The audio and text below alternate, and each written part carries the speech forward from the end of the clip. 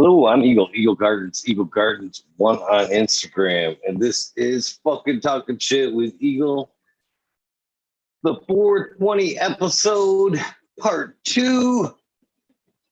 Hopefully, we'll have the Dank Duchess popping in here in a second to help kick off the part 2. See, restart everything. This guy babbling in the background. Close this chat. Pop this one out. There we go. Get live chat going. Bam, bam. There we go. Now we're ready for another 10 plus hours. Bam. That's what you call reset, guys. That's what you call reset. Cheers, everybody. Southern BT Grower Kazoo. Alex Vojkachev. How you doing?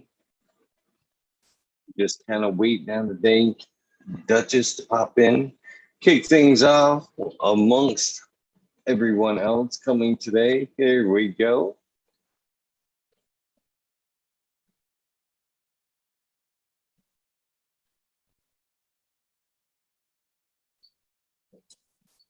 Good morning. Good morning. Cheers. Happy 420 to you. Happy 420. How are you doing? Oh, I'm hanging in there. I've got 10 hours under my belt so far. We got at least another 14 to go. You are okay. So you're doing even more intense than me. So I woke up this morning at 3:30 because I was supposed to be on a panel in India at 4:30, but they're having some kind of crazy storm. So the panel, like basically I needed to record it and then just send it to them because they couldn't do the back and forth interviewing. And then, so I did that, right? So it's like, it's 420. I'm supposed to be all excited about that. But then I don't know if you know anything about cryptocurrency, but today's supposed to be Dogecoin day. So like they're trying to get Dogecoin to $1. And then like, I was having an issue with my account. It was just, so I spent like 4 hours working on that. Then I got like a half an hour's rest again. So thank you for having me, Han. Thank you for having me. This puff is necessary. Well, please take that puff. Please take that puff before we get going. So what can you tell me a little bit about what you were going to talk about in India? I'm dying to know what. I mean, it was. I mean, I was considering. I'm sorry for the noise, but I'm at an Airbnb. So it's not my house. I'm in New York, and my mom won't let me stay at home, so I'm here in this Airbnb that has this lovely deck. What I was going to talk about cultivation because the person who I was dealing with is from the Malana Valley, and her name's Hempvati, and basically I was just going to be an encouraging figure with regard to growing your own. See, that's the thing. A lot of times, you know, even in cultures where cannabis has a long standing history, the stigma that we have surrounding cannabis and the stigma and the fears that the government has. And mind you, the Indian government has already found or assigned names to over 1,700 land races in India alone. So it's not like they don't understand that cannabis is a big yes. They have a lot. They have a whole directory of all these land races, but still there is some reticence about growing and the whole global cannabis economy. So I was going to talk about that. But it was raining. So, I mean, I talked a little bit about it. I sent them a video, but that's not the same thing as having like this dynamic back and forth like I could have with you. Well, I'm super glad to have you. That's for sure. You weren't going to get no delay out of me for this. I'm greatly anticipating this, to be honest with you. So 1,700 strains just cataloged over there. Yes, just 1,700 individual, distinct land race strains just in India.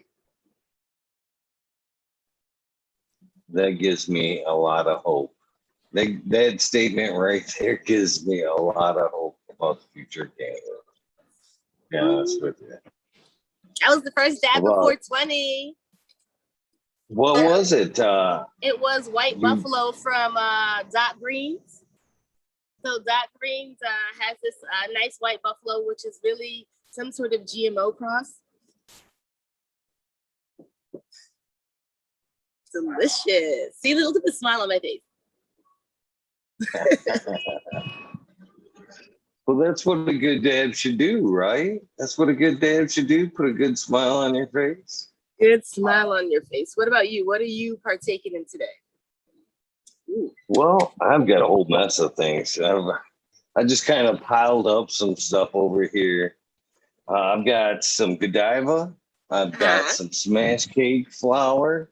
I've got some Primal Punch flour. I've got some Twisted TK flour. I have some Orange Boss flour. I have 3 different kinds of rosin. Some cherry fritter. Cherry fritters, some biscotti. And I forgot to write down, I forgot what the other one is. The bubble hash, and worst comes to worst, I've got this here. I even forgot what's in there, but if worst comes to worst, I can puff on this thing if all else fails. So. You know what? I'm not gonna lie. I came to New York with flour, with hash, with rosin, with my Puffco, with chillum, and a pen. Oh, tincture, and a pen. You know, just to make sure. It's 420, man. I'm not messing this up. I don't blame you. I wouldn't have took the chance either. Yeah. I mean, as soon as I got here, a friend of mine did have great flour for me and some beautiful hash. But as much as, you know, a friend with weed is a friend indeed, it's best to be your own friend, right? Make sure you're taking care of your own wellness, which is why we believe in growing our own cannabis and making our own hash and such like that. Because why do we want to depend on anybody else to take care of us and our cannabis needs? Although I am very honored that I got to be the first one to take a dab with you. And I am gonna take a dab with you here right now. Yes, take a dab while I re-up on this dab. You know, one of the things I like about low temp dabbing and something that can do a lot of low temp dabbing is considering the size of, oh yeah, there's definitely quite a bit of rosin still in there. Considering the size of my dabs, it's good to know that you can reheat it and the flavor will be almost as great as the first time around. True that. Yeah. So what I've learned about dabbing over this last year, to be honest with you, on my 420 celebration here, is the size of the rig. I've went through a few different sizes, and man, the bigger, I always thought, the bigger the rig, blah, blah, blah. Yeah, it did make it smoother, but it seemed to take a lot of the intensity out of it for me. The smaller the rig, man, the bigger the punch. Yeah, I'm right here now. Right here. Forget that big old rig. Right here. Cheers. Cheers, Duchess.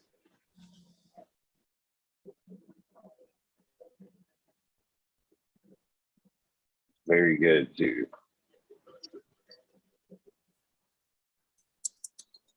That was the cherry fritter. The cherry fritter. Very tasty. Yeah. I get that from the caregiver shop in Vehicle City there in Flint, where you can still kind of buy some extracts from a wide caregiver market where they still giving a shit about the craft, to be honest with you. I mean, there's nothing so terrible as some big box Walmart cannabis.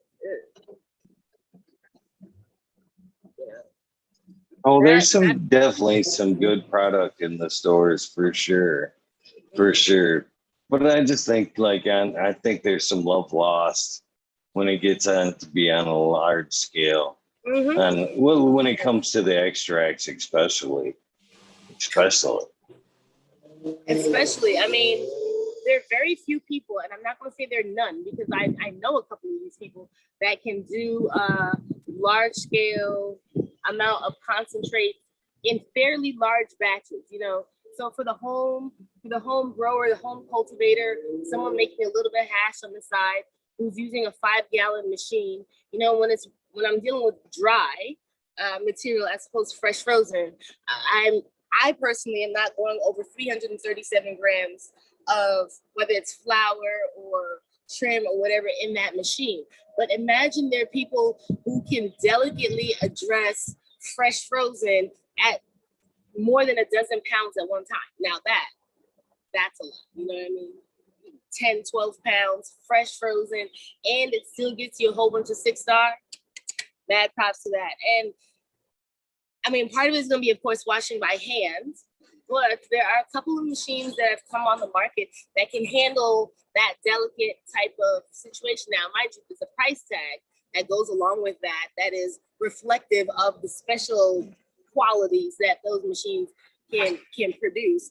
But on the real, the average person will do better having a smaller amount of material, smaller amount of water, small amount of every single thing that makes hash important. All the details, less of it generally makes people pay more attention and then get that super high quality.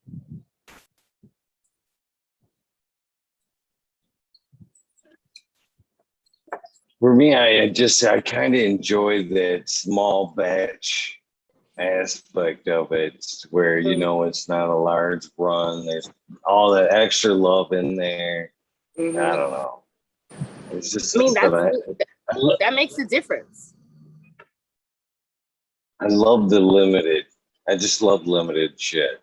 Just knowing that what I'm puffing on, there's a good chance that nobody else is puffing on. I'm guilty of that. I'm terrible about that.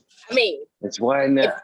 I try not to grow what's on hype, to be honest with you. Because I actually like to, when I show up and pass something around, I like everybody kind of look around and go, what's that? Well, it's not what's in the stores. Exactly. Who really wants to conform? You know, I myself am not a super fan of the cakes. So the fact that everybody wants to make something a cake, I'm like, I mean, the cakes just don't do it for me.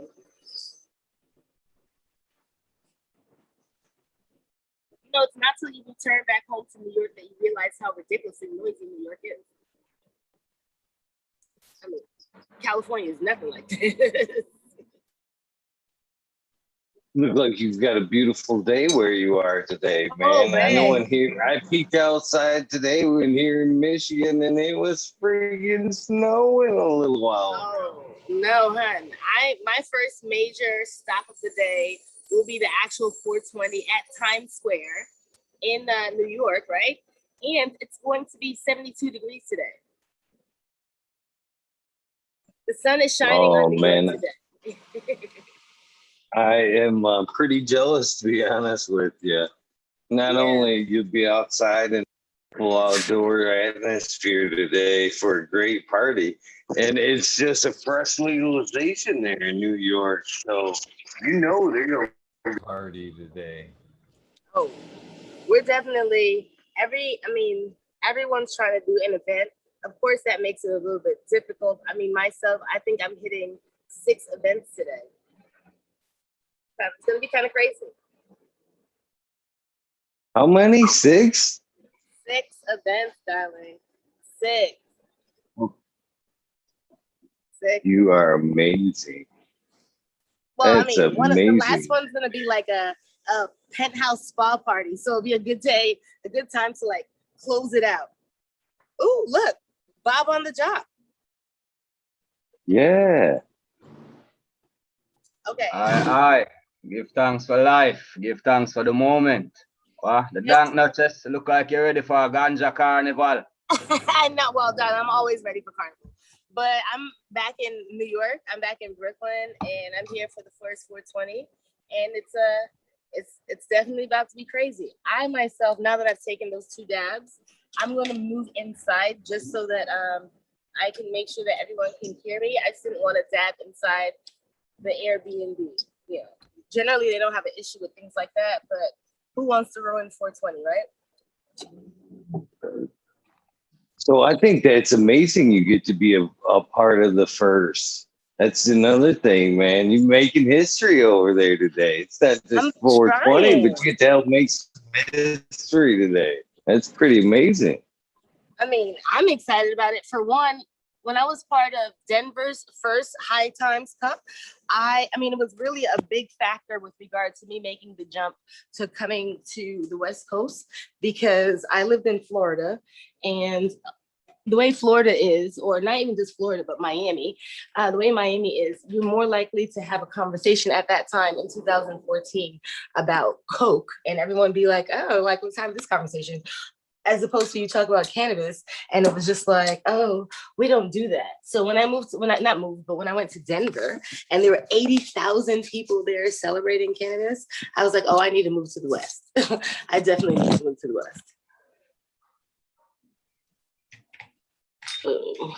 Probably a wise choice.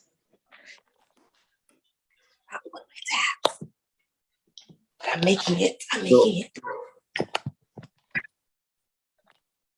Rasta Bob, how's things going over there in Jamaica today? Today's an amazing day there all day as well. How's things going there so far? Well, it's great. It's really great. And I just want to take a small moment just to highlight the significance of 420, especially from the Rastafari community. You know, so I know recently it has become, you know, a nice social activity, very recreational, very supportive. And, you know, just highlighting in the history of Jamaica, let me just bring you back to 1963. This is where the government really sent out a massacre on the Rastafari community and anybody consuming ganja, where it was legal to kill, beat, maim, and destroy anybody that was Rastafari just for having lax or for having a ganja. And this was issued by the government of Jamaica, Sir Alexander Bustamante himself. Now we go to 1966, which is 3 years later, when we have the visit of His Imperial Majesty to Jamaica, which is what some people refer to as the perfect male authority to, you know, ascribe to, and then his wife, Empress Menen, the perfect female balance. So he visited Jamaica. So just imagine now, at 420, he came on 421, which is, by the way, my birthday or Earth Day. So any leftover herb tomorrow, everybody smoke it up and just give thanks for the moment and, you know, bless up yourself, you know, Bob tradition. But anyway, so 420 was really a big preparation for the visit of His Majesty. Now this is the you know, the king, you know, the crowning king of Africa, the conquering lion of the tribe of Judah. This was man with all these accolades, and it's, you know, in history, and he's visiting Jamaica on 421. So 420, there was Rastaman everywhere with ganja trees, chalice smoking. This was unperturbed. This was never heard of in history. Even at the airport, they rushed the tarmac. So just imagine an airport, a plane land, somebody visiting, and everybody, thousands of people with chalice and ganja and spliff just blazing everywhere in a totally illegal, you know, site where people are being killed for just being a Rasta, much less having lax. I know this was just a big affair where the police didn't know what to do. We have reports of police saying that it was actually peaceful. There was no violence. There was nothing, but, you know, they didn't see any problem. It was just Rastaman with a lot of smoke. There was no mosquito problems in Jamaica that day probably. But, you know, so I just giving a little highlight to the history that 420 has always been a very significant day in the Rastafari culture, just because we had the opportunity to celebrate openly with our sacrament, you know, our right on that day, in that time in history. So it always was a special place. And then we see over the years that, you know, 420 become this nice celebration. Also mysteriously or mystically, it's the same energy that was being portrayed everywhere, some freedom level of the herb, you know. So just highlighting a bit of the point, and no pun intended, highlighting.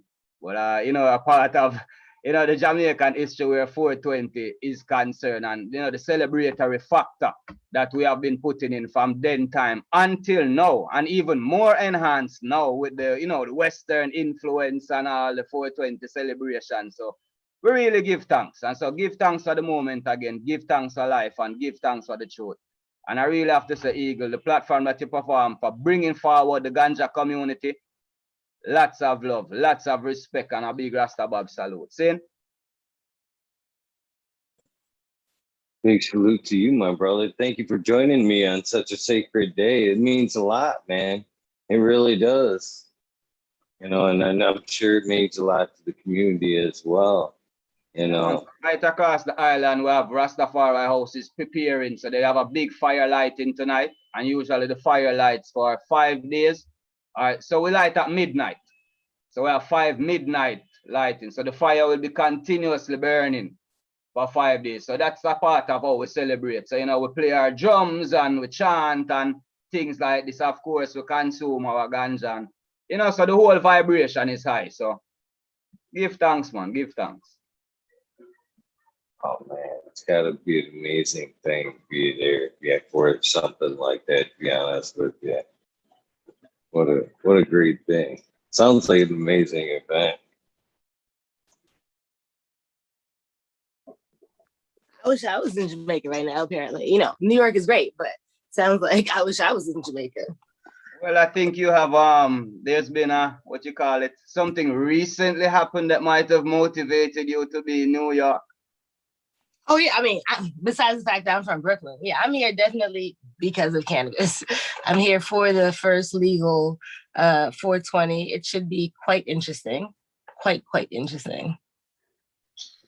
Well, I think especially just a comfort level, and that's what we're all looking for, a bit more comfort. So it's a comfortable way to just be you. You don't have to, you know. That's the big thing. You know, when I'm like I said, I'm from New York, and then I did like my grown-up years in Florida, which was so illegal. When I got to California, the idea that you could smoke cannabis and for the most part it was going to be totally fine. It took me a couple of years to get used to that, and then every time I come back to New York, it takes a couple of days of realizing you can't do that here, you can't do that. So it's going to be nice. I'm going to be in Times Square lighting up a big chillum. I have a big chillum here. I actually came with a couple of chillum because, you know, I got to be prepared. This is a chillum from an artist named Kayo, an Italian chillum maker, and so it's about to be a movie. It's about to be a movie. That's the part. I bet that chillum's nice and clean on the middle. No, actually, be real honest. I feel like you must have seen that I'm disrespecting my situation, and this chillum needs to be cleaned. But I was rushing, and from yesterday when I smoked it, but it will be because my chillum generally are. I see you playing me. I got you. I see you. Well, I think we're just highlighting the point that any chillum person that uses a chillum, we know that we have to just keep it clean on a regular basis. That's all we're highlighting. That's it. I know the Duchess is always advocating keeping your chillum nice and clean, just like Frenchie. I actually jumped on mainly to just shout out the Dank Duchess. Rasta Bob was saying give thanks. I wanted to give thanks to the Dank Duchess because I learned how to make bubble better through Frenchie's video. But at the time, he didn't have a rolling the ball out with the water bottle, the wine bottle, I should say. So the first video I saw somebody doing that was you, and you spoke a little bit better English. You were easier to understand. I can understand Frenchie. A lot of people can't, but seeing that video taught me how to make the temple ball, and that's my favorite style hash. So I just wanted to give thanks, jump on, and say thank you for putting that content out there, and say cheers to Mayo Flower, Huncho Grown, Eagle, and Rasta Bob. Good to see you all. Happy 420. Cheers, everybody. Happy anniversary, Jack. Good to see you, man. Yes, It's also Jack's anniversary. I didn't mean to cut you off, Hank. Oh, I was going to say oh, you know, Duchess is easier. It's hard in the conversation. But I wanted to say, Jack, you know, temple ball is my favorite style as well. And being that Frenchie really infused the love of hash into me. And my favorite part of making hash, no matter, like I like the technical aspects of everything, but it's the caress of the resin at the end. That is really what does it for me. And that's saying as someone who also makes rosin, and squishing is fine and it's beautiful, but for me, the rolling. So when I started making the videos a little bit more seriously, it was definitely one of my first videos that I was like, definitely this is what I'm going to want to promote, because Frenchie did a good job in really promoting that with me. And I'm glad that it has worked out well with you. And the thing about with Frenchie is, like, if you listen to him long enough, and as long as he's not too upset, he's understandable. But that French accent is thick. I mean, thick. The new videos he put out has subtitles on them, but the first one I saw was just him on his back porch with a 5-gallon washing or 8-gallon washing machine, and I watched that video probably 50 times. But it's definitely his philosophies, like you said, or he's really consistent, and I'm thankful that he's put that content out there. You put that content out there, and the hash making world is better for it. I'll say that. The stuff I was doing Jorge Cervantes style with a paint mixer, making up a lot of green hash. No offense to Jorge, I love Jorge. He's an OG too, and put out a lot of good content. I wouldn't have made hash at all if it weren't for him. So that was my first step, and then Frenchie, and then seeing me make the Temple Ball. And also shout out to the vegan Doja who took Frenchie's class and smoked me out Temple Ball. And I was like, damn, this tastes like Moroccan hash, or some old school, like real good hash. So ever since I had that, I love rosin, love all the other good concentrate, but I'm with you. That Temple Ball is like the top for me.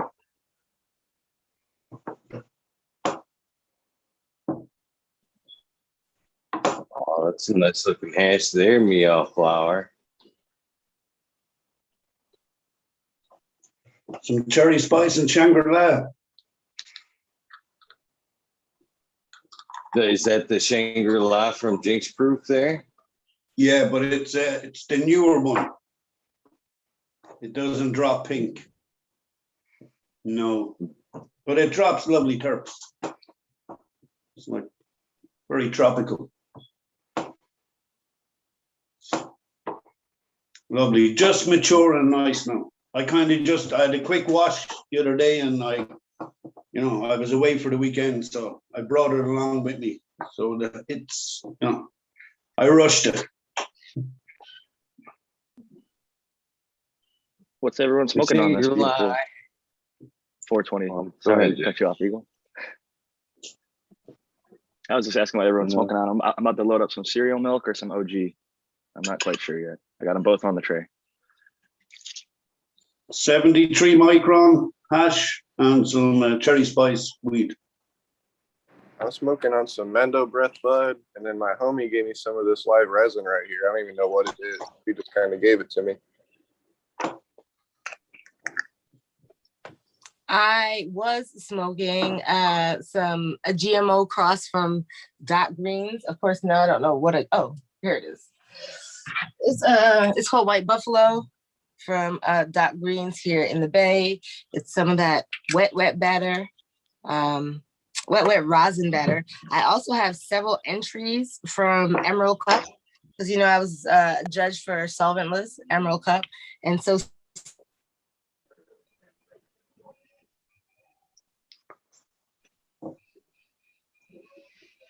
Duchess, you froze up at you're a judge some for of the Emerald we Cup. liked that didn't win. I have, well, then I'll say that again. I'm saying this is the White Buffalo, which wasn't being judged. I'm saying this is that wet batter, rosin batter consistency that's really popular right now. And also, these are some of the entries from Emerald Cup that didn't win, but were still really, really good. So that's that.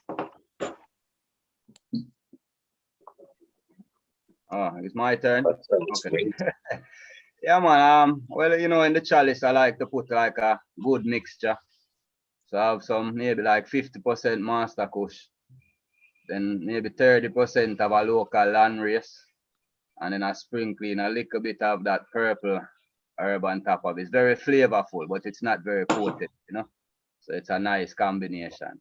But since everybody talking about extracts, man, I have some peach crescendo crumble that I was sent last year. That I just have it in the fridge. I'm not huge on the extracts, but I think I'm break it out, put a little bit in there. But yeah, I'm with you. I want to say that that Duchess, that episode of Duchess and Eagle, I swear I saw Eagle go through 50 shades of red, pink, rose pink, purple. Yeah, I really like the colors that you brought out in Eagle that night. You know, it was a different side of his personality. Yeah, so yeah, man. So give thanks, man. It's all about energy. I like experience. Even on I call myself an experience cultivator. So it's not really about plants. I like experiences. And that night was the first time I saw Ego went back to like high school days when you're shy to talk to somebody and you're just blushing, 50 shades of blushing. You know, it's a good episode, man, and I like how you angle your business. So keep it up. As I said, the platform that's bringing this community together, really give thanks. I really give thanks. It's a, really joyful situation, and how pleasant it is, to sit and be amongst ones and ones of like-mindedness and like energy sharing vibration. So the currency is high. I will give it thanks. Bob nailed it on the head. It's all about the experience. That's really, I think that's what's kept us together through this freaking COVID situation, is at the very least, we do have like situations like this, like my first smoke of the day. It's very nice to be having this smoke of the day with you guys. I really appreciate it. Yeah, this is awesome being here with Dank Duchess and Rasta Bob, man. I'm a huge fan of all the things you do, Rasta Bob. You're a super smart guy, and you're like, just the way you speak, I could listen to you talk for hours and all the knowledge you have. And same with you, Dank Duchess. I love the show you had here on Eagles Gardens. That was a great show you had. And it's good to see you both here again today. Bob, I think, holds the record for longest show that's not a 24-hour. I think Bob went like 8 hours. That shit was crazy. Yeah, I enjoyed it though. And the rooster in the background. Bob's got he's got all the background effects. So I gotta defend myself a little bit here, Bob. A little bit. I probably turned about every shade of red, purple, in between as there is, but man, I've got tons of respect and admiration for people like the Duchess that are delivering amazing quality of hash and teaching it, and so I'm sure I did. But Bob, in the same aspects, I probably with your episode just stayed a shade of red, just trying to keep up with your smoking ass. I mean, there was no choice but puff, puff, puff. I had to stay of one color of red. I would have probably been red, purple, and pink with you as well, Chief. But man, you're a tough guy to keep up with, man. You smoked me silver. Chalice after chalice after chalice.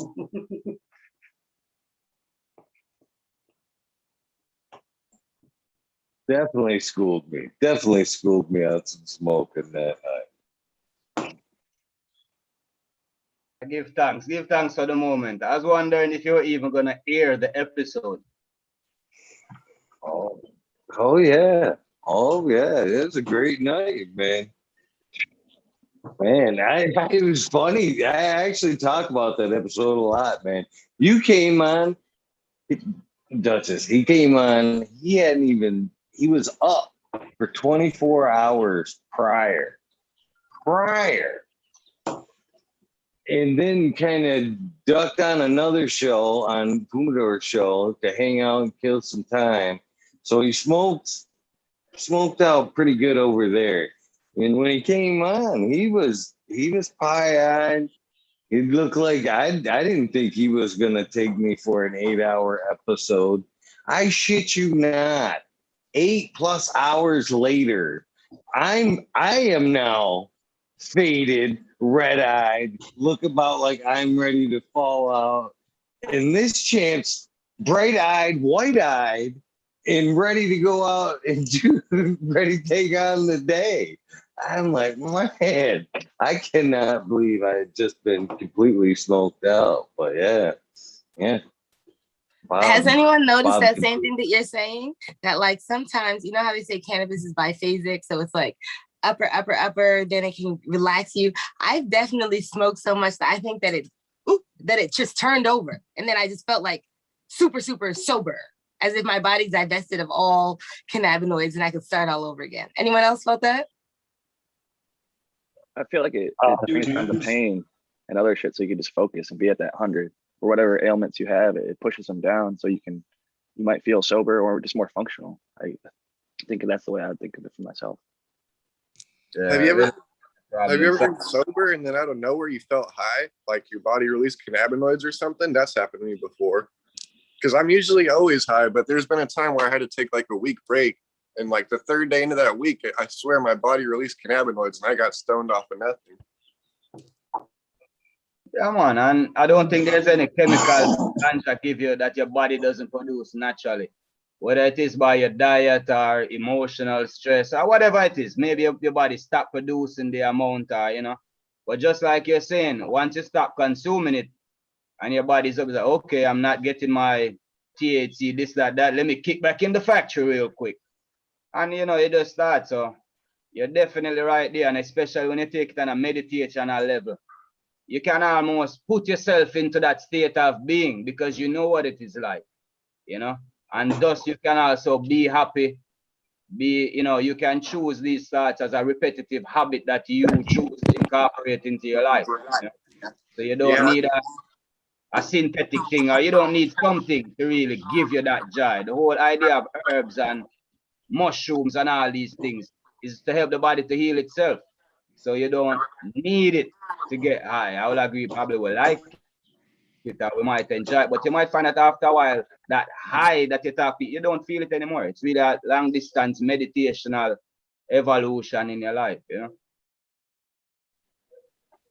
Yeah, I never thought of it like that on like a meditation way, but now that you mentioned that totally makes sense. And you're right, it's all chemicals that we already have in our body. So once your body's used to going into that meditative state, you don't need the chemical anymore to get to that meditative state. But I guess it's just kind of strange because sometimes you're not trying to go to that meditative state, but it just happens. But your body doesn't know how to control it yet. I guess you'd have to learn how to control it. Get used to it. Especially if you're used to it, it's an easy way to do it, instead of, oh, let me go try find that. You can just take a time, take some breath and relax and say, what would I normally be doing? I'll be normally smoking my chalice, thinking of my sons. And you do the same thing just without the chalice. And I'm saying the mind is the most powerful muscle. So once you get yourself there, you're good. Yep, for sure. I use music too to get to that state of mind, like you say, think about your kids. I'll be thinking about my daughter, just positive vibes, listen to some music. But yeah, man, shout out to Herb and happy 420, everyone. Huncho, I was going to say, like, when you get like piss tested for a job, you could fail for cannabis 30 days later. So 3 days later after you smoked, there's still cannabinoids in your system from whatever you ingested. So it makes sense to me that maybe like when you got sunburnt, your body was trying to heal itself and it maybe made use of the cannabinoids that were in your system to like say, hey, I need to heal my skin. Jack. And bring down that inflammation and maybe where your skin's at, where it got burned. Trying to provide, like Elo talks about, sometimes you don't get high off an edible, maybe because it's trying to go provide pain relief. As it knows like your body needs the pain relief more than it needs to get you that psychoactive high. Yeah, I 100% agree with you and me off flower. Yeah, it stays in your fat for however long it stays, and it's going to keep assisting in your body. Like whatever your ailments are, it's going to keep, the cannabinoids are still going to keep helping you, They're still going to be there for whatever it is, 30 days, 20 days, depending on your metabolism. Never mind your own endogenous cannabinoid system. So there's that. Anandamide. No. You lovelies, I hate to smoke and run, but as I told Eagle, I have 6 events today, and so I need to run to the next one. But I want to say thank you for such a wonderful time. I'm sorry, Green 13, we didn't have so much of a smoke, but I got a heart for you too. And Eagle, definitely, you can have me back at any time. Thank you so very much. And I hope everyone has a one. Rastaman Bob, I don't know why I don't know you, but I'm gonna figure out who you are. Eagle, please, his information. But it's been a pleasure. Thank you so very much, everyone. Bye. Happy 420. Thank you. Have a great rest of your day. Happy 420. Thank you. Cheers. She's so uplifting. It's always fun to have a conversation. I met her at Barnabas. That's awesome. Oh, I'm that jealous. would be I'm And a really, amazing. pleasure, yeah. What, yeah, and she's drops the knowledge and interacts with everybody. Like she goes, works around all the tables and doesn't leave anyone out and make sure, you know, the same as Frenchie.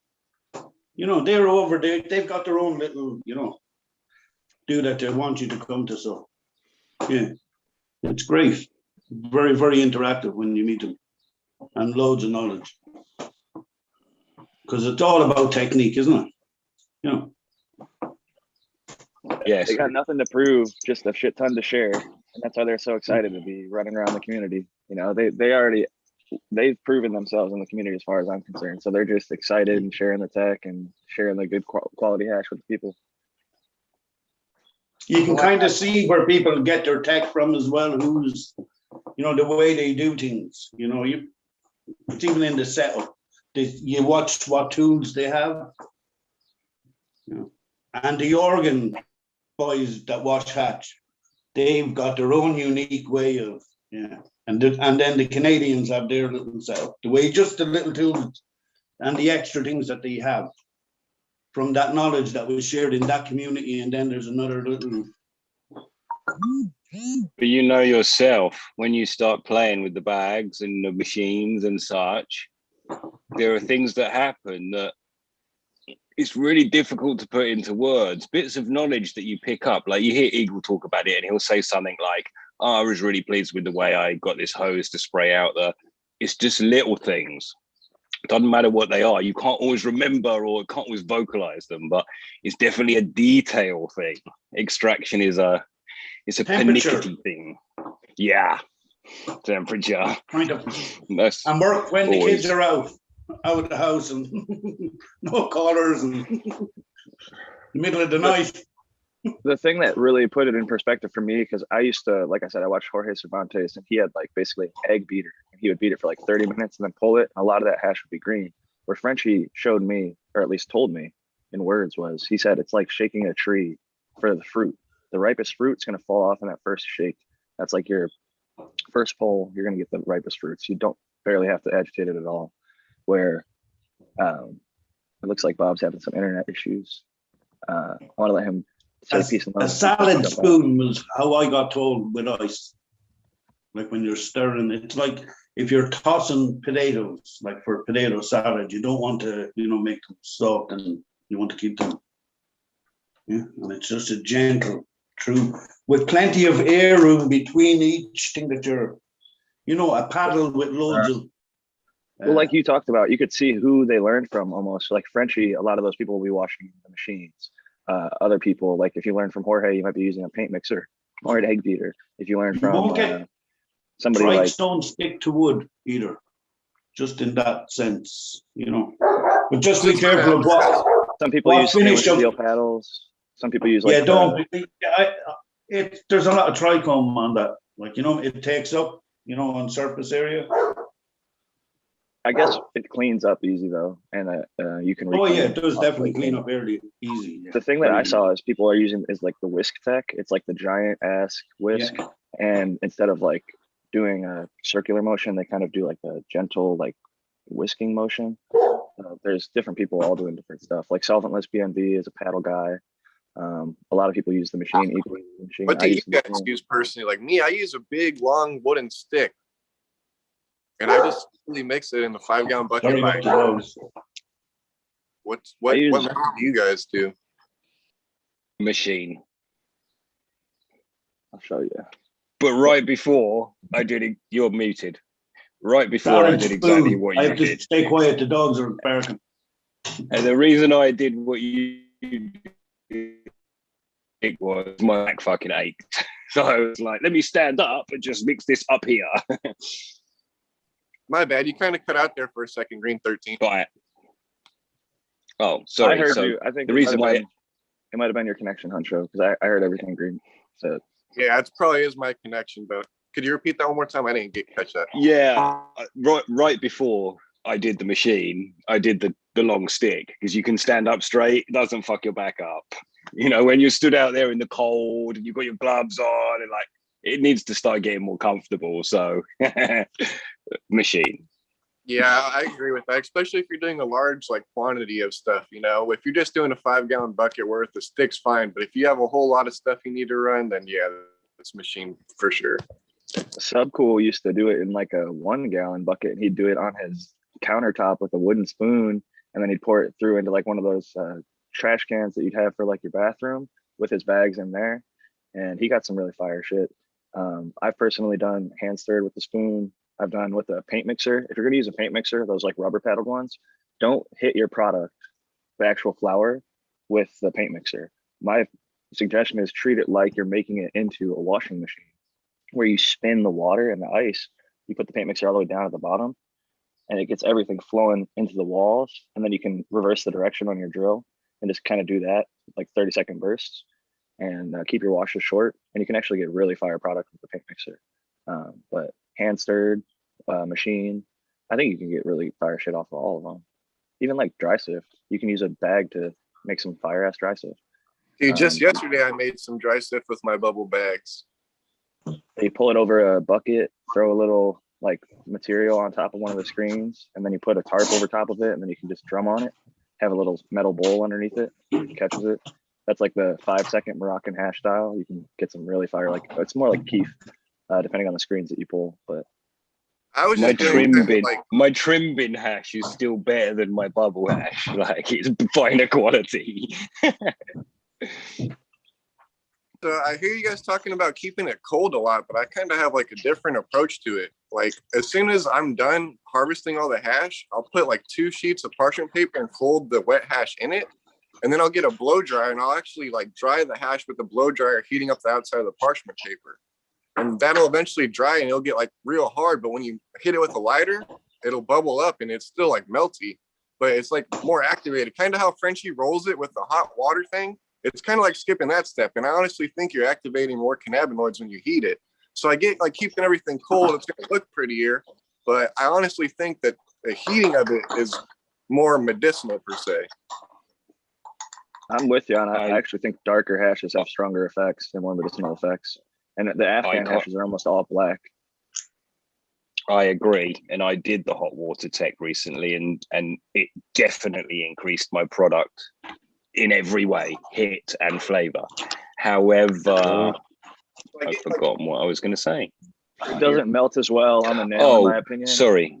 The reason for the coldness is actually to do with the extraction. It's like, let me get all this off, and let me get it off with the least green material as possible, because it's been done at a low temperature. So yeah. So there's less chlorophyll that way, but I meant more or less after it's been extracted. You know how a lot of people do the freeze dryer because they don't want any heat or they want it perfectly dried or whatever. But I'm like, man, I just hit it with the blow dryer, and I swear you have hash that's instantly ready to smoke in like 20 minutes, and it's super potent. And it's still a nice color. It's like a blonde color. It's not like brown or black or anything. Cue Herb's now conversation. Put in 2 cents on the bubble hash topic really quick, just because I mean, if you're getting green bubble hash, you're just mixing it too much. And I mean, the plant material should float. That's the whole idea of doing bubble. Trichome should sink, and that should separate any plant material. So if you're getting green bubble hash, something's going on there. And the cold too aggro. Cold is just to snap off the heads and isolate the nitrogen. Even like the cold will lock in the nitrogen, so when you put it in with the ice and everything, it won't bleed into the water and add chlorophyll flavor to your hash. That's another thing you're going to avoid if you over mix it. And I think that's what people do. I use a mixer, and I got like a 10 or an 8 or 10 bubble bag set that I haven't used in a long time, but I love good bubble hash. But yeah, it's a simple process. It's not, I think people get a little bit too anal or overcomplicated about it, but yeah, separating. I'm with you on that. I think the negative side of the heat, because I've done it here in California when it was like 70 or 80, and I washed some Blue Dream, which is terpy as fuck. It greases your bags up. It's not like the trikes don't necessarily fall off. I pulled a bunch of ash. It's just that the bags were so fucking greasy. But if you can keep the room cold and the water cold, it makes that hash scoop out of the bags a lot more simply. Makes sense. I mean, The actual mesh, the silk screen, I think I know what you're saying. Gets clogged pretty much. yeah, exactly. So I have like a little bag of Tupperware with like ISO that I'll have to rinse the bags if they get too greased up because Right. basically stop having water go through it. There will be one little spot where there's resin, but the rest of it's just greased out. Yeah, too but you warm. know what? You get nice weather every day, don't you? So, you know, a little bit of work, fucking suck it trade-off. up. Right. Yeah. It's cold as shit, right? Yeah, it's cold as shit here. Yeah. It's funny. It looks beautiful, but it's cold as shit. I'm gonna do a dab with you guys and dip back off again. I just wanted to put it on that bubble hash topic because I'm a big fan of Bubble Man. I've met Mila Jansen a couple times. Her and Tony are pretty tight. And I mean, I had seen real Afghani gold stamp once in a while in the 80s, like mid 80s. We get a little piece of some black gold stamp, and there'd be like a little bit of it stuck on there. And so I got a idea what the flavor was like, and really good Afghan black hash. Like and like even when I grew Bodie's 80s Afghan or whatever, Affy Black, and the plant itself didn't come out phenomenal, but I hashed it fucking right back to 80s Afghan black hash for sure. It's still out there, but good hash is just good hash. You can't get away from it, man. I don't know if it was the same for flour, but that was basically all we saw in the 80s through Britain. Just gold seal, red seal with the gold stamp on, or red seal with red plastic pulled through it. Wanted the flour anyway. The hash is where it was at. The flour was really harsh. So, but we didn't even have flour. Yeah, I was talking about Mio flour. Him there. I don't know if because he's Europe as well. He's in Ireland. Yeah, you guys had a better route to get it to you guys, I think, too. A little easier. A lot closer to the source. Up through Spain. You got, you got it. And even then, the Moroccan, there was a lot of good hash there, but they'd start stepping on it. Then you get that soap bar bullshit, which is kind of sad. But even though there are Moroccan hash that is really, really good too, from what I've heard, I never got a hold any. I get stepped on after Morocco.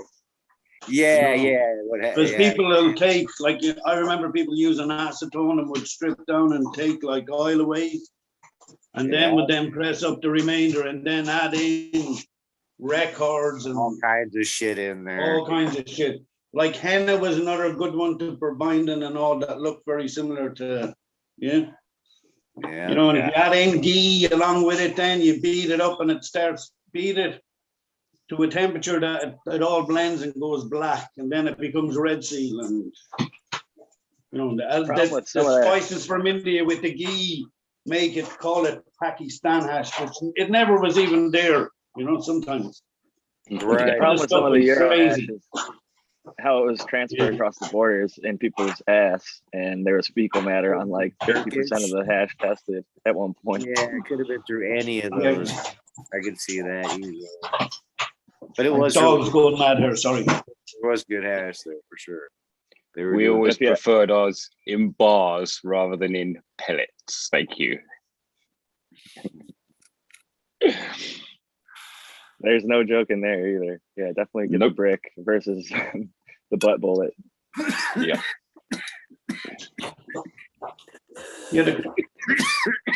So I can't help but wonder, since down to talking like Sid, we've talked about like fucking heat with the hot water bottle.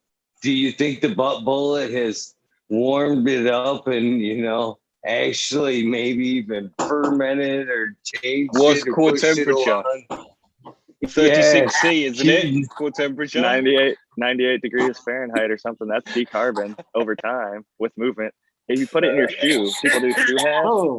Never thought about that either. I have a serious question for you guys though. Like, have you guys seen like the Afghani way, how they make the charas hand hash? Do you think like the microbes on the hand do anything to the hash, like ferment it or make it more potent possibly? Because I was thinking like the microbes and all that and what they could possibly do to THC.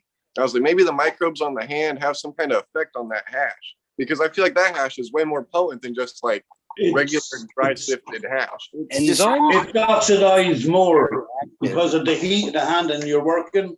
the working with the hand up and down the plant. That's Right? activating So you it have right that there. friction, and then like you're going and doing that for 4 or 5 hours in the morning. Yeah. So then you have that, like it's not you're cleaning off your hands. You know, you haven't got ISO or anything, or you know, you're working that, and that's what, you know, usually you'd make 3 grams, like anybody that's not new to it, you know what I mean? Top people to be making 7 grams. That's a really good, you know, but on average, a person, you know. So you but I'll work, just say that, this. it's just the friction, the heat, you know what I It's mean? not And off. yeah, hand micro, yeah, you've got like most of the hash, remember when it got back to, was carried in a human body. Okay, so there's only one in and one out, you know. So No, I know what he's saying things though. get heated up. Talking, but don't be worried about the hand microbes. But You know. and you're talking like the cream, like doing the cream Yeah, before it's like mature. and that's what I mean. Like the cream is taken by connoisseurs that have traveled and paid their, you know, their dues to get up the mountain, and you know what I mean. It's not easy. It's days of tracking and days of tracking to get to a base camp. Before then, you get brought to any fields or anything like that in India.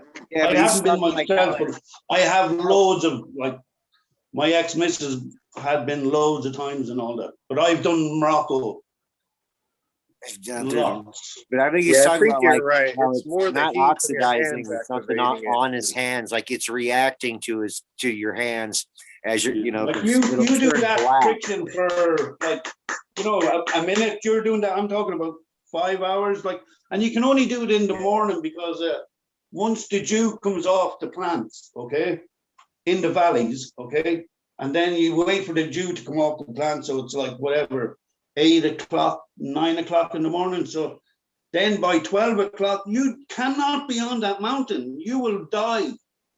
Okay, so you got to again get down with your hands through the mountain, down across like terrain that's not the best, you know, cross rivers and streams and down through little, you know, and keep your hands, you know. People had put like them in bags just so that they could, you know, that's how, you know, precious the charis is. Now you'd be able to work it for a certain, get so much off it, but still by the time you'd still get down, you'd still be working.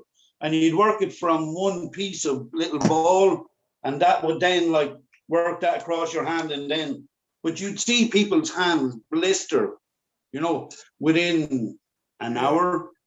And that's them after traveling from wherever in England or Ireland or Europe to go there. And then they have to pay somebody else to make their charas because they're up there, and they, you know, you buy like a little acre that you're going to hand rub for 2 weeks, you're there up in the, or a month, you know, and then you'd buy another little plot on the other side of another one that's just going to ripen in time, you know. So you chip in on like little square plots with people, and that's the same in Morocco. Yeah, I'm glad you And then the kids would come in, and you would give them, let the kids earn their money off your plants, you know, because you're only there for the cream. You're only there for rub it once and then rub it, you know, the same plant twice, you know, and then the kids come in and they get all your, and they make the tolas for making to feed themselves, you know. All right, So Joe, I gotta jump out. I'm gonna hit the road. Me and my wife are gonna get on the honeymoon, but I just wanted to say one more thing about the Happy charas honeymoon. is Peace out. think about the entourage effect you're getting, because you're not doing it like you said off one plant. You're touching hundreds, maybe 1,000 plants when you're doing the charas. So the entourage effect you're gonna get off that hash, as True. well as the decarbing of rubbing in your hands. There's a whole bunch to it, and it's super fresh. So and they're different at different, they're all, there's small ones, tall ones. There's dust and everything else that's on stuff outdoors, so naturally it's going to have some discoloration to it. Besides Everything. take it off your hands in general too.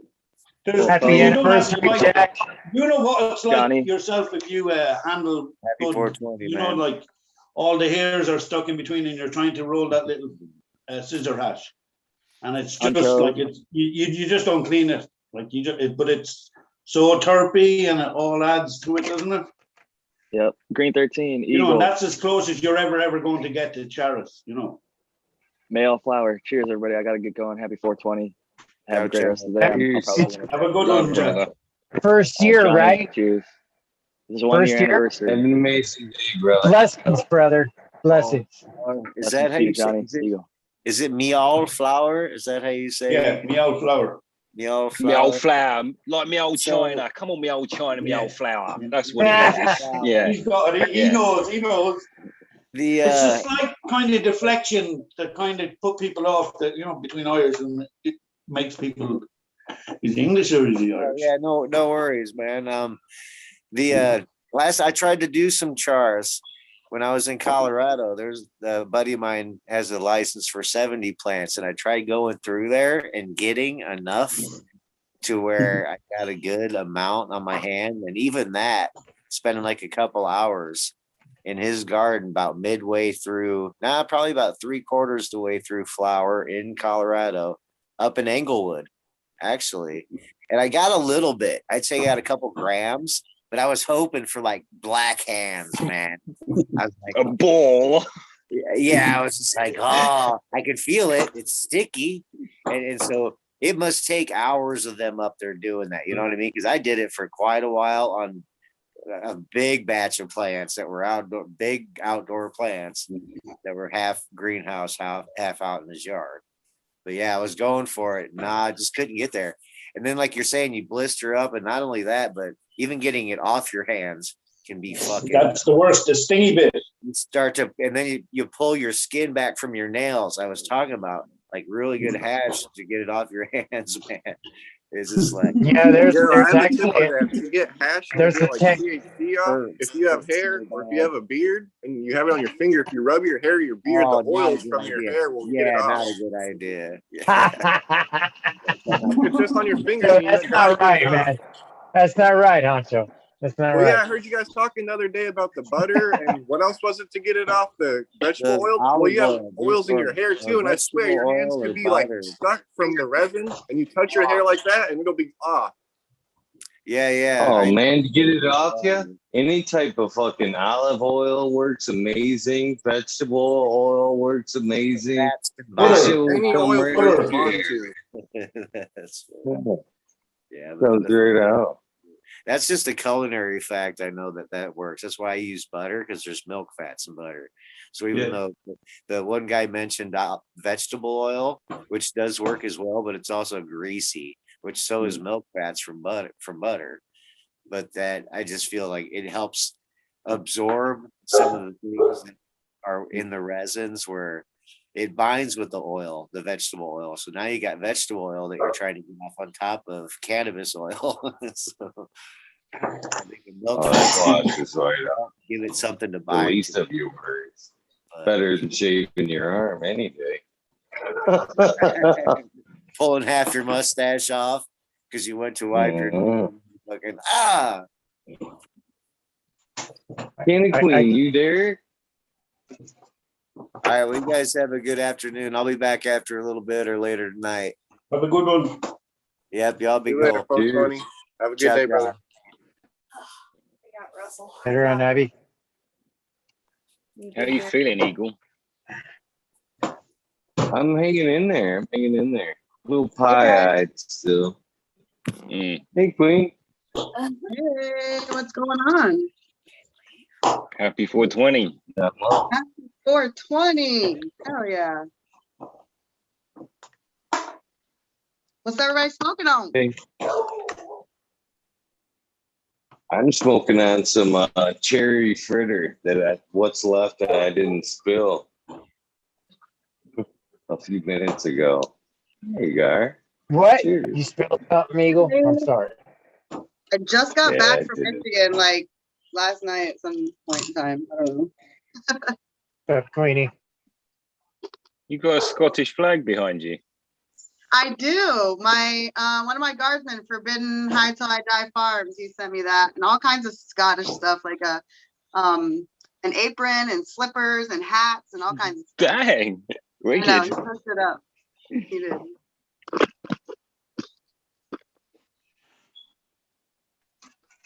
I don't know what I'm doing. doing here? We have an Irish and English and a Scottish in. Yeah. Nearly.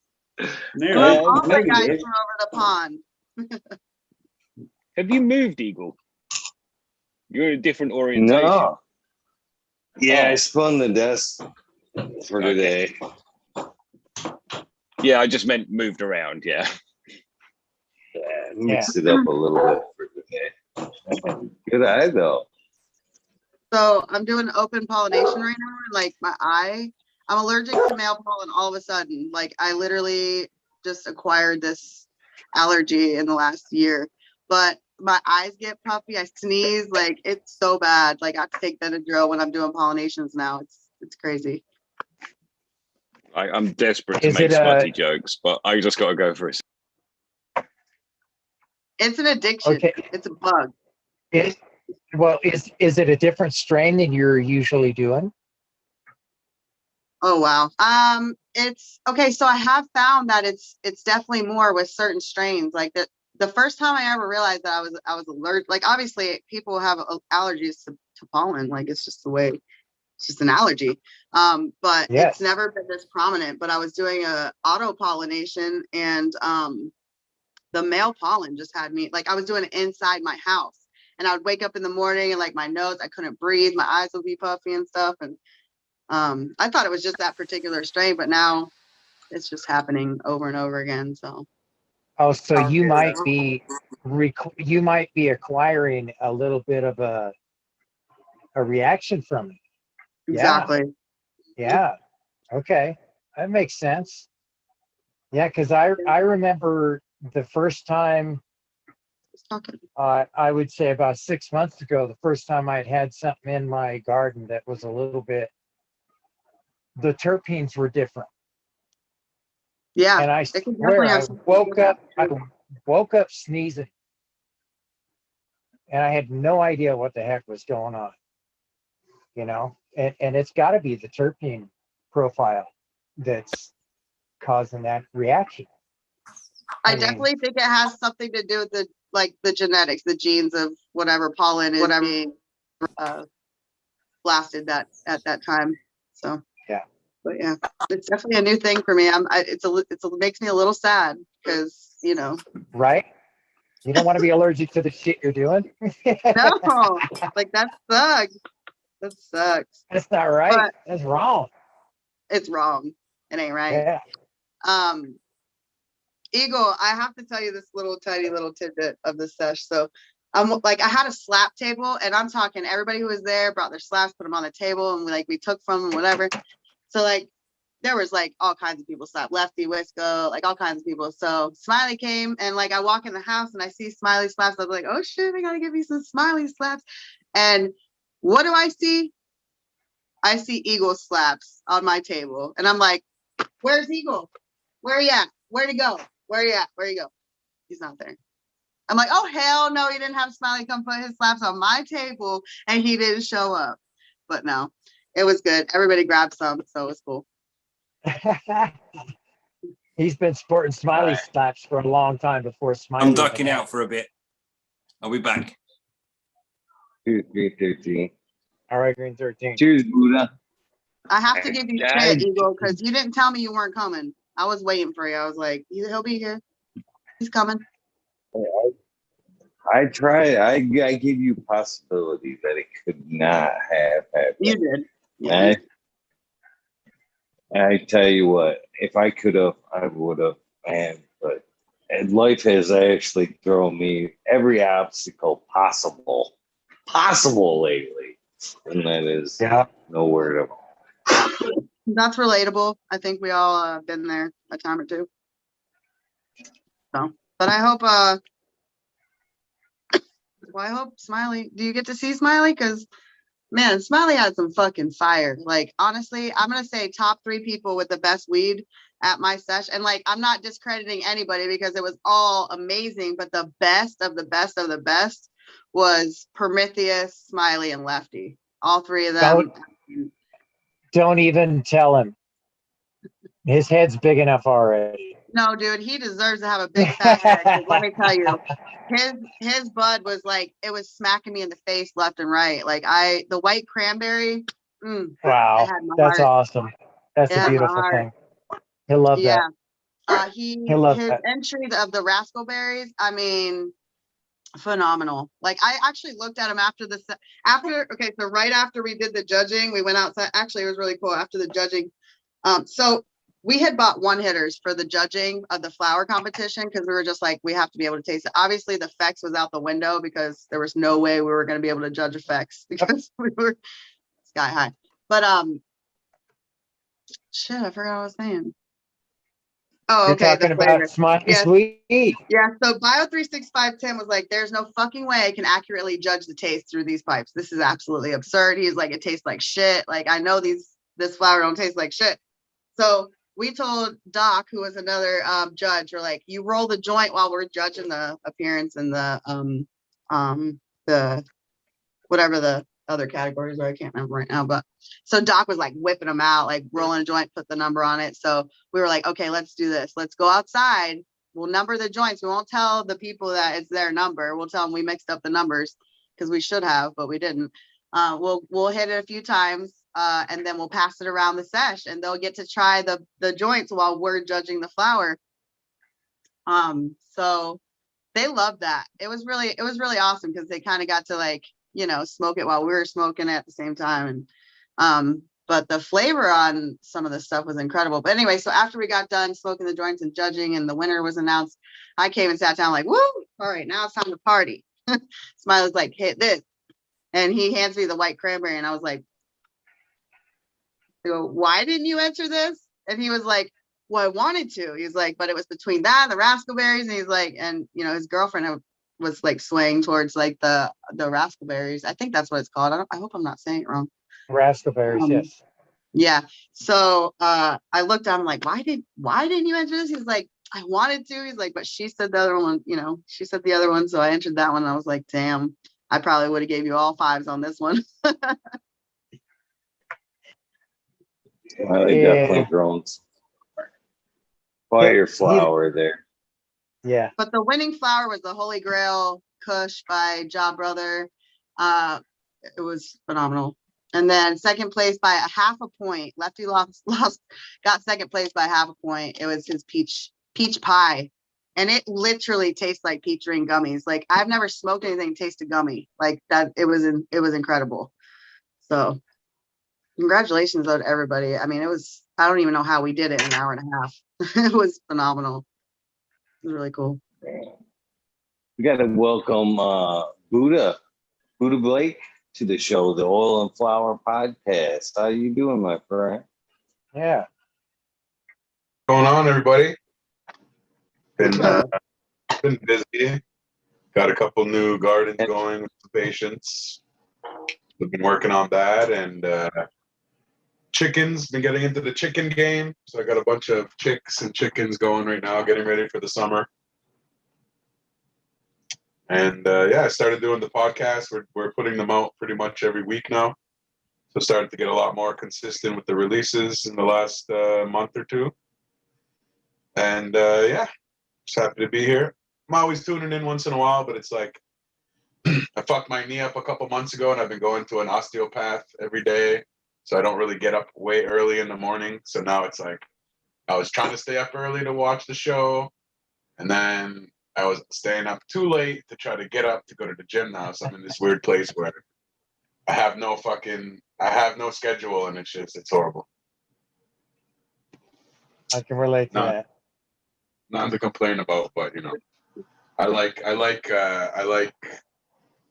a schedule. It helps. What Hey, are the odds? Oil and Flower, weren't we gonna meet up at after the Emerald Cup 2 years ago? I think that was you. Yeah, too high on shrooms. That wasn't never me. happened. I don't know what you're talking about. No, that was the American one. He was too high on mushrooms. Oh. And I ended up not meeting him. But maybe, I don't know, bro. That's like 2 years ago. It could be. Yeah. about it. Yeah, I was with him. We were together. We went together Yeah. to the cup. I Yeah. think you were messaging me through your account, but because his account got taken down or Yeah, he couldn't didn't get. take shrooms. Me and Alex did. So he was like babysitting. He was like our chauffeur. It was funny though. Man, I fucking miss the Emerald Cup, man. Like, all I've been thinking about is wanting to go back to Spain for the last year. Oh, I want to go Like to Spain. I want to go to Spannabis next year for sure. Spain or it was my first year last year, so it's just like, holy shit, man. The food, the architecture, the clubs. It's like this is what it's about. This is like how it should be. Sick. You know? But It's yeah. good, isn't it? Sorry, go ahead. It's good, the club system over there. Yeah, I I've love been it. to La man. Like, Colada and I've been to a couple more. Yeah. We when we went, I flowers. think I didn't go to those. I went to some of the smaller ones because one of my friends that I went Go to, to the backyard. he has a lot of Germany. No, it's called the OG. It was actually, it opened the week we went. So it was a brand new club. It was really nice. Like what I love about these places is like their bud tenders are baristas. So like they know how to make you a nice espresso or a cappuccino or a coffee or a fucking sandwich. Like, and then my boy was like, what's really great about this scene is, I don't know, say like, you know, Gardens into dub reggae. Well, there's a fucking club that's like into dub reggae. You know, if you're into somewhere where you walk in and everyone's wearing white gloves and you can order like a $300 shot of cognac, like they have that club too. So it's like whatever you're literally into, because there's over 600 clubs in Barcelona.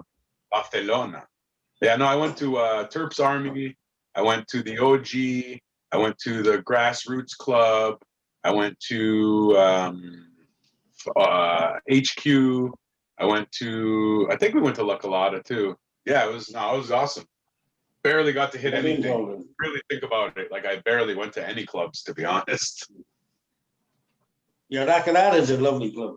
Just the whole layout and such a big, and you can go down and press in the corner, and you know, you can just use them. They're great for basing, you know, and then the architecture of the city is unbelievable.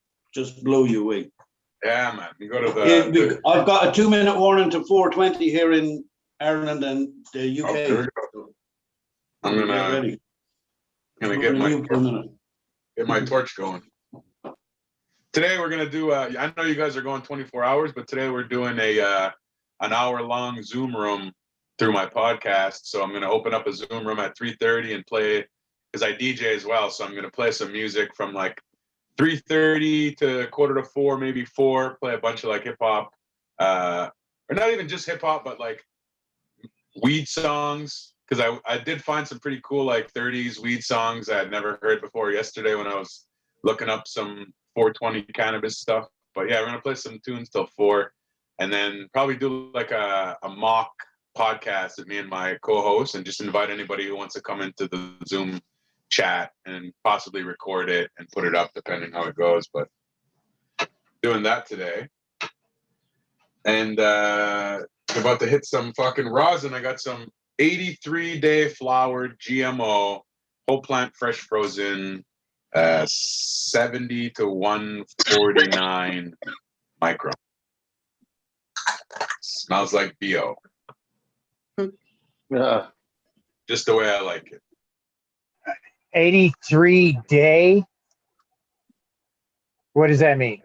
So my boy, one of my good friends is Kind Selections, who's a really great extractor up here in Canada. And one of my other buddies is Fat Farmer, who's a really well-known cultivator. He's won fucking every award pretty much. Happy 420. Happy 420. Happy 420 somewhere, everybody. 420, 420. And he was trying to convince me to go 90 days, but I only got to 83. We're talking about the GMO, I take it. Boom. I gotta play catch up.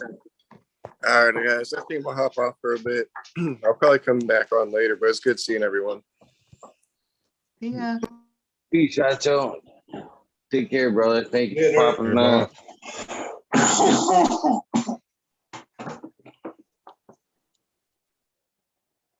You know, I turned you guys on last night, and I just left it on and passed out. And I actually turned when you finished the first part. Like, you must have. It's weird, man. Like, I'll wake up. I woke up and I must have heard you saying you're gonna end it or something, and I was like up, and I came into the living room, and you're like, "Okay, we're gonna shut it down. Just join me in a few minutes." And then like my YouTube just started playing one of the old videos after. But then when I got up this morning, I was like, let me turn the stream back on and see what kind of condition Eagle's in right now. I learned last year. Last year I did the 24 hours. And that thing hung in limbo for months. And then I finally got a fuck you from YouTube saying that it broke a couple of rules. It was too long, 2 hours of a file. So in order to do a 24-hour, well, you could have 12 hours, but then you're kind of risking it on the file size. So you got to kind of break it up into like 2 or 3 pieces if you want it to save.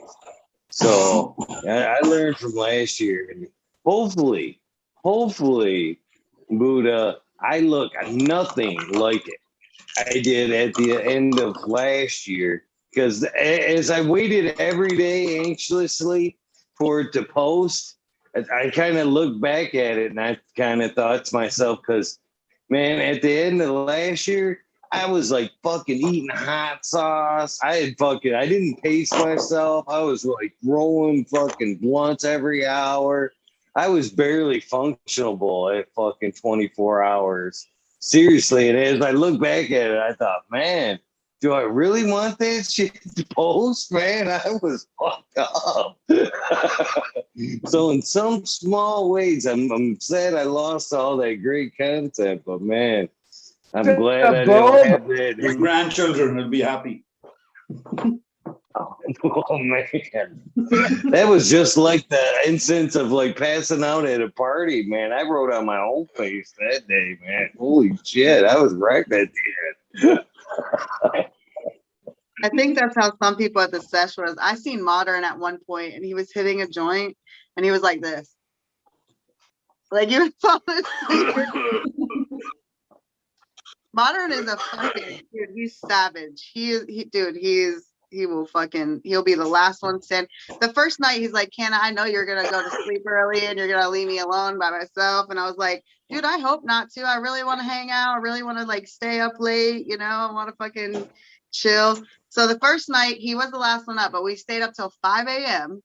The second night, he couldn't hang. He was in bed by 9. He was out. Me and Chicha and a Jaw Brothers wife were the last 3 standing, all females. All the males had fucking fell out, gone to bed. But I think they were trying to be ready for the next day. But yeah, we stayed up probably till about, 2 on Saturday night. So.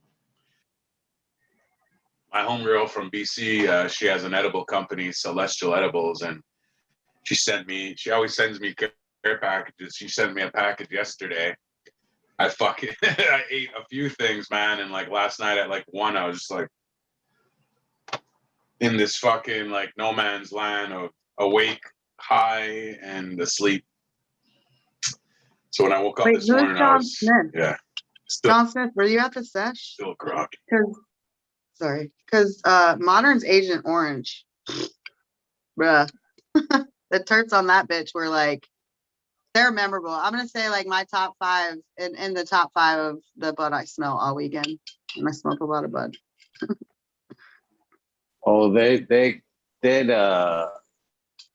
California BX there. What'd you got? You got Slice of Orange, right? Slice of Sunshine. Yeah, I have Slice of Sunshine, and it has the zest in it. Slice of Sunshine is louder than that Agent Orange and more pungent orange.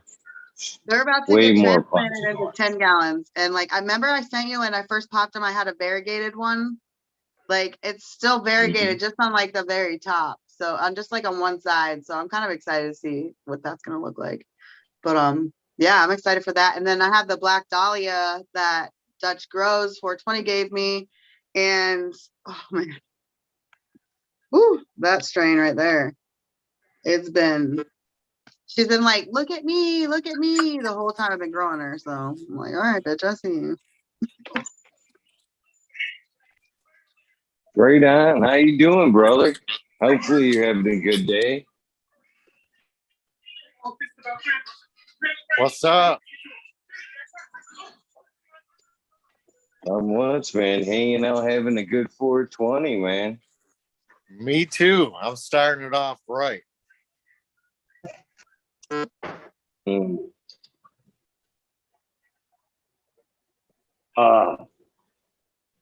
Those of you, it says iPhone on there, but this is a THC4 PTSD on Instagram. There you go. I picked you up, brother. Right on. I was trying to figure that one out. The iPhone What's everybody throws you doing off. today besides smoking on our national holiday?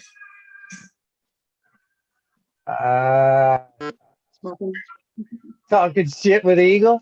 Learned holiday. Fucking Learned talking holiday. Fuck yeah, Johnny. On brand and That's everything. right. We're fucking talking shit with Eagle, man. That's what we're doing on this day. We're making it What a do you got ritual. going, my friend? Drop Loving a to see all boom. them smiling, happy faces. Yeah. Right on.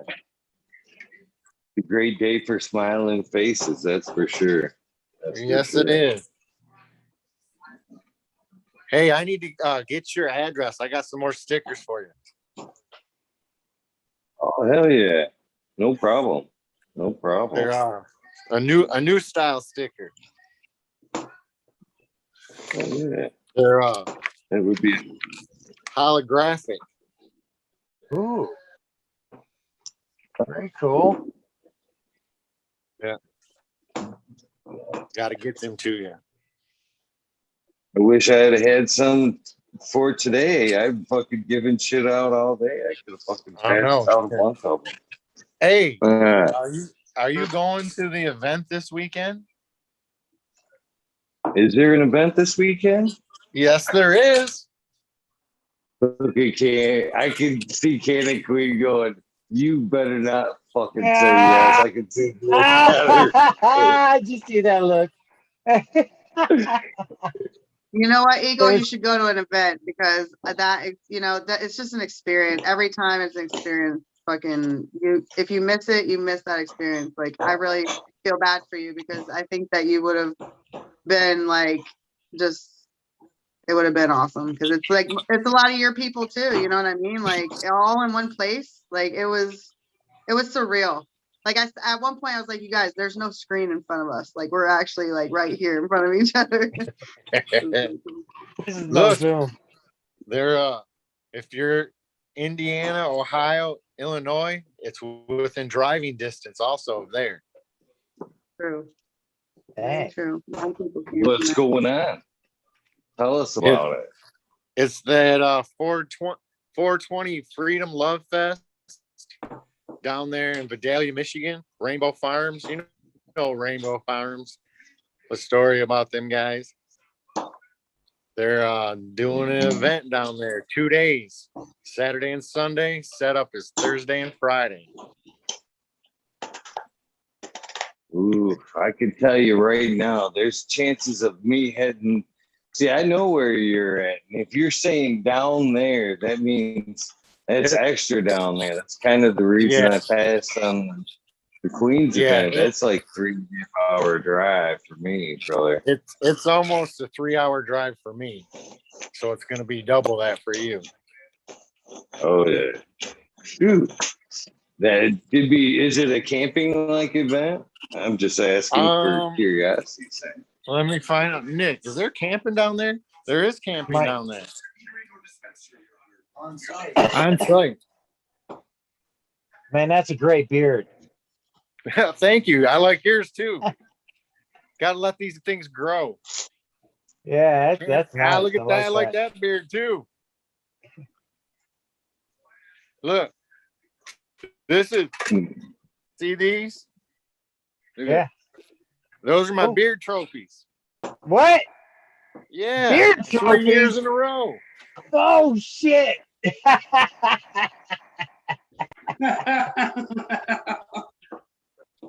That's too much, man. No way. Yeah, That's awesome. 3 years in a row. Man, that is awesome. First 3 years I entered it, no one came close to me. This year, I got beat out by like 30 votes. Whoa. So Must next have year, been a I got to millennial, right? hard. Was it a Yeah. millennial? Yes. You know what I'm talking about. Oh, yeah. They must have had the right LED. You know what I'm saying? They came in with the right LED, the perfect freaking information. They knew exactly what was going on. They had everything they needed, and they just stepped right in and took it. Yep. But Wait not until it next goes year. I'm gonna gray get 'em though. next year. Oh man, that's awesome, man. I love that. You got beard trophies. That's awesome. Yeah. Yeah, all in fun. I got invited to do it one year. I was like, I'll never win, and won by a landslide. Did it the second year, won by a landslide. Third year, Wow, got closer, and then this year get beat. But it's all in fun. that's awesome, man. That's some great fun right there. Yes, it is. Well, hey, I'm I'm gonna get sorry. off here. I gotta go do some business, and I'll try to catch you guys on here later because it is 420. I might go live on my Instagram also. But you guys have a great day. Appreciate you. You got to come back. I definitely Bring will. Yeah, please. Bring your beard. Yeah. Bring your beard back. I will. That's awesome, man. He won trophies. That's too much. I've never even heard of that. So we are a little bit past Good for the the grower 30. of I've the missed the last two. We did. Last two as far as giveaways. Uh-oh. Because we were talking, but we can't miss another one. Can't You miss can, another. Queen. You can pick out the number. Ooh. Ooh. She's a Miss Queen, please. Cheers. Yeah, I just want to say I grew some pecha. Man, that's my girl now. Like, I knew she was cool, but like when I met her in like she showed up for me. Like I would have literally like set up and done everything on my own. And she, dude, I just have to give her props. Chicha. Oh, Chicha B? Yeah, Chicha Yeah, B. she's our girl. She's our girl. Man, She that is girl. now a full-fledged grower. Yeah, she's definitely Yeah. a guardian now. No. She's A garden woman. grown. I called her my handmaiden because she was like right there next to me the whole time. Nice. Yeah, she was really awesome. I really, really She's an like. awesome girl. So she's I just getting felt a so bigger tent magnetized already. with her. Huh? So she's getting a bigger tent. Yeah, she's gotten bit with the bug. She's got that little baby right now. She's doing so good. I'm so proud of her. It don't take Prometheus. but one seed. Yeah, Yeah, that's all it takes. Oh, sorry. I was just gonna say Prometheus won a half a pallet of Bio 365 soil. Shout out. He's gonna hook Chicha B up with some soil and gift and pay it forward. So I can't wait to see what she's gonna do with good seeds, good soil, like good lights. Like she's gonna kill it. She's got something. I told her, I said, if you do your first grow and like pretty much seemingly everything goes pretty much okay, especially with what she's working with. Like, I don't want to talk shit, but I'm talking shit with what she's growing. The fact that she got it through. And I just told her, I was like, I'm so fucking proud of you, girl. Like, let's get you some good shit in your garden now. But you got to understand, she's already been able to whip out the tomato plants, So she's got the tomato Tomatoes, plant right. down. Yep. She can throw down a weed plant, no problem. Yeah. Definitely a good gal. I'm glad you guys got a chance to meet first, and I did miss out. Yeah. For sure. I know. I hate to like keep talking about it, but like we're still on a high from it. And like really honestly, like we wish you all would have came. You know what I mean? But like the people that did come, like MI Canna Grows and smile. Like everybody was just like how cool how cool they are online. They're the same fucking people, just cooler in person. You know what I mean? So it's really nice to see. It's refreshing. Like there wasn't no drama. There wasn't no hard feelings. Like everybody was laughing, having a good time. It was exactly what I imagined and exceeded my expectations for sure. Nice little nuggets Let's blow right Chica there. up for real. She deserves it. What, Eagle? Buddha was showing some nice little nugs there. You got to pick out a number there, Yeah. Queen. Please, Yeah, put please, it in. please. Put it in our chat. From right, a number from 1 to 480, please. Where's the chat? In our chat, on you got to go Zoom. to your right screen, tap on your screen to the right, Oh, lower. It'll give you it's been a while extras. since I've been on here. Okay. Yeah. 1 through what? 480, please. All right.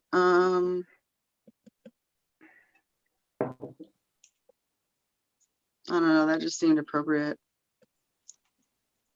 All Doesn't right, even need to be and this appropriate. one is for a medium shirt and some Nice, boom. slacks.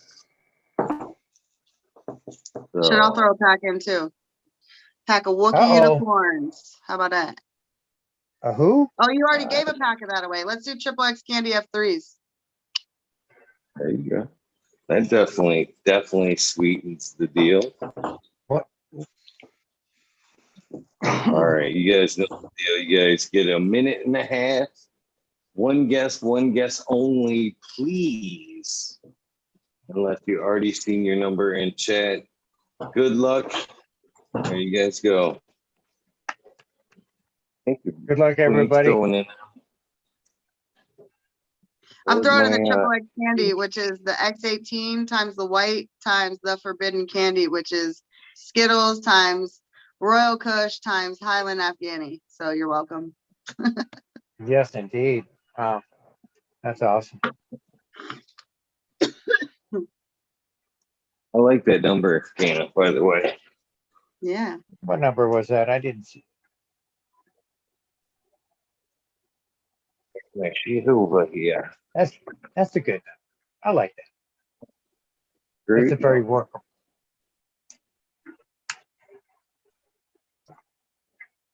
Wow. Can you believe somebody nailed that thing? Of course somebody nailed that number. They did? I didn't see it. Yeah, they did. Yeah, like fucking, what is it? Like They got it maybe 10 early in? too. Oh. Congratulations. Oh, sorry, stop. Wow. They've been in their heads all night long though. The only one that they haven't got, Canna, was fucking, and it's funny because they've been so in our heads most of the time when fucking I've asked somebody to pick out the number, I told them to take a dab or take a hit first. So it's kind of clouds it. No, You know what I you gotta mean? stop doing numbers. You gotta do questions, like ask a question that a guest was on earlier that said something that maybe they didn't catch. You gotta make them work for it, Eagle. You make it too easy. Numbers are easy. It's got a point. Yeah, Maybe we should do emojis. There's only so many So, emojis. I know. do that. Yeah, see, that would be kind of fun though. I could see that. So, Australian grows hit it like, 10 out the box. So cheers, Australian grows. The number was 444. You hit it right on. Angel number 444. Please hit me up with that Addy. Yay, congratulations.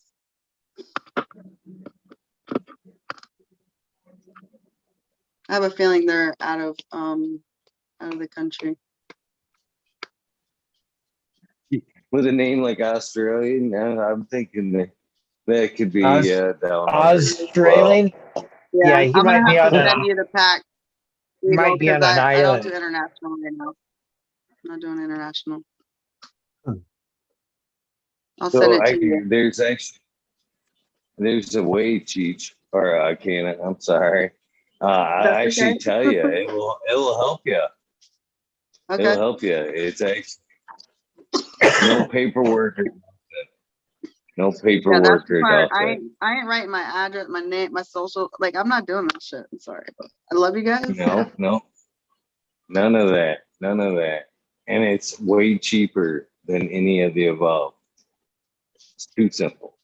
It's too simple. But if you want to mail it to me, it's actually cheaper than it would be to mail it to me. Leave it that. Leave it that. So, either way, if you didn't want to do it, but I'll tell you though, just in case you want to utilize it for some other way, but I'll tell you off the air though. All right, I gotta Okay, write I'm his out. name on. Have a I great gotta day, go. brother.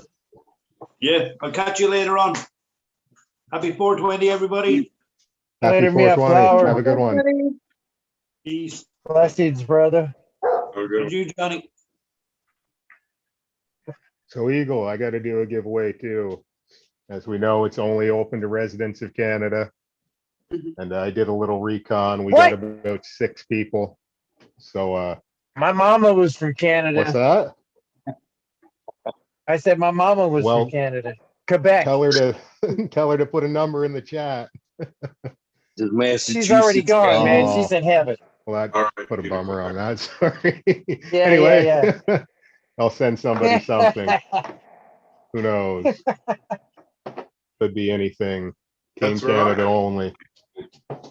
So we got someone put a number in the chat for us, and we'll get chat to do their thing. Queensland only. They get like 1 to 100 probably because there's fewer Canadians. Residents of Nimbin only. Queen's on it. Queen's on it. Right on. All right, we'll give you guys a few minutes. There's official start in chat. There you guys go.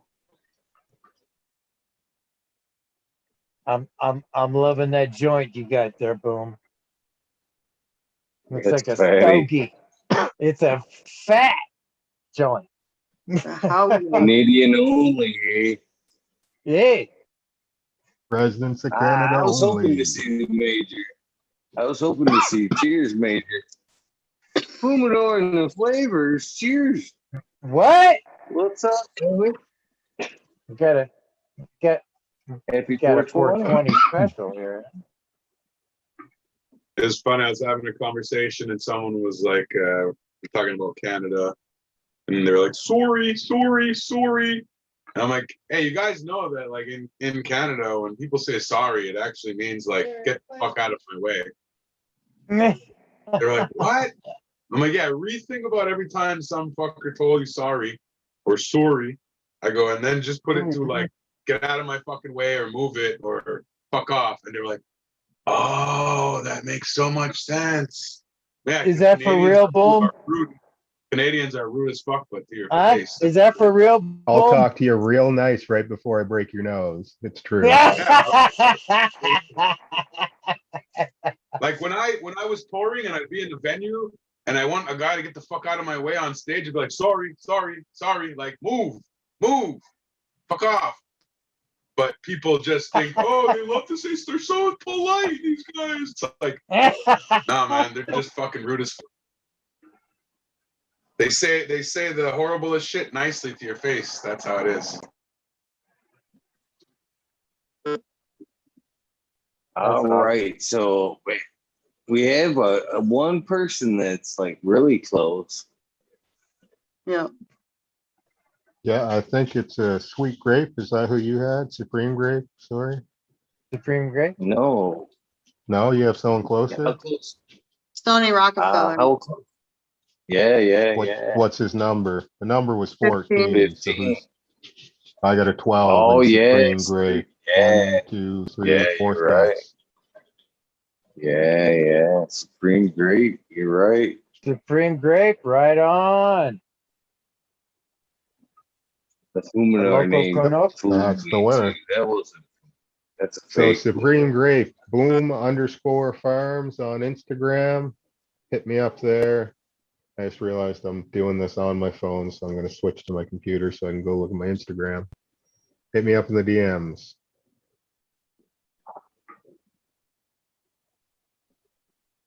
Jeez, man. Thanks, you Boom, for hooking somebody up, man. Yeah. Pretty awesome. All right, guys, I'm gonna get going too. I got some unpacking and laundry to do and all my good stuff. So Well, cheers. We haven't even gotten to see you. Here's Oh, my we're queen. looking at a black screen that says Queen. There we go. Nice. it was awesome to get to spend a little bit of There 420 you with go. you guys. I haven't been around in a while. I've been super busy, but it was awesome to see you, Johnny, and Oil and Flower and Eagle and Boom and everybody else. Well, Chat. Miss Queen, you get Well, thanks. if you get everything unpacked and you get some rest, we will be here all day. Miss thing. Okay. If you'd Maybe like to I'll stop back and smoke down with us again. stop back in and do another giveaway. What'd you say? You're doing them every 30 minutes or some shit? Well, not every 30 minutes, on the 30. So like 1:30, 12, you know. All right, cool. I Maybe should I'll have thought giveaway about a it and shirt. just I did got it some on the Canna 20. shirts and stuff. So Right on. Nice. That would be Thanks for pretty stopping awesome. in. It's not That'd be cool. mandatory, but it would be pretty cool. Just I saying. think I can hook it up. Bye, guys. What color? They're black. They're black? All right. All right.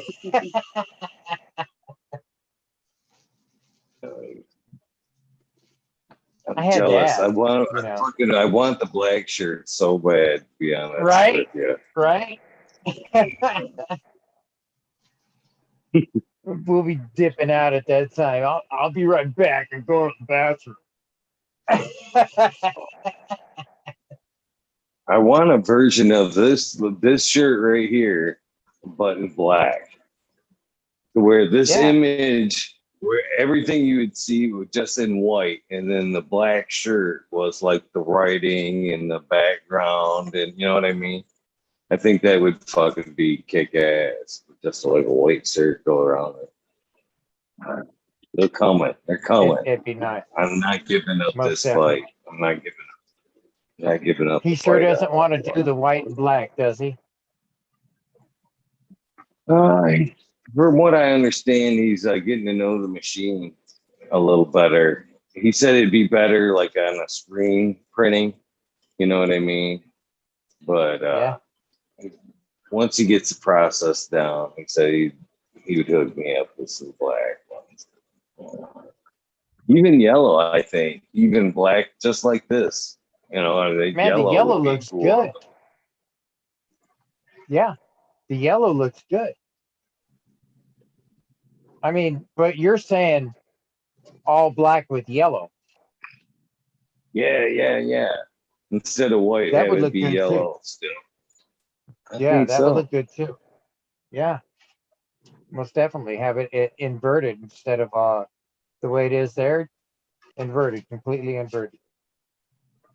Yeah, that'd be nice. What's in that, Buddha? That was a nice fatty there.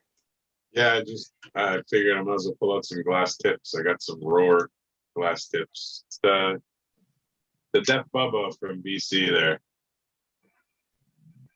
All the BC boys know it. The nice floral kind of OG Bubba kind of a taste. Coffee. It's good. It's like not this in particular, but this style weed is like my preferred everyday smoke is this. Coffee, chocolate, floral, kind of punch in the face.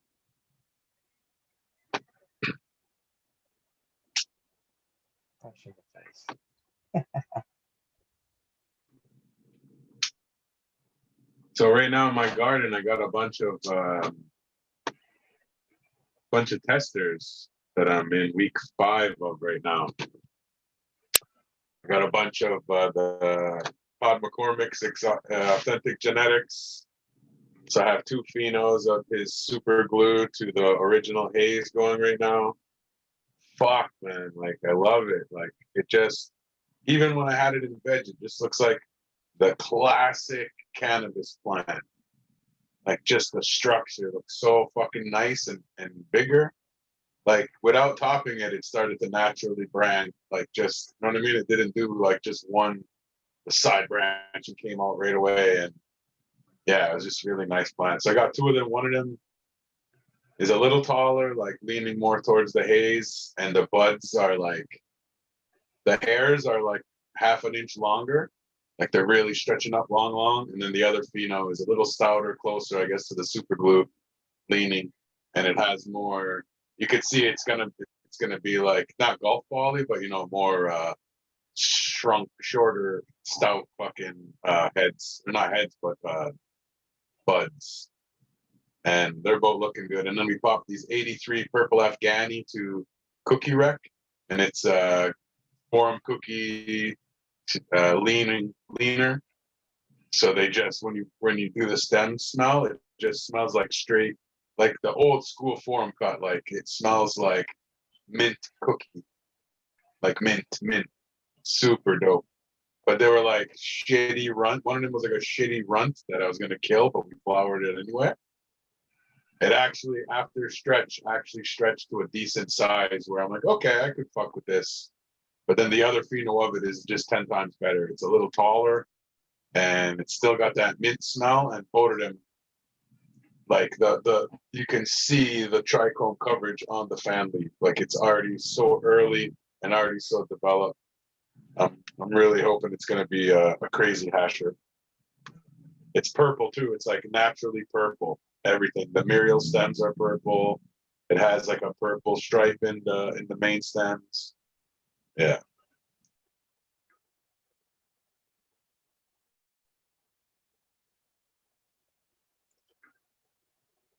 That's why I never get rid of the shorties, the stunts, the weirdos. I got to grow those out, man, because you just never know what they're going to produce. That's my thought. I mean, because yeah, right from the beginning, yeah, I got a plant inside here that I'm calling Crazy Hazy, and it literally has purple deep inside the bud, which is pretty cool. It doesn't really show it on the outside; it shows it on the underneath of the leaf. It's got a really kind of like a funky looking, strange looking leaf to it. It doesn't look like a normal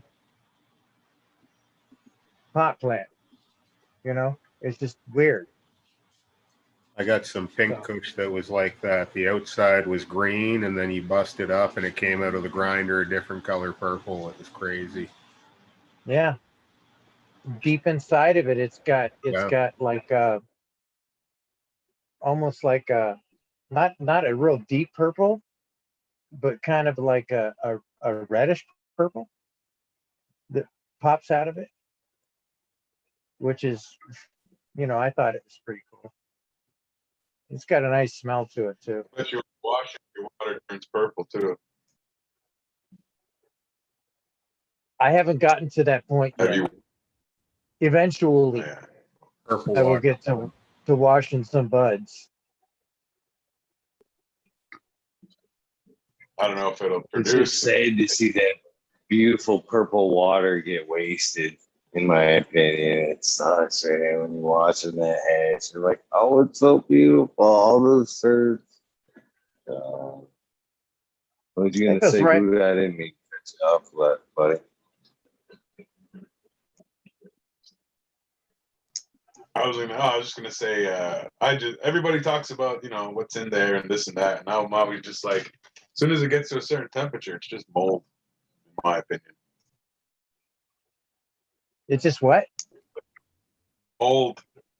Mold? It's a big soup, mold soup, waiting to start turning anaerobic. That's why Eagle pours it into his plants. They really appreciate it. Well, yeah, that's what I was gonna say. Like, pour it back in the garden or in a mulch Yeah. pot. So, Yeah. Get those turfs right back into the roots. They love it. They love it too. so I ran GMO. I ran the 83-day GMO last round, and it gave me nanners day 12. But I really realized now, I think that was because I gave the cut to somebody who was running it under HID and really pumping it hard. And every time you go to flower, it would hermy on him. And then I ran it once and it hermied. And I kept the mother in my room. And then I just flowered it again. Now we're in week 5. 0 hermies again. 0 hermies now. It's like I feel like it's antiquated back to my environment. But I like cut. It was a mom I kept in a 4-inch. Then I cut it down, and I only left 6 tops, and it was about 8 inches tall total. So I put it into a pot, and I put it into the flower room on day 0. So no veg, nothing. And now it's as tall as the tallest plant in that tray. Like it went from 8 inches to like 4.5 feet. Like this fucking plant loves to stretch like 600%. And now it has like, out of those 6 tops, 3 of them are good main tops, and the other 3 are like, yeah, I could keep you or cut you. Like it's debatable right now. So is GMO likely to hermy, or is that just something that came out of it? I've got one in I my think garden right now. I had it and it never gave me any issues. Then I gave it to my friends to hold it. And when I got back from them, they were like, every time we flower it, it herms. And I took it and I flowered it. Yeah, it definitely doesn't like the light as much as some other strains, is the word on GMO. It likes it dialed back a little bit. I hired in 900 U-moles, 950 U-moles at peak in flower, or you're gonna. I was waiting for my light meter, and I literally, when I finally got it and I changed all my lights, the plants at one point stretched like, I don't know, it's fucked up. There was like a 3-inch sort of gap between the budding and the next budding site on a certain part because it was just freaking so much. I felt like it wanted to grow away from under the light. So it was like trying to get away. And it was weird, man. Like it had some weird ass like deformities from the light stress happen. He was like running from the light.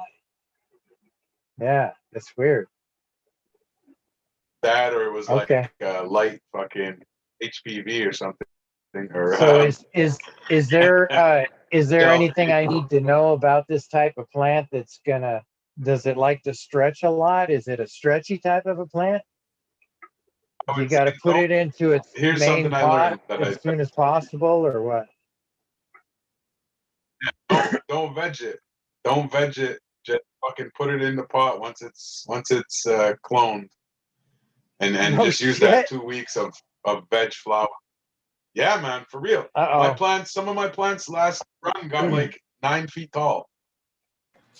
Johnny's got a 3 foot tall one in his tent right now. He's having a panic. Oh, I got a monster on my hands. No,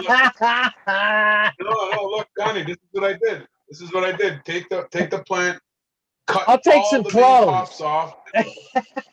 only leave like 4 of your smallest, shortest bottoms and cut everything off. Then put it right into flower, and those 4 tops. And those 4 tops will end up being 4 feet tall. And I'm telling you, I left the 4 smallest bottoms, and I ended up with 3 or 6 bottoms. I'm telling you, bro, like it's the first time I've grown it, and it's a manageable size. And the only way was having 6 8-inch tops that I flowered without any veg. I just put them into the pot and I flipped it. Well, anything else, you're gonna get like an 8 foot tall plant plus your pot. What I did with this thing is I bent it over. It was about 10 inches tall, and I did some very heavy low stress. And I had to tape it. a little bit further than I expected to do. And well, anyways, it stalled for a while. So it's been sitting here for a minute and it's still the same height. So should I just throw that into flower now? How tall is it? Right now it's about 12 inches. Would it get 16 inches or 16 feet tall at this point? I would even cut it back 4 inches and then flower it. Oh shit! Really? Like everything that I'm telling you, man. Like everything that's a small bottom has a potential to reach up to be as tall as some of the tops. Like, oh man, I don't know how to say it. I don't know how to say this. I literally had like a regular looking plant, and I cut all the main tops off and only left 6 of the bottom little fucking plants, little parts, and those ended up growing 4.5 feet tall. Like 600. It stretches for 21 days. Easy. That's my GMO right here.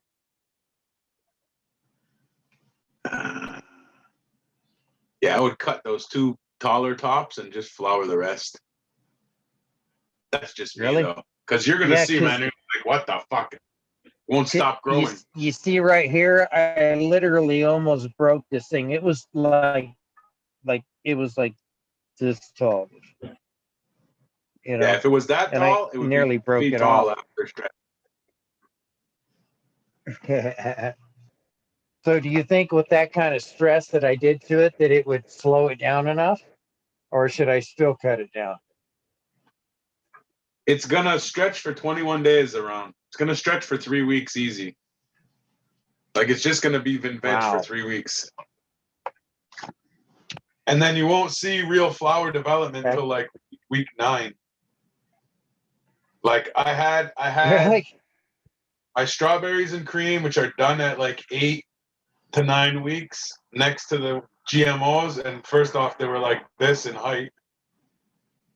And then the GMOs, they looked like they were in the 3rd week of flower in comparison to the fucking strawberry and cream, which were almost done.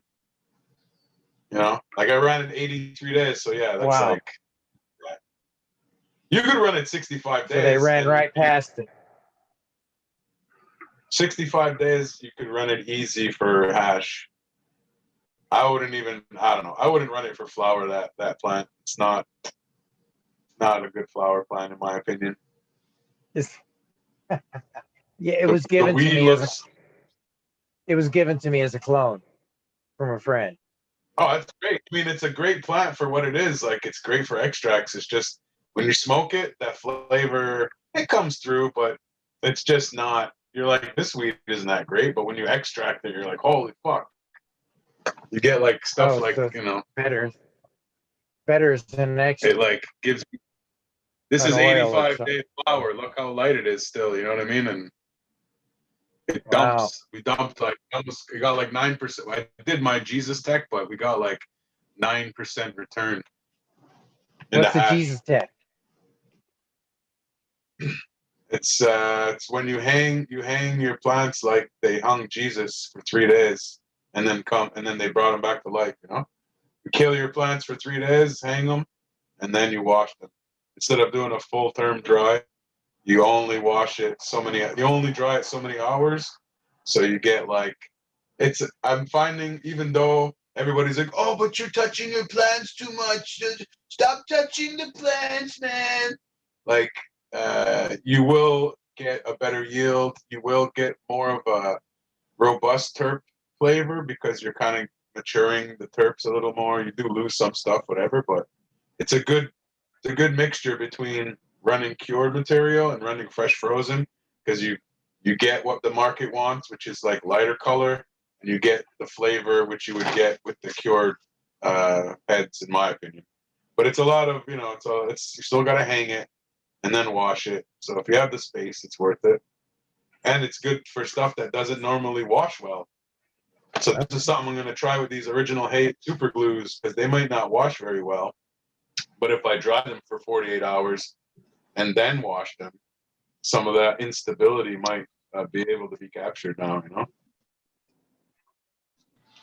Yeah, I go 6 to 14 days on a hang. I don't do fresh frozen anymore. I find for the level it brings up the hash, the amount of work you have to do to get it to work for you well, it's more of a pain in the ass than it's worth, for sure. If you can't get melted 14 days, you fucked up in the grow room. So if that's all you're trying to do, I mean, that's the problem. Yeah, we're all about the rosin, so it's like if we're gonna pull out the 90 or whatever, it's gonna be just for the head stash. So, but yeah, totally. We've run some I ran great material consistently for a year, the same strain, cured material, and we got fire. But like when people see what fresh frozen looks like, that they, for whatever reason, they don't want cured hash anymore. They want white hash, basically. So Jesus Tech kind of gives you the ability to get that yield and keep your color.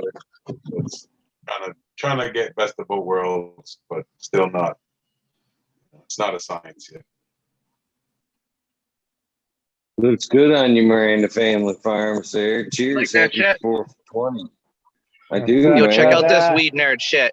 This is how I roll on my car. Oh yeah.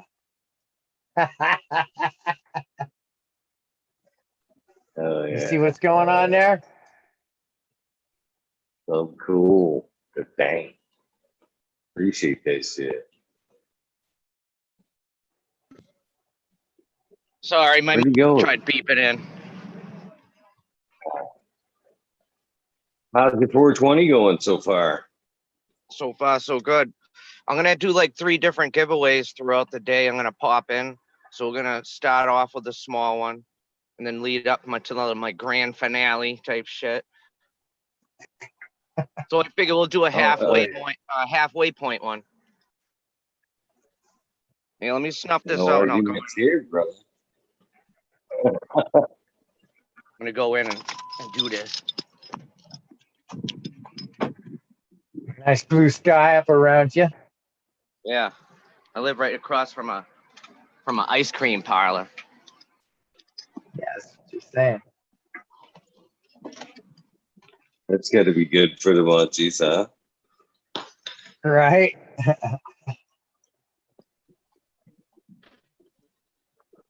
Everyone can say hi to Sheldon. He's my weed leaf eater. Your weed leaf eater. Whoa, he's a badass weed leaf eater, man. Hey, pretty cool. Yeah, look at the structure on that shelf. Man, that's nice. I don't know how to. I'll try to take him out for a second and see what's going on. This guy's big. He's a big boy. Look at it. Yeah. Shit.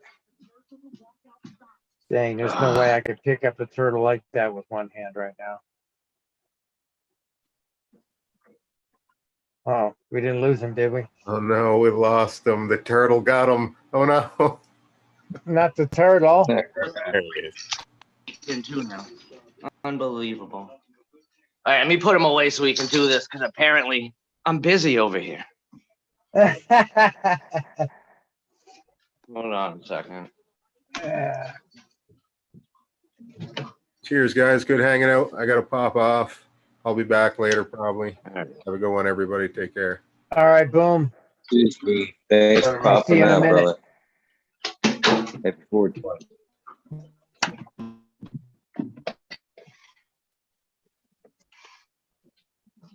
All right.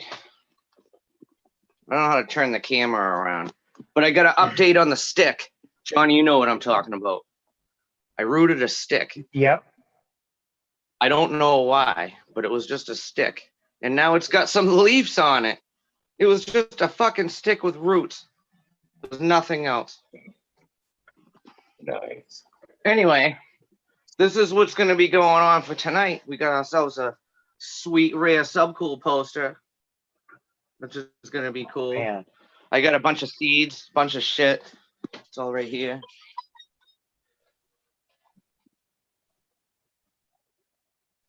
Pretty good. But this one we're going to do right here is from a place called Last Green Valley Seeds.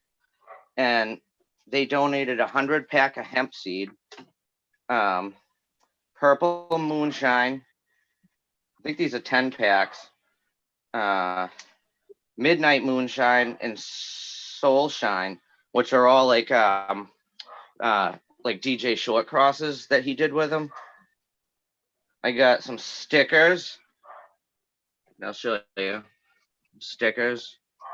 Some Miranda Family Farms organically made garden bush beans, people. Pack a bike seat. And of course, cucumbers. This one's only gonna get 1 pack of cucumbers. The more they go up, the more cucumbers you get. Oh shit. Oh man, that's awesome.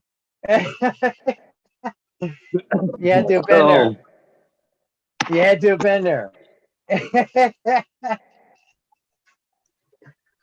Oh man.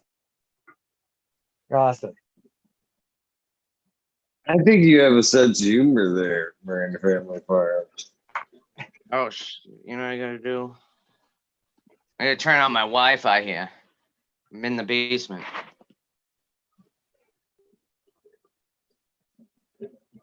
So what was? I can't help but wonder. He kind of froze up there. What was? Oh, can't have him freeze up. Yeah.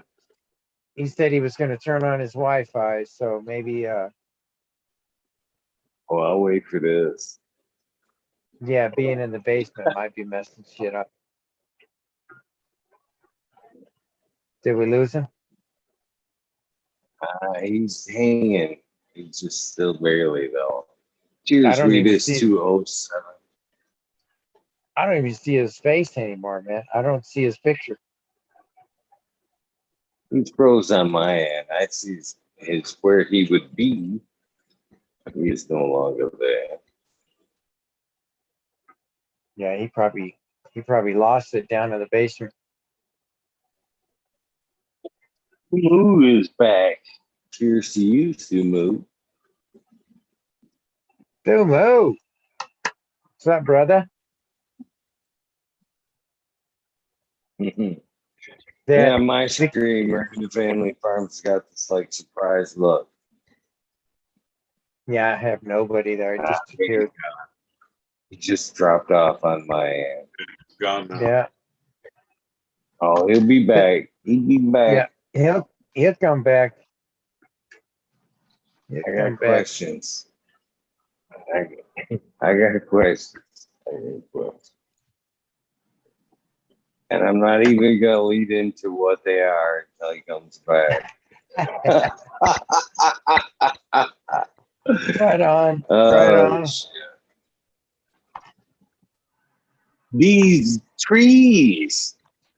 Happy 420 to you. That's a new one right there as well, man. I need to get the list going. I keep writing down winners, but I haven't been writing down names. What'd you say? Trees? Trees? Bees, trees. Bees, trees. Bees, like Miss Bees. Yeah, What? like Miss Bees. Okay. Bees, trees. Right on. It'd be cool if it was her. That'd be cool. But this Miss Bees nuts. She was cool as shit. Very cool lady. Ganja Sudoku or Succo? Is that Succo? Is that Succo? You recheck? Is it fucking that's Ganja Succo, isn't it? Come on, help me out here so I don't make myself Spell it. fool. Spell it. Spell it. It's UCIO. SUCIO. Yeah. Stukio. Stukio.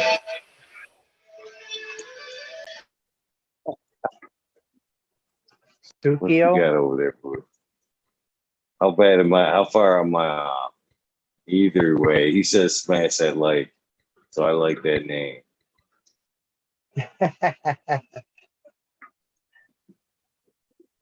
Stukio, dirty, dirty. Tusho.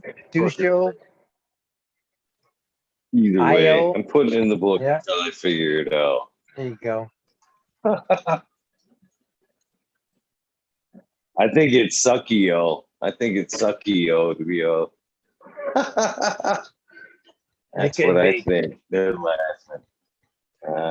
He said it. It means dirty. Dirty. Saki Dirty in yo. Spanish. Sucio. Sucio. Sucios. What's that mean? Sucios. Dirty. Dirty. Okay. Dirt. Dirty. Dirty. Dirty. Sucios. Yeah, we got Alexis. She should tell us what it is. Who that? She said dirty. Man, I tell you what, I am honestly glad that that shit didn't fucking exist back in my fucking heyday, man. Oh, I could so fucking see coming home all fucked up and arguing with like Surrey back in the day. Oh no, I could honestly see back in my drunken drinking days coming home middle of the night and fucking just having an all out argument with Surrey about something stupid. Shut up, Surrey. Quit listening to me. Oh yeah. Thank goodness there was not such a thing. You know, that's funny, Eagle. I have the same conversation with the checkout when I'm going out the automatic registers. They're telling me what to do, and I already know what to do. So I'm having a conversation with these machines, and I'm just like, you know what? I should have went through the register with the actual person. It just kills me every single time. I always go to the person with the register. I don't care how long I have to wait. To be honest with you, every time. The only time I've done it is when the aisle consists of the row before the checker stand. You know what I'm saying? When you walk up and you say, "Oh, I'm in line." No, it's back there, and you got to walk to the meat department before you get to the fucking end of the line. Oh no, I am so anal about it, Johnny. To be honest with you, you know how like they have the greeters, and they're like, "Oh, are you done?" And then they try to coach you down that fucking self checkout line. I'll look at them and go, I hope you're fucking planning on scanning that shit. Not that I don't know how, but I want a fucking person to do it. I'm not gonna. I know how, but I want to tell her. You know, you do it. I don't give a shit if you gotta do it. Stand there and do it. Yeah. Keep the person employed. Yeah. I actually had a conversation with the manager of the store when they first put in those I said, "What the hell are you guys doing here?" And he says to me, what do you mean? And I said, "Man, you're taking jobs away from these kids." Well, for me, where I make my biggest stand, Johnny, about that shit is the home improvement centers. Fucking damn, these machines ain't got a home.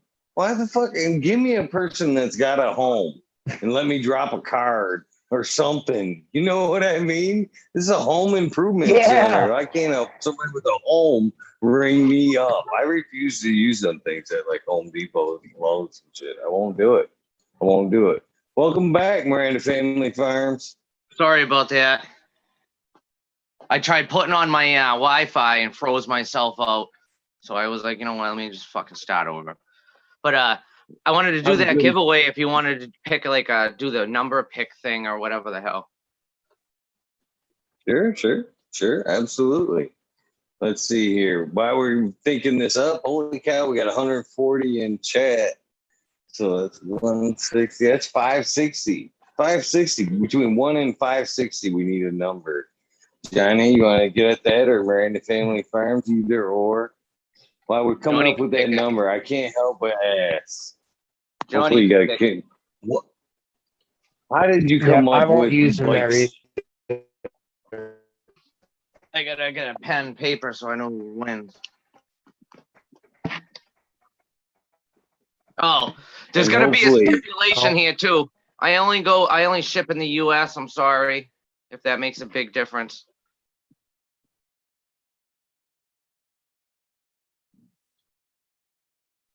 fair enough, fair enough. Good to call it out now, to be honest with you.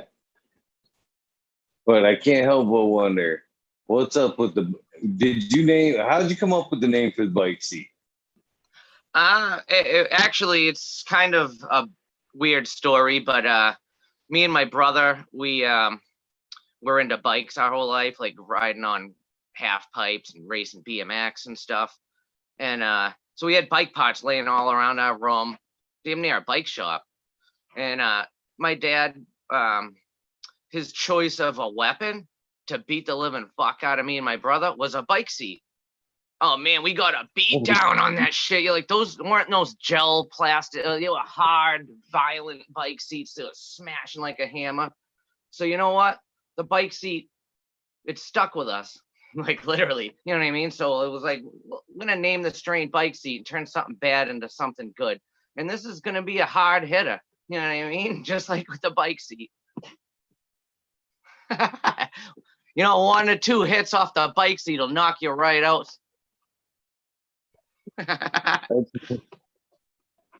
That's a pretty wild correlation. Nice. So I had to ask. Because yeah, because it's a weird name. You can't. Well, yes and no. You gotta. So I just did an event. You gotta look at some And kind of on a the event, DOA standpoint. DOA knew all about the bike seat. He watched me like go all the way through. I told him all about it from the beginning of the thought of making the strain and the name and everything. So he was a part of that and loved the story. But I did an event Sunday, and I had like my menus like on like menu holders, and one of the things was a special for bike seat. And what I failed to maybe say is that it was a pack of seeds, because people maybe thought I was selling an actual bike seat. And so we just kind of went with it, and we're like, yeah, someone stole our friggin' bike, and the only thing we got left is the bike seat. We're just looking for like $10, you know what I mean?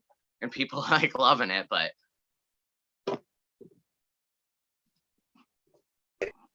All right, but just because I'm missing as well, I have to play the role of DOA or take the DOA angle on this one, and hopefully you'll smile about this, Brandy Family Farms.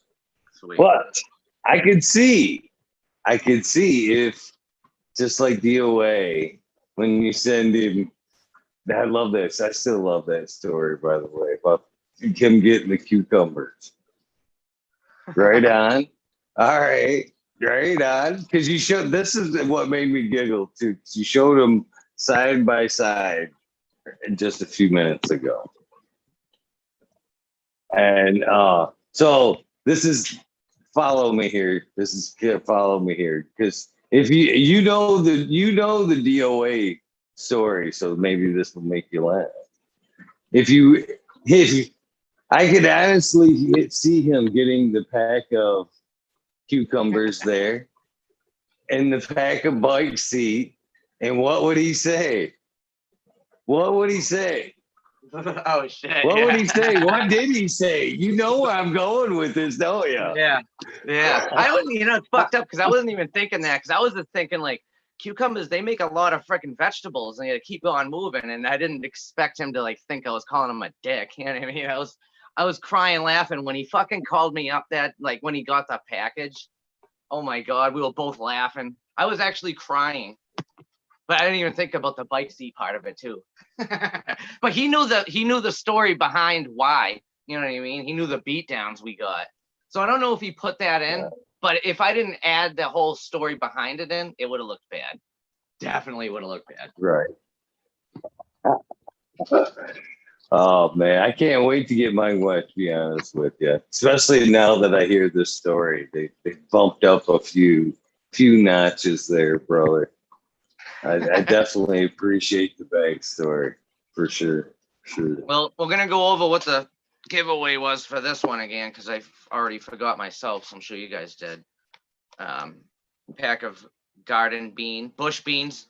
A lot of people make their own vegetables, but they don't make their own vegetable seeds. So I made a shitload. 100 pack of hemp seed.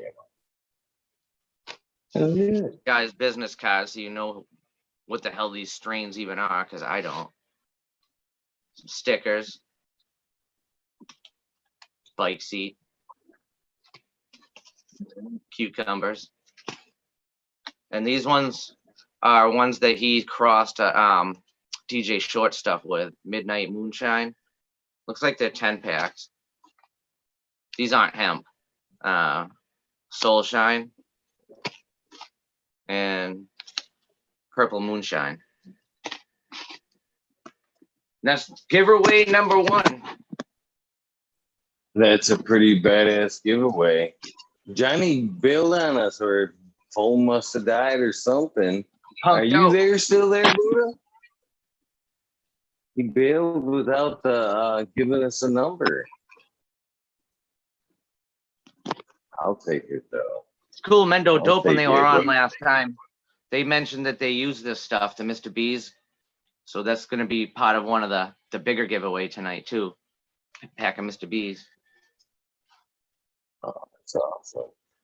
We'll go even one. We got Cheesequake for someone. Someone's getting Cheesequake tonight. Someone else is getting Dairy Queen. Did you just find a pack of Dairy Queen? Like recently? I did. So Yeah, it's kind of weird that I got a that pack of was- Dairy Queen now.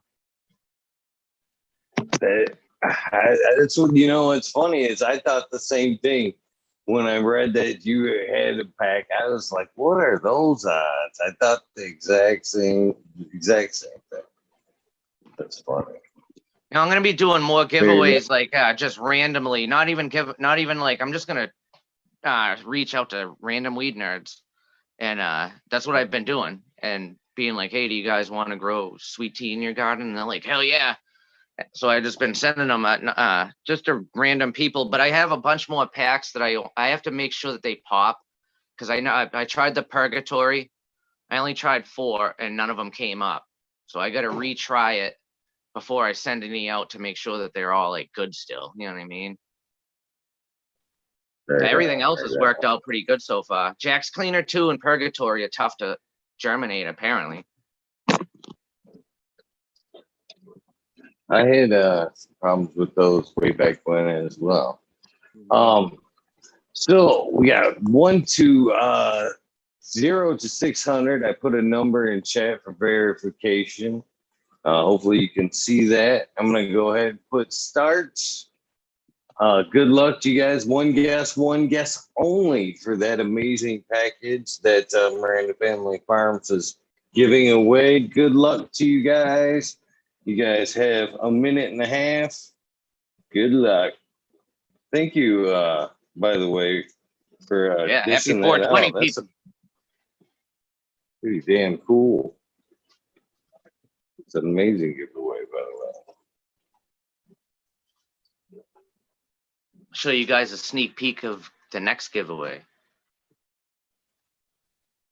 It's going to be actually the Dairy Queen. More garden beans. 2 packs of cucumbers now. My sticker. My Pops Soil King. Mendo and Soil King sticker. Baby Roots. Big Roots. Eagle. And an eagle. Oh, yeah. Bike seat. And one of these. Damn. That is the hookup there. Get them right here. This one for the next one and one for the last one.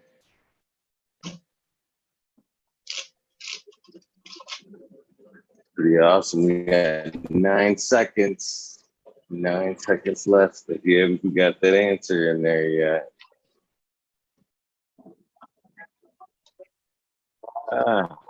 There you guys go. One guess. Nothing counts after that stop though. Oh man. Not as many close ones as I thought. Winning number was 501. 501. I see some fives, but man, they're in the distance. Still close enough to win, I guess, so, right? Yep. Was it closest without going over or just closest altogether? Well, I don't go though necessarily without going over, and all of them are over as far as that goes. They were just No, and the Queen had a good idea about like a trivia Hey, question. they don't get no closer than that. I got one that's under, and I don't think it really gets any closer than that, to be honest with you, especially in that span. The guess was $4.99 cannabis flower. Yeah, 501. Number was 501.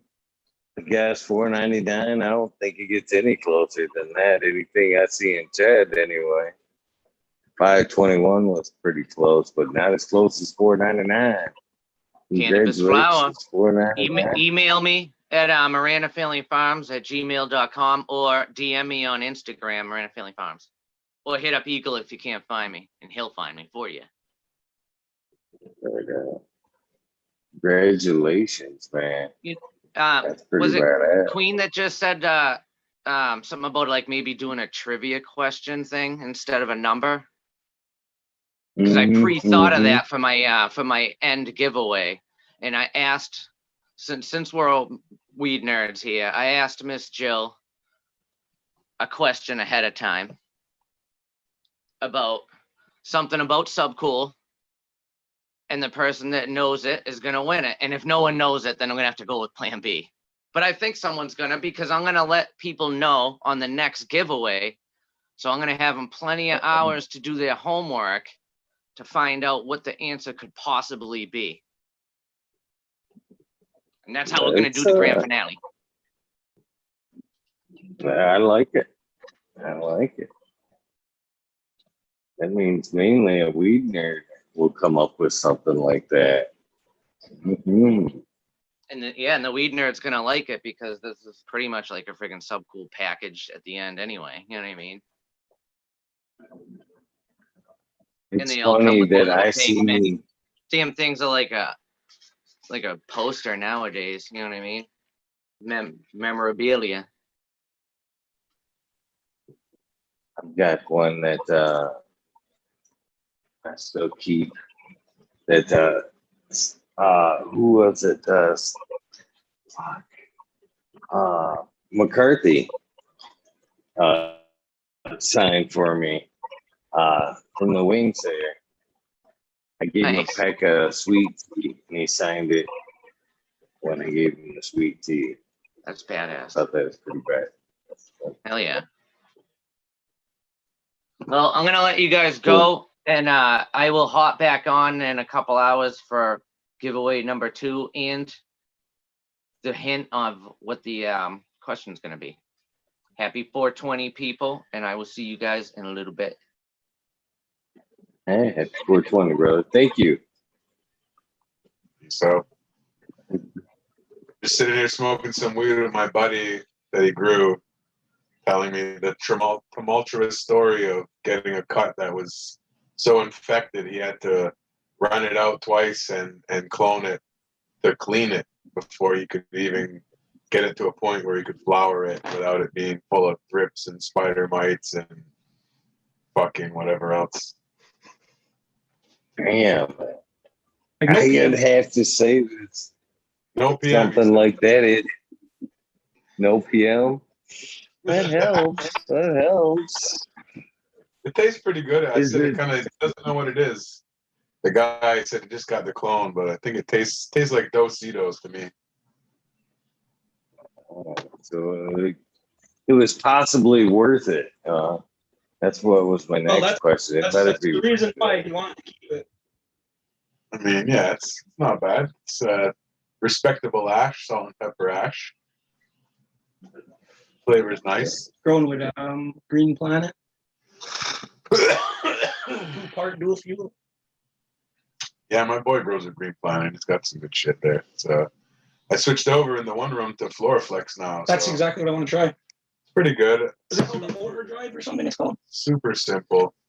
There's like you add your CalMag and then the A and B, and then if you're doing a 4-week veg, you spray 4 times in veg foliar, and then flour is A and B with I guess a foliar for the first 2 weeks, and then they have something called full tilt.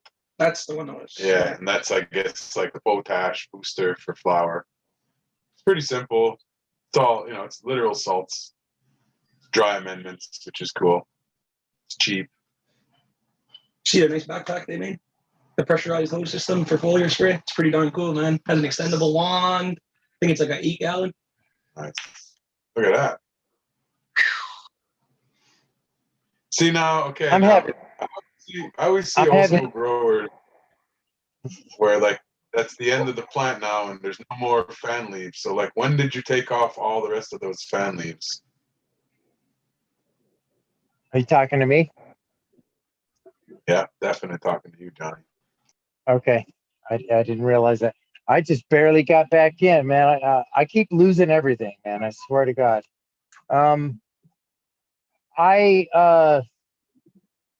Basically this year I took off a lot of leaves when it was younger, and I threw it out here, and this is kind of the way it went. As soon as I saw any kind of leaves that were kind of blocking any other structure, I'd take it off. It's the first time I've ever done anything outside. It's my first one, so it's exciting. It's not a big plant. I don't grow, I didn't veg it that long, but she's really frosty. Oh yeah. What is it? It's a Gondog Mimosa from Evolved Genetics. Yeah, it looks like a mimosa. It's stinky as crazy. I mean, when I get close to my house, I could smell it outside here. It's like, crazy. And it's got 2 more weeks to go.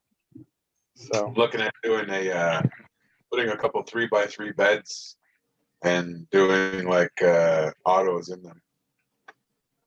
Just doing like a soil blend,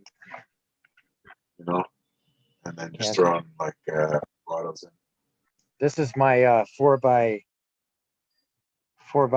bed that I got for outside. Yeah, it's basically what I want to do. Yeah, I need more soil. But check this shit out, man.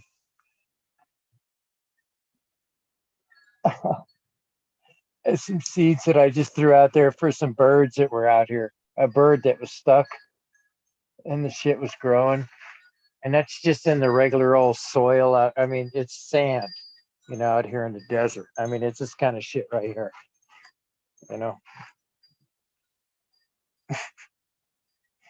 It's sand. It's like that kind of crap, That's what that's growing in. But I watered a few days, so it's got a little bit of moisture in it. So went ahead and did that. It's kind of cool. Yeah, must be some Afghani seeds. Yeah, but I thank Evolved Genetics for giving me this year. Like I was saying the other day, I got the first pistils coming out of this thing here, but it's mainly just it's nug. It should start filling out here really quick, For 8 weeks, it'll have another 2 weeks to go. for being in How flower. long did you have it inside before you brought it out? It's been out here for, it was in flower for about 3 weeks. So it's been out here for about a week and a half.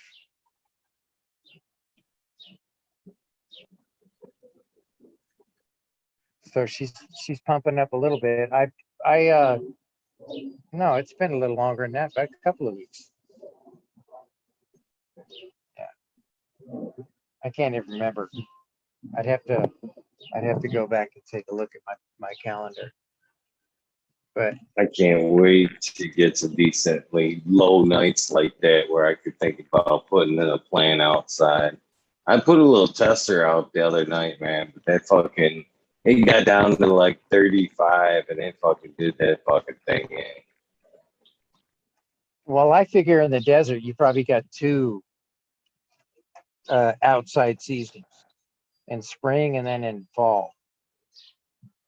Kind of how I see it. Because during the summertime, there's no way you're going to grow anything outside. There's just no way. It's going to burn up and die, shrivel up. But what's up, Eagle? Who won the seeds and stuff like that, man? What happened, man? I totally missed out. I didn't even get to pick the number. I know it. You fell out just at that moment there. I touched the screen and it's like zip. I disappeared. You know. Yeah, it was just like that. So who won? I'm gonna pop out, guys. I'm gonna get ready for my 420 room, but I'm gonna come back in here a bit later. All Enjoy right, your man. Thanks for 20 popping guys. out, brother.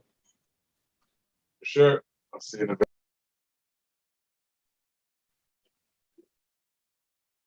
Cheers. You still there, Johnny?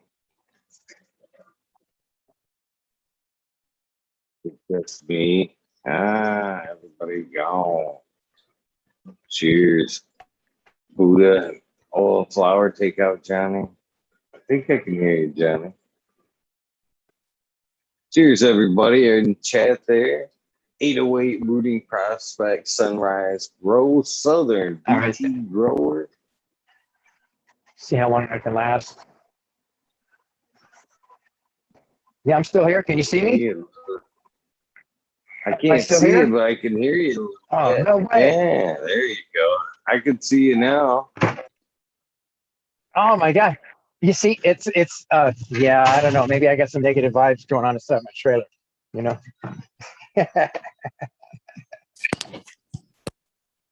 Looks like I'll be sitting out here for a minute or two. Can you still hear me? I can. All right, good deal. All right, good. Yeah, I don't have my sunglasses on. It's much brighter out here than it is inside my grow room. What up, y'all? What's up, Huncho? Not much, just chilling. Just had a little smoke sesh with a friend of mine. Welcome back. Welcome back. Yeah, good to see you guys. That's what you're supposed to do on 420. Sesh with some friends, right? Yeah, man, it's crazy. I sent him into the dispensary for me earlier today, like way earlier in the morning. I told him to be the first one in line. He sent me a video of the local dispensary, dude. It was nuts. Like cars wrapped all the way around the building, going all the way up the street. But he was like one of the first people there. So lucky he snagged me some of this Wonder Bread stuff. It's pineapple OG. Supposedly it's what 30% THC or something, but whoever knows about that. Yeah. But Wonder Bread, that's actually some good stuff.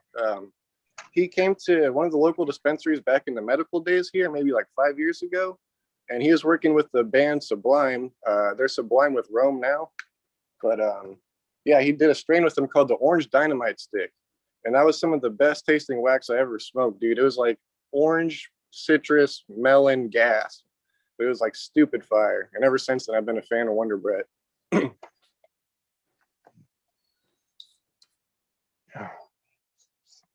Yeah. Sorry, I'm Yeah, man. It's One of the trying to people I'd sense. recommend in like the actual recreational cannabis market right now. I mean, I haven't really tried this flower much. I've tried it one other time and it was pretty good, but it wasn't the best Did stuff I ever smoked. you say Wonder Bread or Wonder Brett, Breath? like BRETT, Wonder Brett. Oh, okay. Okay. See I that? didn't. Yeah. Cool. Right on. Yep. Like that thing that goes in the girl's hair, Brett. Yeah, there you go. Yeah. It smells real good. American one popping back on. Right on, American one. Oh yeah, party time. Just What do you guys think about just these in hemp time. wraps? Like these, they're hemp blunt wraps. Suppose there's no GMO, no additives. I mean, it's flavored, so obviously it's got to have something in it. But I actually kind of like these things. Huh? The hemp wraps, they taste all right. Yeah, some of them they have like weird flavor, but like if you get the flavored ones, they taste pretty good. But it's like, why is this tasting good? That's not right. You know, you're messing up the flavor of the weed in a way. Yeah. I just Yo, Eagle. Did you click that link, What up, dude? Tom? Click that link. Huh? Click the link I put in the YouTube chat. Click the link. Because I don't think you haven't, I don't think you know about this yet, maybe. Uh-oh, what? Oh. What? We got some secret info going on here? Dude, hit play, and I think you could at least play the first 5 seconds of it on air. Oh, hold on. It's playing me a commercial for one. But I definitely have heard the truth.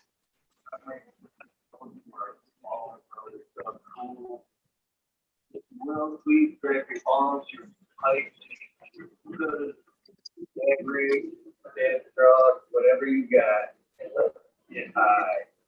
Remember, we.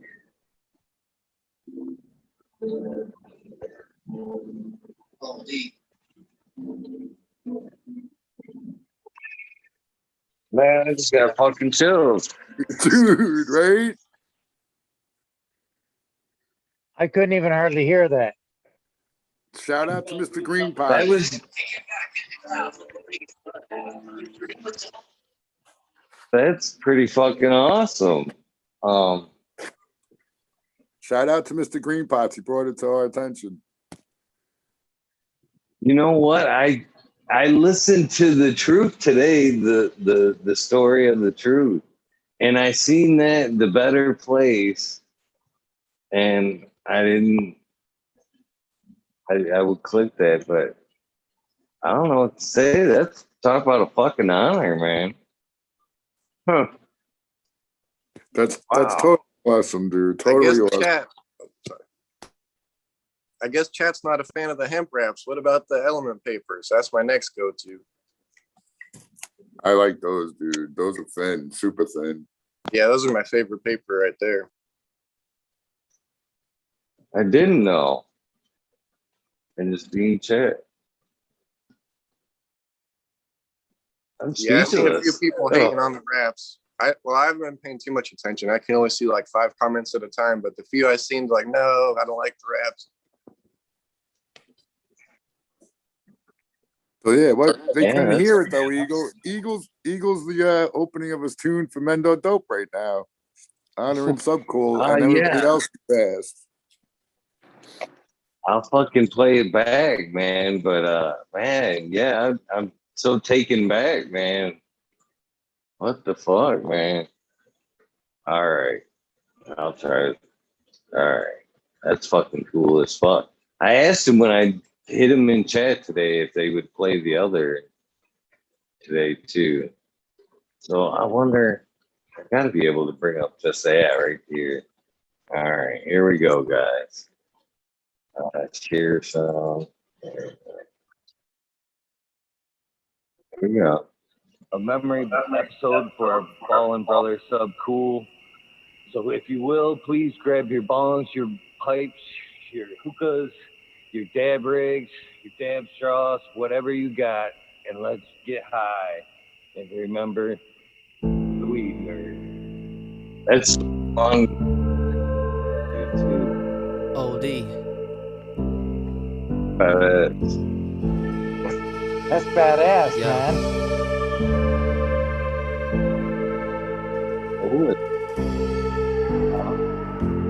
Subcool's in the grow room up above, kicking back in the clouds with the biggest bud.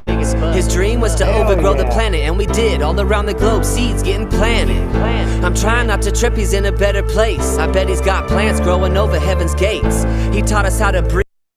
Wow. I want to listen to that. Yeah, don't get I the don't wanna get copyright trouble. strike. Yeah, don't do it. Dude, is that in the beginning of the song? Yeah. Yeah. Oh, that's bad. Yeah, that's awesome, dude. This one's for you, That's Seb. what I'm saying. Eagle. Big props, man. Big props, dude. I don't know what to say about that. That brings a tear to my eye. That's fucking awesome, man. Mine too.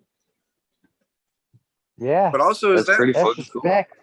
Yeah, shout out That's fucking Subcool. respect right there. Shout out to Subcool, man. Man. Yeah, I miss that dude. I miss that dude a lot. Is their album up on YouTube now? I've been looking for it. Yeah, it's available. When did it go up there? Yesterday. Today. Oh, okay. There you go. That's why I haven't seen it. I was looking like a week ago or something. I was like, dang. I can't find it. I've been dropping yeah. that link for the story of the truth in chat all morning too. I don't even know what to say. That's badass. That's a beautiful thing. It really is. It's a beautiful thing.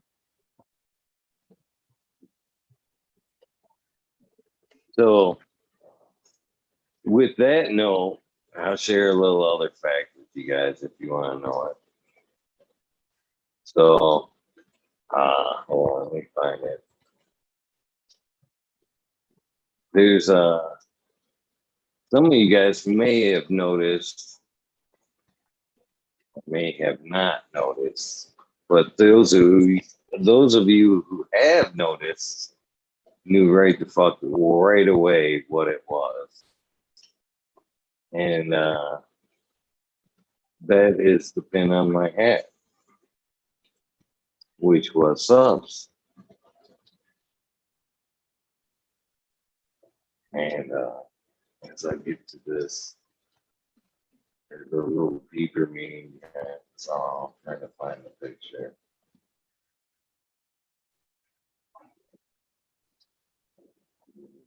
Man, I'm fucking speechless.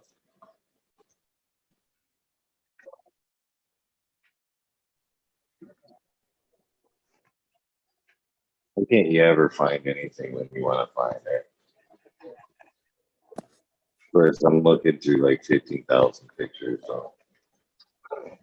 Yeah, Eagle. Mr. Greenpots hit me up on IG earlier. I never clicked the song though until now. You know, That's I've got totally messages awesome, from dude. him too. So shout out to Mr. Greenpots. All right, here's the other half of what I'm getting ready to say here. Fair enough. All right, let's open this up and bring you guys back. Where is Zoom? All right. So back to the story here, why this is choking me up, because he really did mean a lot to me. He was a good friend, and it wasn't about cannabis, man. He was an all-around good dude. That's what I talk about a lot, man. People just didn't get to know that cool side of it. But this is what's funny. So this is my hat, okay? If I guys do this, and this is, of course, mine says nerd, and now carries his pin that I was gracious enough to get from Breeder Steve's from TCDR, and of course it has my name on the back.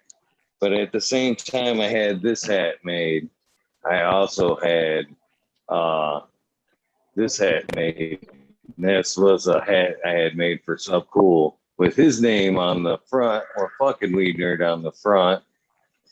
And then, of course, 1 second there, Breeder Steve. Where is it? Is Breeder Steve here? Yes, he Right is. on. And of course. Happy 420. Yes, sir. Happy 420. Good to see Sorry, you, I Breeder had Steve. I had Huge Eagle fan of your focused. work too. What's that? I'm a huge I fan had of your Eagle. work. Oh man, super kind. It's been Yeah, a while since anything new's been out, that's for sure. yes, definitely. Sorry, Eagle. Go ahead, man. Go ahead. Sorry. I was just gonna show the other half of that hat there, and that was right here, right here. And you guys seen him wearing that all the time. So I had these two hats made. His Sub Cool, mine Eagle.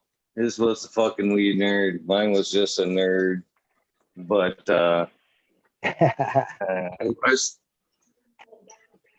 still wear it because of him today. So cool shit. Yeah, dude. Ah, Sub Cool was Breeder a great Steve. dude. He taught me so much Well- stuff, and he was always super friendly to me. And that's like the crazy thing, because like a lot of people, they give him a bad reputation, you know, and they say he was kind of a dick and this and that, but he was sometimes to some people. But to me, We he all was are. always super friendly and always gave me information that I needed, and I super appreciated Sub Cool, man. He's a cool dude.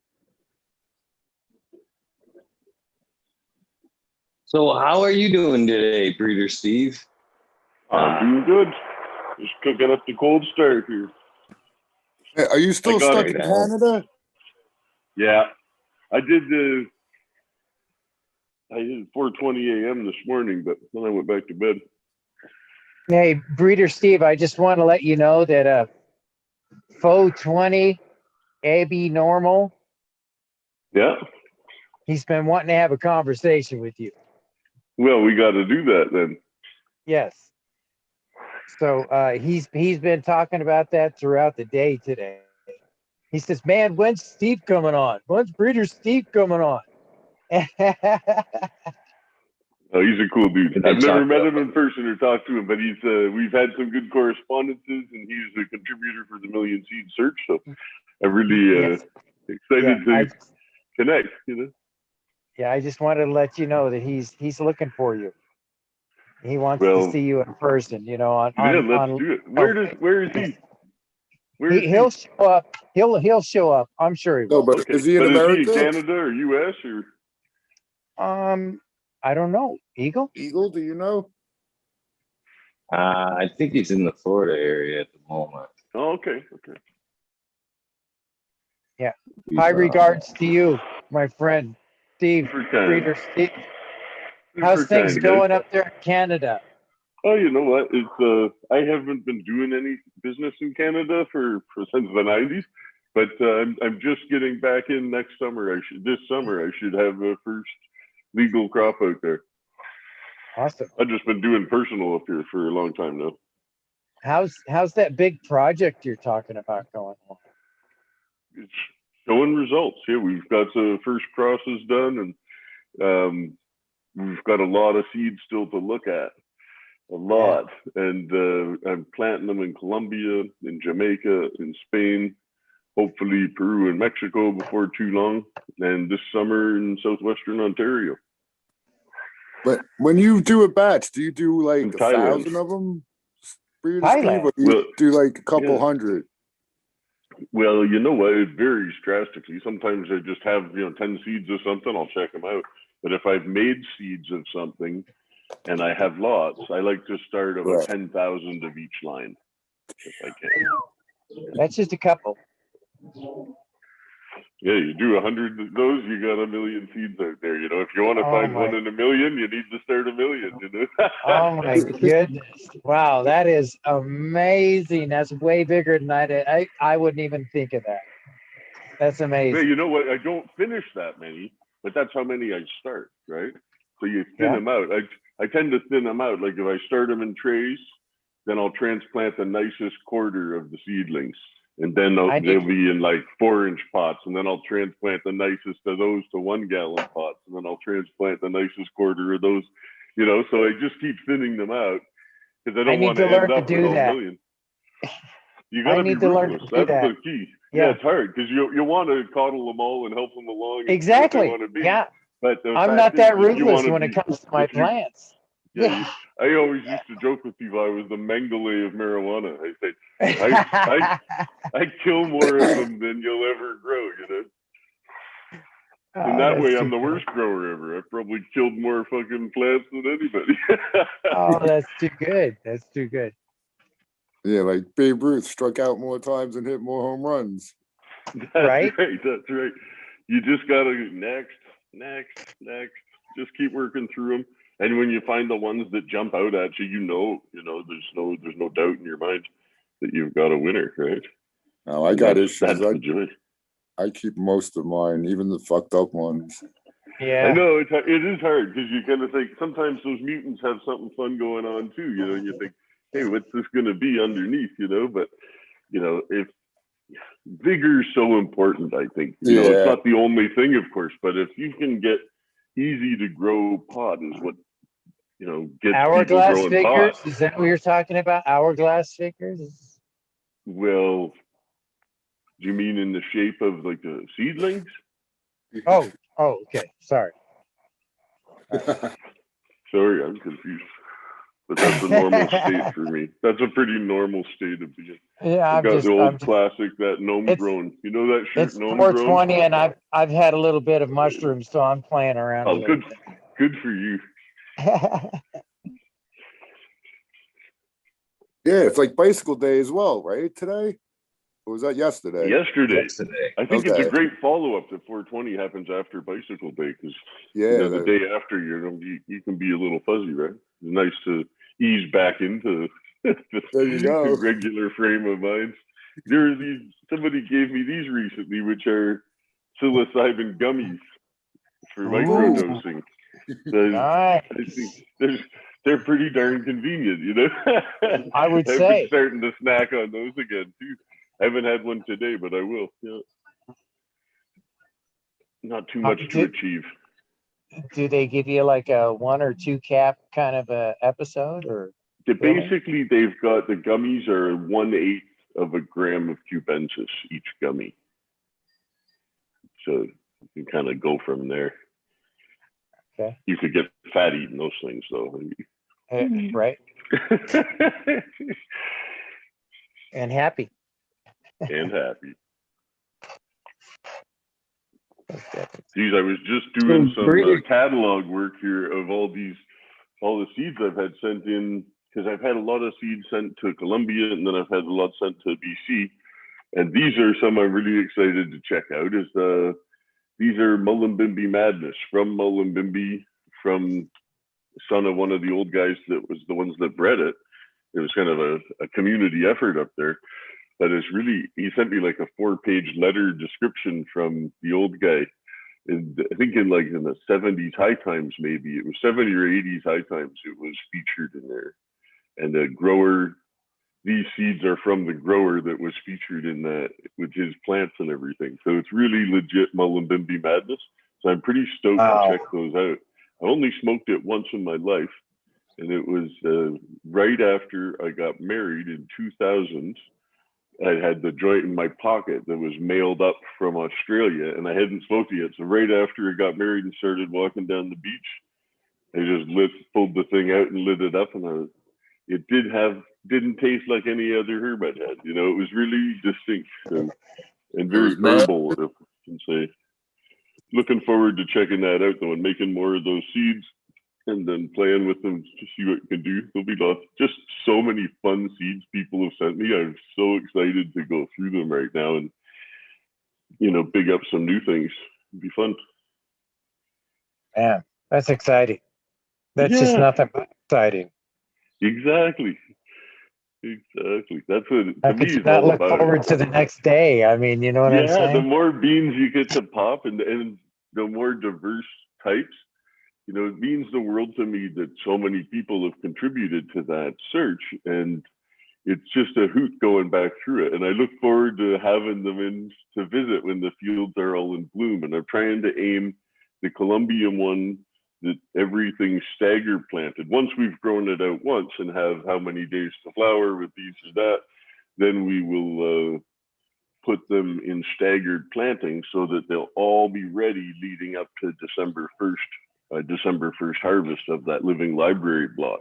So you have all the Asia stuff, all the Africa stuff, American stuff, all new stuff, hemp lines, and then so anybody that's involved can show up the 2 weeks before that. Will be ready for the visitors, so you can watch everything in the known cannabis gene pool finishing in rows side by side. It'll just be brilliant, I think.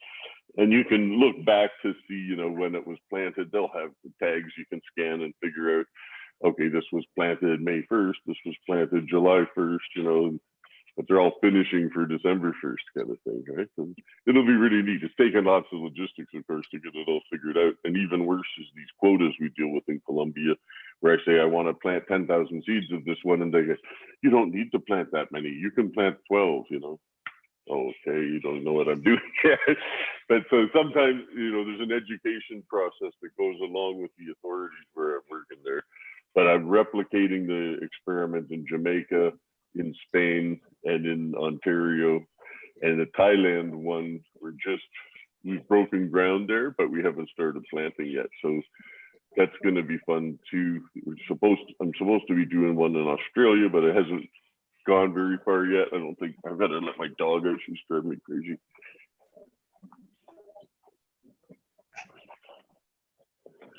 Here. Oh, awesome. Let's Yeah. go. He gets back. Man, it's always an honor to have Breeder Steve in the chat there. Yes, Oh, Joe, you guys are too kind to have me. We appreciate you stopping by.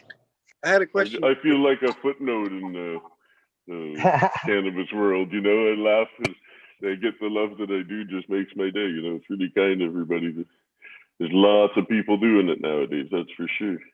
Hey, Breeder Steve, have you found literally chocolate tasting cannabis? Chocolate tasting, yes, but you know what? It was part the environment, because it was definitely in the plant. But I'll tell you about this one plant that was the most chocolate I've ever had. Because a lot of the stuff I've seen labeled chocolate, I don't get it right. But the one time I had some, it was an outdoor line that had been bred in the lower mainland of BC, like in Abbotsford or Delta or somewhere like that. I can't remember, but I got some seeds of it to test out when I was doing my major round that year. That was the summer of '96, I think. And there were these buds, and they were really early. They really didn't need trimming. The calyx to leaf ratio was incredible.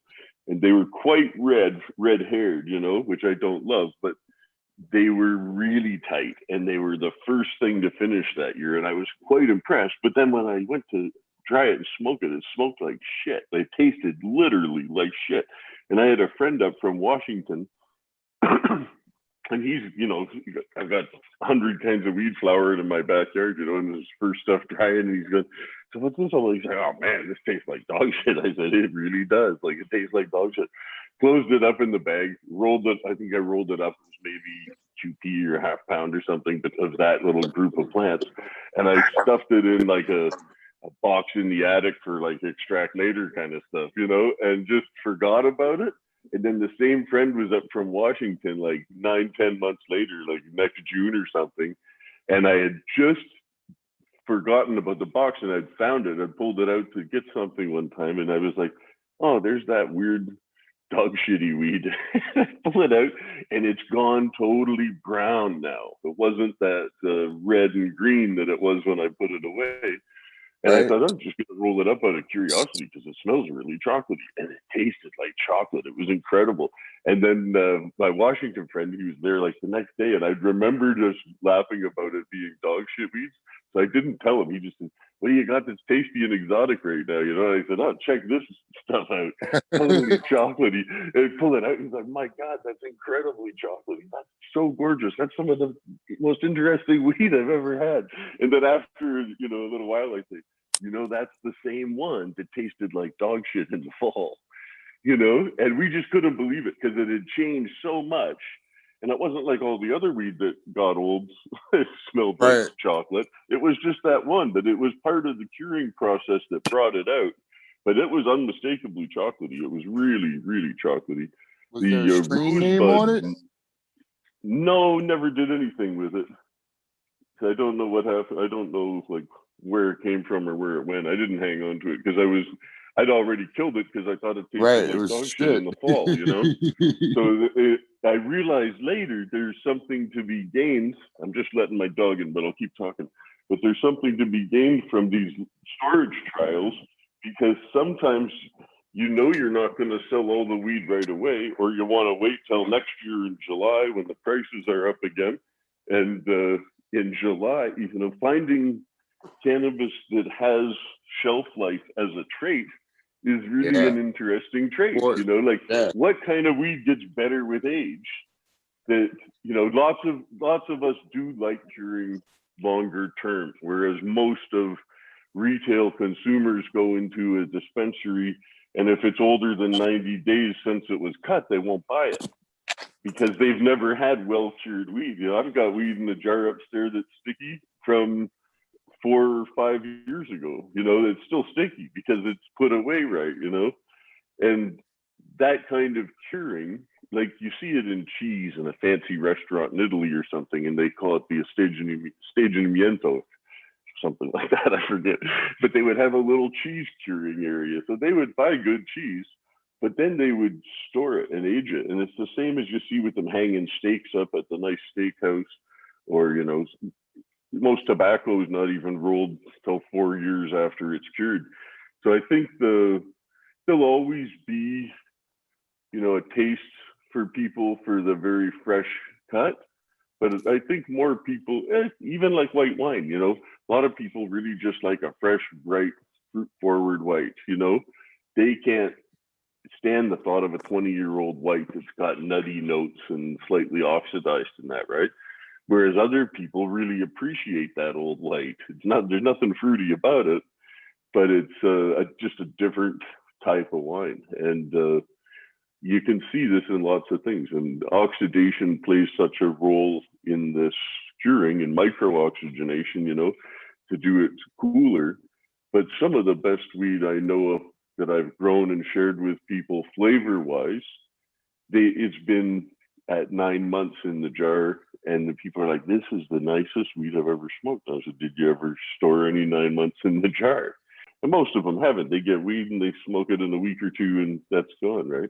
But you have to have grown it and put it away. By the time it's been out and traveled, and it's already losing its luster. But I mean, I cracked, this is a good example, even a jar I cracked recently from last fall, and I'm at 50 degrees north here, which is too far for finishing haze, but this is an amnesia haze. But there's absolutely terpenes. When I cracked this jar a little while ago, you can still see it a little bit. Let me see, but there's a ring of terpenes around the top. And I took paper and wiped it because, I mean, it was stinging. If you tasted it, it was just like tasting raw terps. And there was these little golden puddles there. You can hardly see them now. But I've already wiped the paper off it a few times. But that jar hadn't been opened since it was put away. It was put away. I didn't check the moisture other than by feel or anything. But I just packed it away. Well, that stuff smokes like butter, you know, it's so soft, but all the terps got compounded back in. If it was, you know, in typical dispensary packaging, I think that wouldn't necessarily last. That's a bloody spaghetti sauce jar. Like I didn't do anything to it. It's just spaghetti sauce jar that I cranked the lid down on. And I love herb that's, you know, lost the green. I don't mind smoking some bright green, and I appreciate it for what it is, but I think of it like I would a young white wine, which is a fresh thing, you know, a little zippier. And then, but if you leave it in the jar for 6 months, you take it out and it's had enough moisture there to let the green break down, and then it burns so smooth. And yet the terps aren't quite as bright because they've changed. It's like with a red wine, you have your primary aromas in the tank or in the barrel. Let's say you start out with it in the tank, you start aging it in the barrel for the micro-oxygenation, but it doesn't develop a bouquet until it sits in a bottle for a while. So it's a different type of aging because now it's anaerobic, right? So it's complex, you know, all the things that make up flavors and textures and aromas. There's a complexity to it that, you know, we'll still be studying 100 years from now. You know, I don't know, I can't explain it all. I'm Oops, we lost you. You're can't cut hear out, you. Tony. Did you have a Huncho question, Huncho?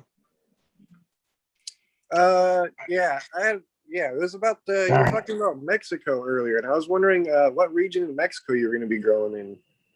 Well, probably a few. The first ones I've been looking at is I can't think of the name of the town, but it's just ways south of Puerto Vallarta, and it's the town where Santana's from. The name slipped my head. It's just dabbed out of my head right now, but it'll come back. But it's not too far. I was maybe 2 hours south of Puerto Vallarta, and then in a valley, you know, close to the coast, but still inland a little ways. That's where we'll start. But Mexico has so many diverse climatic regions that and to this day, the best Mexican herb I ever tried was Mayan grown in the outside Acumel that they grow in them. It's practically limestone. It's all limestone, right? So the taste can be amazing. Lime gives such a sweetness to herb. You know, when you grow it in lime, it's always good. Or if you're mixing up a pot, to add some lime to it, because you'll see the ones you give more lime to, they tend to be sweeter, you know, and a little limier. I get a kick out of the fluctuations, and the mineral content is the terroir, really. You know, that's whether it's in wine or grass, it's really what the plant's sitting in that it's reflecting. You know, that you can say it's the temperature and all that too, and that's true to a degree, but the main thing is what you feed it is what it tastes like, you know, and whatever soil it sits in, whether it tastes like clay, you know, it tastes like clay. When you grow it in clay, you can taste the clay, right? So that's, you could put the same cutting in a bunch of different places and get back such a distinctive reflection of each place viewed through the varietal lens, you know, because that's the way I see it. Is if you're looking at the terroir of a place, the different cultivars you use are the lenses through which you're viewing the terroir, you know. So you can check it through skunk, you can check it through haze, you can check it through, you know, whatever your favorite is, but you'll see the same thing. Even if you plant a couple different cultivars in each place, you'll see the similarity between them from each place, like as a little grouping, because the soil's the same, right? Or the water's the same. So they really reflect where they come from. A lot of people prefer straight hydro and they want to just taste the plant. And I understand that. That's cool. You know, taste the, you know, unadulterated plant that you have. Say, this is what this cultivar tastes like. With, you know, you can try and minimize any influence outside, you know, by feeding it just, you know, brutally plain, let's say, and you don't get any of that extra input that it would if it was in the ground, that it would pick up some flavor from the ground, you know. Whereas if you're just finishing it in straight water, aquaponics was a good one for that. But I still found, like with hydroponics, I still found something I call the merwire, which is, you know, the sea, the taste of the sea rather than the land. And the merwire, you know, I built aquaponics systems for a lot of people, and some of them, if they ran the exactly the way I did with the same type of food for the fish and all that, and they're in the same water system, theirs is literally identical. You couldn't tell our buds apart. But the guys that said, I'm not going to feed fresh feed or live feed to the fish, I'm just going to put flakes and pellets, and they would inevitably put more flakes and pellets than they needed. So there, anytime you went to visit, there was always some pellets floating around because the fish were full. When you do that, you make that terrible smell of fish pellets or fish flakes. You're making a tea with that, right? So you, if you want to make a tea of something that smells terrible, you're gonna notice that smell in the herd. You know, it's like using dead fish in the hole. I met a guy one time when I was at university. He came over, a friend of a friend, to sell me a half pound or something in first or second year, and I think he hadn't even taken his weed out of his backpack. He just came in, he had his backpack, he sat down on the couch, and I was, you grow with fish emulsion? And he just like, why did you say that? And I said, I've done it before. It smells terrible. And he's like, I haven't even taken my weed out of the bag yet. I said, I can smell the dead fish on it from here, you know? Wow. He's like, honest to God, I put a sucker in every hole. That's what we feed. You know, we just save up the suckers, go out fishing. He was in Manitoba or somewhere where you can just pull them out every 30 seconds, right? So he said, we just put a sucker in the bottom of every hole. That's what we feed it. But I can tell it reeks of fucking dead fish, you know? But you do aquaponics properly, and you feed them guppies or goldfish or frozen brine shrimp or all the different things, or a cheeseburger even. The water doesn't get that nasty taste that it would as if you were either watering with fish emulsion or using fish flakes and pellets, which are basically just fish emulsion anyway. But that's a really funny, you know, thing to note. And I know, you know, on a more positive note, I know people that absolutely swear by digging up the soil underneath old mango trees. They scrape away some of the soil under old mango trees, and that soil that's had, you know, 300 years of rotten mangoes on it, anything you grow in that soil is supposed to taste fantastic. I haven't tried it myself yet, but I think there's, you know, there's so many ways to play.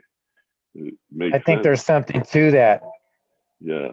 Old guarantee rot. it. Yeah, man. Just to tie it back together, like with the whole Mexico thing and the inputs affecting flavor, like with Mexico, I think they have some of like the best growers out there. You know, they're growing some dank stuff, but they don't know how to like dry and cure it necessarily. You know, they dry it in the sun and they just throw it in like a plastic garbage bag.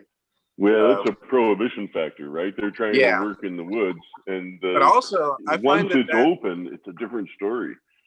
I find that the sun-dried stuff is almost more potent. Like you were saying, it's like more degraded. We were kind of having a conversation earlier about hash being degraded and how I prefer like degraded aged hash over like fresh hash. But yeah, like I think the sun degrading actually kind of improves the bud in a way if you get it fresh from them Personal dried. preference. Yeah, it's totally personal preference, you know. And then also, I agree with you. Go ahead. You had mentioned something about the inputs having an effect on the terpenes of like your bud or whatever. And what was I going to say about that? So the terpene. Oh yeah. So I was going to say like you could add certain stuff to change the terpene, like certain bat guanos or guanos, for instance. They'll change the terpene, but it won't necessarily taste like guano. You know, like people think, oh, I'm going to add like a blueberry ferment. It's going to taste like blueberries. Like maybe it won't taste like blueberries, but it will probably change the terpenes of it, right? And I then think also, I think those foods can influence the expression of the terpenes for sure. But there is a degree of them taking up what you give it too. Like, I mean, it really is what you feed it comes up in the plant too. Yeah, and what soil it's in. But also, I was going to ask you, what are some things you, for your aquaponics, what are some things you recommend feeding the fish? Because obviously fish flakes are horrible. But like, I know crickets are good, worms are good, obviously smaller fish. But what are some other things you recommend feeding the fish? Well, you know, the funniest thing I ever fed them was Dairy Queen cheeseburgers. The Oscars would shred those in no time. But I did a lot of live food because I had neighbors that were fish dealers, but they were also breeding feeder guppies and feeder goldfish. So the live food is the most fun because you get to see the hunt. You know, it's an absolute chore to, you know, it's a joy to drop 100 feeder guppies into an aquarium and watch Oscars would have like 3 tails sticking out their mouths, and just how many could they eat at once? It was really funny just to time the disappearance of the feeder fish. You could have a separate tank breeding guppies. I mean, they breed like guppies. You could easily do a separate one. I've seen some aquarium systems where they had like these bridges and tubes connecting the different tanks, and you can have different size screens on them. So like the big guys can't go back into the little guy's tank, but the little guys can wander out into the big guy's tank. So you could let them find their way to their own demise, you know. So there's lots of fun you can have with the tanks in sequence. If you put the tanks in sequence, you can run a fish breeding operation. And I mean, a pair of Royal Plecostomus back then, they were $200 per fish. So if you could sell breeding pairs of Royal Plecostomus, which have these gold tracers on them, they're beautiful. I mean, so I kind of you can have do a that separate with hobby. the freshwater, the mollies and the platies. I used to breed those and sell them to the fish store. But I would just breed them because I like to see all the cool like colors and variations you could get, you know. Yeah, and then mixing like exactly. the guppies and the mollies together, and doing like hybrid fish and the platies and swordtails and all type of stuffs like that. Well, yeah, That's your what I was overflow from that should go into your feeding tank, you know. Yeah, that's what I want. Aquaponics is like my dream setup, honestly. That's what I really You got to want. do it. If you're an aquarium guy, you have to do it. It really And I is. had like the chilchids and the Oscar fish as well, like in the bigger tank. And I did use their water because like I would just feed it like smaller feeder fish. And then I do like worms, crickets. And that stuff was like great freaking, I don't know what you would call it, fish compost. But yeah, it worked great in my garden. Totally. You drain from the bottom of the pond or the tank. So I do lots of times, like when I have a field, it's not, if it was recirculating, I think of it as aquaponics, you know, or bioponics, as they had them twisted a little as a hybrid system. But I do one way all the time that's going from a pond or reservoir to water a field or a greenhouse of soil plants, or it's not returning, you know. If you have a closed loop and it's indoor facility, you know, it's easier to do a closed loop. It's hard to do a closed loop where it's really hot because, like, you know, water gardens, you know, if you got bare roots, you got to have really good temperature control. So if it's too much effort to chill it, then I don't bother. I just do it in soil if it's somewhere hot, you know, and just run the pond water to it. And I either pump from the bottom of the pond, or if you have it in containers like aquariums or big tanks, you have a screen at the bottom, you know, that maybe, you know, 1/2 or 1 centimeter grid that lifts up the stones and gravel from the fine screen above that. So the dirty fine stuff can settle out under that, and then you have a drain pipe underneath that. So it's always pulling from the bottom out of the aquarium, right? So then I have one just more taking question, the I dirty guess. water. Yeah, go ahead. This is kind of like something Eagle brought up the other day that I'm going back to. He was saying, like, would it be possible to incorporate aquaponics in like an earth box, possibly? Sure. I mean, it basically, you can, the very first time I did it, I used organic soil mix and just stuck, just like you'd normally have them started in your 6-inch little pots or whatever. But then I just cut holes in a Rubbermaid and put just a garden sprinkler head underneath, and just literally nothing fancy, just hardware store garbage.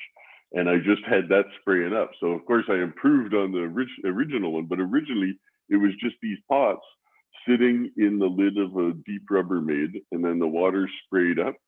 And those Rubbermaids were on a table that had a Mickey Mouse shower curtain that was just focused back into the Rubbermaid reservoir below it. And then I had the fish in there. But that was really Mickey Mouse, that first setup. And then I started doing it with mesh pots with wicks. So and I started doing it with rocks instead of the regular soil mix. But then often to give them a little lift at the beginning, I would just take a spoonful of worm castings and just put that right on top of the rocks where their little Jiffy Cube or whatever I started them in, you know, then I just put a spoonful of castings on that just to give them a little jump start, you know. So it wasn't totally soilless because I'd throw this spoonful in there. So I would call it bioponics rather than aquaponics. If it was straight water, I'd call it aquaponics. But bioponics, if I added a little bit of dirt to it or put dirt pots, you know, soil pots up there. But getting back to what you said about the older stuff, that you like the aged hash and that, and part of it, the difference is the buzz is the CBN, and that's why, you know, Lebanese red oil or Lebanese red hash were, you know, people liked them because it was a sleepy time dope. You know, it was something that relaxes you, and you can smoke it at bedtime and still go to sleep. Whereas you have a dab of those sweet skunk crystals I just had, and you're beaming for a while, right? Your heart's racing. You don't want to go to sleep right after one of those. But you know, when you come down, sure. But CBN is underrated, I think, because a lot of people want to use cannabis for relaxation and for pain, and I think it's the opiate of cannabinoids, right? It's the closest thing to opium in cannabis. It's not the same, but it's you know, there's some similarity there. It's the sleepy time version, right? So I like to, if you're making the daytime or nighttime formula up for different cannabis preparations, I think this CBN, you're going to start seeing a lot more of that. I came up with a nifty way of converting it a few years ago, but I haven't put a product out with it yet. So I think within a year or two in the outside, hopefully within a year, I'll have some CBN products out there, because I think it's important for both people that have pain issues, that they, like, THC helps take our brain off it a little bit, and CBD to me doesn't do anything noticeable. Like, I don't notice it helps with pain noticeably. Some people say they do. That's fine. Everybody's different.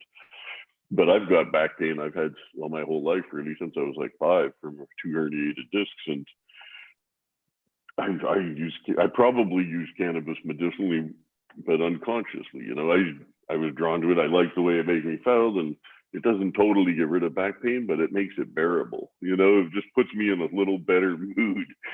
That might be enough sometimes, right? You know, if you're happier, you're in less pain already, right? So they say laughter is the best medicine, and an ounce of prevention is worth a pound of the cure. So I always go by that. But the CBN, when I started making my own CBN formulas, I was like, dude, this is what people need for all the opium people, right?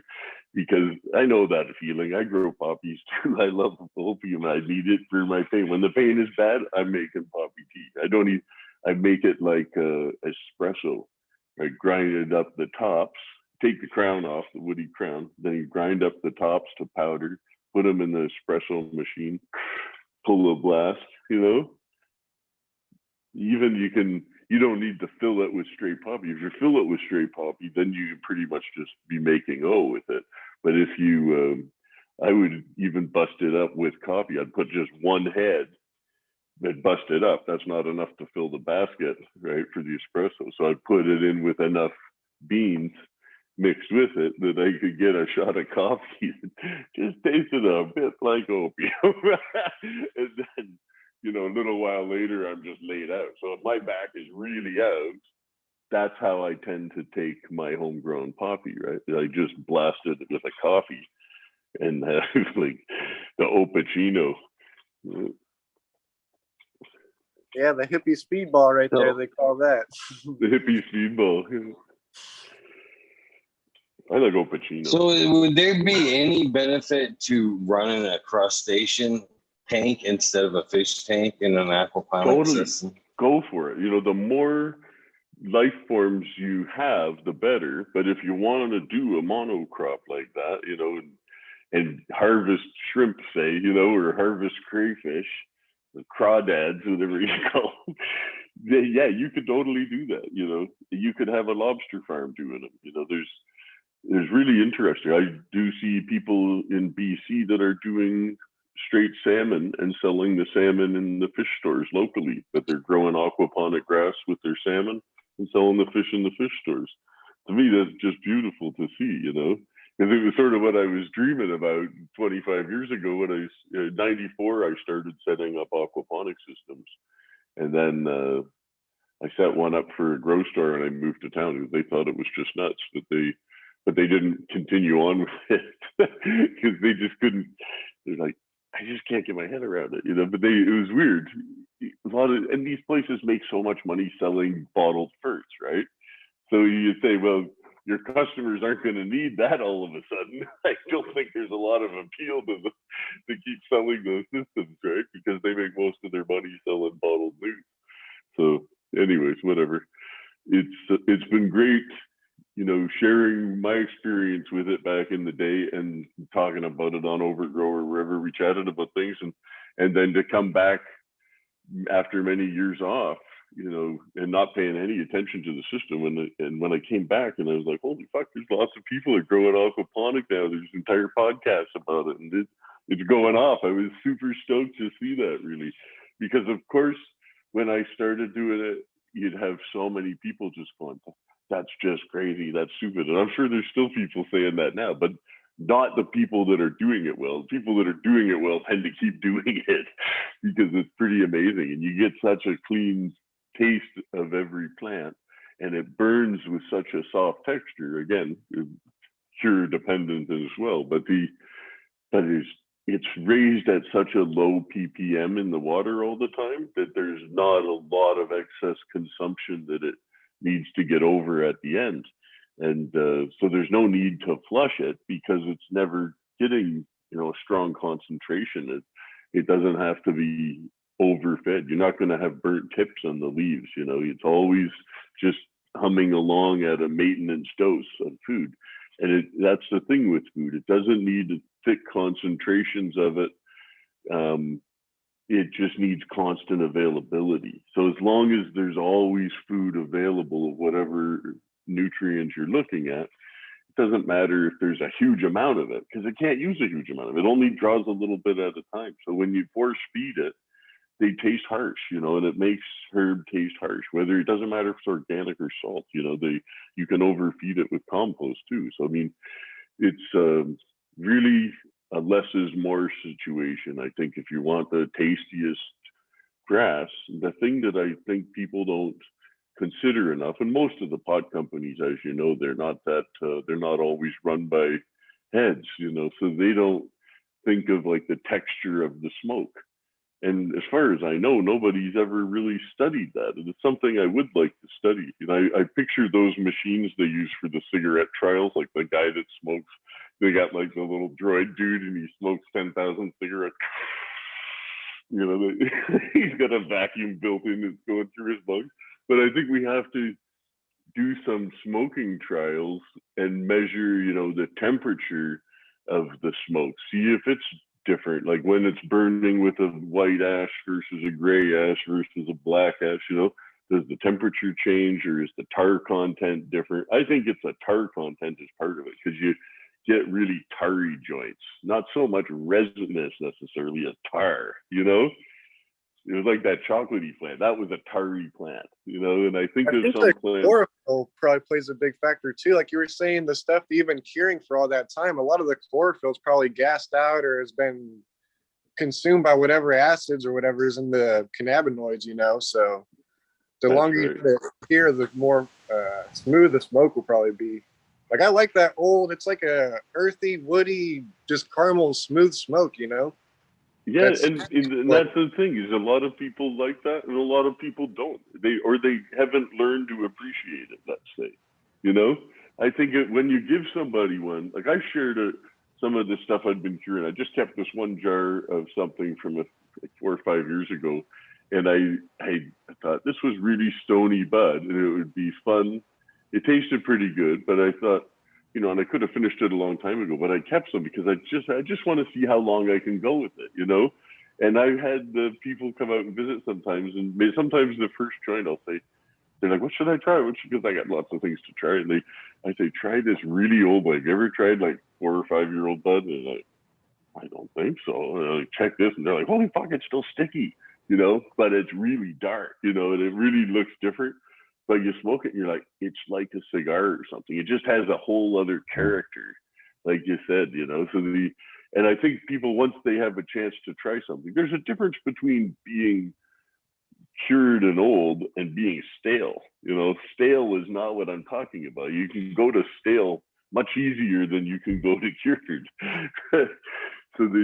And often that is people err on the side of caution and dry stuff out as much as possible before they put it away. You know, they're trying to see how dry can I get it without it turning to dust, basically, because they want to make sure there's no growth in it later. But, you know, especially with the super terpy stuff, that stuff doesn't want to mold. It's generally pretty resistant. I think a lot of terps inhibit mold. So if you've got some really rank herb, you can put it away a little spongier. You know, people used to burp in jars, but these jars I didn't even burp, you know, and when I cracked them later, they had an entire golden ring around them. And it was like having the flavor of 20 grams in 1 gram. When I smoked the joint that had the paper that I'd rubbed around the lid, it was really like, you know, an ounce of flavor in 1 joint. It was unbelievably intense. I really get a kick out of that. But there's lots to study on it. And the tar, like you see cigarettes all have the tar content, and they don't on the pre-rolls, you know. Why not have that too, you know? I think there's little things we can do to improve upon the consumer's understanding of each product, you know. So if you're saying, oh, I don't like ones that are super tarry tasting, you know, then they say, well, I just want things that are under X amount of milligrams of tar or whatever, right? So I think it's a lot of like group mentality thinking too, you know, like whoever you're hanging around, if they like the clear shatter, whatever, you're gonna like the clear shatter. If they say, oh, that brown weed's no good, then you're just gonna think, oh, that brown weed's no good without even trying it. But also, I didn't want to cut you off, but we got Vets growing here. We got a few more people that joined, Cascadian. I'm not sure if anyone else joined, but then also Eagle, they're giving you shit in chat because you're not doing the giveaways. They say, we don't want to cut off Breeder Steve, but you got to do them giveaways, Eagle. You can cut me off. Breeder Steve's here. Well, okay. We'll get to Well, the there you go. giveaways. Giveaways I'm not cutting Breeder Steve off. I can wait We for hang Breeder out every Steve. night. Yeah. That's right. Right. You hear that, chat? You got Breeder Steve that often. I'll wait my damn turn, man. I'm a grown ass boy. I will wait. Right on, Cascade. What's up, this guy? I think we all feel the same way about that. Yeah, Breeder Steve's in the house. There's only so many people that are Breeder Steve's caliber, and I will sit down, shut up, and just. This is some of the sweet skunk. Can you see it there? Hell yeah. It is. I really wish we had smell-o-vision. You guys all need a cut of this for sure. Oh man, it's love worth that. the wait. You know, you can let it go. And people I know that grow it and love it. Some of them will take it at 11 weeks. Some of them take it at 14 weeks or 12. You know, but anywhere 11 to 14 weeks flower. It's just, God damn delicious. Man.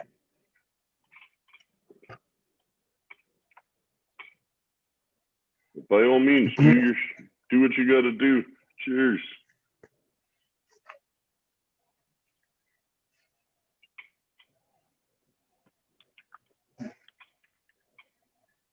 I know it's not 7:10, it's 4:20, but You're muted, Eagle. Dab, right?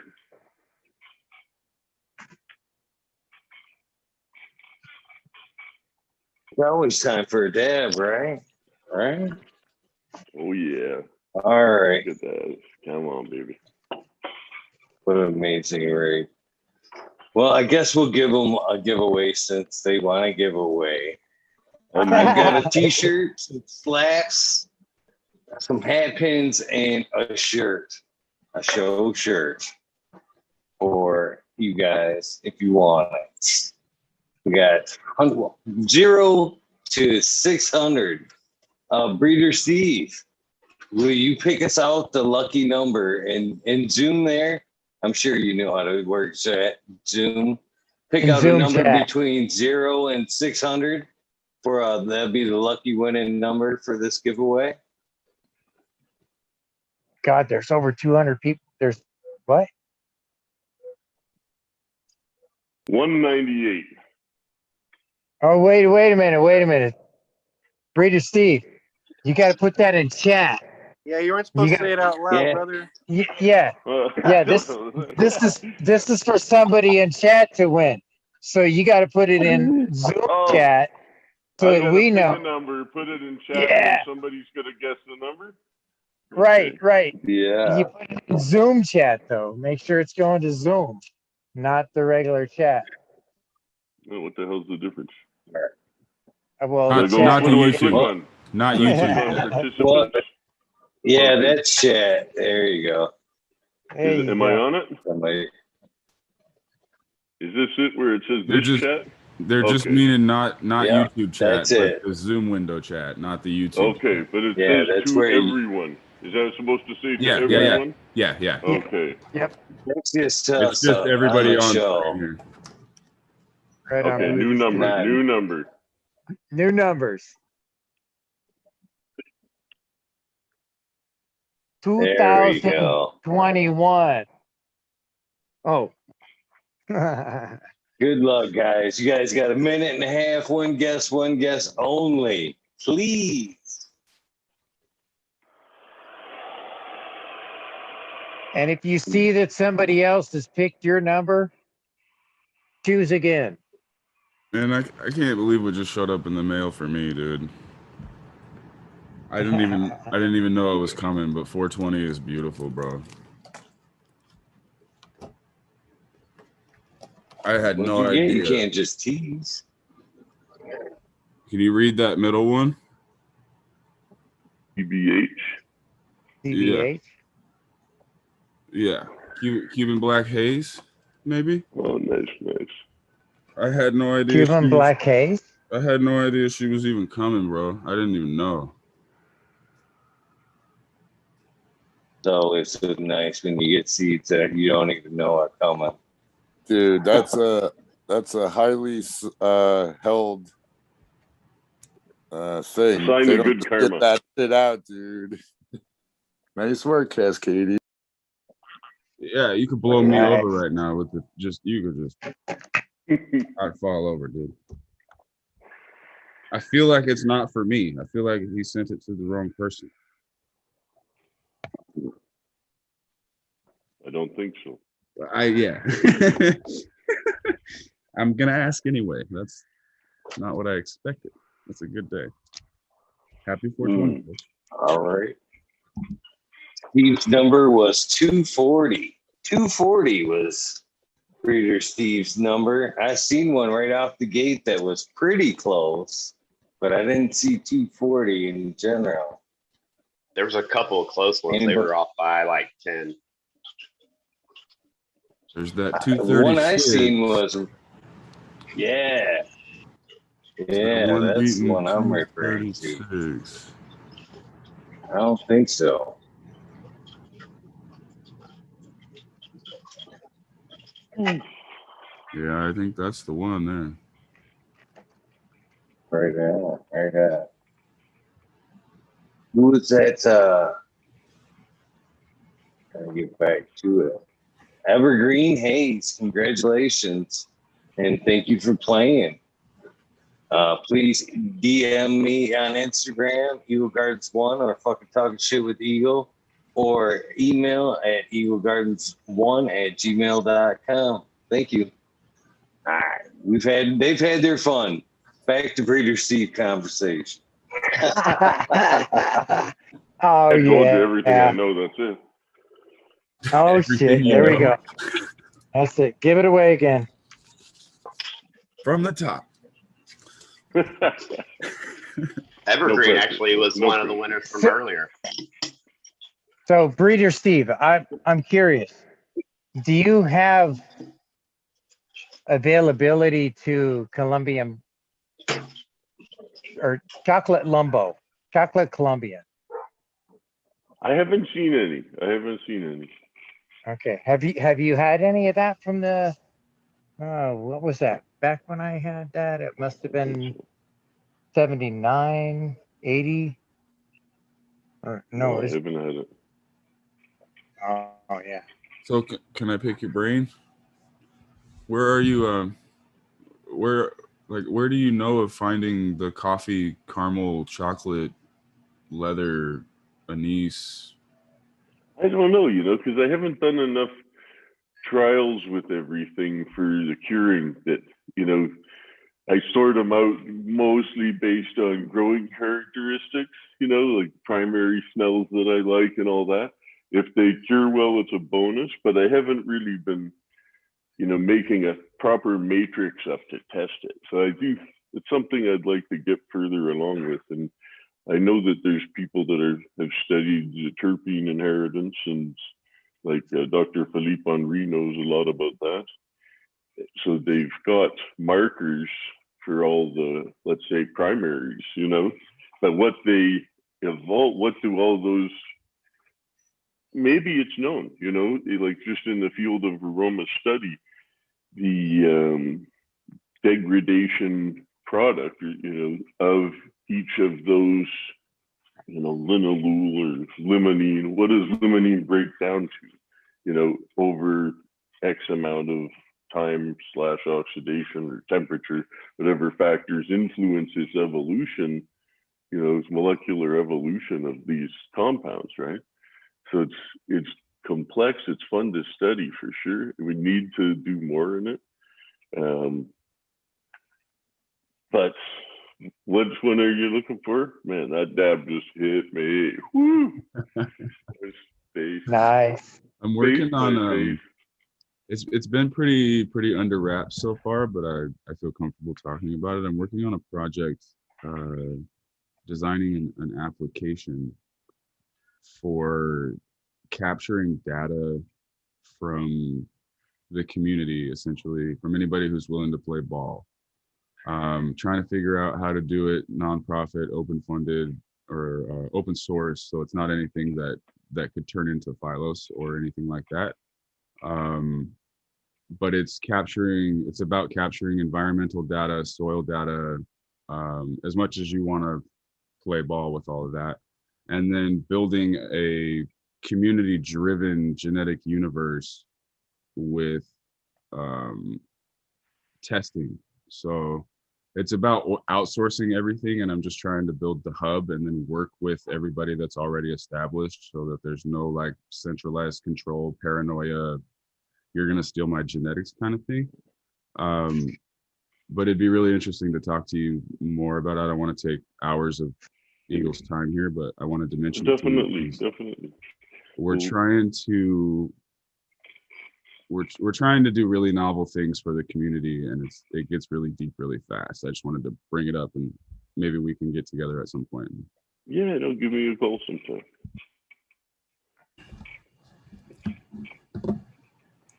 I'm down to talk about it with anybody else here. I didn't want to steal all the time. It's only one day. Not stealing time. No, everybody's here voluntarily, I think. Yeah, that's what we exactly. God, it's pretty cool. I'm working on it with some other guys in the community. Everybody's in the community. We've all got skin to lose. I worked up if I can find it, I reorganized all my files here. I worked up a mock-up of the interface, and it just makes it easier to talk about, but I got to figure out where I hit it.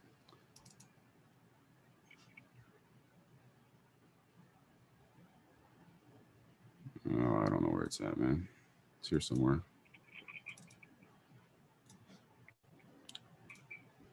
But it's about using the environmental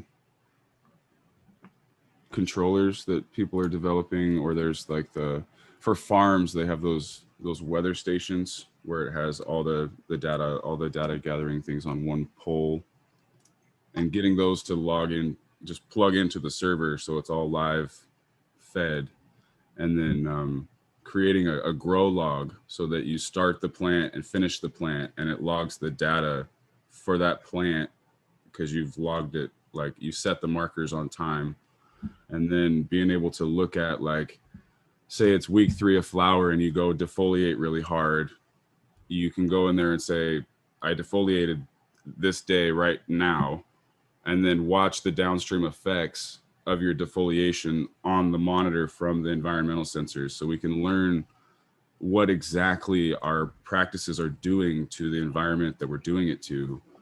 And then it's that extrapolated across everything about the plant, whether it's the genetics, the soil, sap analysis, tissue analysis, pests and diseases, marker assisted breeding. Like it could, my mind has just blown out with this concept. I found the picture here. Eagle, can you let me share real quick? I'll just babble for a minute or two here and let you guys have your show back. It's just really cool. I want to share. I want to hear it, Cascading. It's good to see you, bro. I haven't seen you in a long minute. Man, I've been working on this for a couple weeks now. Like this is taking a lot of my energy. But it's been more than a couple of weeks. Well, you know, I've been squirming for a while trying to figure out how to get, because we've had this issue through time of different forums, platforms deleting us, kicking us out, not wanting us anymore. And every time that happens, there's a whole chunk of our legacy that we lose. There's this whole chunk of our story. The forum posts go up in smoke. The pictures are gone. The people don't come back. The people die. I mean, like, this stuff is our story, and we need to find a way to protect it for us. It's not about everybody else. It's not about giving a shit who cares about us. It's about us caring about us. And I'm trying to build like a community structure that just uses data on top of it. You don't have to use the data. It's just there if you want to play, but it has this grow journal timeline, and it's not going to get deleted. It's owned by the community for the community. That's a good idea. That's a good idea. I'm just trying. All I can do is, you know, throw it against the wall and see if people make it stick, bro. That's all we can do is try. So you build it, see if they will come. Yeah. So it's about, you know, logging the data and then putting the data out in reports so that it's published, so that it makes it harder to patent because it's already been discovered or talked You about. want standardized grow reports from all the different environments, you know. Then you can do really cool things like, you know, say there's 17 OG Kush cuts, and you can get people to send them to a third-party lab, not the thing I'm trying to set up, but a third-party lab who analyzes it and puts the data in the database. And then you're able to tell them, well, it's this one of these 17 OG Kush cuts. It's this one. It's not this one. And then you have, if people are growing those all out, you'll have a data set for each cut that's going to vary. So you're like, it's this cut, and here's the environments that it's been grown in. And this is so as you gather, like, say you have 100 people, just for instance, all growing the same plant. That's 100 different environments. That's 100 different growers with different methods. So you're getting this amalgamation of data about this one plant. And it's all these different variables. Machine learning can look at that and say, if this is all the stuff charted, here's the optimum line. And on that optimum line is the optimum environment for the ideal terpene expression that you're looking for, that plant stands for, to make sure that you get reproducibility. So you can get 100 little guys providing data about a plant that can then turn into something useful for rec guys. So you have the possibility that little guys can feed a system that the rec guys are feeding into as well, because you've got data going both ways. If you add a little bit of a breeder, some discovery, a novel clone, and a tester group, you now have a small group of people who can discover a novel clone, gather data, say we can monetize this. You provide the marketplace. You've discovered a new plant and you can offer it to the rec. So you have a way to pull rec money to little guys, and the rec has a way to get out of having to breed, having to pheno hunt, they can streamline their operations, they can get more efficient, save money, save time. So it works from both ends. It's not really like about one group of people. It's not really about one angle. It's trying to add clarity and responsibility to the system by just tracking what we're doing to ourselves. Like it's so anyway, that's beautiful. That's super cool, man. Yeah, that's like kind of like what Breeder Steve was saying earlier, how like the environment affects everything, and how all of us here could have the same phenotype from the same exact plant, but if we grow it in our environments, it's almost going to look like a completely different plant, taste like a different plant. And the same thing, certain amendments you give your plants, like if it's under the same light, getting the same water and the same newts, a lot of times 2 different strains can be very similar, just from the inputs in the environment. In the same curing, because it sounds like curing is such a huge print on it. Right? Sorry about that, Steve. No, I didn't mean to step on you. No, that's it. Yeah, it sounds like a mycelium theory. Yeah, yeah, the more points of reference, the better. And it's really funny because where people are trying to copyright, whether it's the DNA makeup or a terpene profile, like Cascadian was just saying, I've got GG4, the clone only from Josie Wales in my grow. It came from Okie cultivar that won the High Times Cup here in Oklahoma, 3 years ago. His big, beautiful, award-winning buds grow different in my environment. They're not as big. They're not as chirpy. They're not, So it's really interesting when it comes to these people that are trying to either trademark or copyright genetics. If they do, they'll grow differently in everybody else's environment. You can have the same clone and you'll get different terpene profiles out of everybody else's different gardens. Right. It's the same with wine, right? You can go to Cab Sauv. You see a Cab Sauv from France or California. Very different. And then within both, very different. And then within a neighborhood, very different. So it really is the terroir. Driven by place. It really is driven by the place.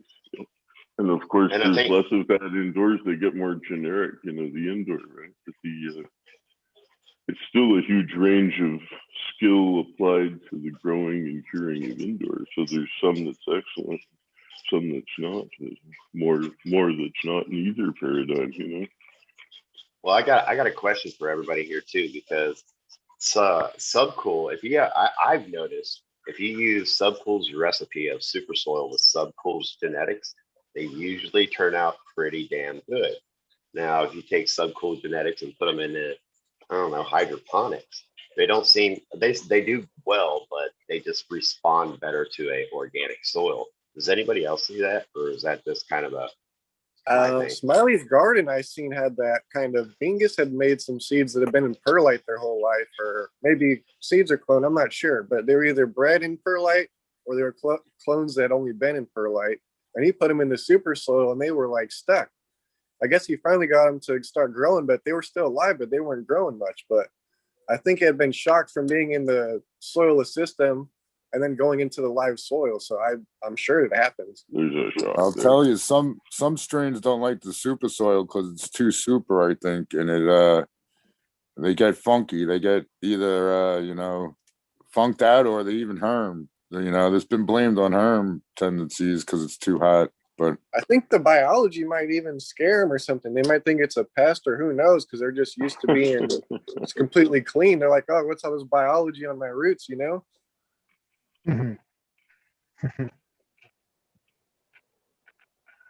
So I haven't seen that, Sesto. I run in cocoa, and I've always run, obviously, TJ Dank strains, and I've always had good vigor with them strains in my cocoa. So I haven't noticed that, from super soil to cocoa. Yeah, at least in my situation. I used to start my seeds in cocoa and switch them to soil, and it worked fine. I didn't have any issues, and they would grow super fast that way, just because the cocoa's more airy, so the roots were able to spread faster. And then I'd put them in the soil, and it didn't stun them much. They'd shoot right up. Hey, Eagle, but did you get clones of TGA genetics?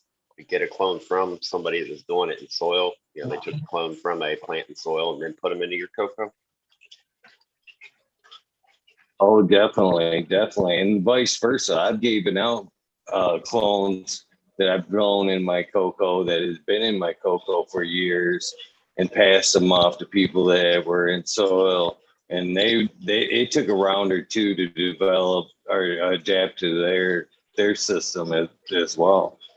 But was there like a difference in that yield or that terpene profile at the end compared to the other person that did it in super soil?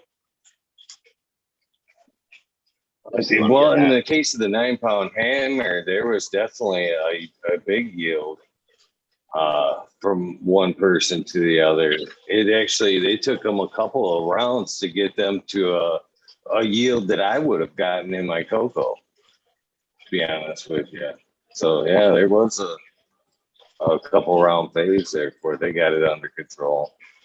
I don't know about terps though. Yeah, biggest buds I ever grew were in cocoa, and they were pretty terpy, to be honest. But for some reason, I feel like, because I grew the same strain twice, it was a train wreck clone, and when I grew it in the cocoa, it was good and it got me stoned, but the high didn't last as long as when I grew it in the super soil. Well, not super soil, just living soil, whatever you want to call it.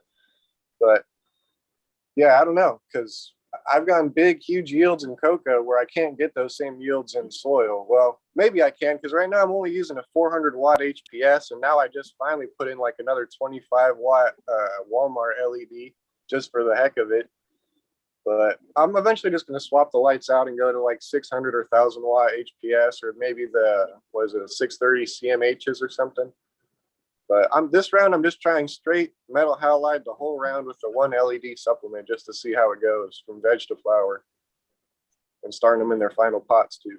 But that's just me. I mean, that's the great thing about the cannabis too, is there's so many different ways to do it, and everyone's sharing their stuff and getting to try different people's techniques. And because my stuff is just a bunch of different people's techniques that I've learned along the way jumbled together. Like, the biggest person I learned from is people that are going to be on today, which is the Mendo Dope Boys, dude. They had their lasagna tech video where they showed like all the amendments they put into their super soil with the crab meal, the this, the that, the kelp. And I was like, holy crap, like I've been doing organics wrong the whole time. I've just been buying like Fox Farm and thinking that was organic, you know? But yeah, I learned a lot from those guys. That's cool. That's cool. So, Mr. Breeder Steve, there has been a lot of talk about sweet tooth and Shiskaberry lately. I know just in our circle, much less the greater circle in the cannabis community. Are the originals out there? Are your versions out there to be had? Yeah. They're getting released through a Canadian nursery, which is almost licensed. So there's going to be real sweet tooth and real Shiskaberry. It'll make it into the world from there.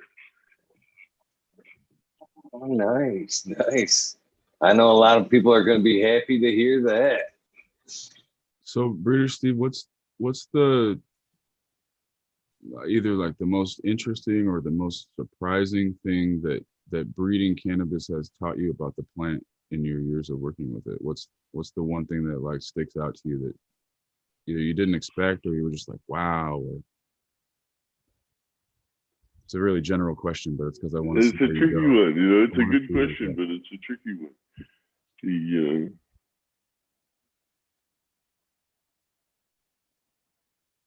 I don't know exactly. You know, it's hard to put it in words. You know, it really is. My wow is you feel something with it. You know that it's like an interrelationship. You know, for sure. You move. You know, I feel really excited about finding special plants. I just love it. I really love it. And sorting through them is really the greatest joy to me. Looking at anything, whether you're trying to see how even you can get them, or you want to, pick something out of a broad range. If you find that special one, it just makes my heart leap. Like.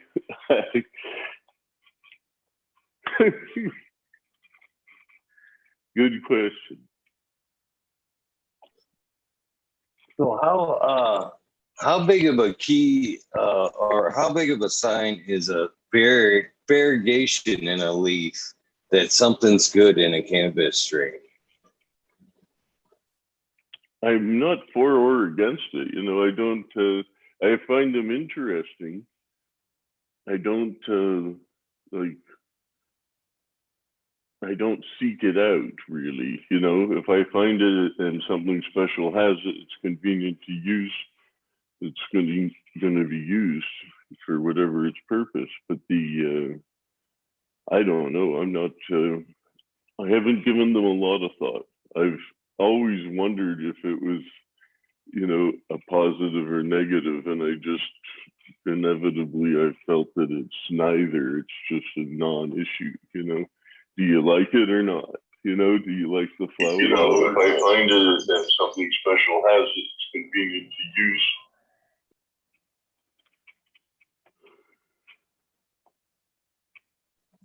I muted you for a second there, Dragon's Flash Flame. Your feedback through. You can hear us.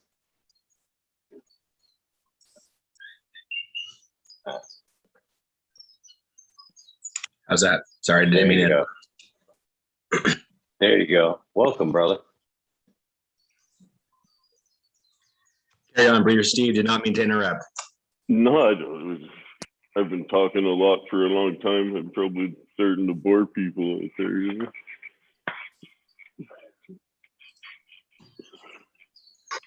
No way, man. We You love got a your whole panel shaking their heads like, yeah, it's cool, kids. No. I'm pretty in the zone, man. I put a nice little chunk of that sweet skunk sugar sauce, I call it. It's not the big diamonds, but it's just as terpy. It's sick, but it's just gets me out there. But I've been riding it since I took that hit, however long ago that was, whatever. I was like, man, I ride from that. I got another question for you. So I remember hearing you talk. I don't remember where, but I remember hearing you say that you can taste the fish in finished flower. When people use fish products. Yeah. Oh, okay. Yeah. Is there anything else that you pick up on? Is there anything else you've identified, or is it just the fish? Like uncomposted steer manure. It smells like shit, It smells like uncomposted steer manure. Like it picks up anything that there's an abundance of, and especially if it's companion planted. Like I told a story a bunch of times about grass from Oregon that was DJs in Amsterdam long ago, like mid-90s. And he said, here, have you ever tried my flow? And I was like, no. And he had some of his flow. And the first thing I said is, it's strange. It smells and it tastes like beets. And he just went, I grew that in the beets, the roots are touching, the beets are right beside them. But you could taste it right away. It was like beets, Gotcha. Yeah. Because I've heard that theory. Like there's the old wives' tale of Kyle Cushman's strawberry cough coming from a strawberry field. I had no idea. So that's interesting to hear you say that. Well, I mean, cannabis is a biodynamic accumulator, so it sure is. Yeah, that's phytoremediation, right? They use it to clean up soil because it draws up things from the soil. That's what it's made of, right? And it reflects where it's grown because it draws it up, a bioaccumulator. That is the word of the day, bioaccumulator. Thank you.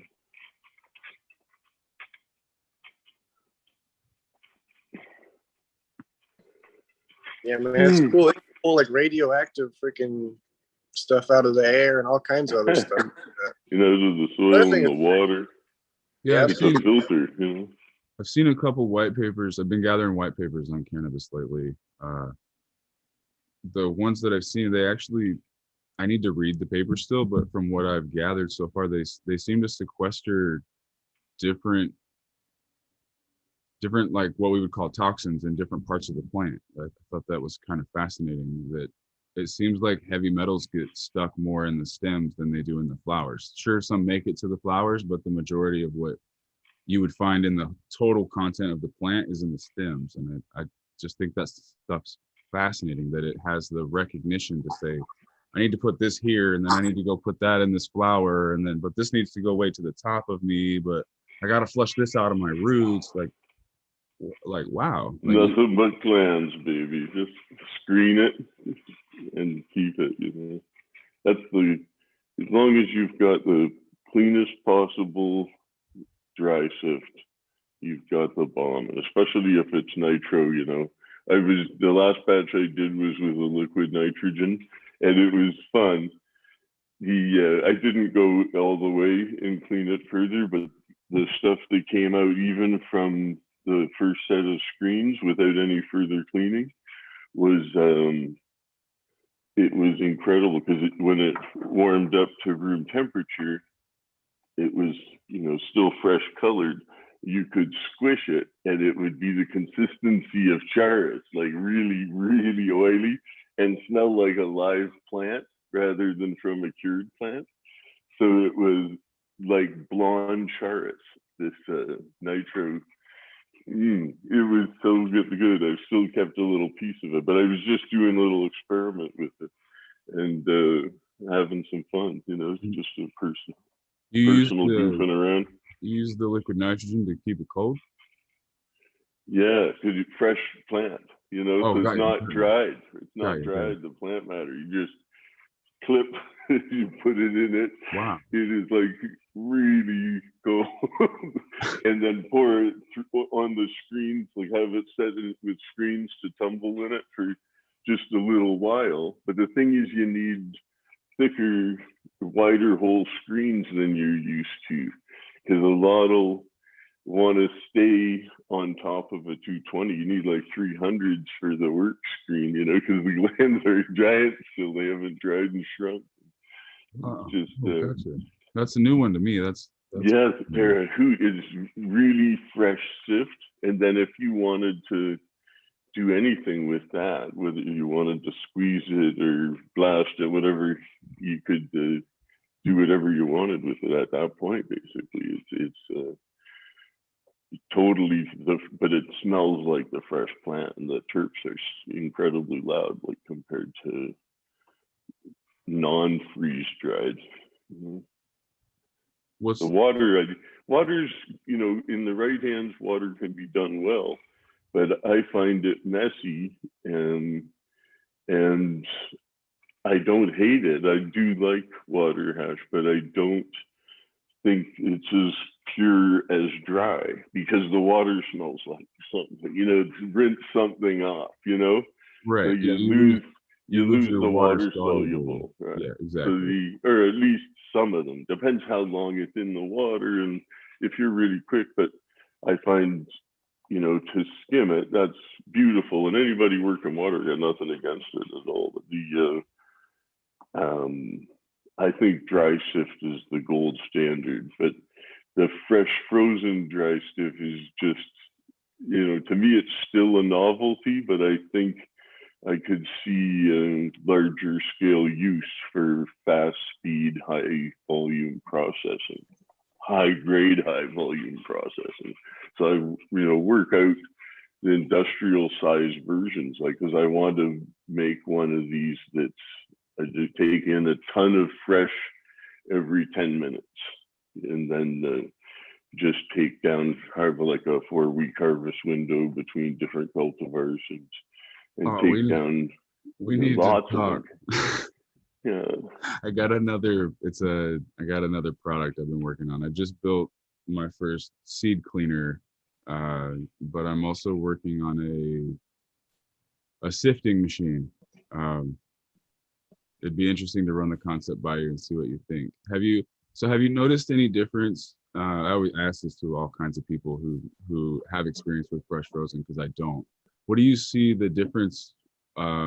Like the same strain at like the same age, what's the difference between the fresh frozen and the cured sift? Is it night and day difference? Is it just it's oily, like it's oily with terps. Gotcha. It's grease, you know.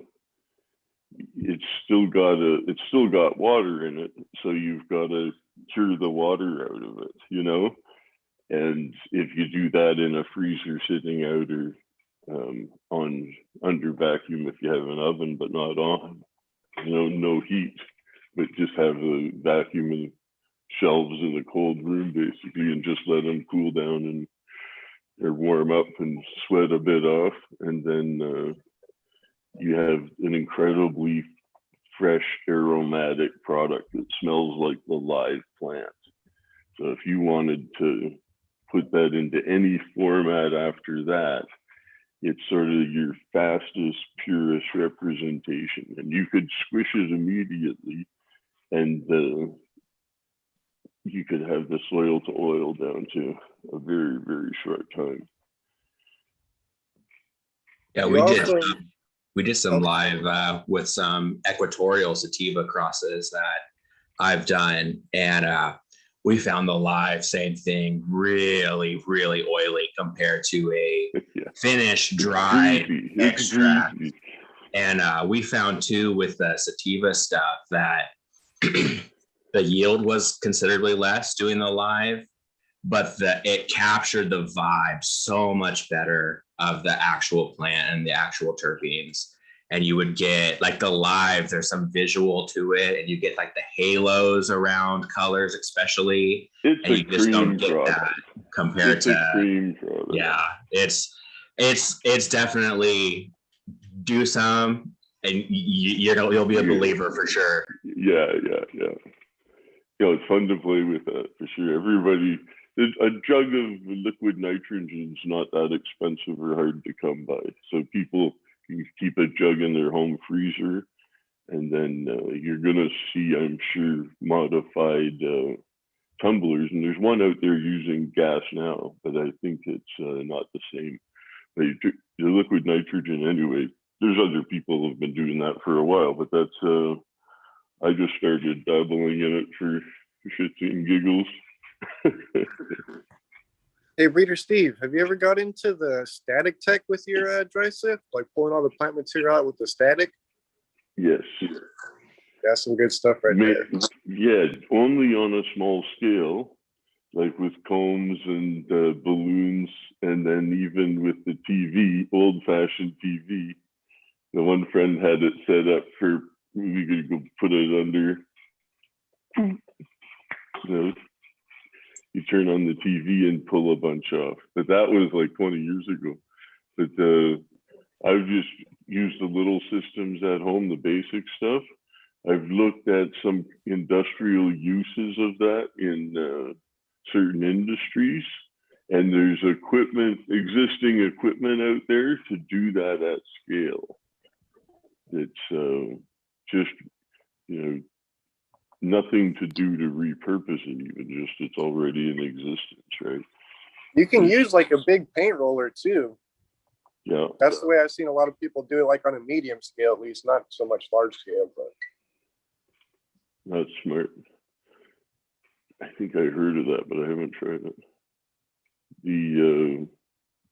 The thing that I would do if I was setting up a dry shift operation, my best advice to anybody that wants to set up to do a dry shift operation is talk to your closest particle separation company.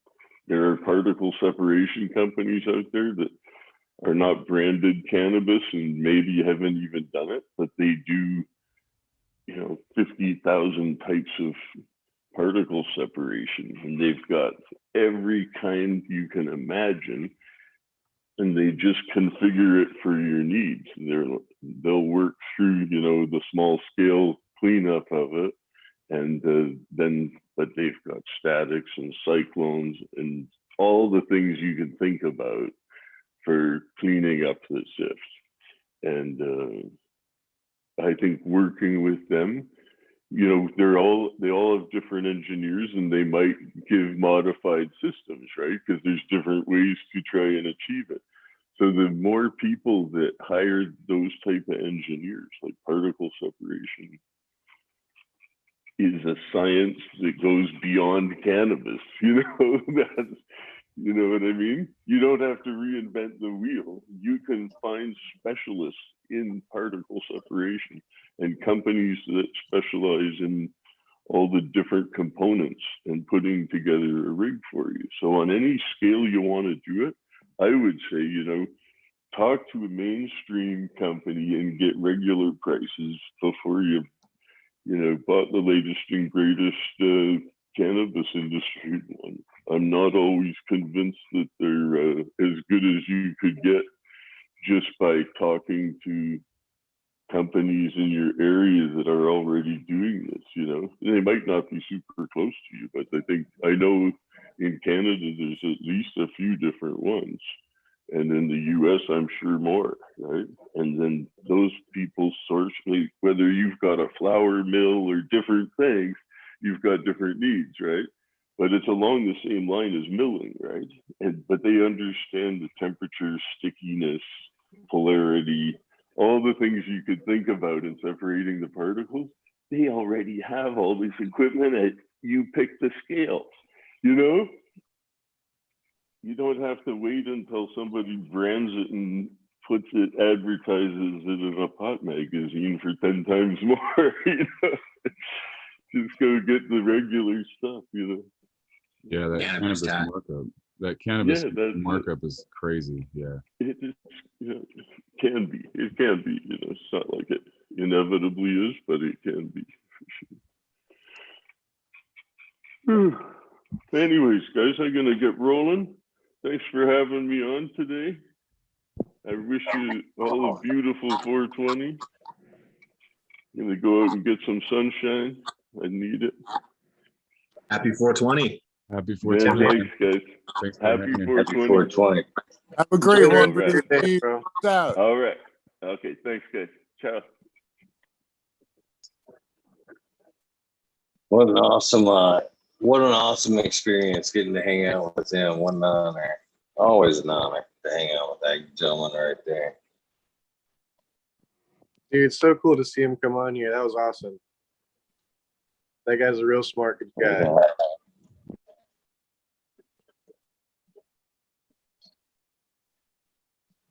We've got Med Grower 1 and a few others supposed to be popping in at any time soon. Waiting for that as well. So, cheers to that. Anyway, What's smoking on this 420? Right on. Thank you. I've got garlic I'm breath smoking personally in my bomb.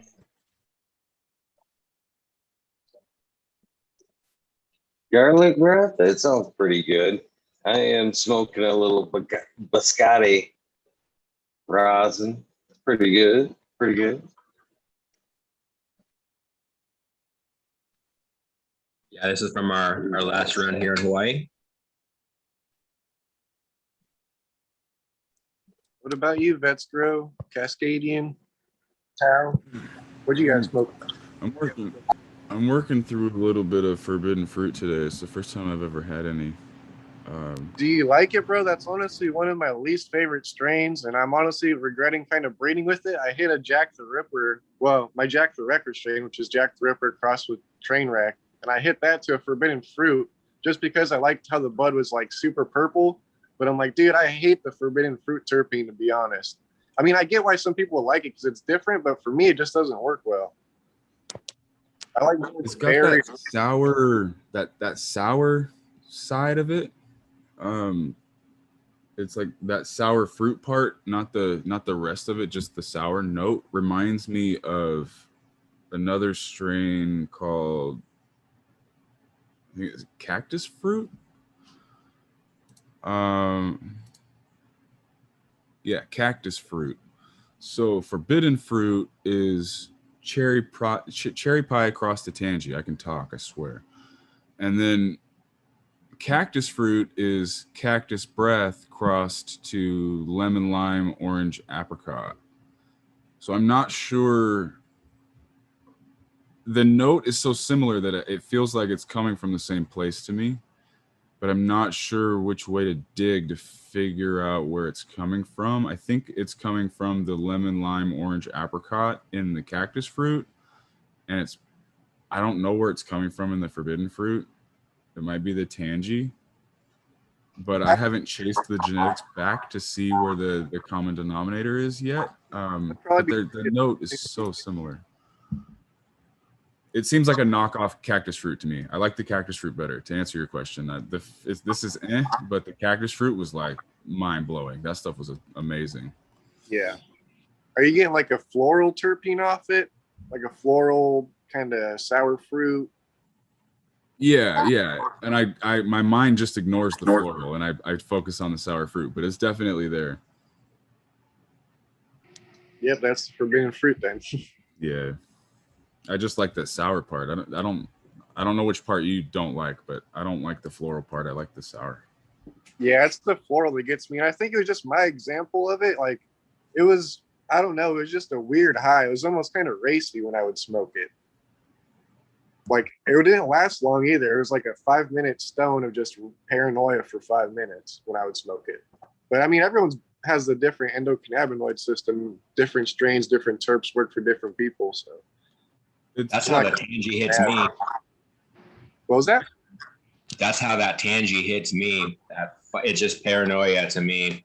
I don't really like that. I call it that artificial citrus. It's not one of my favorite terps for sure. Right. I was talking about Orange Dynamite Stick by this guy, actually, Wonder Brat. I had the concentrate a while ago. It's like the Sublime with Rome strain, but that's like an actual like orange citrus. I really enjoyed that. Like a melon orange citrus. Yeah, the true, like actual citrus fruit terp is a lot nicer than that artificial. Yeah, it's like a candy fruit, but doesn't have the sweet. It's just that artificial part. Yeah, it's almost like the whatever you want to call it, the skin of the orange or something, the orange rind, not necessarily the orange. Maybe that's what it is. Robert, Mr. Greenfingers in chat says it's might be prickly pear, and it does remind me that sour fruit does seem kind of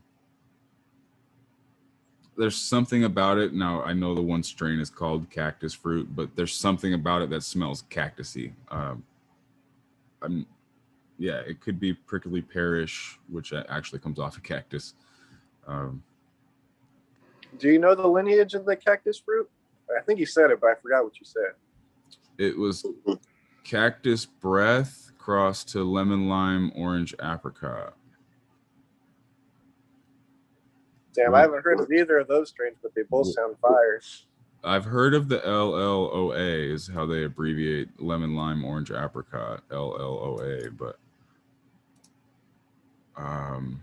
never been able to get my hands on it. Who's the breeder of that one? I just looked it up here. It says Skunk House Genetics cross of Kosher Kush, Orange Apricot, and Reunion OG. Huh. Sounds pretty good. The apricot is from Compound. And Reunion OG is Chem 4 across to Larry OG F7. So the orange apricot, maybe.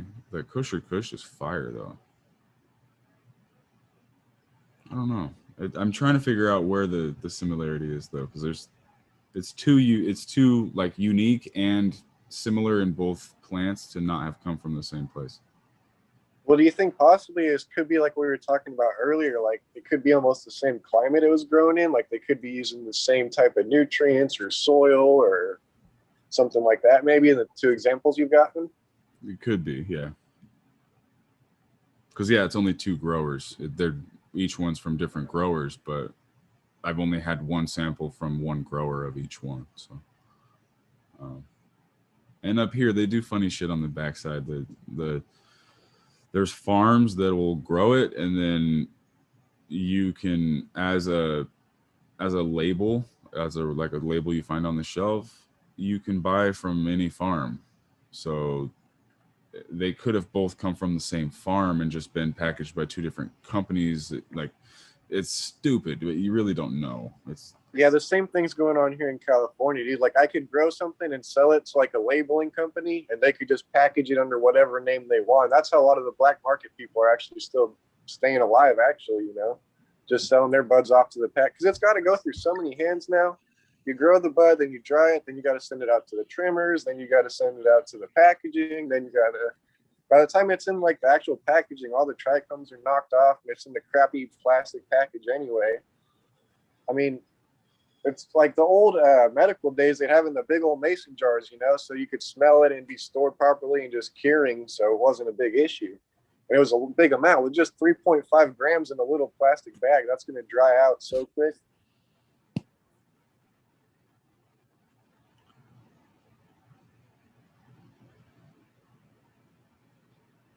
Yeah, and then you also have all the plastic waste at the back end.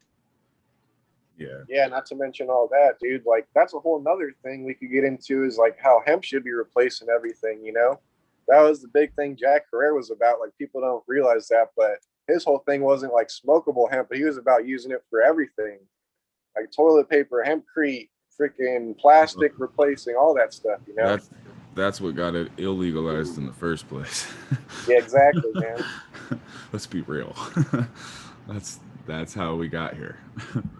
It's nuts too how far it's come. I mean, like we switched to a hemp-based mylar for our seed packaging.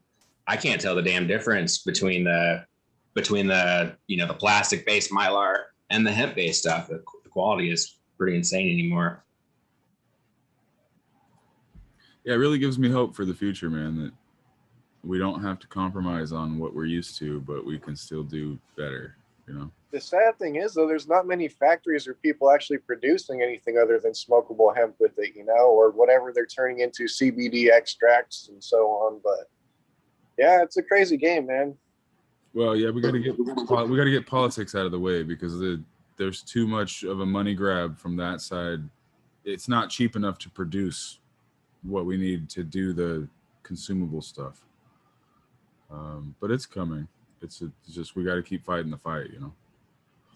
Yeah, and even certain companies like hate him or love him, Elon Musk, like he's making a lot of the seats in his Teslas out of hemp, so that's pretty cool, like hemp fabric seats.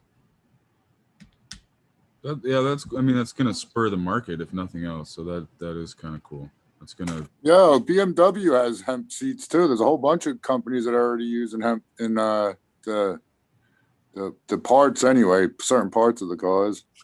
Yeah, I heard that too. A couple of European car companies, I think BMW, Mercedes, and maybe Volkswagen or something like that. But yeah, it's coming around now, which is great. I mean, the good thing I'm seeing now is a lot more of the mainstream companies are getting along, like not getting along, but they're more friendly with hemp, or with hemp at least. Cannabis even so, but not as much. But even some companies are cooler with cannabis now. Like less people are drug testing for cannabis here in California, and a lot of stuff like that. But it just takes time. Once it becomes recreational, I mean, not recreational, but federally legal, that's when things we'll see what's going to happen from there. I kind of think they're going to do the banking first. We're going to see the banking laws change first, and that'll really open the floodgates for hemp. And that'll be the last, like everyone has to pick a lane. Like, you know what I mean? Like this is going to be the last little push before corporate is really like there's corporate here now. It's about to be a whole new game once they can put all that money in a bank. Oh yeah, it's gonna Yeah, be Walmart, keep weed, telling all the people. beer companies, cigarette companies, you name it. All the big companies are gonna come in once that happens. But, I The mean, it's smart- coming. Even Tao over there in New York. Shoot, Tao's smoking weed legally now. They The went smart medically ones- legal in New York. The smart ones already have it all written up, and it's just sitting in a file folder waiting for go. Like, Oh yeah, they already bought land. They already have plans for sure, no doubt. Yeah. Yeah, I was about to say they've already got the land bought. They've got the infrastructure in place. They're just gonna pull the trigger as soon as once they can put it in a bank legally. yep, it's over.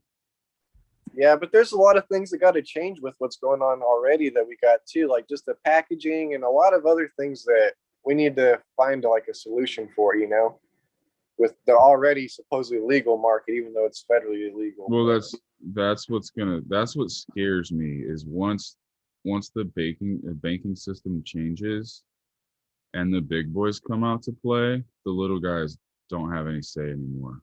They figure it all out and they don't care if you like it or not. They say, here's your Walmart weed, go smoke it and shut up.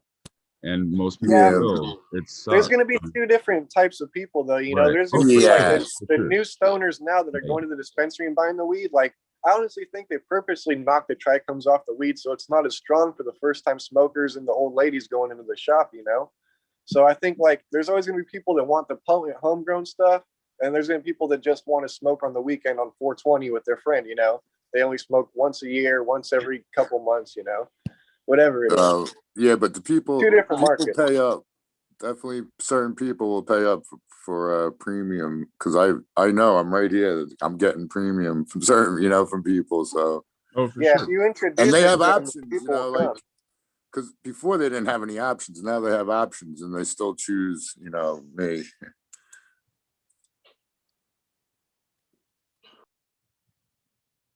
Price is a huge factor too. Like here in the dispensaries, if you want any halfway decent bud that comes in like a glass jar instead of plastic, it's like $60 for the eighth plus tax, which is like add on another Not 10 here. to $20, you know? You can So get it's like for 3.5 grams back in the medical days, we used to get 5-gram eighths and 1 free gram for a first time patient. Yeah, there you go. Those or I can you get got, that like, for next I can green get that wave, for I like these 35. guys. Yeah, I can get that for 35 all day. Yeah, these guys are 50. I can get these guys right here for crazy. about $32 out the door, but this is just some bullshit greenhouse California grown shit. You know? That's why I won't show you the label on this one because it's Walmart weed. Yeah, that's why I'm but glad there's no bud in front. it's consistent and it still smacks it, but I call them Walmart weed because they're literally in every shop through the whole state. Like they're just massive. It's not that they do These a guys bad though, job. They're just next green wave, I'm telling you, for like the $50 it is or whatever, this is actually some really good bud, dude. They like cure it right. It's like the perfect moisture content. That's They what I was hand gonna trim it, I ask. think. What was Is that? your shit dry? Is the Walmart weed like dried out Cascadian, or is it relatively? It's probably dry. I thought it would When be. was it but- harvested? Does it say the harvest date on it? That's not too bad. That's not too bad. No, like I'm saying, it smacks. It's fire. I want to hate it, but I can't. Yeah, it's decent smoke, but it's all about the price point. You know, that's the thing, is the price for buds got to come down. And the thing is, there's like people that are seriously need it for medical issues, you know. And if you're a Harvested- medical patient, you should be getting a discount of some sort. Harvested At least. on 2/27/21, so it's only 2 months. That's old. not too bad. Well, on the other side too, between rec and medical, I mean, the decisions you make as a rec grower are not the same decisions that you make when you're growing for medical. And there's so many patients that they have a specific ailment and a specific profile that they need, and that's not considered at all by the rec system. And that's one of the most unfortunate things is, you know, when you're growing for numbers, when you're growing to please investors, and when you're growing, you know, that whole type of style, patients get left behind. And, you know, unfortunately, it sucks because there's like real things that it can help that, you know, it's crazy. And I was actually just talking about this with someone else. It's amazing how much more legalization did to shift the culture than the drug war ever was able to. Yeah, it like threw the medical patients to the wolves because now they got to go back to square one and every time they need to go find medicine, if they can't grow it, if they just go buy it, it's a new hunt every time. It's not like they can go to the same guy and get the same thing and that's their, because a lot of people won't, in some of these states, in some of these systems, they're so draconian that even medical patients won't sign up for the medical system because they don't want all the other bullshit that comes with it. Well, for me, the medical system, the only reason I even get my med card is to kind of protect me from the state police. Because when I show my med card to the cop, they're like, okay, you're just like a stoner. You're not trying to sell it or something, which gets me out of trouble most of the time. But sometimes, like, I got cut up on an Indian reservation, like at a casino. And it was pretty funny. I was in the casino playing and they said my license plate number. And like, you left your headlights on. I told my buddy, I was like, dude, I know I turned my headlights off.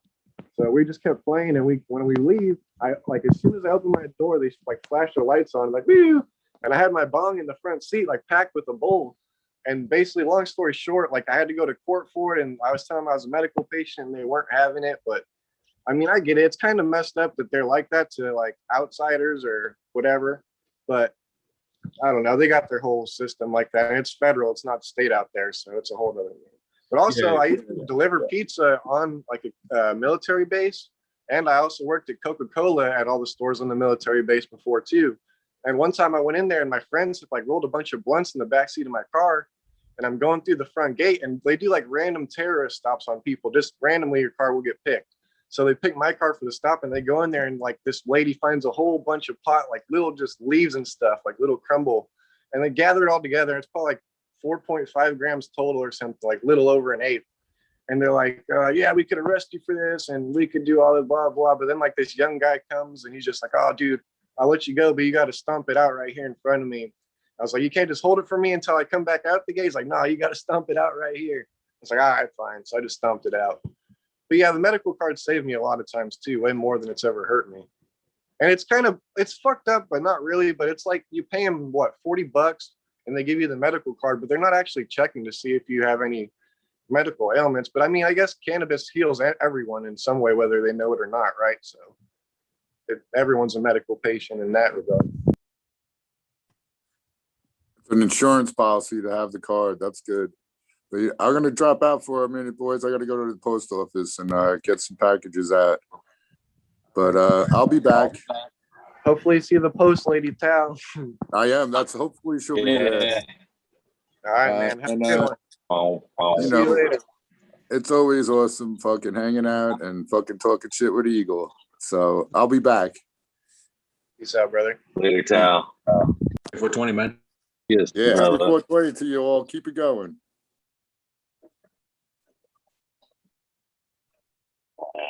Cheers. Cheers, guys. I just want to kind of respond to something Smiley just said. He said, I find it to be rather egotistical perspective to assume a tent can produce higher quality than a high-tech facility with experienced people, just saying. But I mean, to be honest with you, I think the best weed out there, like the best cannabis being grown is probably in some small 4x4 tent by some guy paying super close attention to detail with his 4 little plants, like he's in there seeing them with them every day, monitoring them. Like, I don't know. If you're in a big facility, it's hard to monitor all those plants. I mean, you could hire a whole bunch of people and that helps, but do those people actually care about the plants, or are they just there for a paycheck? It goes both ways. It could be a facility has better weed than a tent, but I don't know. I've seen great stuff come out of tents. A lot more great stuff out of tents than I've seen out of like big facilities, at least. Passion over everything, in my opinion. You get exactly what you put into the plant. That can come from a tent. That can come from 40 lights. That can come from 400. It really depends on what you put in. Yep, that's pretty much the moral of the story right there. It's all about just all of the love you put in the plants. I agree with that. And that's where it goes wrong, like you're saying there, Huncho, on a larger scale. One person can only love and care for so much. And you know what I mean? And to actually care for the proper care and love for a certain amount of plants, I actually believe we're already in a lot of that.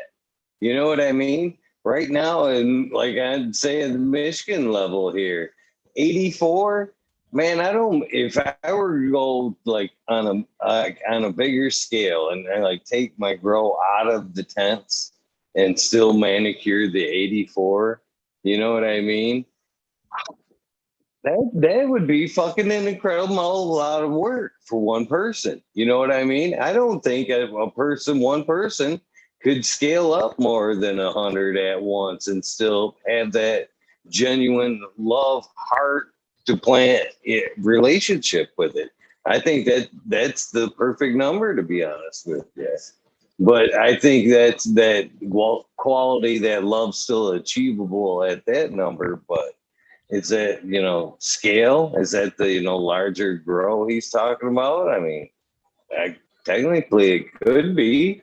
It could be, but that's not an industrial or super scale operation, I would think. Even you, Eagle, I don't know how you do with all your plants, and you're not necessarily big scale or anything, but it's just like as a one person home grower, that's the biggest thing I struggle with is I'm only one man, and I'm busy. I got my daughter. I have her a whole lot more now, but luckily she actually just started regular school. So I just got to drop her off in the morning at school, and then I got some free time. But it's like, man, I got so much stuff going on I got to do. And then I got to get in the garden and take care of all the plants. And the most time consuming thing for me is the trimming part. Once the plants are done, everything's torn down. There's a mess in the grow room. The plants are hanging. You got to get them at the perfect time. Then you're sitting there for hours trimming. And I got bad eyes, dude. Like my eyes are real fucked up. So if I'm like focusing real close, my eyes will be destroyed by the end of trimming. My eyes and my back. Yeah, man. I mean, I know for me, the biggest size I've ever done by myself, and I can't even say by myself because I have my wife too, was 40 lights and 48 full term at the same time. And that was not even a full-time job. That was an overtime job. Every day, the plants don't give a shit if you're tired. Like, pretty much you married to the grow. And like now here in Hawaii, we've got the 3 greenhouses, no indoor at all. And I mean, same thing, 3 greenhouses, they keep you fucking pretty busy. But if you want to put in the work, you can do it. It's just how motivated are you? Yeah, how much do you love it?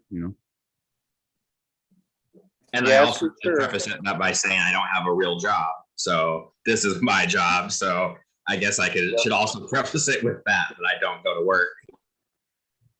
Yeah, it's for sure a full-time job, man. Like if I even got to leave the house for a couple hours, I'm paranoid. I've got to be here with the plants. I always want to be in the same, at least vicinity, It's like, that's a full-time job in and of itself, besides just taking care of them, just worrying about them, making sure everything's good. And I don't know. I just got PTSD, so I stress out about that type of stuff probably too much. It's like a second wife.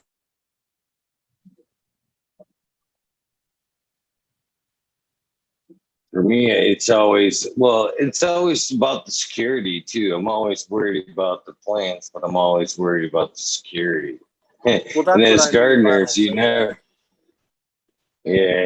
go too far. And then, I think, I wonder this as well.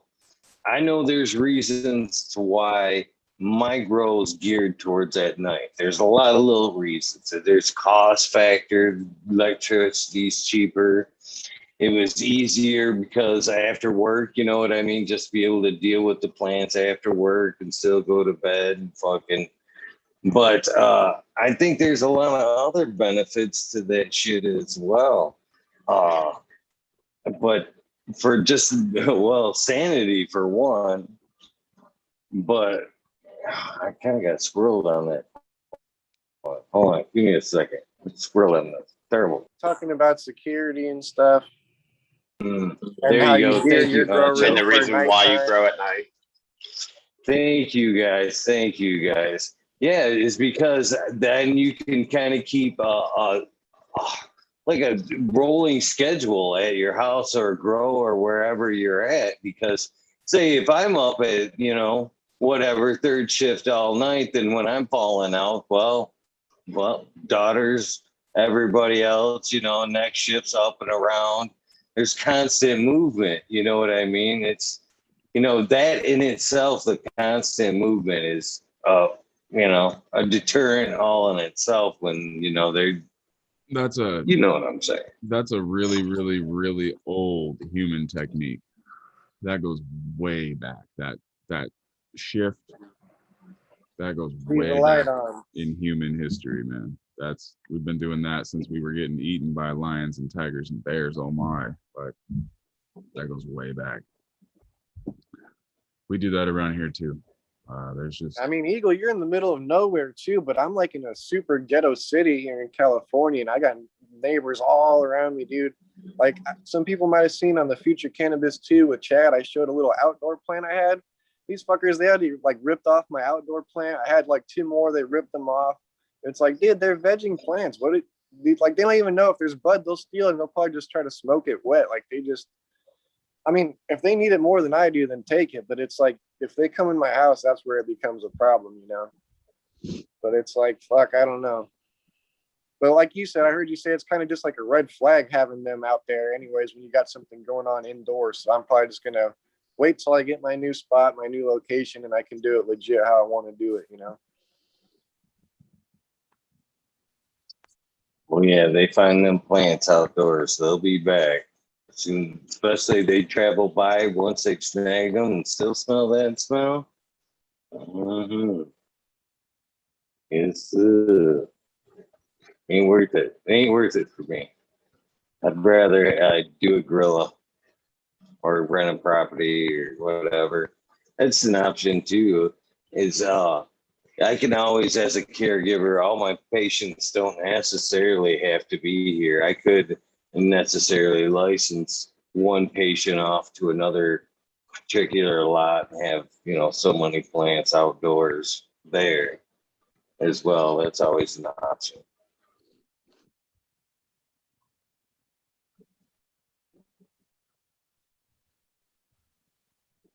Still, lots of it. all right. I better What you- get to running and get on with the rest of my day, guys. But have a happy 420, man. Thanks for letting me stop in again, and I'm sure I'll be back. Oh, thank you, brother.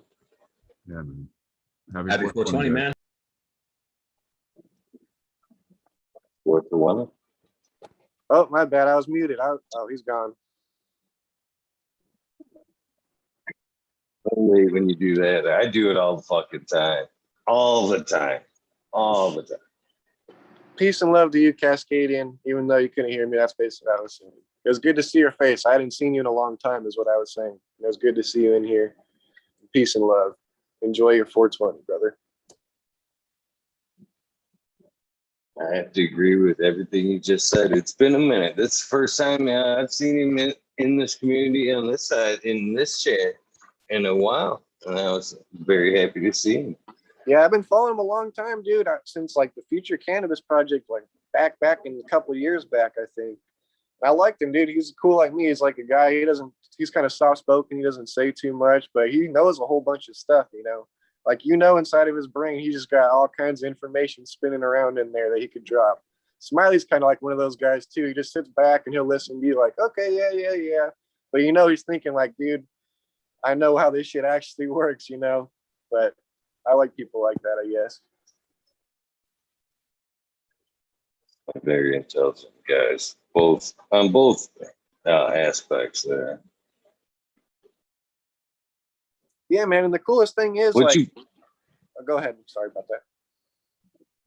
No, please, you first. I was brother. just gonna say, and like, not to be like, I don't know what I'm trying to say, but most of us aren't like, we don't have very high educations. You know, we probably graduated high school and went to some college or something. But it's crazy how much the plant has like taught us about biology and just all kinds of different things. Dude, it's taught me meditation, biology, just how life works in general, breeding, how like dominant, recessive, and all kinds of stuff, dude.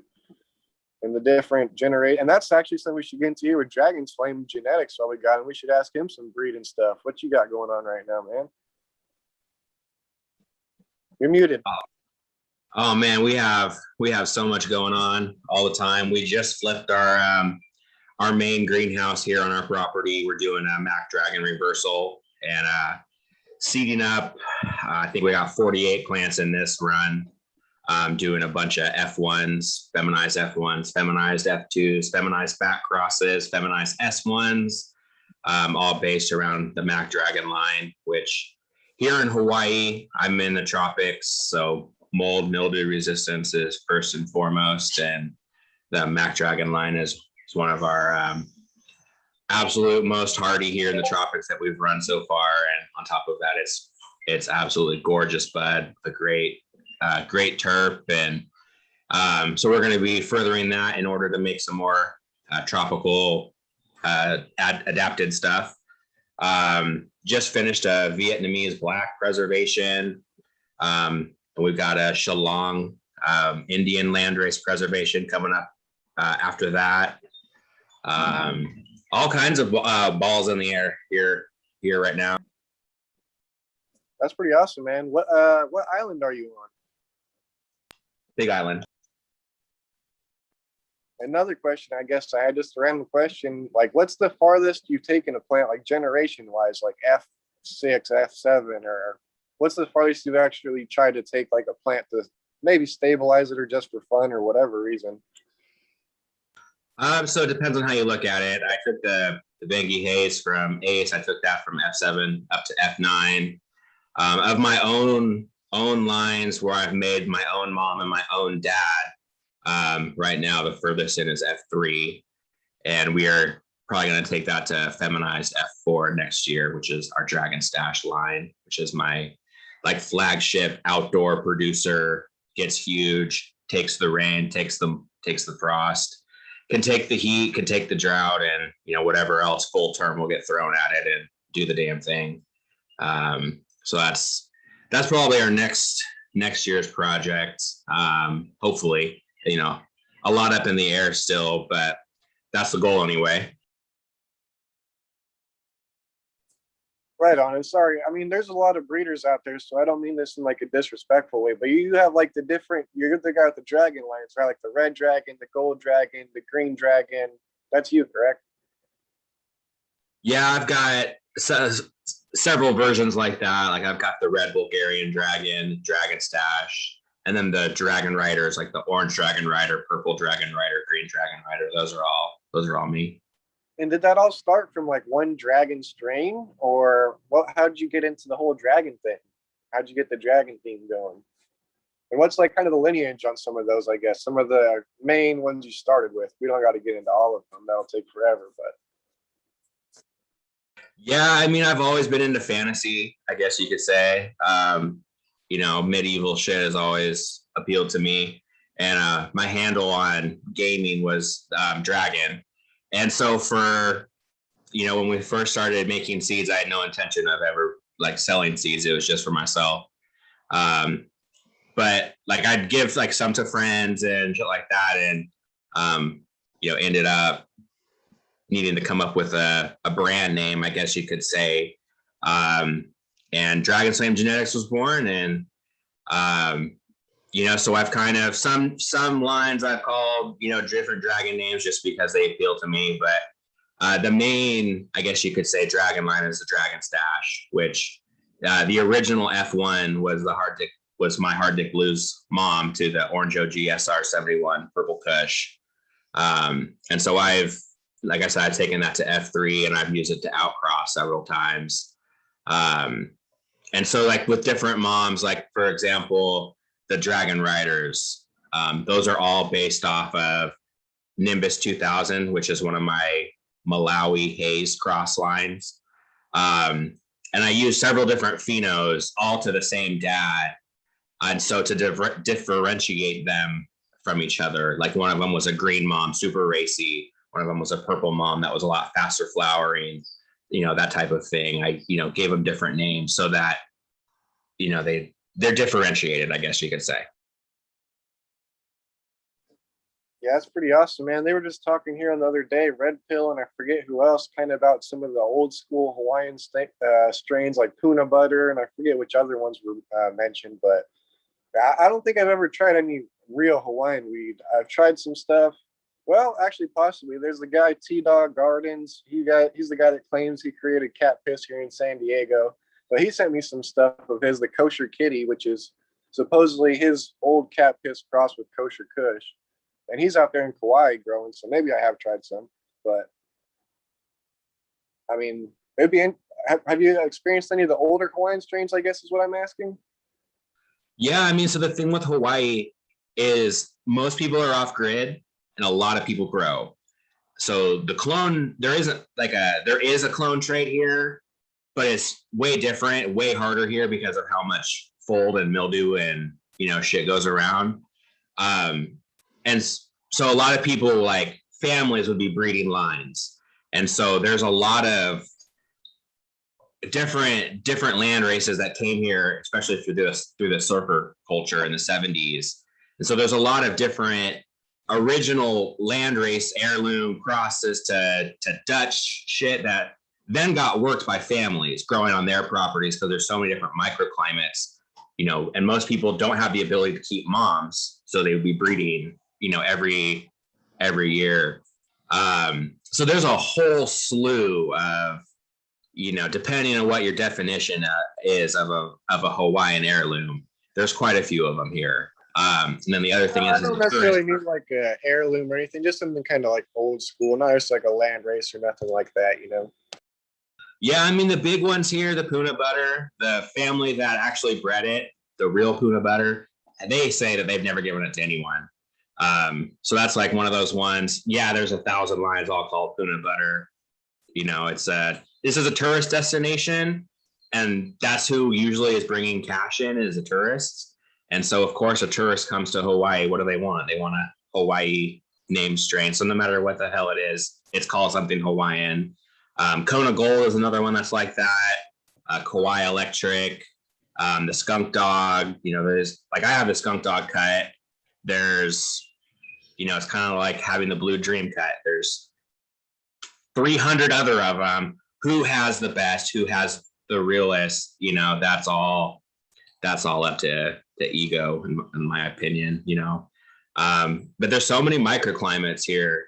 Even 5 miles down the road is an entirely different microclimate than where I'm at. So there's so many different things come out so differently. So this is a really interesting place as far as genetics go. Yeah, I'm kind of in a similar situation. Like I heard you say you were kind of in a valley earlier, but like same here, because I'm about a 5-minute drive to the beach over here in San Diego. And then if I go like 15 minutes the other way, I'm in a valley, like a canyon, with mountains and stuff.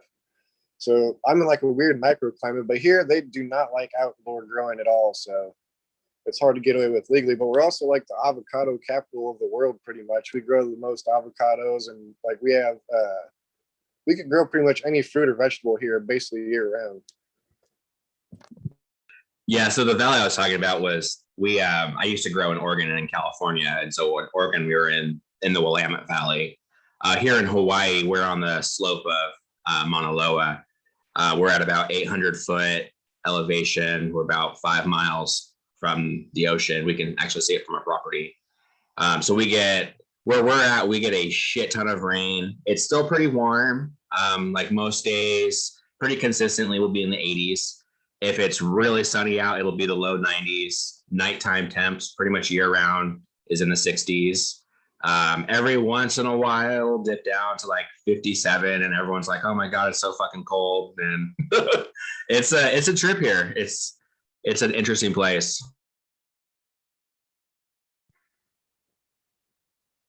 That's awesome, man. I can't imagine all the expressions that it brings out in every strain, those conditions. It's got a pretty peak for pheno hunting. Yes and no. It definitely, like a lot of my breeder moms that I grew in Oregon, growing them here, they come out so different. But as far as pheno hunting, where we're exactly at, the pheno hunt involves mostly culling. Anything that can't take the jungle pretty much, has to go. Where we're at, it's 99% humidity every single night, like every night without fail. We generally get about 300 to 400 inches of rain a year. So pretty much all of our pheno hunting and work right now is all for mold, mildew, fungus resistance. And you can see in one run exactly what every single pheno's resistance level is. It's definitely, it's interesting to see it, but it's challenging, but it's an interesting climate. I mean, it's a challenge, but we're making it work. So if I were actually like looking at some of my strains and looking for those traits, anti-PM, what would some of the traits be that I was looking for? Would it be like wide leaf or hard? Like, you know how some leaves are almost like plastic. They get like, nice and thick. They're a nice thick indica leaf versus like a nice thin sativa leaf. Would you say that hardier leaf would be better for resistance for PM and stuff like that? I mean, are those some of the traits that you're looking for? And I just wanted to ask real quick too, like besides the powdery mildew, after you answer that question, what are some other traits that you look for when you're breeding? And like what type of terpene profiles are you into? Yeah, so I'll answer both of those. So for PM resistance and septoria resistance and botrytis resistance and fusarium, I mean, it really comes down to running them in an environment where they're exposed to the factors, the environmental conditions that would allow those funguses to take over. And, there's some sativa, some indicas, although I really don't like that terminology, but that is community accepted. So I'll just go ahead and run with it. Broadleaf, narrow leaf, there's some lines you could pop 100 seeds and 10 of them will be pretty much immune to the PM. Some lines you pop 100 of them and you're going to cut down 99 plants and probably the last one as well. It really comes down to, sometimes luck of the draw. A big factor is where the seeds themselves were bred. Like someone selecting outdoors in a tough climate is going, you're going to have a better chance of success than someone that's been breeding indoors in a climate controlled facility for generations. So that does come into play. But I mean, it's really, down phenotype to phenotype, sometimes some lines are great, some lines aren't. It really just takes running a ton of seeds and finding the winners. And so as far as terp profiles, I like a lot of different terp profiles, and I'm trying to lock down quite a few different, based on which line I'm working. Personally, my two favorite terps are blueberry, because I find that it's very anti-stress, anti-anxiety for my chemistry. It's usually a very happy weed for me that I can smoke all day. And then the other terp profile that I really love, just like a lot of people, is the raunchier the better. So I've got quite a few lines that I've been trying to isolate the raunch.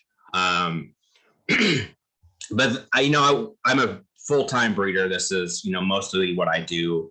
So I've got so many different projects. So I can't really say one or two or even three. There's quite a few. We're trying to create lines for all different types of growers, for all different types of conditions, using a large pool of testers to find out what our lines are about for a whole slew of chemistries. And it's a lot of work, but that's basically how I run things. And I'm first and foremost, like I've done indoor for years, but I'm first and foremost an outdoor grower. That's more of what I'm tailoring. It's easier to make a cut perform when you can control every aspect of the environment. That's just a matter of equipment and infrastructure. But for the outdoor grower, that's where genetics, in my opinion, really matters, because there's some, especially if you're outside of the Emerald Triangle. It's one thing when you're in Cali and the climate is like, oh, you want to grow? Let me fucking give you a long ass season. Sure, we'll give you till Halloween before you even consider a frost or before snow. But in a lot of other climates, you need stuff that can take the variable, that can take getting frozen, that can take, oh, we've got a week of rain right in the middle of flower that you got to be able to get through without rotting. So that's more of what I personally, my brand is tailored to, because that's how I grow, basically. That's awesome, man. You got something for everyone. It sounds like all different types of chemistries for people or their body chemistry, and you got the profiles for them. And then forgot what else I was going to say. I had another question, but I lost it. My bad.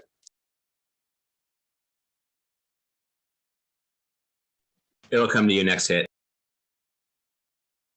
Pretty much. So is your outdoor already picked out for this season? It'd have to be by now, I would think. You reminded me with that. Sorry to interrupt you when you said outdoor. You're mentioning how you breed outdoor and how you think that's like kind of better for the plants. I would totally agree. Like, I'll take you guys here in my garden a little bit, but I usually always just throw like my little plants. I have leftover clones a lot of times. So I'll just throw them outside and I'll give them like minimal water and let them do their thing. If they finish, they finish. If they get stolen, whatever happens, happens. But this one plant I had, I think it was my Zuki's crossed with Skittles S1. So it's a feminized. I hit it with female pollen, but then I hit it with the triple X OG male. And I was just like, oh, whatever. If it makes seeds, it makes seeds. But it made like 15 seeds and I'm growing some of them right now. And they're way bigger, way dark green, like way healthier. And like compared to, I have just the Zuki's crossed with the Skittles S1 that I bred indoor. And those are like way weaker, I guess you would say, than the ones outdoor that I made.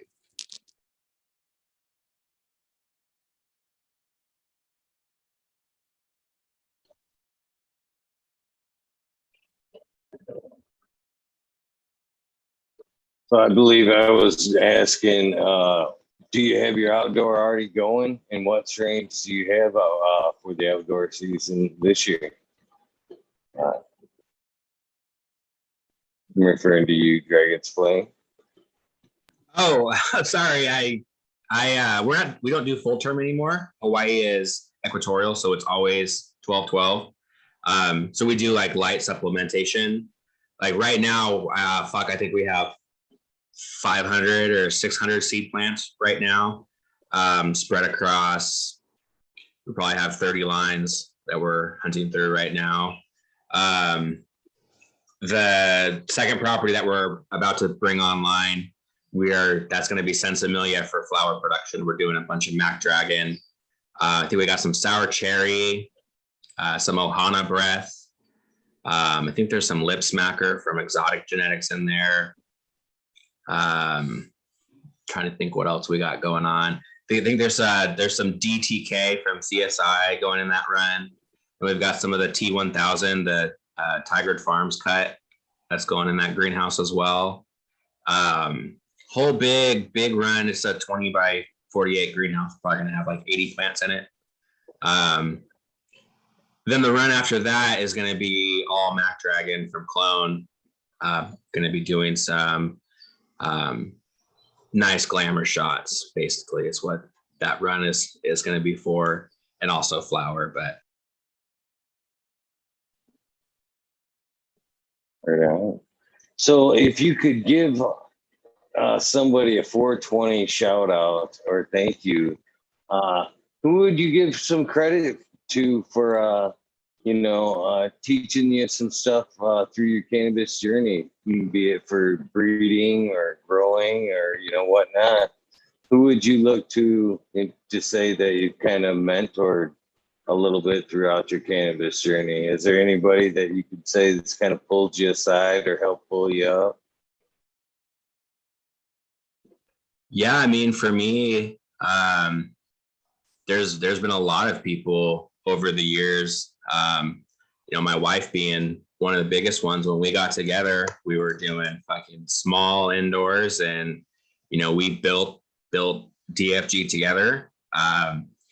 And it's not easy being a grower's wife. So obviously my wife gets a shout out. And I'd say I don't even know. I haven't been able to get in touch with them for years, but when I first started growing indoor, a guy from the forums, never had met him, named Zebra was his handle. Out of the blue, like we had just been talking on the forums, and I was using some junk equipment. And he literally bought me brand new, a 600 watt HPS setup, digital ballast, and some seeds, and sent it out. Probably gave me my biggest push when I was like still a greenhorn. So I mean, who knows what would have happened without that. As far as breeding questions, I mean, I'd say Hazeman deserves a shout out. I've talked a lot with him over the years, a lot of breeding questions, and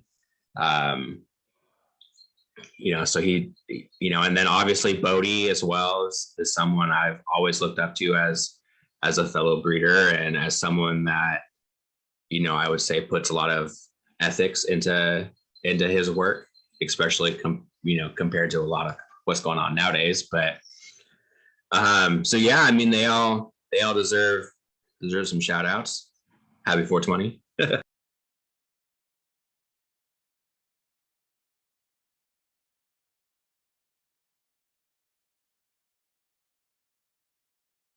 Didn't realize I was muted.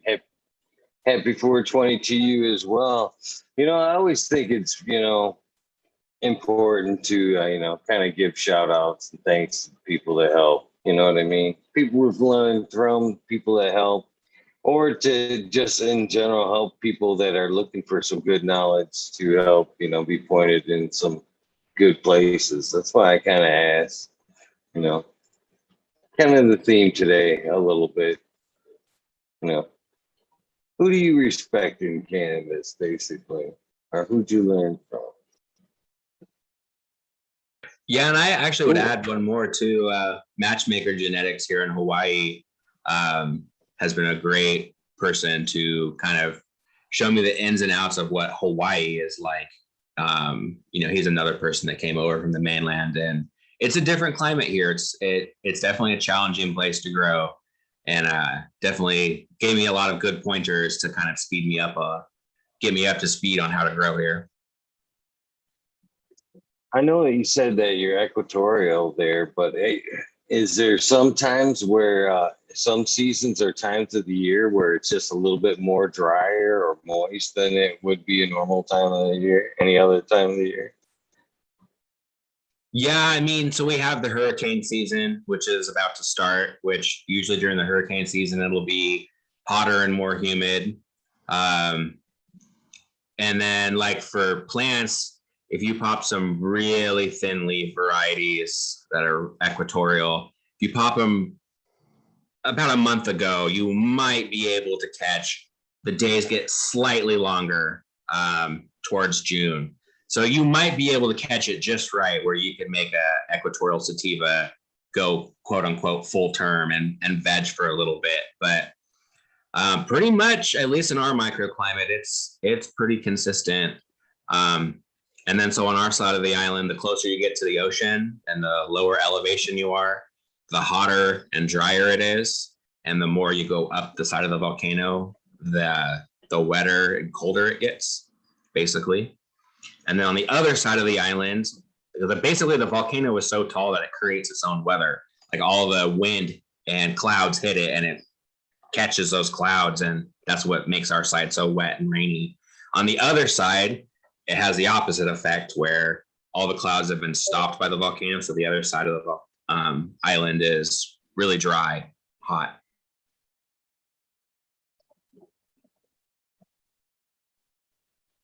So that's interesting. So do you find, do you breed your strains for that necessarily and, plan accordingly to, locations on the island? I mean, do you have it down to where like, oh yeah, these strains work well on this side of the island during these months, for a drier type or? I would say that I have lines that I know can take more and that can take more abuse before they have issues. So kind of. And then I do have friends here on the island. I have some that are at sea level. I have some that are a little bit higher elevation than me. And then I have one friend that's way the fuck up the volcano. And they're all growing my work. So we're going to be able to really see, which lines at which elevation are the best. And in general, most people here say that the winter runs, like what on mainland would be winter. Generally, the temperatures are a little bit cooler. so you can get more colors to come out and less terps get cooked off by the UV and the intense heat. So like you can definitely see in winter that there's some a little bit more terpy to the harvest as well.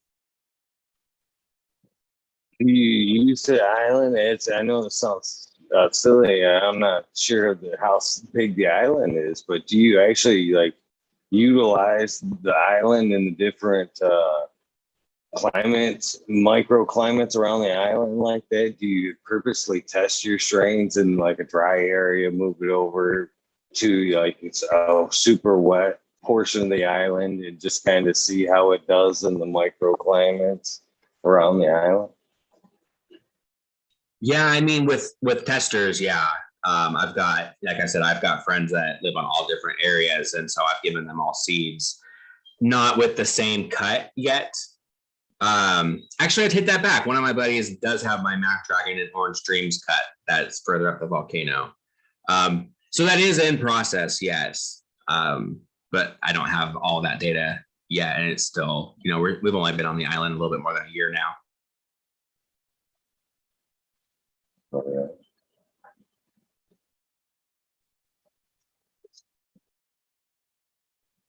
So with your climate and the sun being equatorial like that, have you ever thought about just switching over to working with autoflowers, or is the cycle just too short to even bother with an autoflower there?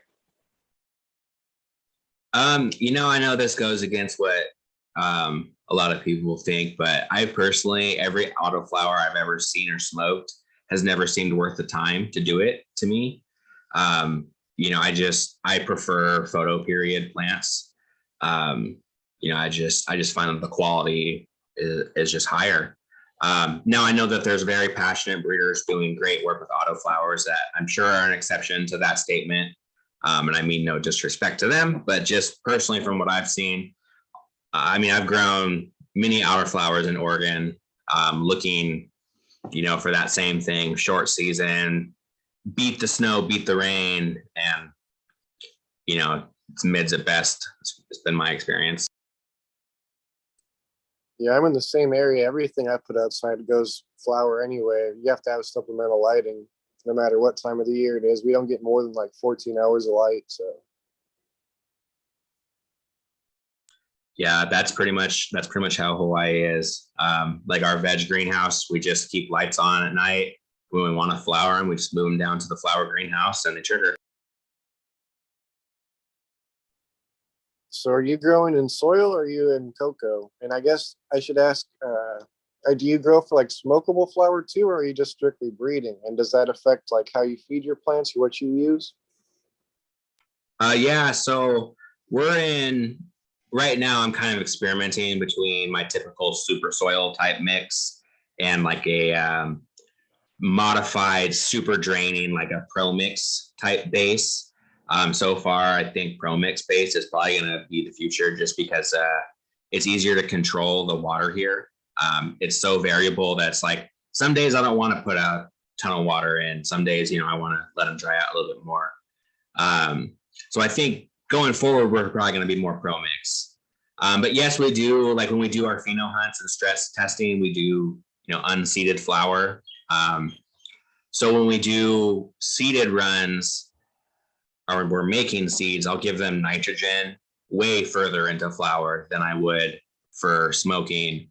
And in general, on seeded runs, I bump up food across the board. You know, because I don't care if they fade. You know, I want them to have every nutrient that they could possibly want to make as many ripe, beautiful turtle seeds as possible. You know, and I've noticed that if you let them fade like you would on a, you know, Sensimilia run, you'll end up with a lot more white seeds. You'll end up with a lot more weak shells. So pretty much if I know I'm making seeds, I go way heavier handed. Yeah, that makes sense, using like higher nitrogen and calcium in the flower because it's going to help the seeds mature and be fully developed, you know? So yeah, that definitely makes sense. Yeah, and so usually we'll make extracts with the threshed flower after I pull the seeds out. And so that, you know, for dry sift or for for extracted. Having that extra nitrogen isn't really. It comes out darker anyway because it's been over dried and threshed. Like it's not been treated like you normally would treat to make beautiful extracts. So, Hey, it's still a consumable product that people can use, so still medicine for someone. Yeah, and it's, for like cocoa butter too. Like my wife makes some cocoa butter lotion type stuff infused. And for that, or for tincture as well, it's great. And it's all flour too. Like usually on our seeded runs, I'll have already de-leafed all the fan leaves off long before they're deep in the flour. So it's pretty much all just flour that's been broken down. Yeah, man, that's some good stuff. Making like salves, rubs, lotions. I've been wanting to get more into that too, like making my own soaps and all that, but just haven't had the time to do it. Yeah, it takes a little bit to like kind of figure out how to make them as perfect as possible, but none of it is all that hard once you get the hang of it. Yeah, most of it I just like if I'm making a rub or something, I'll just mix it with like coconut oil, decarb it, and I might add like a few other herbs or something to it, but other than that, just like that pretty much. Or if I'm making like a scrub, I'll add like rock salt or something, but yeah, it's coconut oil is one of our favorites to use as well.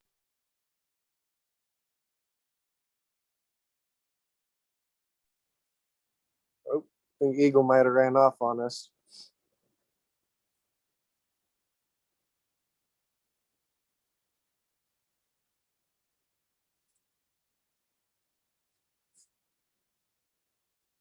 Shoot, so what you got going for the rest of your 420? Just chilling out?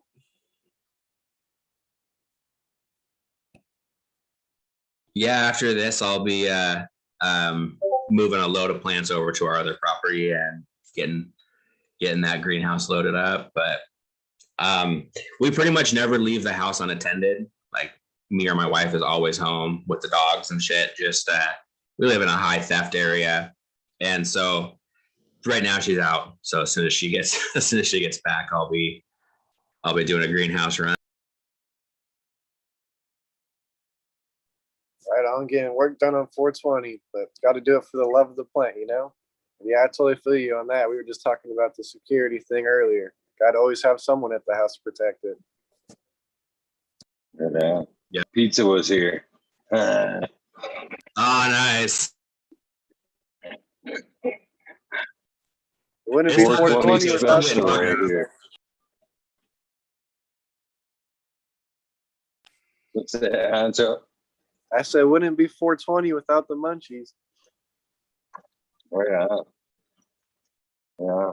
It's a good looking dog, man. Big boy. Big boy or girl? This is Charlie, our bull terrier. He's a boy. Damn. Yeah, he's our little companion. Yeah, and then we have our Puna mutt.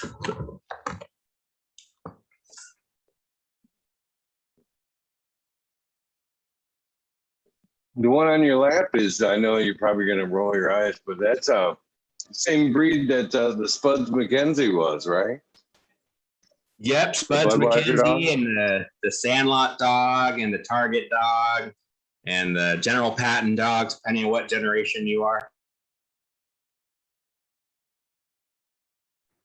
They're a lot of fun. He'd load up with anyone. He's a little lover, but he's a good dog. And then we finally got a Mastiff coming, which will be our actual property guardian type dog.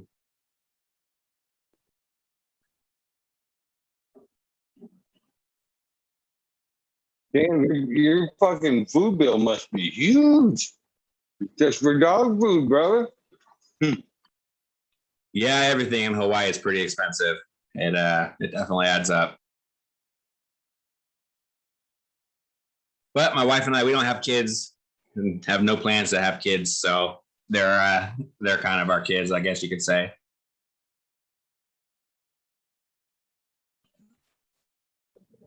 Man, too bad there wasn't a way you could fucking compost all that fucking, I'm sure, a large amount of dog shit. Yeah, the jungle can have it.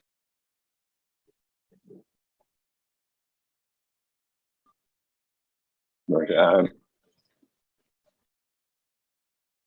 So do you, if I remember right, you do K and F, right?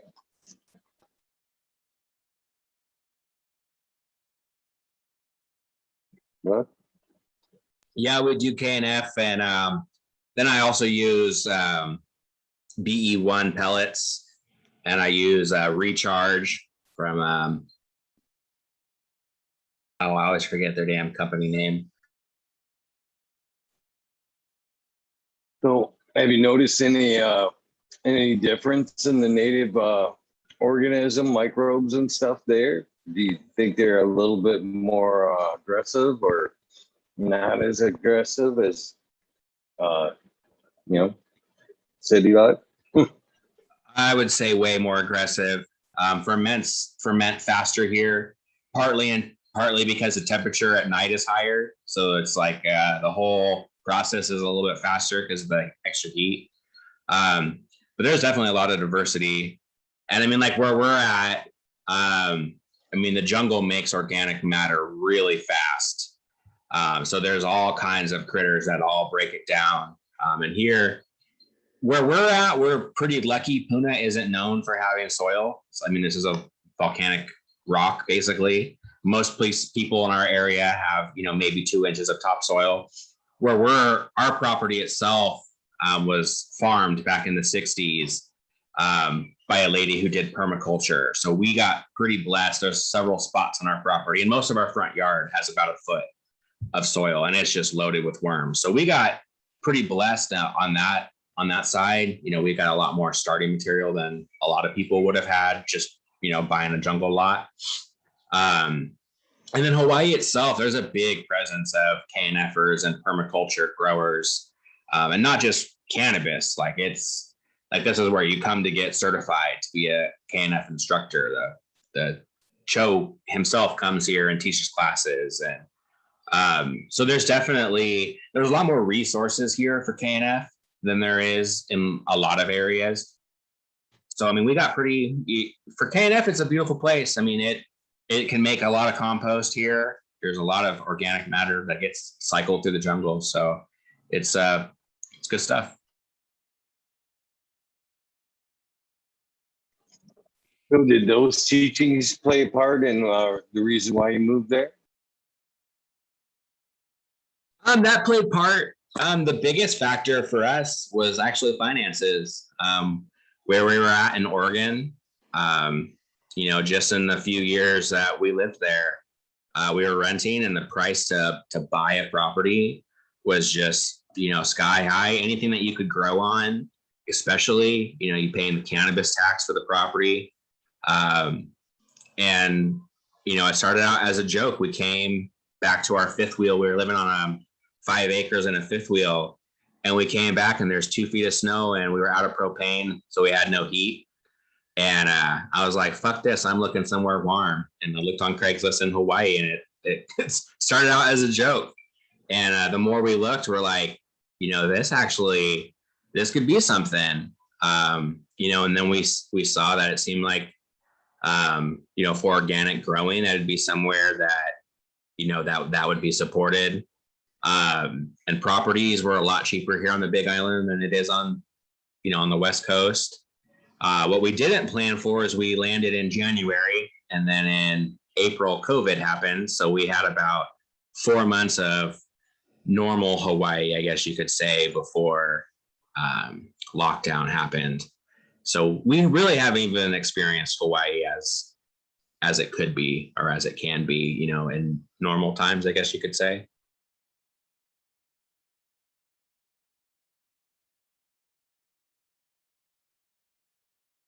You're muted. Yeah, it's actually sticking, man. I actually clicked it like 5 times. I can't imagine moving to a new city, new environment like that, and not being able to, get to know everything. as normal. You know what I mean? Right off the bat. I mean, like you said, you haven't even experienced your surroundings normal yet. And a whole year into it, that's got to be pretty wild. I mean, and that's a pretty big change from Oregon to Hawaii, and not be able to still a year later come to some kind of normalness. Yeah, I mean, even at this point, this is normal, isn't it? I mean, anything else will be weird at this fucking point. It seems like. Yeah, sadly, I think that's probably true. I don't, it's like the vase that's already cracked. It's never going to be uncracked again. It's, this is the new normal, unfortunately. And this place already has a anti-newcomer vibe even before COVID, and COVID did not help that. So that's definitely, out of all times to have possibly moved, like, they generally don't want more white dudes moving to Hawaii. We'll just start out with that. But even now, it's been a challenge. But when the sun is shining, there's nowhere more beautiful. And we own this little piece of acreage, and that's something that we weren't able to achieve on the West Coast. So it's nice feeling like we have something that we've worked for, that we can see where the money is actually going. We know exactly what, instead of just burning it on rent. It's nice to not have to feel like we have to answer to a landlord, especially doing grows at rental properties.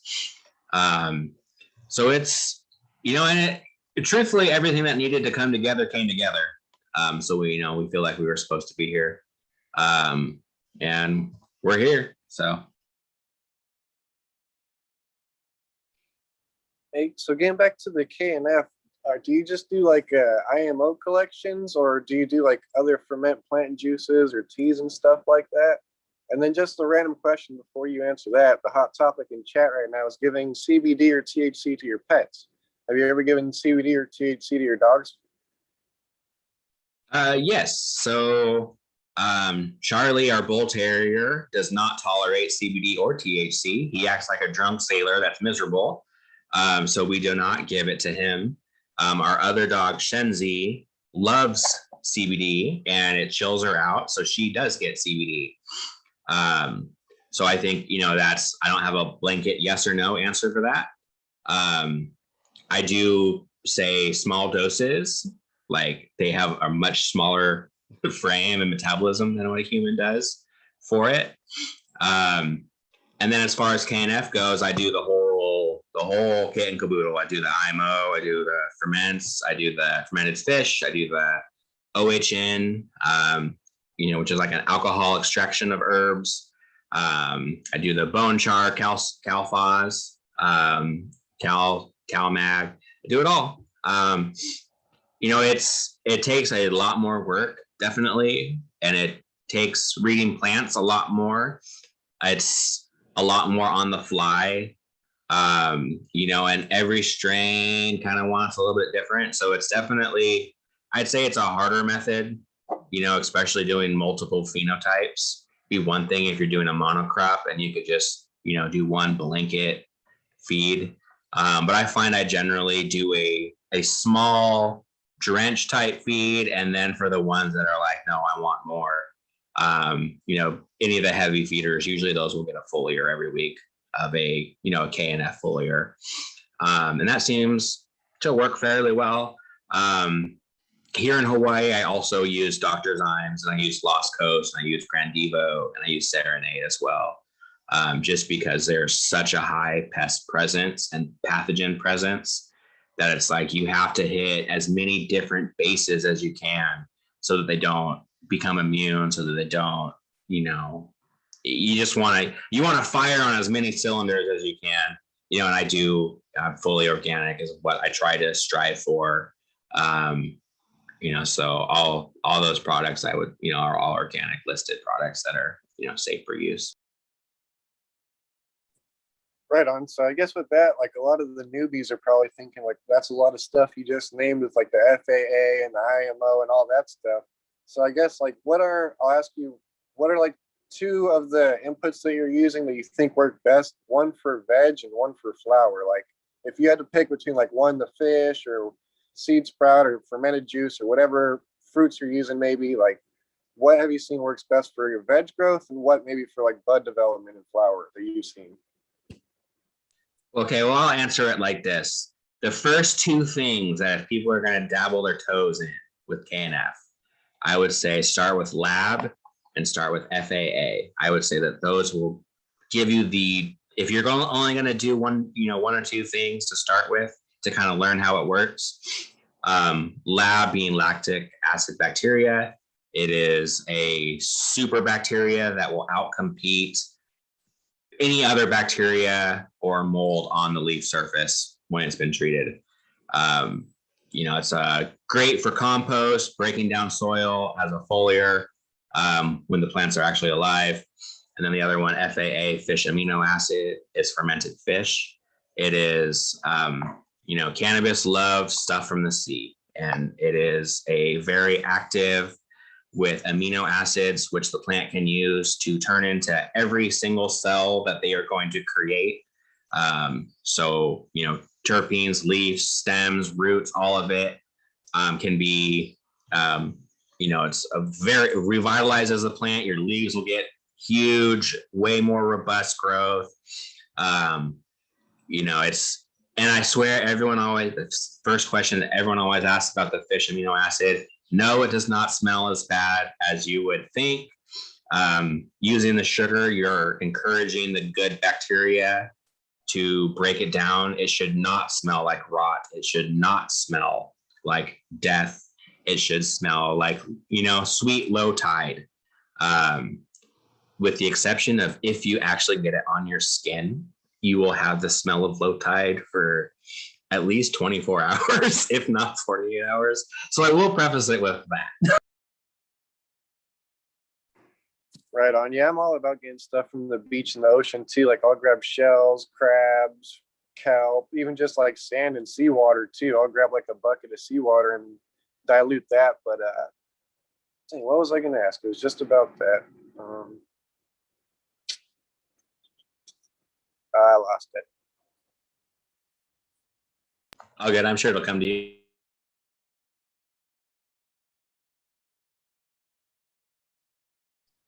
Okay, I got it now. So I was going to ask you with the fish amino acid, is there any type of fish that you prefer, or are you just using whatever you can get out of the ocean? Or So the first choice is always as fresh as possible. So if you can get like fresh caught, that will be the most active. Second to that, my favorite is mackerel, because mackerel has a specific acid in it that interacts with the exoskeletons of insects, such as mites and broad mites, spider mites, thrips as well. And it disrupts their life cycle, and it disrupts their body functions.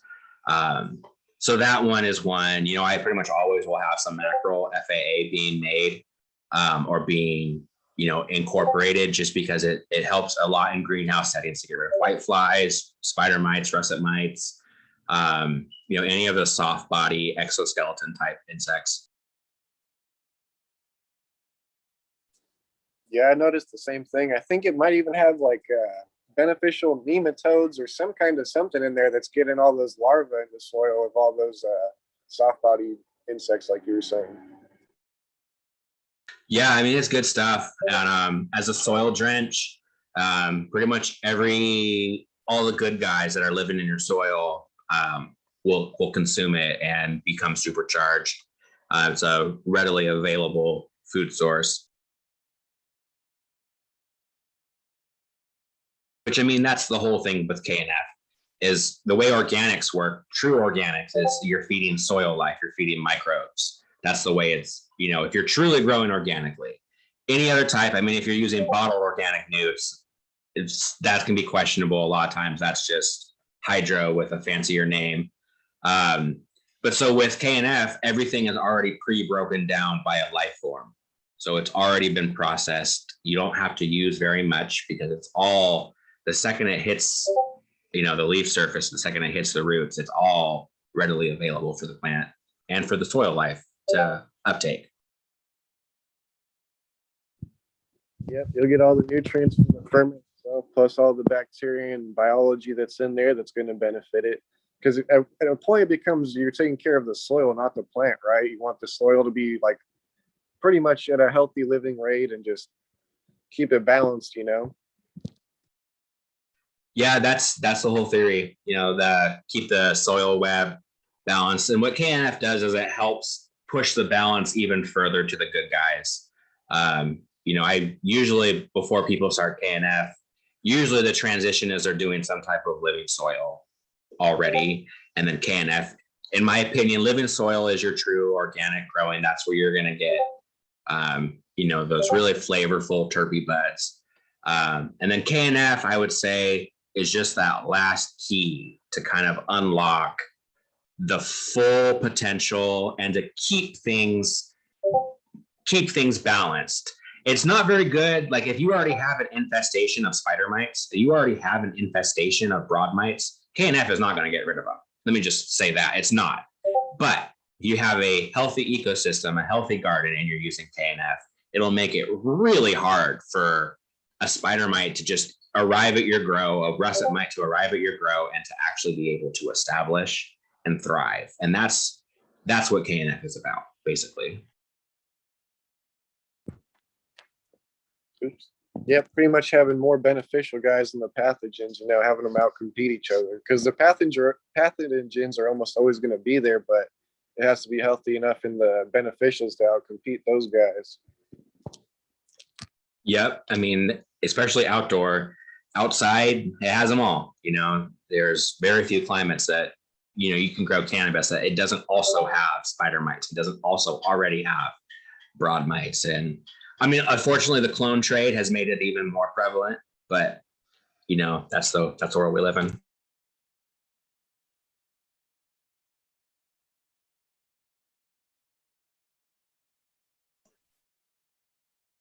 I want to revert back to your question there, Huncho, Grown, about the CBD and animals. I actually believe it is a good tool for animals, your pets. I had a small dog with anxiety, and that CBD helped that dog in a big way. The only thing that I wonder or worry about with CBD in pets is the same thing that I worry about with CBD in humans. Is the quality of the CBD used, the honest amounts that are in these treats, and then is it even enough to be affected by our pets? You know what I mean? Is it just enough to put it on the label and hey sucker, you know what I mean?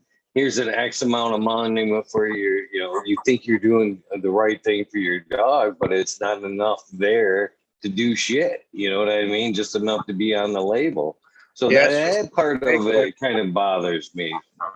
But something that pisses me off about a lot of the edibles, like CBD or THC or whatever, it's a lot of like gummy stuff, like candies, or it's super unhealthy, brownies, you name it. But there's a lot of people with like diabetes and stuff. They need the medicine, but they can't eat that type of stuff. But then also going back to giving the CBD and hemp to the animals, like even beyond that with the livestock, I think it was Greens Goddess, not the one that was on here, but the other Greens Goddess. I think she had mentioned something that caught my interest. She was saying that we used to, back in the day, we would feed like the livestock hemp, right? And then ever since we stopped giving them hemp, we started feeding like all the corn and all that bullshit. That's when we started getting a lot more cancer. Like that's when cancer really started coming around, because we're eating like the products of the animal with all the GMO and all the hormones and all that bullshit. Very true. Very true. I agree with that 100%. That's exactly where it started going wrong. Yeah. And now it's so ingrained into our agriculture. We can't shake it out of the corn now, to be honest with you. It's so ingrained, the GMO in our corn now, that most countries won't even take that shit. You're right. You got a lot of livestock eating it. And that's another thing. They have found that a lot of cattle will reject that shit. GMO-based foods. It's two. My dogs are weird. I sit and watch no matter what brand of dog food I buy. You know, it all looks the same, but my dogs will fucking go through that bowl, fucking flip out pieces. This is no good. This is no good. This is no good. This one is good, and just leave a pile of little pieces everywhere. It makes you think, well, what? You know, they all look the same. What the fuck are the 90% that they just threw off to the side? And what was so special about the one? You know what I mean? Dude, animals are smart. You know what I mean?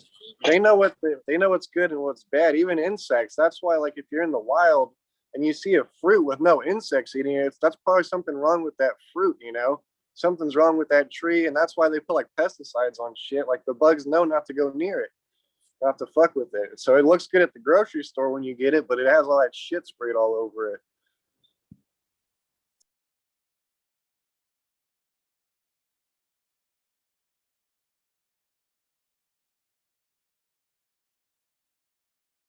Reading in chat, I see my name all lit up there. My daughter was talking about me in chat.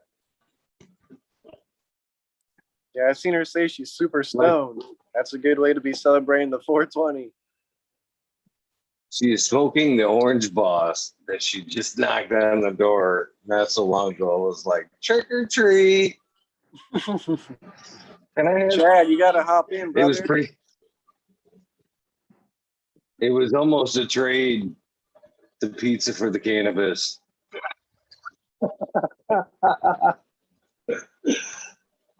So she's the one that brought you the pizza. Yes. Hell yeah, that's what daughters are for, man. Cheers to Lexi. Heck yeah. She'll be holding it down. She's my junior cook. I was the cook around the house until Lexi took over. She's slowly picking up the slack. I dig it. There you go, man. Yes, I am, Smoking weed Pedro. Sorry. Oh no, I was just gonna say smoking weed always makes cooking more fun too, you know? Start doing more creative stuff and the food always comes out better.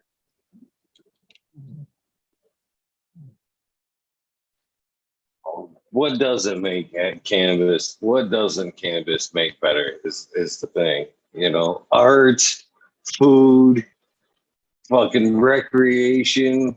I think you can almost add it to everything.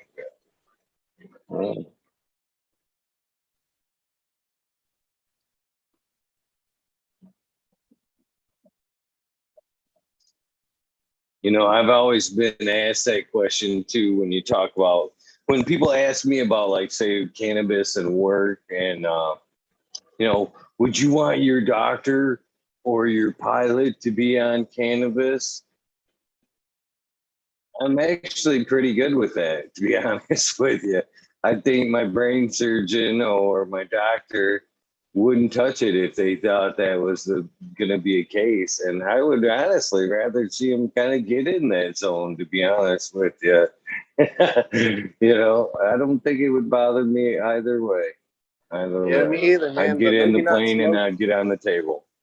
Maybe not smoking on the job, maybe just coming to work stoned, you know, because they might take too big of a dab or get a little bit too stoned when they're out there working on you or flying or something. But I agree, you should be able to go to work stoned, at least if you think it's going to help you. Because a lot of people, some people get energy from smoking, you know, or it just helps them focus or whatever. So some people it does help. It is like a performance enhancing thing. Yeah, I know personally, I'm a better driver when I'm smoking.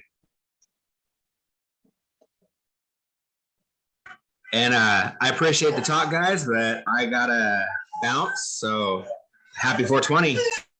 Happy 420, man. You're a legend. Happy 420. Enjoy the rest of your day. Good seeing you. Cheers. Cheers. Thank you for popping on, man. Yeah, so many great people popping on today. Got another one getting ready to come on. Man, it's crazy. I've been on here with the Dank Duchess, Breeder Steve, man, like all these legendary people. It's crazy. Dragon's Oh, Flame. we're not done. We're not done. The 420 extravaganza is just getting started, y'all. But come on, I keep seeing people. I see Gus Groves. I see Chad. Why aren't you guys coming in here? Don't be scared, guys. Especially you, Chad. We got to have our hair competition, bro. We got to collab on the shampoo. THC shampoo. Ed said he was coming in, I believe, at 10. Said he would be here at 10. You're going to have to tough it out. You're going to have to tough out the lovely law competition till 10. Hey, it's all good. But I'd be careful on who you coach up now. Because we got some cool folks getting ready to pop in, to be honest with you. Oh, Pedro's Grow Room's getting ready to pop through here in a second. We're only 20 minutes from fucking Mendo Dope coming through. Shoot, do I got to hop out for that one? Or am I able to be a fly on the wall? You be a fly on the wall, man. You be a fly on the wall. Hell yeah, dude. This is awesome. It's like meeting all the people that, like, literally, these are all people I look up to. Like I told you, Mendo Dope with the lasagna tech taught me so much in just that one video. Breeder Steve, I've been watching him. I used to pay a lot more attention to Dragon's Flame, but I think my old Instagram got deleted. And there's just so many breeders I forget to follow. And I don't really follow the loop of all the new breeders and all that stuff either. Like I'm kind of out of the loop, to be honest. I just kind of do my own thing and whatever comes my way. With people I meet, that's the like people I'll make seeds out of or grow their strains, you know, for the most part. And even I just sent some seeds to a friend of mine over in he's in Georgia, but only like one of the packs made it because I sent him 3 like little tiny Ziploc bags with 12 seeds each. And 2 of the Ziploc bags, like he sent me a picture and the seeds were completely smashed. So I was like, fuck. So what can you do? Miss Pedro, what an honor to have you here today. Happy 420, my friend. Thanks for having me on very much. And happy 420 to all of you stoners as well. How's everybody? Yo, what up, man? Good. Oh, brother. 420, how could it be wrong today? How could it be wrong on 420? I'm struggling with I'm a doer. I'm a get shit done kind of person. So I'm struggling with going and, you know, mowing the lawn and spreading the grass seed and spreading the compost and getting shit taken care. I got new LED lights to hang in the indoor grow room. I have so much shit to do. So I'm struggling with just chilling and enjoying the holiday or get my ass out and get shit done. So just took well, I'm sorry. No, it's all right. I was gonna say I'm honored that you took the time to chill for a minute, my friend. Oh, for sure, man. Just took the daughter around the block on the 4-wheeler, and she's getting put down for nap time right now. So I've got a little bit of time to fuck around and get stoned with everybody. I didn't even know you were in chat earlier. I know, I saw that. Steve was on. It was busy as hell, so it was probably best that I didn't come on at that point in time anyways, but you've been live, so you haven't been seeing it, but I've been posting these videos. I rubbed a blister on my finger earlier today trying to open this damn jar of Critical Kush. Little story behind it, because like I said, you've been live the entire time. This jar of Critical Kush with a new lid on it now was put in here in October, late October, and it whipped pressed out, then whipped as I always do, put in the jar, put in that refrigerator for the last 6 months to open. Plan was to open today. So I went to open it, and there's a couple videos of me trying to open the fucking thing. And I couldn't open it. There was so much pressure, like the lid was muffining up, and I just couldn't open the fucking thing. So finally, I ended up getting the thing open, and you heard it, the whole thing opens up, pressure releases, and I give Dizzy a dab, and I put the lid back on to get ready for my dab or whatever. And the son of a bitch starts off-gassing. It starts muffining up like crazy. It doubles in volume inside the jar and locks the fucking lid back on. I can't get the damn lid open, like this time more than the first time. And I'm like, what the fuck? and it's literally rubbed a blister on my finger trying to open the damn jar. I had rubber gloves on trying to open it. I had the knife spinning around the top of the jar, banging it, trying to open it. Finally, I just took my knife outside and just fucking stuck the hole in the top of the damn thing, replaced the lid. But look at the consistency of this fucking rosin. Oh man, That's some good stuff right there, brother. Dude, it is so ridiculous. The nose on it has got it's got almost a little bit of a menthol background to it, but I just call it the sweet Kush. You know, it's got that OG Kush with a little bit of the menthol and a little bit of sweet notes behind it. Just absolutely fucking gorgeous. So I'm gonna drop a big old dab in this big old banger on my EPG glass. Have you noticed a big old banger? I was just going to ask, have you noticed the difference in the terps from that jar from before it got sealed on you and after? All right, I got you.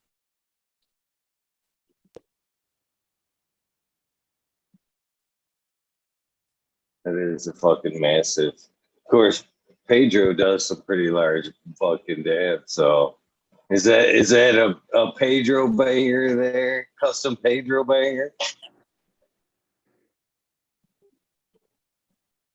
Gotta take his dab I'm first. gonna have to say yes. I can see some badass glass behind him right now. Barely. Yes, I have a I have a lot of glass. I'm a glass reseller. I'm a collector. All of the above. The terpene question, no. Yes, I notice a difference in the terpenes in that they're more pronounced and somehow aged, and it's hard to put your finger on what I mean by aged, but it's just not the fresh. And I've been smoking the Critical Kush since 5 years ago, so I'm very familiar with the terps. It's just way more pronounced, way more loud. The consistency, like this stuff is, I don't know if you can see it here, but it's just lays down. It's so just saucy kind of consistency. And now I'm going to hit the not a custom. I've noticed almost like a chemical, like a, I don't even know how you would explain it, type of vibe when you do that. But yeah, when you crack that jar that's been closed like that for a long time, you can definitely smell like fresh bud. It's almost crazy how you like something dabbable hits your nose so strong.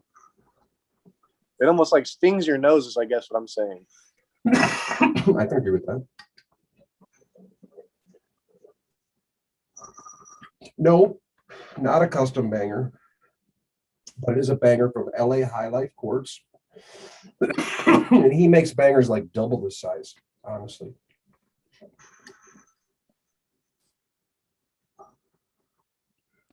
Also, good to see you back, Bets, bro.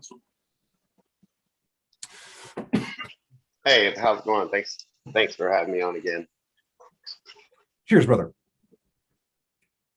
So Pedro, how do you get like awesome pieces these days out of, like, you got a nice rig there, but what I've noticed over the last year at least myself, because I've tried the bigger rigs, and for me it seems like almost too much filtration, and it almost like weakens my dab. Anymore, I'm back down to like something like this for like to get the big bang out of my dab. So how do you get the cool pieces with function with functionality, coolness with functionality out of a good dab rig anymore?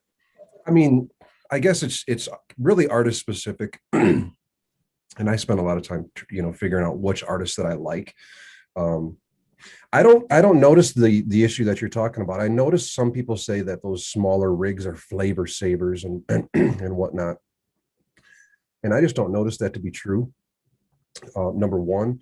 Number two, I have asthma, so I have to be careful. Sometimes some of the bigger hits, man, you guys don't see me off camera. I'm on the ground on my knees, like just trying to to gasp for air. And I mean, it's rough sometimes. So the more filtration for me, the better my asthma reacts, you know, to the dab. That's why you notice I'm always a little short on breath. You know, I try to mask it as much as I can, but it is what it is. So for me, the contact, the smaller the bubble through the rig, the more contact it has with the water. And yes, there's a loss of terpenes there. That's why after you take a dab, you notice when you hit it that the trails more because you have terps in the water. It breaks the surface tension, which is why you get the trails down the drain of a rig like this. But for me, that's what I need. I need not necessarily the filtration, but more of the cooling that the water provides, if that makes sense. I guess there is a little bit of a filtration, but man, when you're smoking rosin like this, all you're filtering out is some minute like resins and whatnot, you know. Do you find that the dabs are actually good for your asthma? That fucking real, you know, where it's pushing your lungs to max expansion. Do you find that to be good for your asthma? You know, right afterwards, no, because you know it does definitely. I mean, it hurts and you're coughing and whatnot. But you know, last year we came back from Las Vegas in February, I think it was, and we're really, really sick. Whether it was this whatever crap disease or not, we don't know. But man, my chest was super congested, and the only way that I feel like I got over it quicker was by taking a dab. And although it really fucking hurt, it caused me to cough, which caused me to, you know, expel and clean out my lungs. And I think I got over shit a little bit quicker. So if I'm congested, it'll actually make me cough and a little bit more of a, you know, robust cough, and it actually helped me clear out a little bit. You know what I'm saying? That makes sense without crossing into disgusting. Yeah, it's an expectorant. Expectorant. You got it. Yeah. Absolutely. Without having to take. Yeah, we without are having to approaching drink.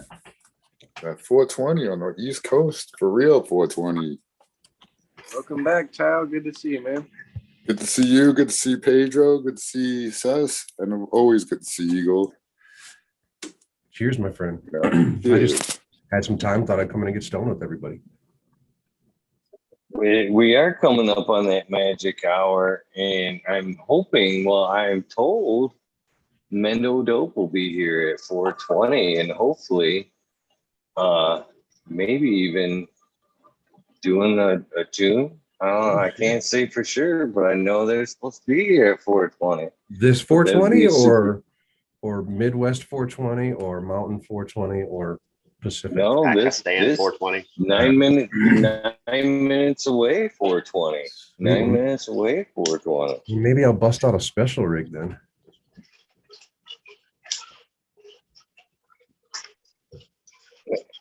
I was Eagle. I already saw the IG post.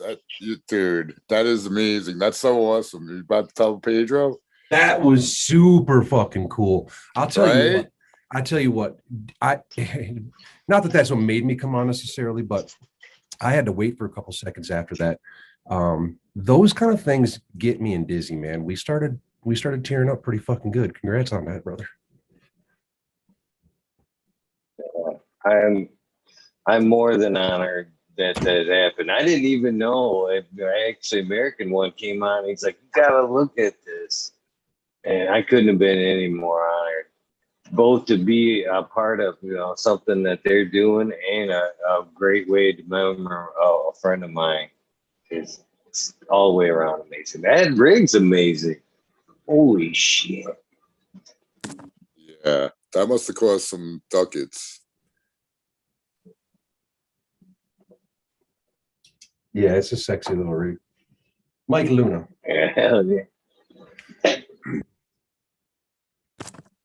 Yeah, How does I it must change say, color like that? Sorry. That was UV light.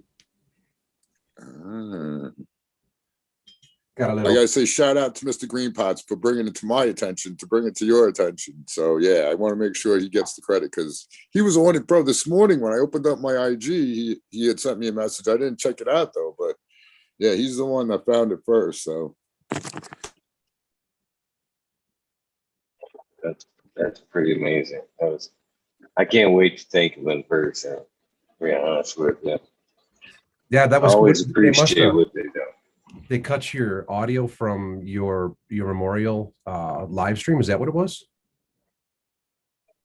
Yeah, well, on my feed there's well, to tell you, this is the story. It's you know, I was actually, when Sub died, man, he was a good friend of mine, and I was going through a rough time. And at that point, I was working, or not working, but I was doing the Michigan Bros Grow Show as well. And Spartan Grown was coming on the show quite a bit, and he DMs me, and he says, you know, I had the weirdest feeling. I was in my grow room, and I was working with the blue cough that he sent me, and I had this feeling like Sub was in the room with me. And not only that, he had a message for me that he wanted you to hear this song. And he told me the song, and I listened. I kind of put it off. I was like, okay. I wrote it down. And then later that night, as I'm going through the video, I'm like, you know, putting in the hashtags and whatnot. And I'm scrolling through the video, and it stops right at that point where Spartan looks at me and says, Sub wanted me to tell you to listen to this song. And man, goosebumps came over me. And man, I instantly listened to that song. And it actually, man, it actually put me a little bit of a peace about the situation that I was feeling with Sub there. And so immediately I went through and I made that the Weedner's Last Goodbye on my channel. So I played that song, and I asked everybody to smoke their final joint with the Weed Nerd, and you know, listen to the song and remember him. And that was a few days after his passing. And Mendo Dope went back and took the beginning of that memorial and added it to that track. Is where that comes from. That's so badass. The original video is on the channel, but yeah, that's pretty fucking awesome. Cheers, Smiley. Happy 420, Smiley. Cheers, man. Cheers, brother. It's a sick rig, Pedro. Thank you, my friend. Yeah, but that's fucking badass. I as a reseller, I struggle between keeping rigs and selling them, you know. And a lot of the rigs in the shelf behind me are ones that are just absolute keepers. So this will be in the collection for a little bit. I've been wanting a full body dragon for a long time, and when this one came on the market and I saw it was UV, it was a no-brainer. I absolutely got it. That's kind of a style of rig too, isn't it? I've seen a few different versions of like a dragon or a dinosaur kind of thing like that. Yeah, I mean, this is Mike Luna specifically. He's the artist. There's another one, Skaz is another artist. I've actually got one of his pendants, but this is one of his solo works. And like I said, it's just a sick piece. I've wanted a full body dragon for quite a while, and stars aligned, and I got my hands on it. I actually had the guy fly in to Denver, and I met him up in Denver and picked it up and brought it home. I wasn't going to ship the thing, you know. Yeah, that'd be a dope statue just in clay. You know what I mean? If somebody just molded it out of clay, but let alone glass, and it's a workable piece, that's fucking cool. Yeah, his face work, you know, the nose, the bridge of the nose, the eyes, the teeth, everything is just, it's freaking really insane how he does the work he does. Yeah, that's a crazy talent, man. Sure is. That's why it's so expensive. No doubt. Well, let me just remind everybody, get ready, man. We only got a couple minutes. I'm just going to say 3 minutes to the 420 until Mendo Dope gets here, hopefully. Yeah, I just looked at chat. They're like, can you email us the link? Yes. It's the same link. It's the same link. It's the same.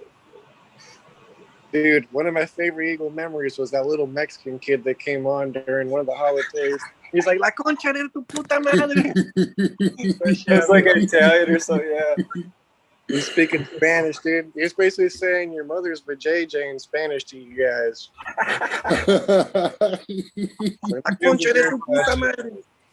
That's funny. How did he even get in? Like, how did he get the link? It was in the chat. He's in the chat. Yeah. Oh, they're here. They figured it out. Giddy up.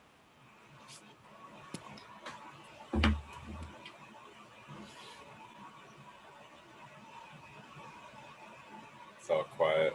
We're waiting for him. I know I want to say Anticipation. stupid shit and have him pop in. Happy 420, Mendo. What the fuck is Daniel? up, oldie? Can you hear us over there, brother? How are you? Yeah, man, I can hear you guys. We were struggling with the computer, so we just put it on the phone. Fuck it, right? Fuck it. We're here. There he is. There's the man. What's going on, brother?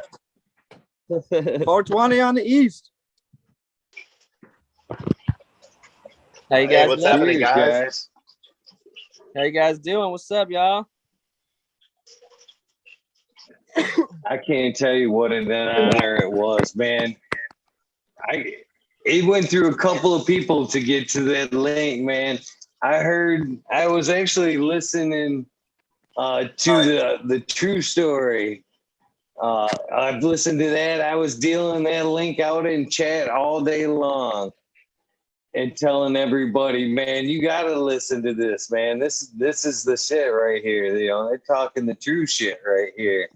And I dealt that link out all fucking morning long. And then American one come on and he said, "Did you see this?" And I hadn't seen the link yet to the that song.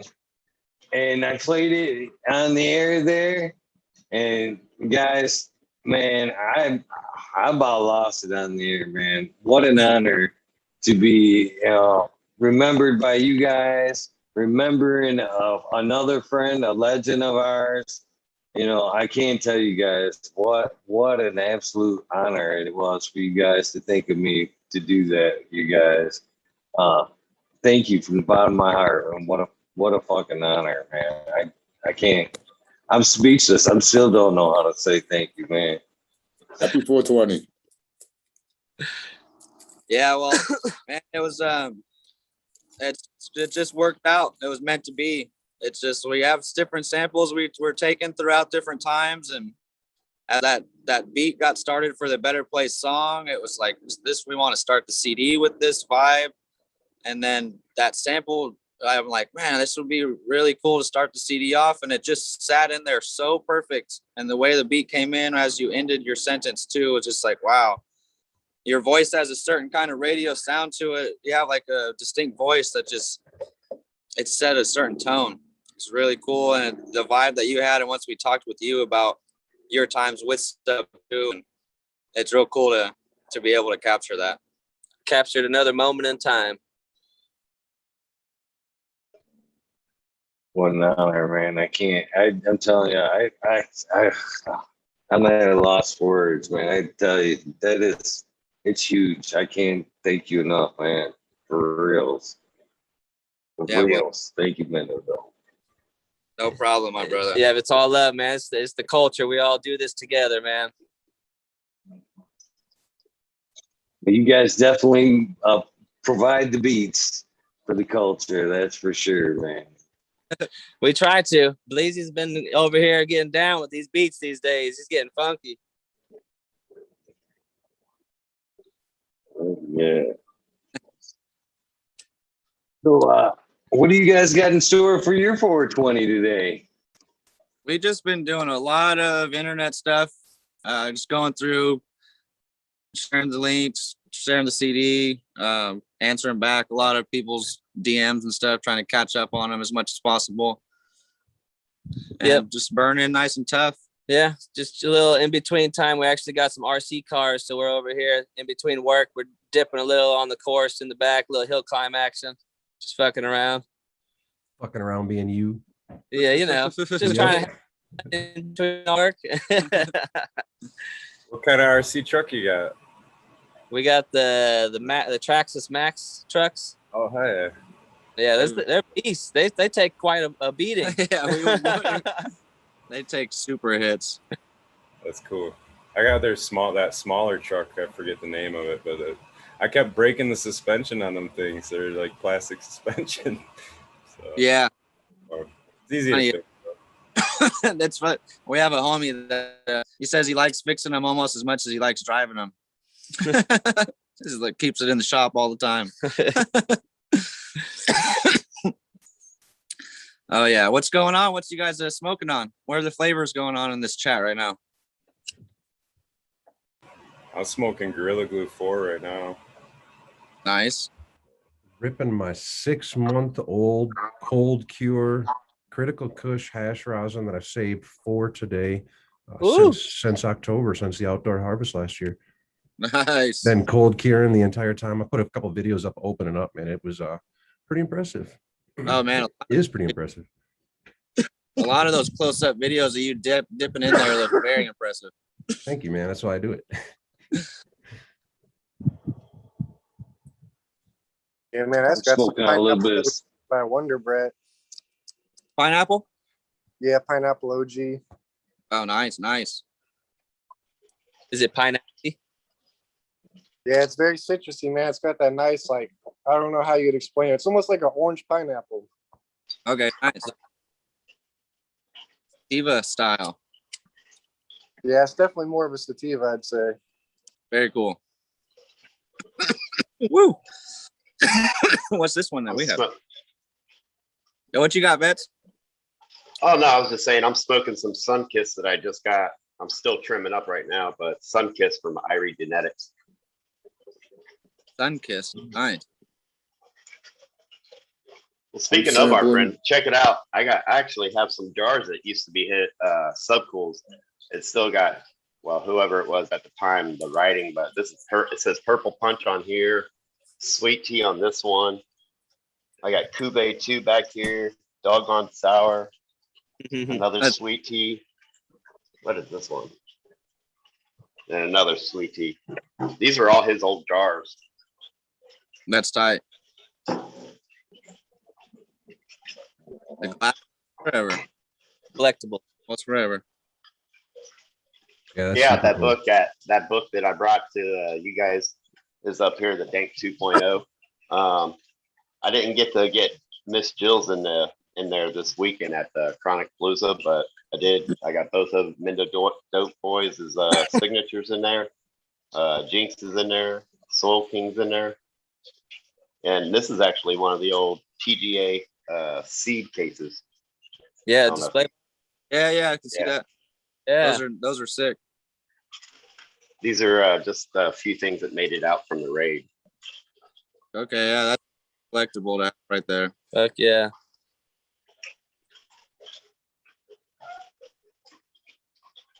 Weed nerd Nate.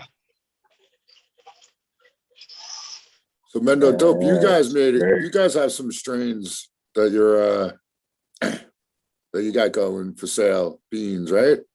You have any vanilla kush straight up or no? I remember you guys talking about that. I wanted that. Yeah, we have the vanilla kush plant that we've had for a long time, and we ended up crossing that one to a couple different things now.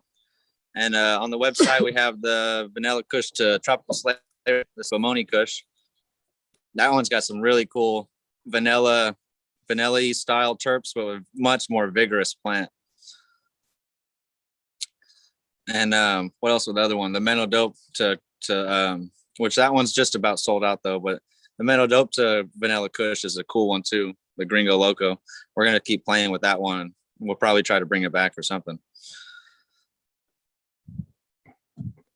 They both sound awesome. Yeah. That vanilla's, it's so funny that from the UK or from Barney's Farms where that one came from, and it's still like one of the biggest hash producing strains we've ever seen. It's like it holds its own for like we've had it for almost 10 years or something. That makes me smile over here, dude. My My Critical Kush is Barney's Farm, and I've had it for about 6 years now. Well, I was thinking about the critical just a second ago. I was trying to remember where you got that from. Yeah, Barney's, they got some good stuff. Yeah, that was Happen Chance, man. That was a minute ago, and I was in a need of some fem seeds, so I scrambled and grabbed some from them, ordered them up, and we grew 3 of them that year that I remember, and 1 and 2 stood out, and then I brought them inside, and number 1 stood out big time, and she's been around for like 5 or 6 years, man. We grow our indoor and out. Last year she averaged 8.5 per plant, 8.5 pounds per plant. Nice. Damn. Fuck yeah. I was stoked. I was trying for a 10, but she fell short. Close. That's real close. Especially from clone. Yeah, from a clone to get the 10s. I don't know if we've got 10 from a clone, really, when you think about it. That's hard to do. And she re-vegged a little bit, which probably helped me out a little bit.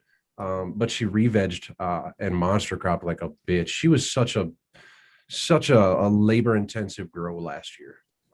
Unfortunately, and fortunately, however you want to look at it. Yeah, super cropped itself to mass amounts of tops. Big time. Yeah. One of our buddies in the UK has found the Critical Kush recently, and he doesn't shut up about it. He says it's the best. He's like, it's amazing. So that's all he's gonna run for a while. He's like, I'm gonna make seeds from it. He's all up on that. Mm-hmm. And Kino, his name is Kino's got the Critical Kush. It absolutely, especially outdoor, dumped the resin last year. It was about 2.25, almost 2.3 ounces per pound of rosin. Yeah, nice. Hash to rosin it came out. Yeah, that's. I was super impressed. She'll be around for a long time, hopefully. Hell yeah, that's so funny. Both of those ones are just dumpers, the vanilla and the. And I grew the vanilla quite a few years ago, and she was a keeper for me for probably 2 years, but it was before I really got into, hardcore hash making and rosin making. So I let her go, and it was just one of those you wish you had her back kind of type deal. Knows what she would have been doing. Someday we'll get her back. Yeah, I mean, at least I haven't seen any vanilla like ours, so you're in the circle where it's possible you could get one of those girls one day. Yeah, right. There you go. Hey, how was the Emerald Cup? You guys just placed there, didn't you, or something with the Mendoza? With our partner Mark, with the Green Chalk Farms, he entered 8 different flavors total, and we got 6 out of the 8 placed. And we got first place for personal, and third place for personal.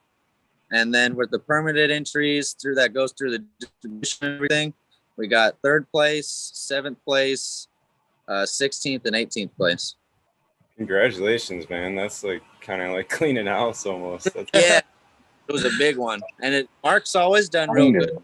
Last couple of years working with him, we've been placing real high. Last year we got 2nd place with the permitted. And man, it's crazy to see the level of the terps on this stuff. It's so dang potent and people love it. It's really cool to be able to get it out there now, be able to produce like a lot of it too, so more people get to try it. Seems like so many times we think we have a lot, but barely anybody even got to try it. Somehow it's gone. Yeah, no, actually, a buddy of mine that's in chat, CJ Apple, got to try some, and he was definitely talking about that. He said that's unbelievable how loud it is. So that's cool. Yeah, that's fun. I'll tell you what, man, I'm an outdoor grower, not at anywhere to the scale you guys are, but I hold my own. Oh, yeah, and seeing the amount of work that has to go into that garden, knowing, not necessarily seeing, knowing the amount of work that has to go into that effing garden it's so absolutely monumental. And then watching you guys have to hike back in last year. Yeah. You can definitely see the love that he has for his garden and his plants, man. You guys really lucked out finding him, man. Yeah, he's a for sure. He's a one of a kind dude. And we were laughing the other day. We went to a hangout at a club for their 2-year anniversary, and we're laughing because Mark, he doesn't really have a girlfriend or a wife. He doesn't do too much family stuff. Even like he kicks with his mom when he can, but he's so seriously dedicated. The plant is his woman, no doubt. It's like we're all talking about it. We all have girls nagging on us, all stuff to do all the time. And he just focused on the plant 100%. Yeah, see, like I said, seeing the numbers of plants in there last year and just knowing how much one of those, takes, it's just monumental. Absolutely. The work that he puts in is pretty much nonstop. It has to be. Yeah. It's all year round. Yeah. Especially these days with the amount of plants that are getting grown. The mother situation has to be on point. And it's not easy to have mothers stay on point with keeping them in the wintertime. Stuff. It's not like we have some super facility yet. It's getting closer and closer to having things like really tits, but it's not at all there yet. So it's real old school, real back to basics the way he does it, but it's full-time grind for sure. Thank God we work with nature and not against it. And I love that too, man. You guys just clean house and you're like, oh, it's still not quite there yet. Like that's forever the OG gardener right there, right? Just next year it'll be better, right? Yes. We'll learn more again. Yeah, next year it'll be better. Always striving. Hell yeah. Yeah, I'm excited for this year's outdoor grow. I'm got the beds all ready. All the reamendment has taken place. Put a bunch of compost down. Cover crop is sprouting up through the straw right now. Nice. Clones have taken root. They're sitting. They're getting happy. They're getting stepped up. They're growing their shoes, and yeah, I'm excited. The only problem I have is taking my clones outside, is having them not go into pre-flower. So I've got to be really fucking careful, man. It's such a sensitive transition. Yeah, it is for sure. It's especially with different strains. Yeah. And you're in Colorado, right? Yeah, we're Western Colorado. Yeah, there's places up here in Mendo, even like where the garden is that we have permitted, to the garden down at our house where we've always filmed at, which is like a 45-minute drive and like a 1,000 or 1,500 foot elevation difference. It's like a week different on planting. Like if you plant them down below a week earlier, from like you can plant the one up top faster. And is there something about the sun up there that they can go in the ground? We try to do that down below, they'll go into pre-flower, and that's just like still close still too. For sure. And I attribute a lot of the resin production that I have to the elevation that I grow at as well. I'm just about 6,000 feet in elevation. So, the amount of filtration from atmosphere that I have is so much less than what you have there. So my UV penetration is way higher. And we know that, trichomes are a UV protectant for the plant. So the more UV, the more juicy they're going to make those trichomes. Yep. Yeah, that's crazy. Mark has a spot at the gold mine where we've gone hanging out before, and he's got a garden that he's done there at 4,200 feet. That's the highest I've ever really the difference. He loves that garden at 4,200. Exactly. It's fucking insane. That's so crazy. I'm gonna have to mute for a second. Dizzy just brought me biscuits and gravy and sausage and syrup. And what the hell time is it over there? It's 2:30 in the afternoon. It's a brunch. Crazy. That's what's called a brunch. Fucking 4:20, man. That's a feast. It's munchy day. Oh man, nice. Well, I doubled up on my edibles. Go ahead, Sal. I was just saying I doubled up on my edibles already, so I think I'm gonna be a triple or a quadruple today by the time it's all over. Oh yeah, trying to get there. Stay there. Stay there. A couple hours. Well, I'm actually a little thankful I'm pacing myself this year for the fucking 24-hour 420. Last year, man, I smoked cannon after cannon every hour on the hour, and my tolerance was wrecked. last year for about 2 weeks, man. It didn't seem like I could fucking catch a buzz for nothing after 420. So I'm glad I'm pacing myself a little bit this year. Thankful for that. Yeah, it's 24 hours is no joke.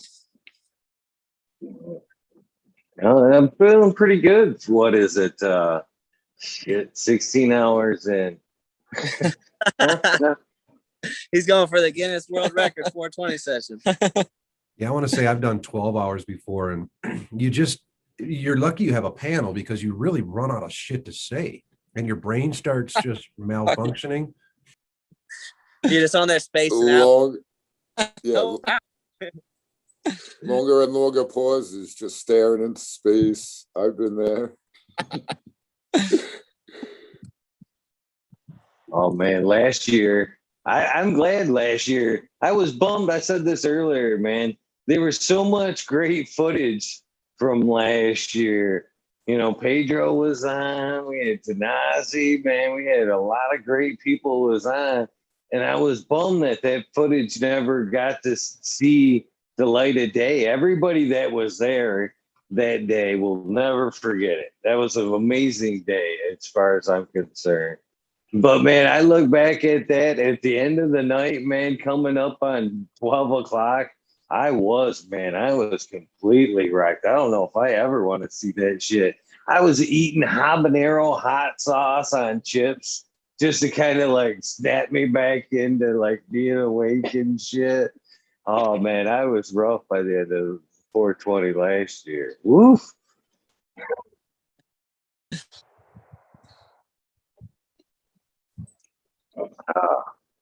I'm glad YouTube didn't post it, to be honest with you.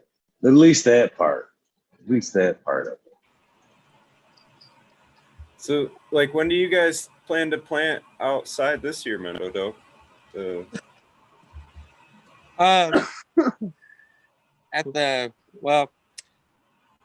put clones in like mid-May down at our spot.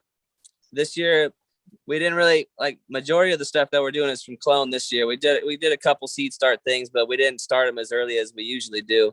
So they're going to be pretty much soon as they're turning female, they're going to be just going right in the ground. And we were talking about even maybe getting some of the little seedlings tested this year on finding out the females and males real quick just to weed them out and don't have to go through the whole process. But pretty much, yeah, like mid-May, 3 weeks in or so, probably putting stuff out maybe if they're ready. Yeah, and then at the farm up there, the farm with stock that's up here on the hill, that one probably be like, we put that one in the 7th of May. It was, I think, like first, yes. We do it like a week earlier up there. Week or so. Almost 2 weeks earlier up there, some stuff. So do you guys just replant? Like, I've seen the footage of the farm out there, and there's like all those rows. And when you harvest, do you just replant right where those were? Because you did that kind of mound tech or whatever. I was just Same stack holes. So just hangs out the whole year. We leave the stalks in for a while, let them break down as much as possible, and then rip them out and dig a little mini hole, drop them back in again. And then the cover crop, Jesus, it's outrageous there. We just got a couple little things of footage for the first episode. So here soon we're going to keep filming to get this first episode recorded. And man, the cover crop it's outrageous up there. Yeah, it's next level shit. So I bet, right? Even like when we don't see it for a few days, the shit blows up. So it's like when you're like a week, 2 weeks between, it's like a whole totally different forest out there of all the vetch and the clover. Are you guys still going to do your attempt the record again this year as well? We're doing it, yeah, but we really started the seed pretty late. We'll see what happens, but the seed started a little later than ideal. But we do have a strain called Johar that we got. And that's supposed to be a monster super sativa. It doesn't harvest as late as Kerala, though. It's supposed to finish at the end of November. So we'll see if it has potential. But being from seed, it's going to be cool to at least get a little test, watch how she does. And then another thing we've been talking about with too is the spot up there where it's at.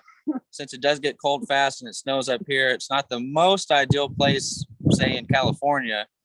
It would be cool if Mendo had the record, but there's a couple spots that Mark suggested that we might try it out at, a couple new spots over in a different area.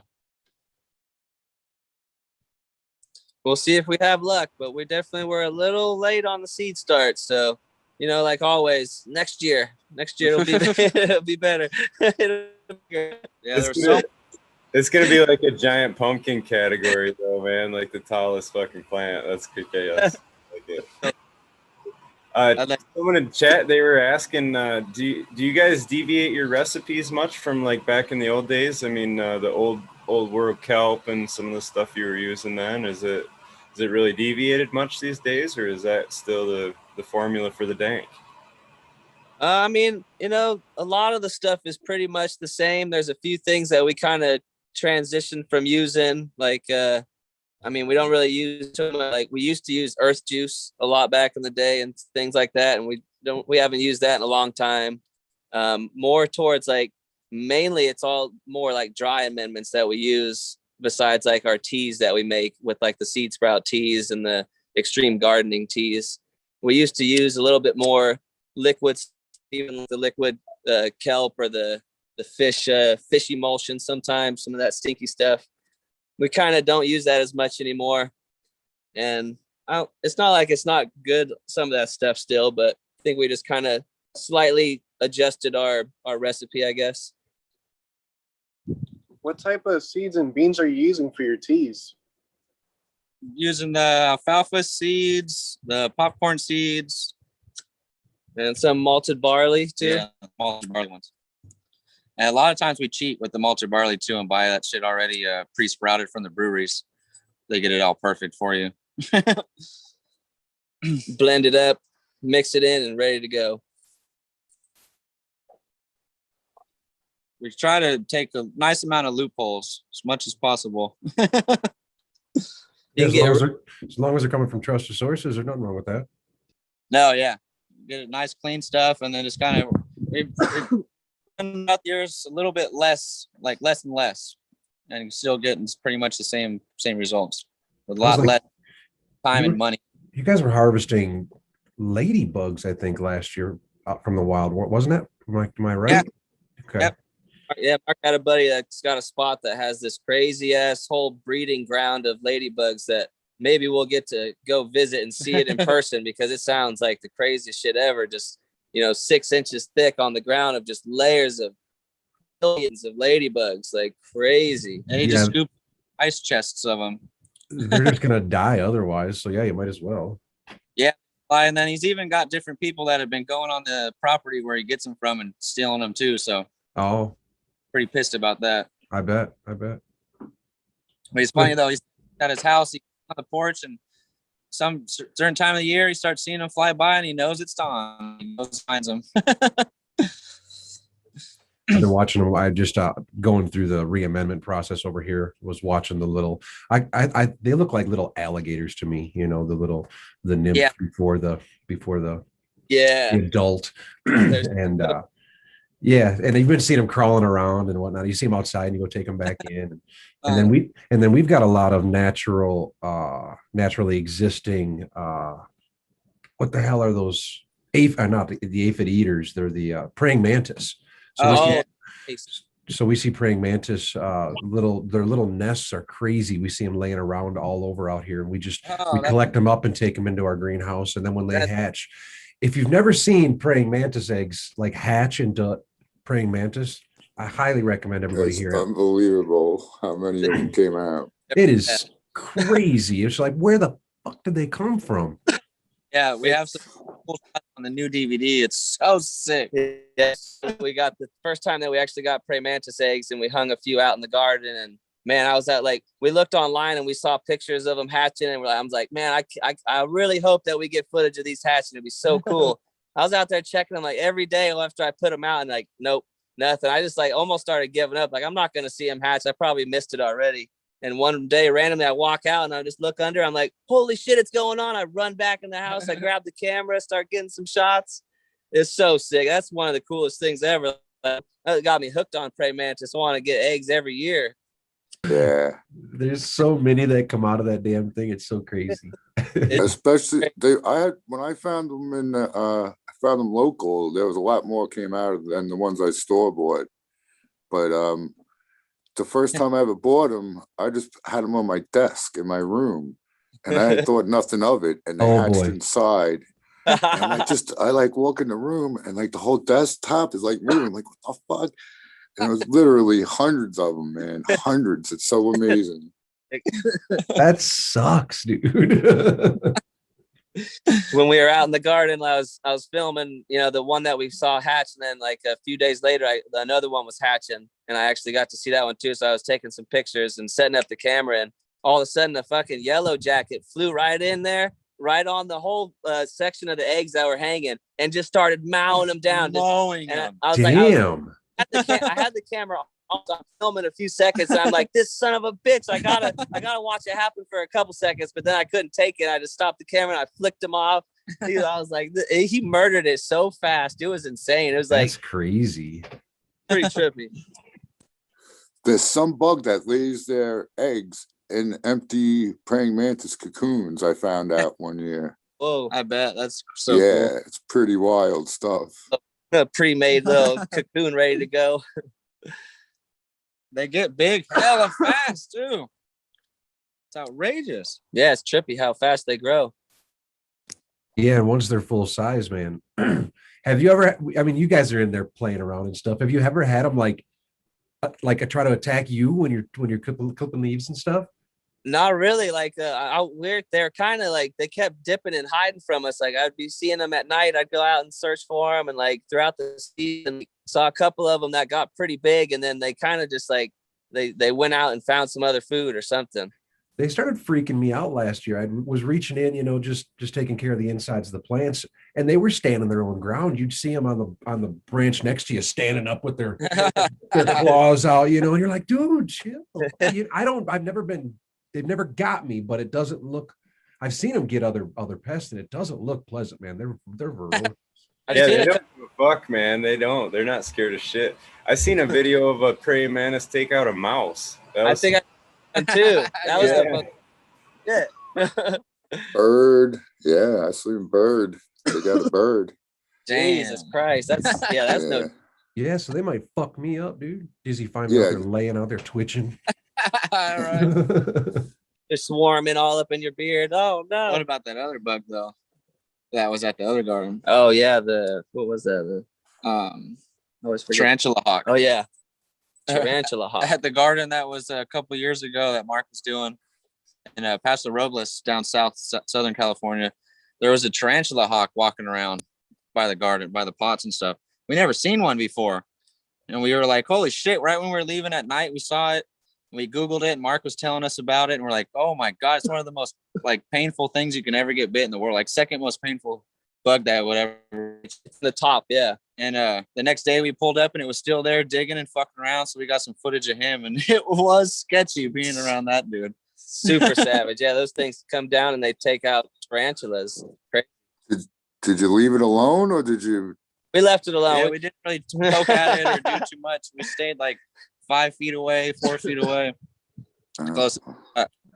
It was big. It was like 3 inches long. Yeah, I mean, it's trippy when like just a giant wasp thing. It's crazy. It's really. Oh wow, yeah. I always think it's fucked up when you guys are playing around with snakes, man. With especially the rattlers, dude. I freak out. I'm like, hell no. I would have to be on high alert at all times, knowing there's rattlers around. Fuck that. Yeah, man. That's why I like where I live sometimes.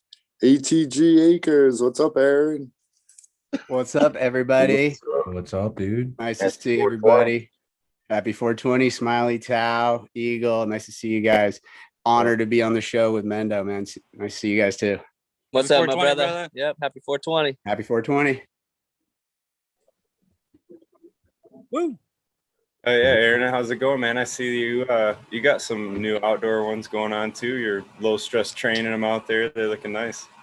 Yeah, I'm getting back to my foundation, man, and just pushing some plants down. Because I put 6 monsters. I got 200-gallon pots, but I got this like very small hoop house that I'm working in. So I'm just training them to be the perfect cubic area for that space. And I pop these LA cons that are just going ham.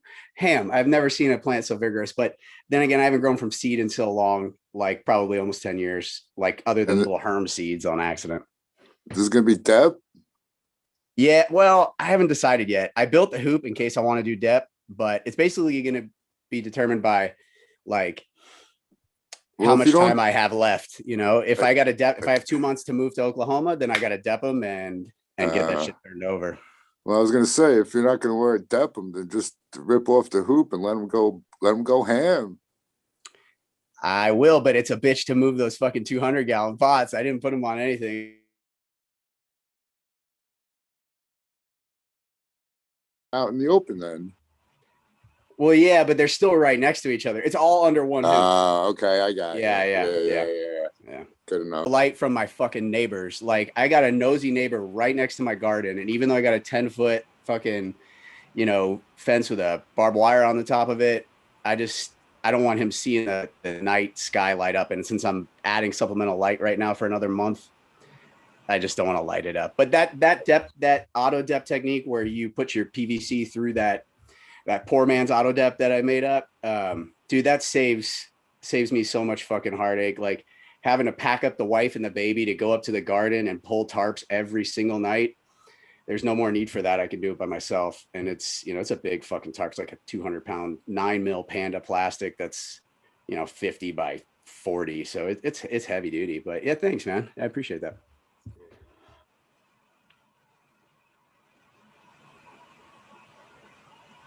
So Pedro, what do you got in the garden that's your rosin baby presently? Critical Kush and Primal Punch, I'd have to say, pretty quickly. One or two on the Primal. It's my Primal number one. But I also have a Primal number two. But I prefer Primal number one. Really? That surprises me. I ran both. I have both. And I was very fond of the Primal one, but man, I found that banana terp in that two there. And that one definitely still strikes my fancy as far as the two go. That is the banana terps, the F2. It's all in being able to find something that you prefer, right? Yeah, true that. So, Eagle, man, I just saw your post. Dude, you got the homies repping you on the CD. Is that right? Bro. That I can't ask for much of a bigger honor than I teared up watching you tear up, bro. Like it was so heartfelt. I loved it. Oh.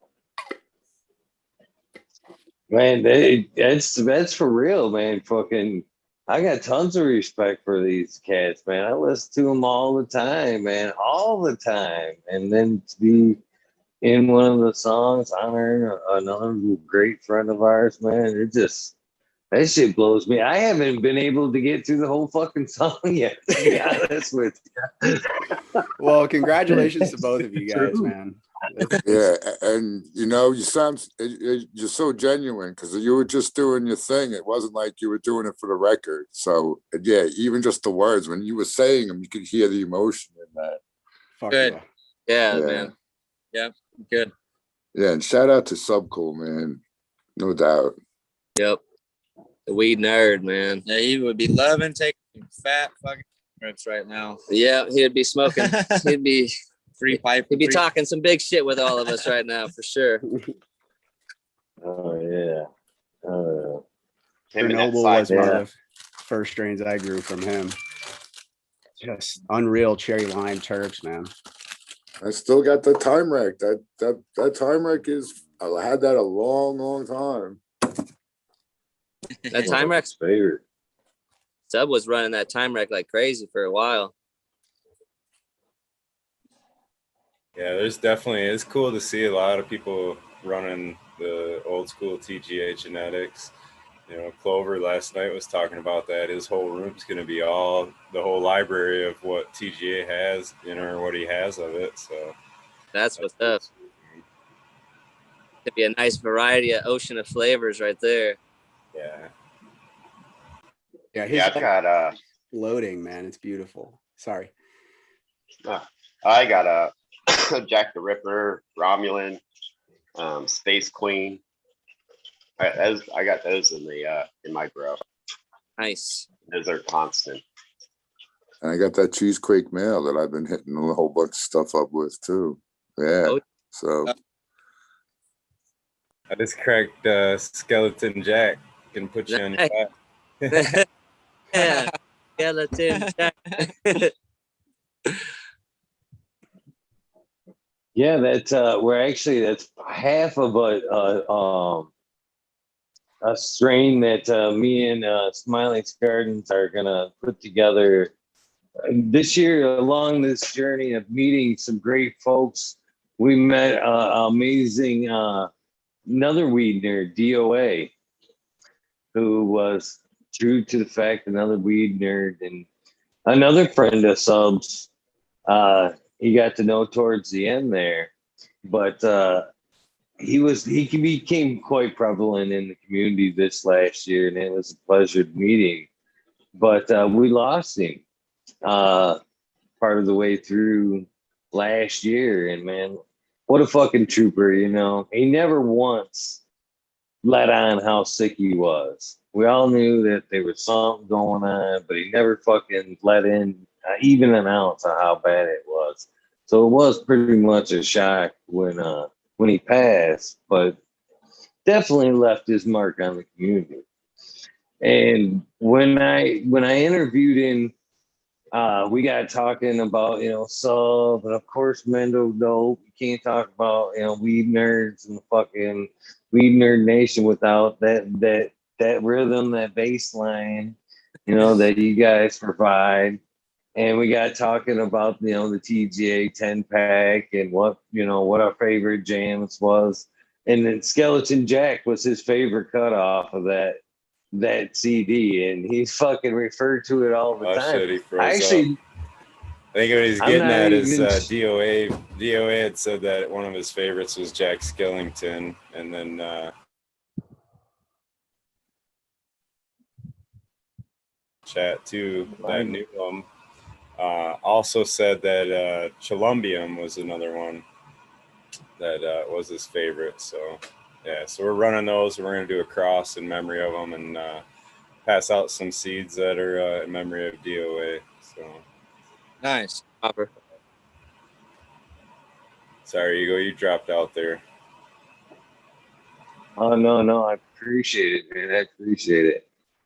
Yeah, but yeah, it's awesome though. It's kind of inspiration that, you know, Sub and the whole weird weed nerd nation is about. You know what I mean? Doing cool shit for other weed nerds that are down and out. You know, that's kind of what Sub always, you know, helped out, man. He wasn't afraid to pass some seeds.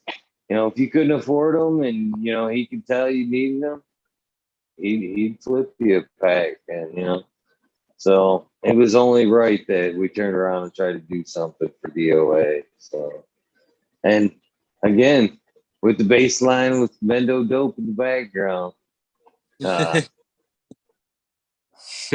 pretty fucking cool. That's dope. I like that Skeleton Jack a lot. That Nightmare Before Christmas has a whole bunch of cool music in it. There's so many different samples you could take from that movie, and that one was sick.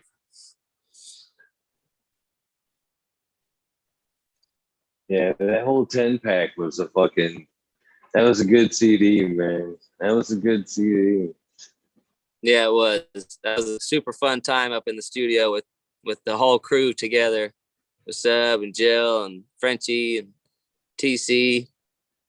Yeah, there's some good times recording that one.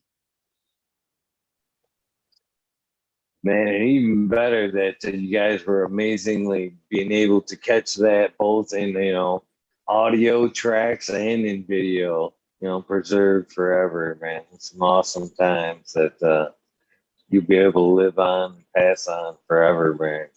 I know every time I watch some videos, man, I think, man, how fucking cool would that fucking shit be, man?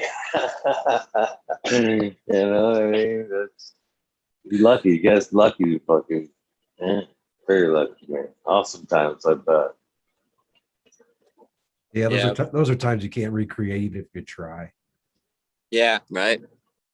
It's crazy too. It's like every time you try to record stuff, it's takes away from the vibe too. There's so many different times when the camera was never around or on. That was like crazy.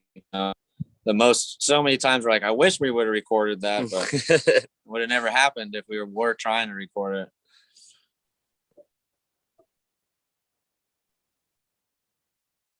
Very blessed to be in this cannabis industry. I thank my lucky stars every day how lucky I am to have this plant in my life and to be able to do what I do, man. This plant makes it all possible, that's for sure. Dude, you've been killing it lately.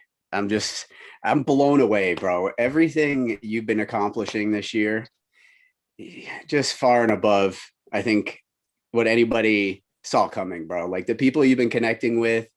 I mean, fuck growing weed for you, bro. I mean, you're a great grower, but like this is your future, like connecting people to the plant. Like, God, it's beautiful. It's like a flower, fucking, as corny as that shit is, but you feel me? Like, we feel you, man. Bro. I feel you. We can dig it. Don't change a thing. Stay exactly the same. You go right now, right where yes, you are. That's perfect. Keep doing it, man.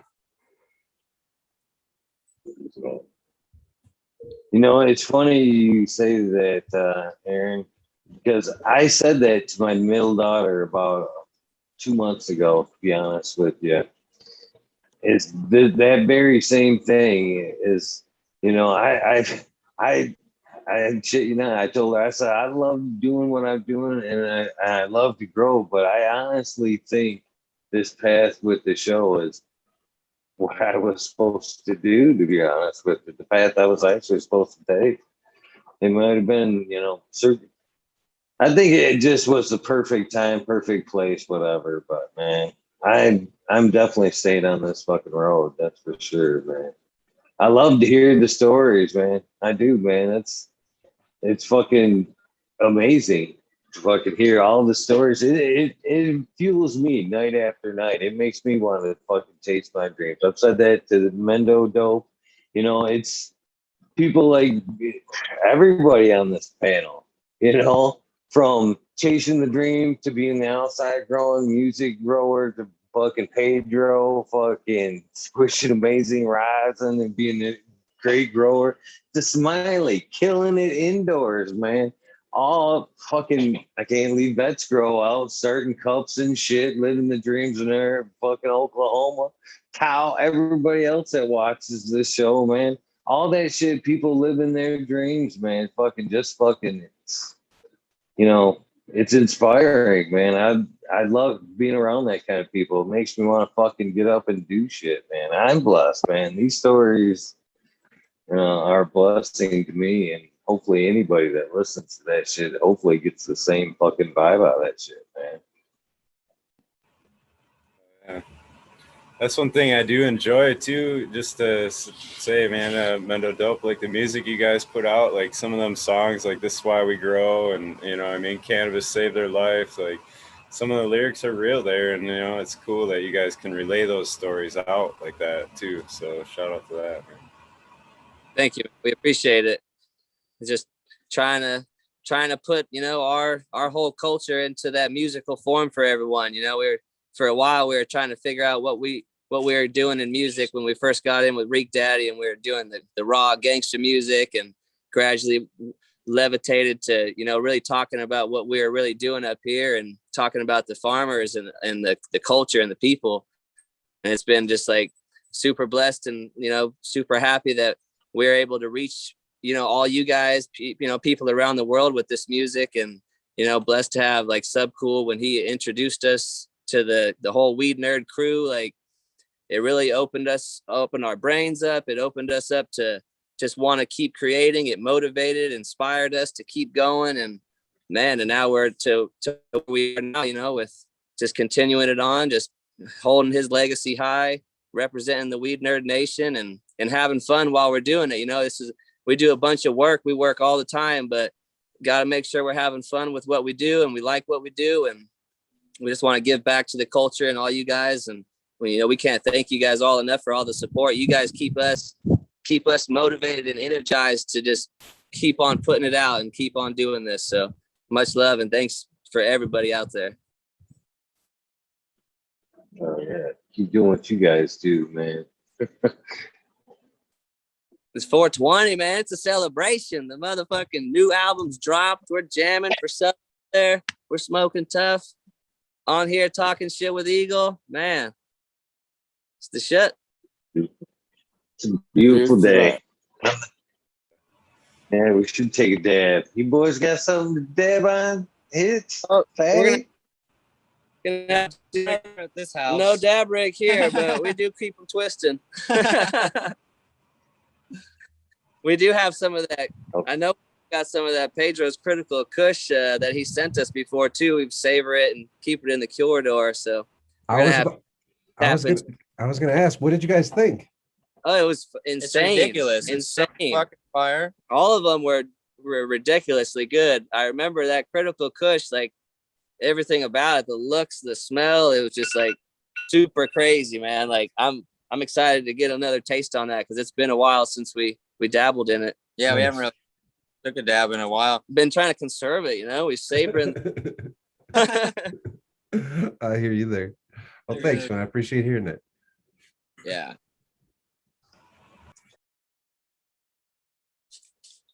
I think I just took that last dab and I'm like, fucking, I think I'm gonna go load that album up on my phone and go jump on the Harley and take a ride and bump some tunes. Hell yeah. Nice. Fuck yeah. Yeah, it sounds like the appropriate thing to do. The wife and the daughter are napping and I got a free hour. I think I can go bump That's exactly why I'm here. The wife and daughter are napping. I'm fucking getting stoned as shit out here. Yep. It's great. Yeah, good to meet you, Pedro.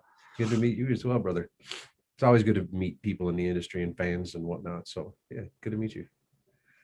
Oh yeah, all right, guys. All right, guys, I'm gonna dip out. Happy 420 to fucking everybody. Eagle, Happy 420, Pedro. Good to see you. Appreciate you, brother. Thank you for having me on, dude. It was great talking to you. Vet's awesome. Mendo, Smiley. Honor to have you, brother. Later, man. EDG. What's up, Pedro? Happy Peace out, you guys. Happy 420. Tons of respect, sir. Have a good day. All right, fellas, we're actually gonna be dipping out right now too. We're gonna continue on some hustle bustle, working it up and smoking. We appreciate coming on, chopping it up with you guys, and man, happy 420. Happy 420, guys. You made this a legendary 420. A legendary 420 for me, guys. One I'll never forget in my lifetime, man. Thank you guys for.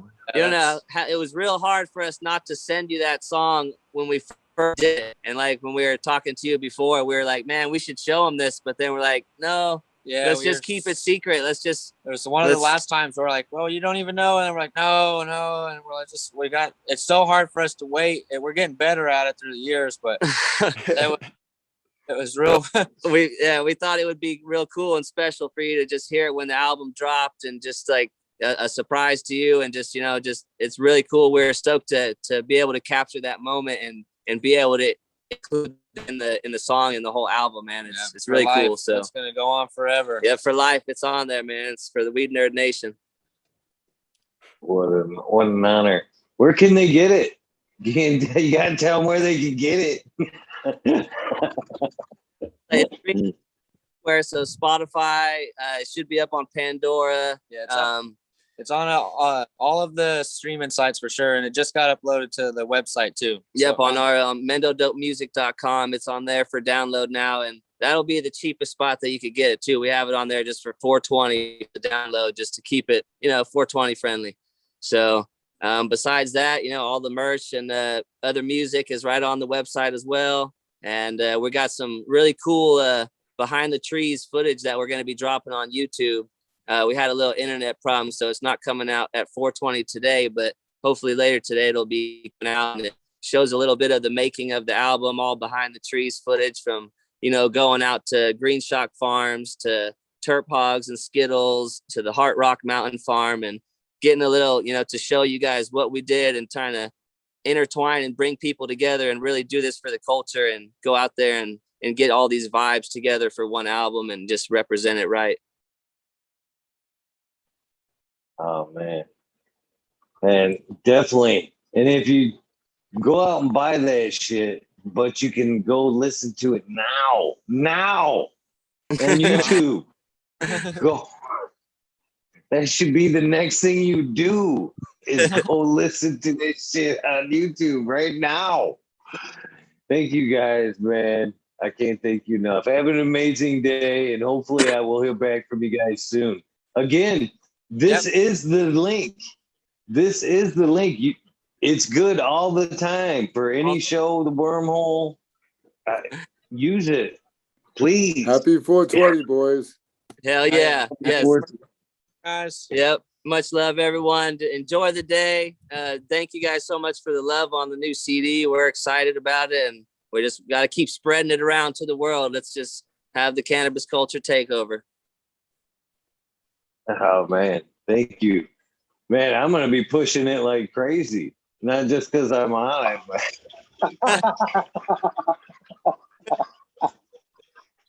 Hey, it was awesome having you guys here, Mendo Dope. Thanks for coming in, man. Hell yeah, brother. Yep. Have a good one, my friend. Yep. You guys enjoy the day. Big, and yeah, we'll be in touch, man. We'll be jumping around, doing all kinds of stuff. We look forward to talking to you guys more. Oh man, have a good one, guys. Thank you. Hell yeah, guys. Wow. I just, again, man, I don't know what to say about that, man. I can tell you what, this is what I can say about that. Everything I've done up until now has been completely worth all that. Right there. Just that. I'm completely happy with just that. Right fucking there. Your legacy, like you are becoming more than your person, your body. It's huge. I don't want to spend too much time spoiling you because they just did, but holy fuck, man. This is epic. Fucking A, man. You guys make this shit epic, though. That's the part that you gonna get, man. I show up, you guys just make this shit epic, man. It's your stories. You know what I mean? You guys' knowledge. You guys make this more than anything. Thank you for what you guys give me, but yeah, for real. Happy 420. Let's get high, guys. What's up, Let's man? get high. How you doing, bro? Yeah. I'm good. Happy 420, Smiley. Let's stay high. So cool, Kevin's the blueprint. Yeah. Hey, Mio, how you doing, boy? Sorry, I didn't hear what you said because I'm totally fucking blown out. Crystals. Blown crystals.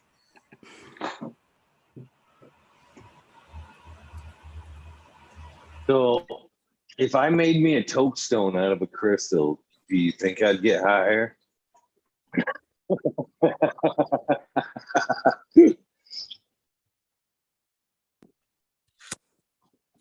Couldn't hurt to try. All right.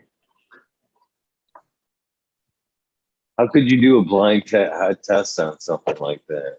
I don't know how you could drill through it, but there's a will. The red pill know how to do it. Lasers.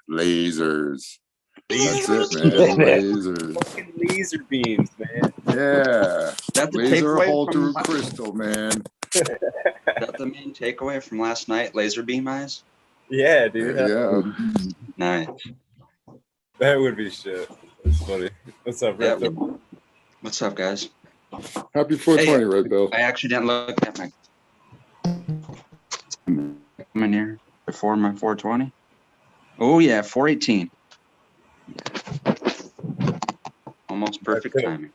Red Pill, you should do that. Rig up some way to heat up the banger, and then like have like a laser pointer, and so it looks like on camera that the laser is coming from your eye, and you can make it look like you're heating up the banger with Actually, that would not be that hard because like you're saying, I could rig a laser so it's, you know, like parallel with this right here.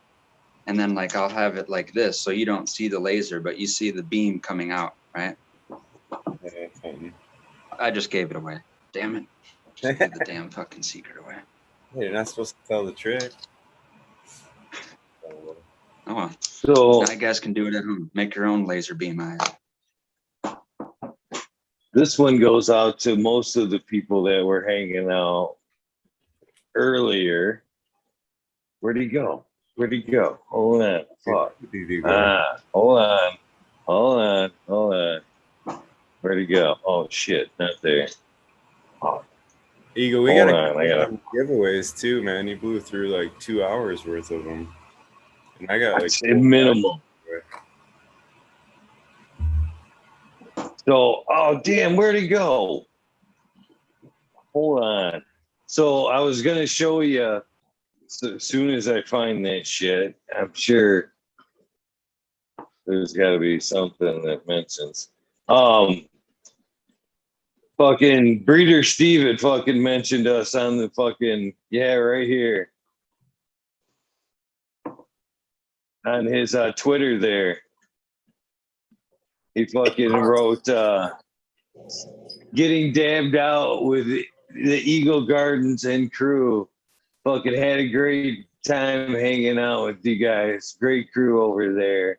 And fucking on his Twitter there. Yeah. I got nicely dabbed out with Eagle Gardens 1 on his YouTube today with a very cool crew. So that's Breeder Steve today on his Happy Instagram. 420. Oh yeah, right? Cheers. Breeder Steve's a cool ass guy, man. Though he's really cool guy. Every time he comes on, he's just, he's got such a cool attitude. Like, and he's and he's done so many things, and it's like he's still just sees himself as just another pound chucker. You know what I'm saying? Like, he just has a million plants. That's the only difference. You know, like it's fucking cool though. I was watching the Duchess smoking chillums in Times Square there. That'd be pretty awesome. Historic day right there. That'd be quite the memorable day as well. Okay. Why aren't you there, Tal? Speaking of, you'd be close to there. How come you're not partying down with them folks over there today? I don't know. I should. I keep saying it. Yeah. I don't know. I'm not. I'm taking care of my babies over here. But no, I need to get out more. Like marching by? No, I'm not that close.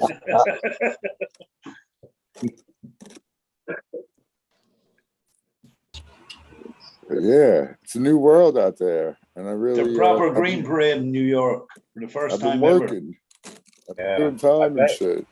I bet too, because you can smoke anywhere. You can smoke cigarettes. So I bet. Yeah. Oh, man, probably everybody's just lighting Just up, like walking fucking around. boom, dude. I seen a couple clips like of like the first day it was like everybody was in the street just like, yeah, look, we could smoke weed right here. Like the local news people were out there. They're like, wow, yeah. Just blaze it down. What we could do, yeah.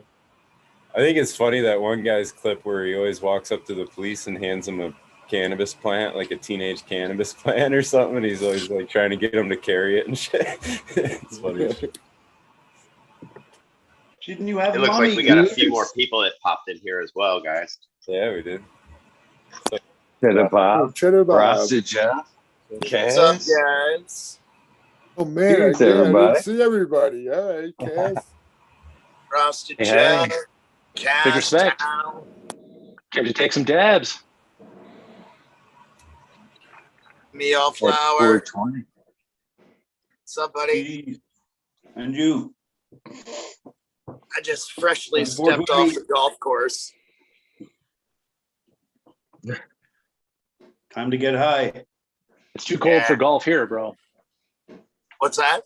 It's too cold for golf here. You would not have had a fun day. Yeah, it's still cold here. It's about 40, 48 degrees. But we suffer through it. There you go. That looks good, Aaron. So how you doing there, Ross? Jeff? Speaking of, I'm smoking Yes, on some happy of the 420. Sunkiss. I'm smoking on some Sunkiss that we just got finished harvesting. Nice. I'm doing pretty good, bro. I'm hanging out. It's 420, man. I was on Scotty Real show earlier. I got super baked with Scotty Real. I'm hanging out with Eagle now. It's going to be a long day of Zoom meetings and taking dabs and hanging out. It's going to be a good time. Happy 420 to you too, Cass. Oh,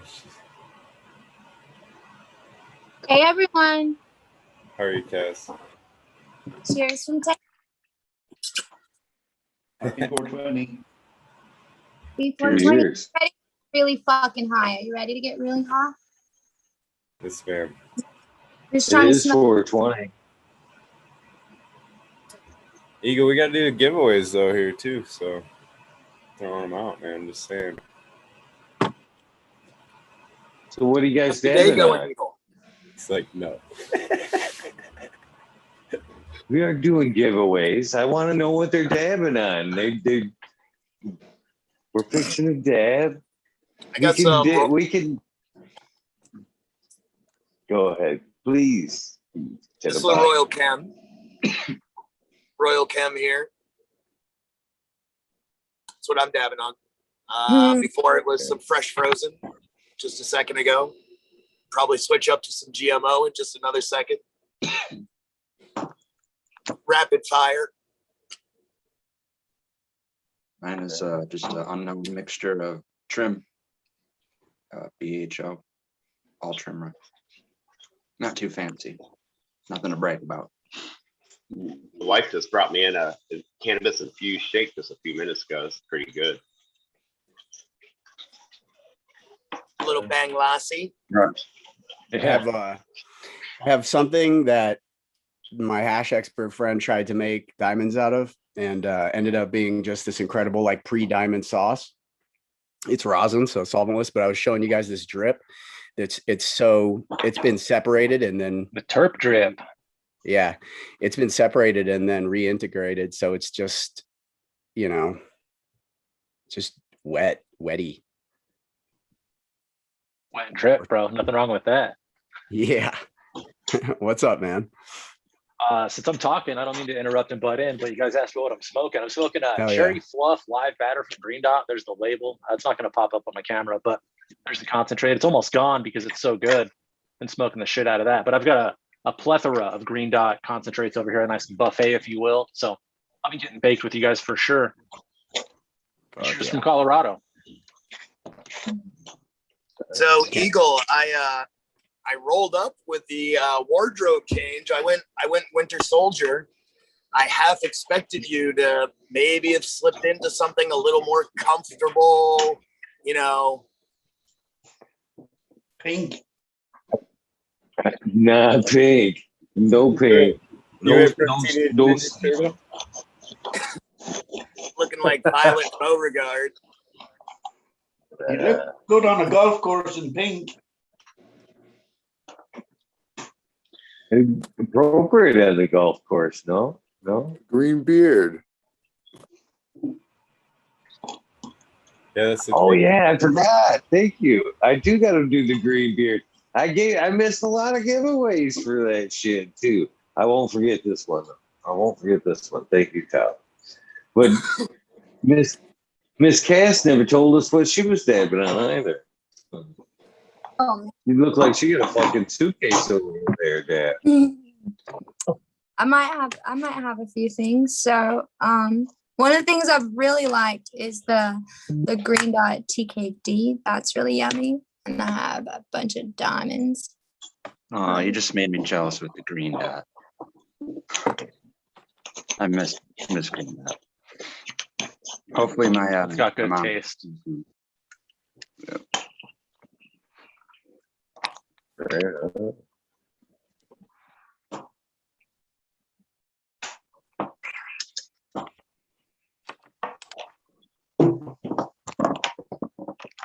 dab was way too hot. That was perfect.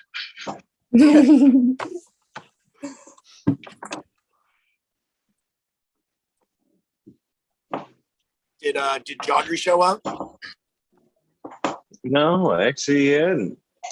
Not yet. I know there's a few other people running 24-hour shows. I'm sure he's sought after. Yeah, there's a few 420s in different time zones too. Yeah. So Well, I'll tell you this about Mr. Jodry. He's never told me something and never lived up to it. Well, I didn't get in that much. I'll second It that. was an That open man is- invitation, too. As a man of his word, that's for sure.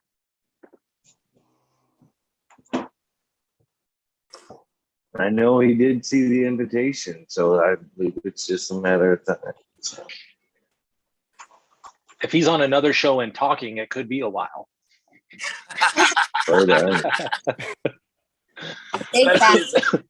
If he's on there with Mr. Toad, him and Mr. Toad could run a 24-hour show themselves. Yeah. I mean, I'm not even talking shit. I'm not talking any shit. I could talk for days as well. I'm just saying, if the dude got started, he's just gonna have to finish before you'll hear from him. I seen him at the Regen conference too, and he stood up on stage and did his thing, talking for like 2-3 hours or whatever about all the breeding stuff. And when he was off stage and other people were talking, he was still like had a crowd around him. The dude never stopped. You know what I mean? Like people were just asking questions, and he made himself available, which is freaking amazing. You know, so I bet his voice gets sore by the end of the weekend or something. Yep. Now says he's on Future Cannabis Project right now. So there you go. Oh, then he is on there with Toad. That probably will be a while then. Yeah, it will be a while, man. I love listening to those two go back and forth because they like interrupt each other, but they like their interaction is so funny. That's cool. The passion in this industry is so beautiful. I guess.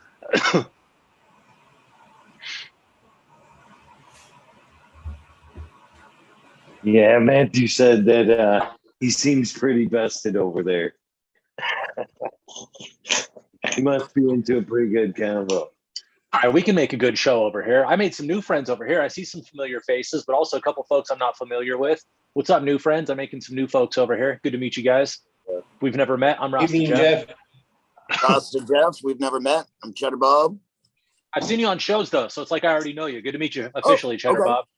Cool. Yeah. Cool. You know, we all watch each other on all these shows. It's like we've hung out before, but just never Yeah, fist right. bumped. That's all. Just never made the fist bump yet. Hey, Rasta Jeff, just for people that don't know who you are in the chat, do you want to tell us what you do and who you are and what you got going on? They call me Rasta Jeff. I'm not sure why everybody keeps calling me that, but I just adapted to it. They call me Rasta Jeff. I host the Grow From Your Heart podcast. It's a podcast all about cannabis. I don't have as many guests as Eagle has, but I try to stay focused and teach grow lessons. I'm also known for seeds. I breed seeds. I'm Irie Genetics Premium Seeds. I make regular seeds, feminized seeds. I do not mess with autoflowers. Find someone else for that. But I focus on high THC and high terpene cultivars, and good for commercial grow or home grow. All about helping people out and getting them exactly what they need in their garden. So that's the brief description there. Thank you, bro. Thank you. It's good to see you, man. Good to see you doing well, too. Thank you. Good to see you too, man. I would have to say, basically, in my opinion, if you haven't heard about the Irie Genetics or Rasta Jeff, you have to be living under a rock at this point. And, you know, and it's, I know you got more coming, brother, because, you know, I get a lot of compliments for doing what I do, but, man, it isn't anything new, man. People like yourself have been doing shows just like this for a great long time, man, dumping the knowledge and shit. What I had managed to achieve here was just, like I said earlier, just the perfect storm that came together, the right moment, the right time, the right thing. But, you know, it's nothing new, man. It's fucking, this shit's been doing it for a long time for great people like yourself, man. Long before I had come through with a whirlwind of fucking episodes, you were sitting pretty at fucking, what, 300 and some episodes or Probably not right more? around there. Yeah. Well, if we're gonna give credit, let's all keep passing the credit, bro. I learned a lot of it from our buddy Subcool. Rest in peace, Subby. If it wasn't for me watching Sub turn the music up too loud and cuss us out every day, I wouldn't learn how to do this. That's where a lot of that came from. So shout out to Subby and the Weed Nerd gang. Put up that Pantera just a little bit too loud and try to yell over it. That is a memory I'll have is an actual question that he read off someone's question. Someone asked, "Can you turn the music down?" And he literally just cranked the knob and said, "No." Yeah, he's like, "Fuck you, it's my show. I like the music loud. If you can't hear me, fuck off." Yep. Yep. Gotta love Subcool. I've got Irish genetics in Ireland. I have 3 orange cousins. That's amazing. Thank you. I would love to see pictures. Thank when you. Can send them. No, thank it's you. mutual, my friend. I appreciate it. It's amazing to know I'm all over the world to get that. I bet. Yeah, I got trying to do the money transfer and all that, and then it switched to Bitcoin, and I had to get a third party to get it, but I got it. Made it to you, brother. Bless. Thank you. Thank you. No, thank you. It's beautiful. All over the world. And he likes ducks.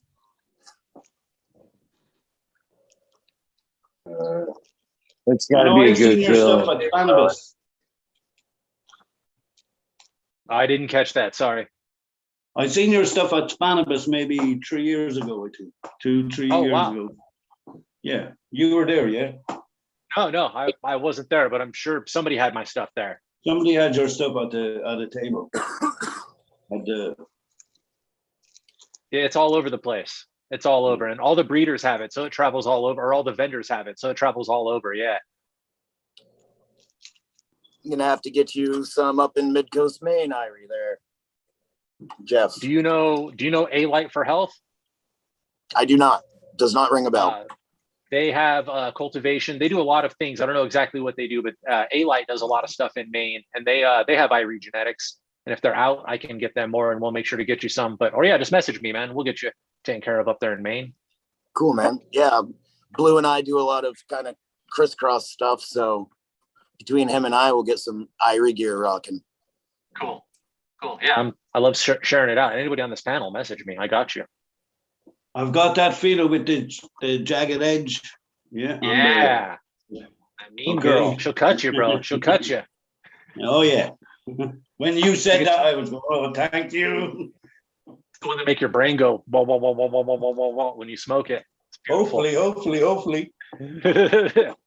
Like a nitrous hit. It's almost like a nitrous hit. I described it as when you were on a field trip as a kid and you lean your head against the window on the school bus and your eyes would go from the window vibrating. That's kind of what it's like when you take a dab of that shit. Like your eyes just go. I love old Panji, like.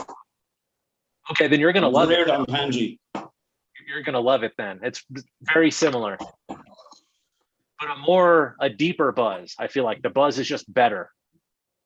Yeah, the golden goat. Yeah, sounds amazing. That's a winner. I'm lucky to have gotten my hands on that one. That changed my life. So here's a question slightly off topic.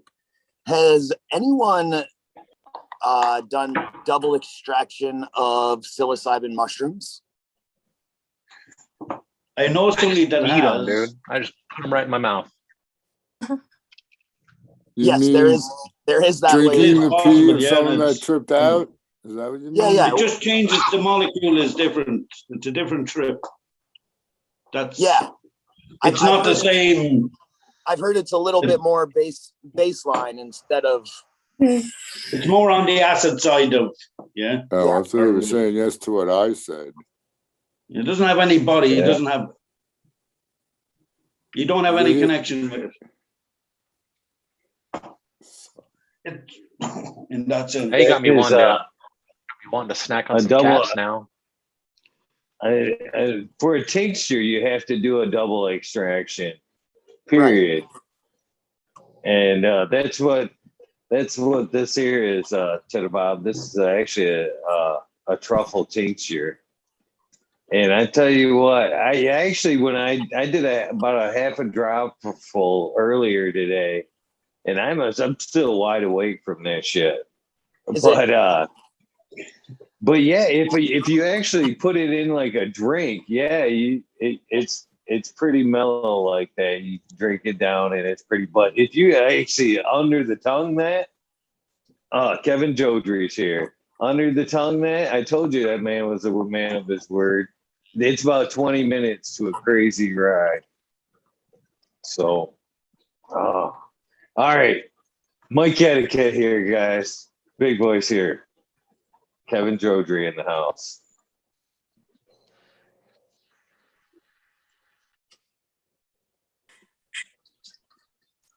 What an honor, and thank you, Mr. Jodry. You know, Cheddar Bob had just asked me not more than a few minutes ago if Mr. Jodry had popped through. And I said, no, but I tell you what, that man has never told me something and lived up to it. That man, in my opinion, is a man of his word. And Chad told me he's on the Future Cannabis Project right now. And then somebody said, he just got off. And I went, well, there's a good chance he may pop up. And just true to your word, like a man of your word, here you are. And thank you. Happy 420 to you, Mr. Kevin Jodry. Thank you for popping on and making everybody on this panel's day. Wow. Hopefully you're having a great day, sir.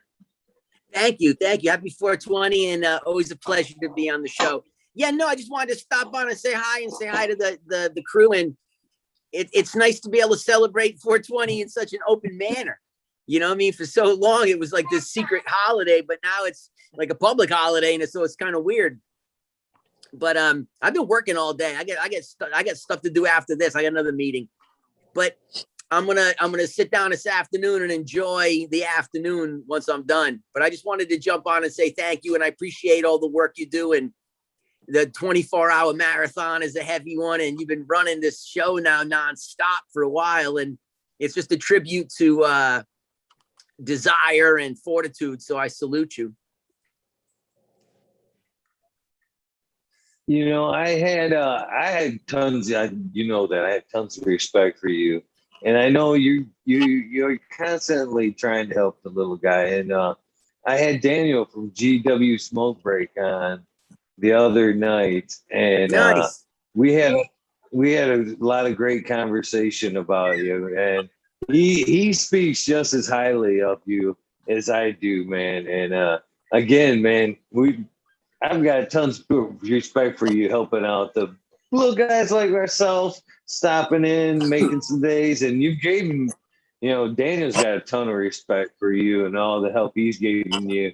He was actually telling us about going out to see like a biker girl that you kind of showed him the way in Northern California. He was going to go out there and interview, and but that's how we got on the subject to you. And but yeah, nothing but props all the way through that episode. You got referred all through that episode. So if you get a chance, maybe check that one out. Daniel I will. did a lot of nice things. I'll have to pop it on. No, because Dan's a sweetheart of a guy, and I'm just really proud of him because he's done such a nice job, you know, putting together his GW Smoke Break project. And he loves herb as much as anybody loves herb. And he's a really interesting, smart young man, you know, and well, young to me. And I'm just really happy for him. And I'm glad you guys got to connect, and it's nice. I love seeing people build their own world, and the stuff you're doing is solid. And so, like I said, I just wanted to jump on real fast. I jumped on to Future Cannabis. Pete hit me up, and I said, look, I'll jump on. I'll say what's up. And because I only got a few minutes. But it's the same thing here. It's just I want to say, you know, thank you so much for letting me be part of your show. And I respect what you guys do. And there's a lot of people that I've been on air with. And they're in all the cannabis community is really a wonderful community. And it's a blessing to be part of it. So on our special New Year's, man, I salute all of you that love the weed and be good to the people around you. You're a god in our book, man. I'm personally a huge fan of your, you know, I've learned a lot about breeding just from watching you on your different programs and stuff. So, you know, from one 420 head to another, appreciate you being here. Happy 420. Appreciate it, man. Thank you so much. And you guys have a great day. And and I'm far from a god. But I thank you for the Demi. compliment. But that's the thing is, Oh, we just don't. demigod. Yeah, Come on. demigod. Go with more like Ghost. Demi. You're from Rhode Island. Come on, you're not that humble. No, but it's real though. It's real because like you know the truth. And the main thing is just be honest with yourself about your role in the game and what you do and who you are, and make sure you share credit with people that inspired you. And that's the beauty of our industry, is that we really have a chance to behave in a different way, at least amongst each other. And there's a place for everyone in it. And so I just want to say thank you so much for the opportunity. And man, I wish you guys the best, and I'll catch you on one of your next shows. Big respect, bro. Thank you, sir. Right Have on, an man. amazing Peace. Good to day. see you, brother. Thank you. Thank you. Tons of respect. Told you. I told you that might have his word right there. Is that what you guys feel like when I pop into shows? The feeling that he gives me, is that what you guys feel like when I pop in? All right, I get it now. Pretty much, actually. You know what? He's just older. He's the only one that does that to me. Well, he's one of the few people left for me to look up to. Like, I'm older than most of you guys. So Right. Kevin is who I look up to. That's my milestone. Kevin and Tad Hussey I learn a lot Hell from them. yeah. Oh, yeah. So that's like Kevin's so like, Kevin's way too short for you to look up to him. Let me tell you. very true. Very true. But the energy that guy brings, bro, sometimes I just got to take a few steps back in anyway. So he's so anybody see that dab I concise. took? I hope somebody saw the dab I took so you understand why I'm fucking stuttering and tripping over my feet while I'm sitting down. That dab was tremendous, and I'm excited about it. I was laughing because you put your feet up and your chair went like 6 feet backwards just to get your feet up. Yeah, I'm a shorty. Happy 420, you guys. That was a good dab. Yeah, cheers, man. Fuck. This is pretty legendary, bro. I'm not gonna lie. Like, I think I just got here at the right time, but holy shit, has the whole show been like this? Yeah. You've been having legendary motherfuckers drop in all day? Yeah. That's what it's for. Goddamn, Eagle. Goddamn. That was awesome. Cass, they just told you legendary, Cass.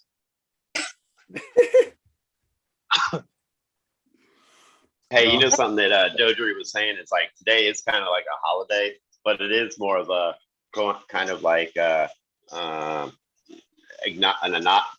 acknowledgement day of what's gone on in our cannabis community and how it's come about, how we're growing, how we're sharing and helping and educating. And it is, and that's really what it should be, is kind of like Thanksgiving, recognizing on 420 what we have and are thankful for.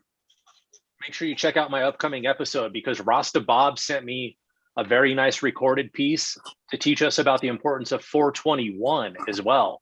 420 and 421 are both important to Rastafari culture. So you'll learn a lot from that one. You'll understand, like what you're saying, a day of acknowledgement and celebration. You'll find a deeper meaning to it once you watch my episode with Bob. And Bob and a friend of Bob's, a Rasta elder, did a very beautiful piece for me for my show. So before it even airs, thank you, Bob. Rastafari, that thing was beautiful. You guys are gonna love it. So, he snuck on this morning there, Rasta Jeff. And I just want to throw something out there. Is there something special? There's two things special about 421. Did he tell you what the other special thing about 421 was? It's Rasta Bob's birthday. It is. We need to make sure that everybody blows up his shit tomorrow and says happy birthday to that cool cat, man. Yeah, 420 is Rasta Bob's birthday. Yeah. That's a good one. Of the best dudes in cannabis is Rasta Bob. Bob on the job. He's got enough love for all of us. He was making fun of me today too, because he was on when the Dank Duchess was on. And he told her, I loved watching him turn about every shade of pink to purple to red while he interviewed you, like a school kid. He said, I said, Rasta Bob, I did the same thing with you, Chief, but you couldn't fucking tell because I was too busy trying to keep up with you, dude. You smoked me right under the fucking table, man. I was beat red the whole time. That kid did too, man. He smoked me completely silver. He smoked me stone and then silver again. That is no gets match for expensive. me. Yeah. It gets expensive smoking yourself stoned and sober and stoned again. Shit. Cass, what are you doing over there? You got like a buffet going on. Yeah. Right. I'm getting high. What are you doing over there? You saw the dab I took. Look at these eyes. Talking about getting high. Mission accomplished. Can't even find the camera to look into it. That dab was almost as big as you are. It could have been your size. Well, it could have been.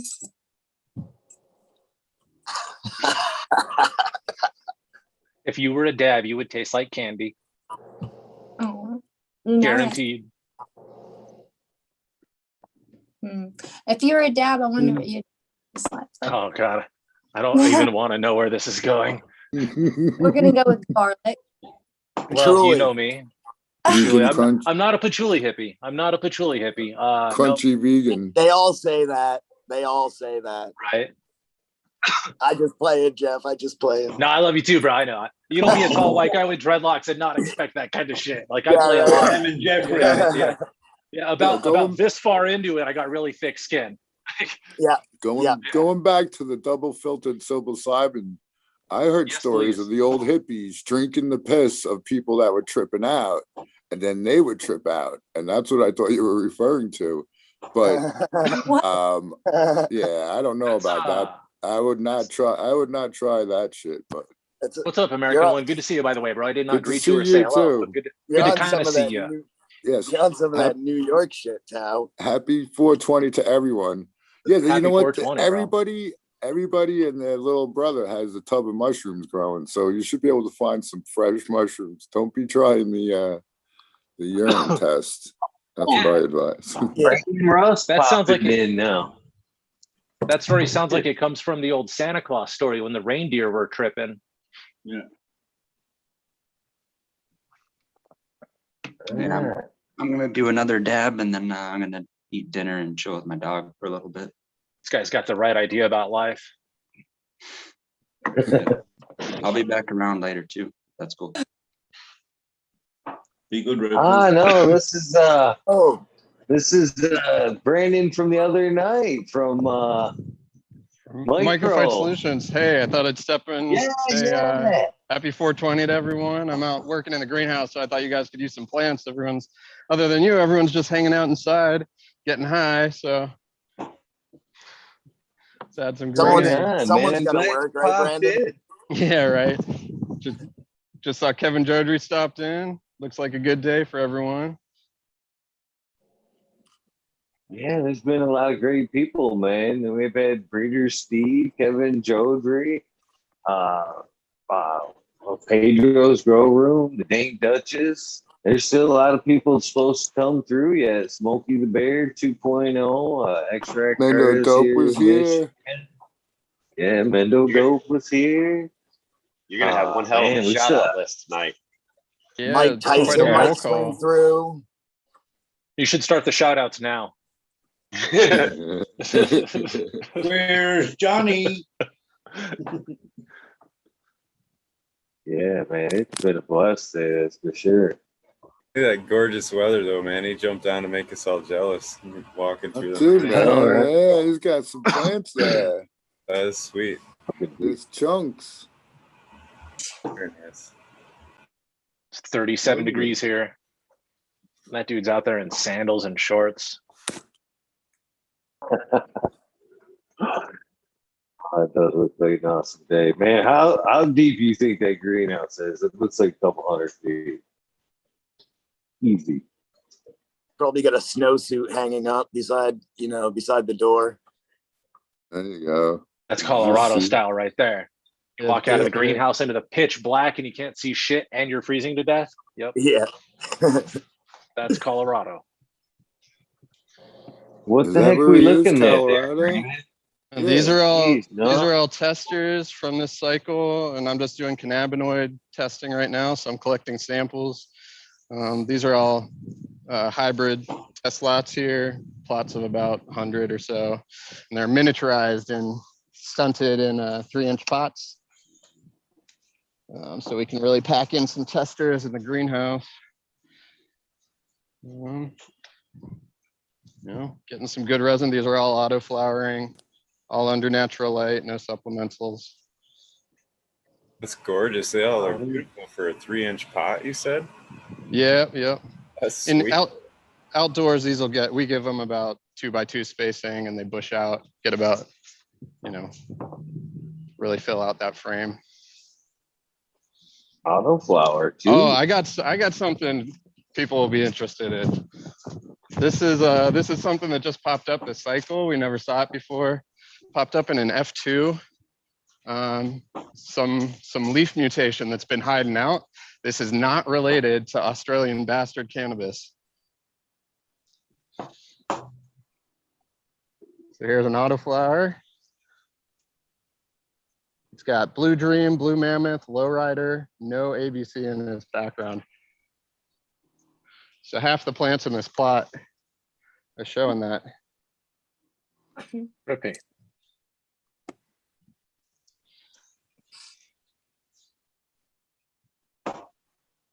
All right. Well, I'm going to get back to work, but that looks trippy as hell. Almost looks like a plastic plant inside of a restaurant. Like it's just trippy, like maple looking almost. Double set, right? Yeah. My internet's pretty shitty, so I don't know what I just saw really, but no, that was a good explanation. Yeah. Gorgeous plants nonetheless. Yeah, hell of a greenhouse there.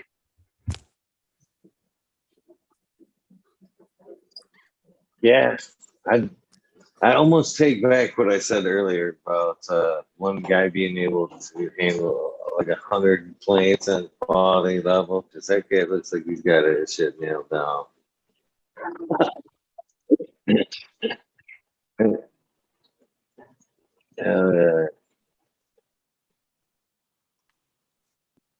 It's a lot of work though. There's no doubt about it. Oh no shit. Holden Podnick's in chat. What's up, Steve? Man, honor to have you in chat. Thought Steve was doing his own show. I'm gonna go there later. Nice. That's one cat I'd try to get on the show. I'd be honored to do an episode with Holden Podnick's. Aquaponics Steve. That'd be cool as shit. If he doesn't come on, for the record. If he doesn't come on, I'll just wear a black beard and I'll put my dreads in front of me and we can talk about aquaponics and I'll act like it's like I'm Steve.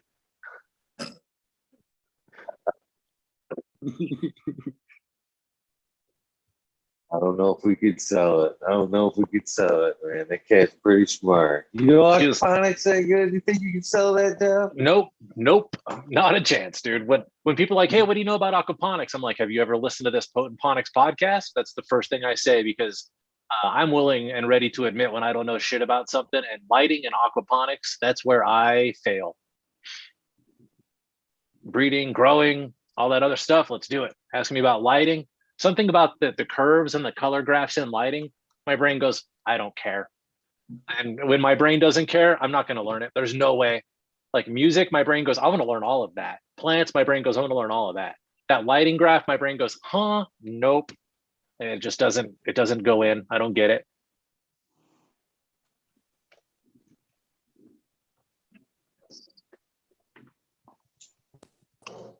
Crickets. All these people, crickets. Nothing but Cheddar Bob cleaning his finger over there.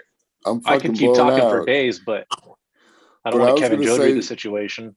Not only the grass, now they had other stuff too with the DLI and the far reds at the end. Man, there's a lot of stuff with lighting. See, I guess I do have some knowledge because I understand those concepts. Those two Right, things right. you said, I deeply understand those. But like the McCree curve, I couldn't explain it to you. That's Keith's job. Like, not to Right. pawn shit off on Keith, but Keith makes lights. So if I have a question about that, I go, hey, Keith, you're my good friend and you're on the team. So like, Right. yeah. That's his. And that's part of being a good person, just knowing who to call for the right job. I don't have to know it all. I got people for everything at this point. You surround yourself with a good team. That's what you do. Yeah. I'm everybody's weed guy. So now I got a light guy and a nutrient guy and a car guy, and a sneaker guy. Got to build your Sneaker team.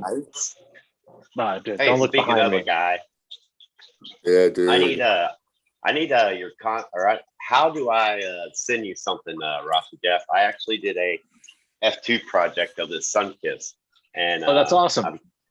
I got another batch I'm getting ready to create. I'm gonna do kind of a pheno hunt out of that, but I wanted to send you the F2s of that.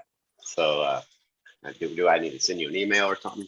Send me a message on any social media, however you want. You'll get at the top of the inbox, and I'll look for it. Yeah, I'll look for it. Hey, You know how to Rusty find you. Jeff, before I forget, did you see the Tally version? I think it was Adidas has a Tally sneaker out for us. Yeah, I can't fuck with Adidas, so hard No, pass that's on it, that. man. But You don't care. yeah, That's it. Pass. that's it. Yeah, Wow. not All for right, me. just throwing it They're out cute. there. They're cute, Yeah, but they're yeah. not for me. They're really cute, but the Grateful Dead Bear Dunks way overdue those. So I'd rather have the Dead Bear Dunks any day, and those are right there behind me. So yeah.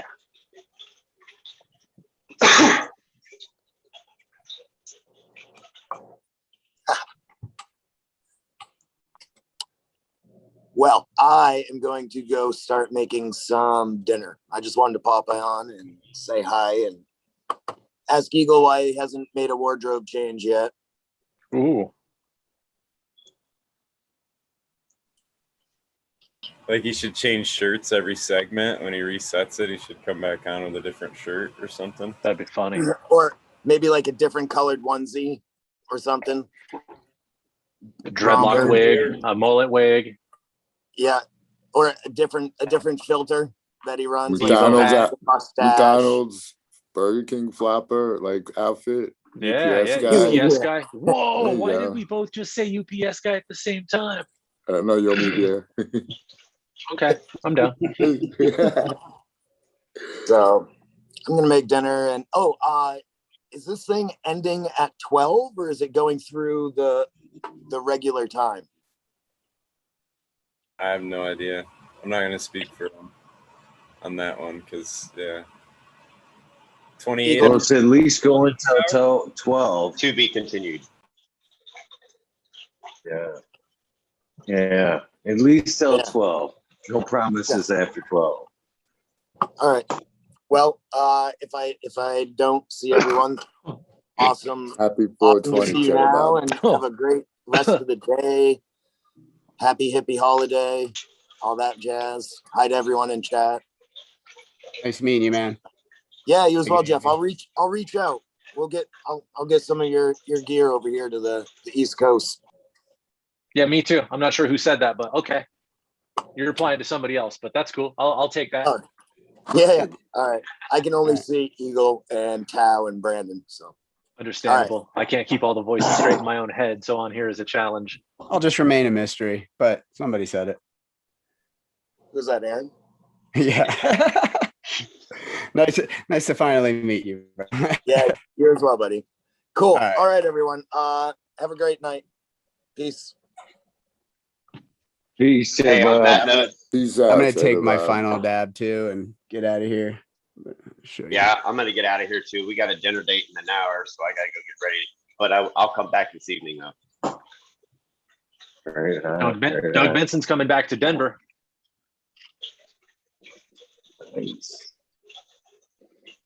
That's right. Cheddar Bob's talked all that shit about me wanting to do a wardrobe change. I heard him, so I hurried up and fucking swapped the shirt out. Fucker didn't even notice. See, I think we did. It was just been too much going on. I'm gonna take another dab and then I got to get out of here because I'm gonna do another thing as well.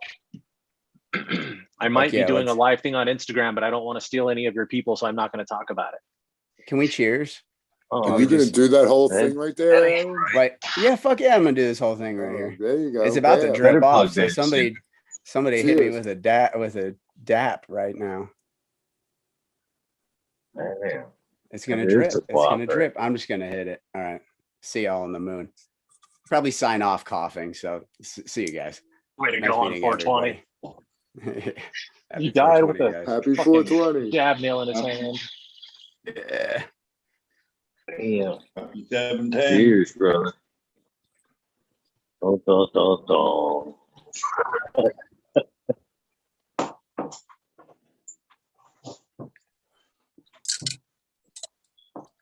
Yeah, they're making me feel bad. I know I got dinner about ready too. I'm gonna have to dip here in a minute. So Look at the milk in that thing. what do you, I'm gonna have to order some Thai food. That's what I'm thinking. Is it Thai or Indian tonight? Somebody's delivering. I'm not cooking shit. I eat another cookie. Thai or Indian tonight? Somebody's delivering. I'm not cooking shit. What's going on, fellas? Going on, baby. Oh, just waking up, man. What happened today? What? Oh man, you missed it all, dude. Oh no. I miss Breeder Steve, man. I am crushed. I am fucking crushed. Like, oh man. Yeah, and I gotta know what the fuck you fucking paid Johnny to like enforcer fees that he like soon as Breeder Steve came on, he turned into fucking Walter White and fucking told fucking Breeder Steve you were coming for him and shit. Oh no, are you serious? Oh. For real? I was going on about it this morning. Like I've been I'm waiting. so I've stoned. talked to him before, but it's been a minute, and I had some pictures that I could have showed him and talked with him directly about. Oh man. All right, I'm out of here. See y'all. All right, happy 420. Happy Thank you, 420, brother. Aaron. Yeah, I did a dab. I'm gonna go die. I'm gonna die. I gotta find my bed. Fuck. I love doing the zombie crawl toward the bed. Where is the bed? Hoping you make it. Oh well, I can go back and watch the episode. That's a good thing. So that's a positive. Fuck, man. Other than that, damn you, marijuana. It put me out. We just did a little dab. It wasn't even that big. All right. Jodry too. Yes, Miss I'm Jodry. gonna show you guys at least a couple of the pics. I'm looking up the sweet pink grapefruit pic just to be like, this is what I was gonna show Breeder Steve. So 420.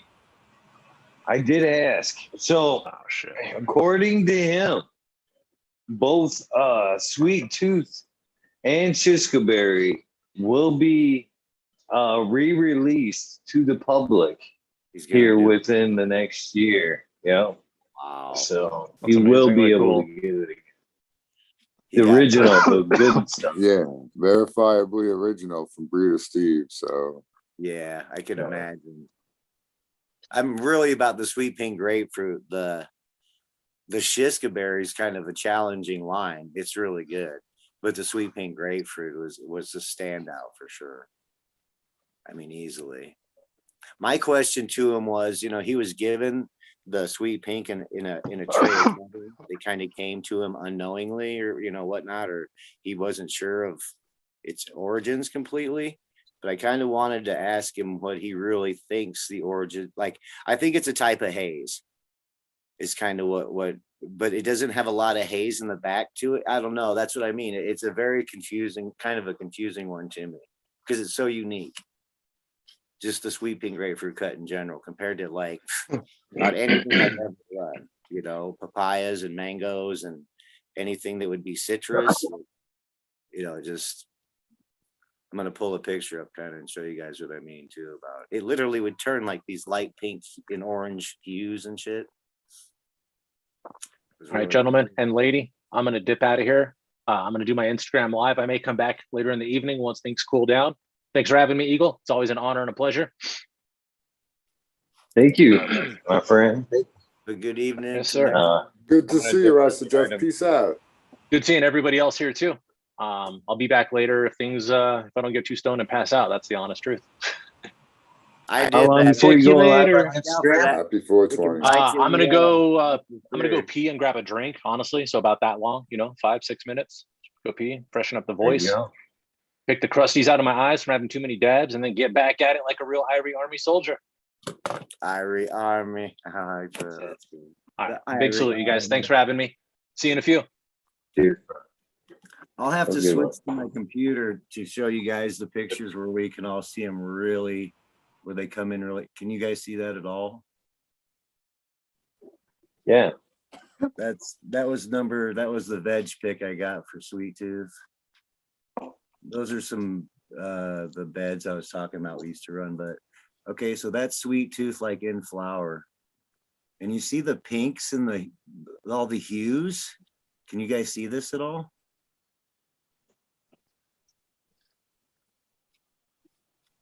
Anything? Bueller?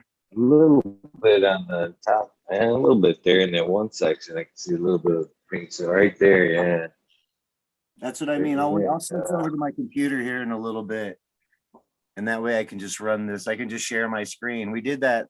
Yeah, Eagle, did they tell you that last night or that video? Did you check it? We actually kind of figure out how to do that, to flip it so we can share a screen. So that'll be nice. I told you last night you could have shared screen. Yeah, it just took me a minute to figure it out, but we definitely figured it out. There's the Ortega. When we start getting back into that Ortega, I know Red Pill was really all about those, whatchamacallits, those hash plant missile type forms that just make huge colas when it comes right out to it. Yeah, the Pink Kush and the Ortegas. But even when I ran, like I said, even when I ran that sweet pink grapefruit before, like I have multiple pictures of it in multiple grows, and every time it kind of came out like that. But yeah, we're gonna have to switch over to the PC just so it comes in really nice and clear for you guys. Hey, Eagle. Yes, ma'am. How long are you going to be doing this? Well, for quite a while, at least till midnight. At Nice. least till midnight. Thank you guys so much for inviting me, and it was awesome to hang out and smoke with all the weed nerds. I might pop on later if that's all right, maybe. But I got a couple of errands I gotta run, a couple of things I gotta do. It was really fun smoking with you guys, and I hope you guys all have a dank day. But I'm gonna head out. Happy 420, Cass. Take You care, too. Cass. Nice to meet you. Happy 420. Have a good day. You hear that Southern Belle accent? She doesn't usually show. It came out. Cheers, Cal. Yeah, there's a little bit of something in there, you bet. Bye. Ciao, ciao. All right. All right.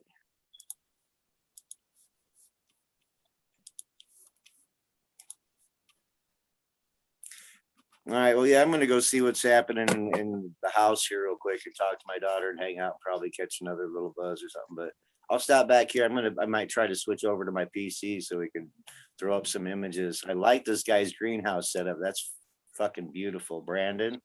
It's ridiculous. I yearn to do something like that. Like, you just don't even understand how hard that is to look at.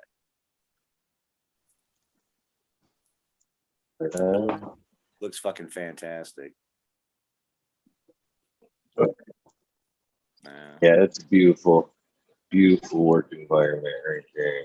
Yeah, that looks incredible. Yeah, I'm telling you, that's at least 3D. Looking down that hallway, that's at least 3D. Yeah, he's coming back. Yeah. Yeah, I can't take credit for it all. It's you know, it's New Breed's greenhouse, but it's an honor to be able to work in it. It's a great place. Yeah, it looks fantastic, man. Mhm. Do you have any idea How like long is it, Brandon? you got in Yeah, there? How big is it? I'm honestly not sure. I'd guess about, I think it's like 96 feet by 30 or so. Maybe bigger. I'm bad at judging spaces like that. We were 90 by 20 is like pretty standard, or 100 by 20. Yeah. That looks a little wider. Yeah, 20 seems like it'd be a little more narrow. No. But Yeah, that looks but I didn't build it, so I don't know the specs. You know how many varieties they have in that one greenhouse by chance? So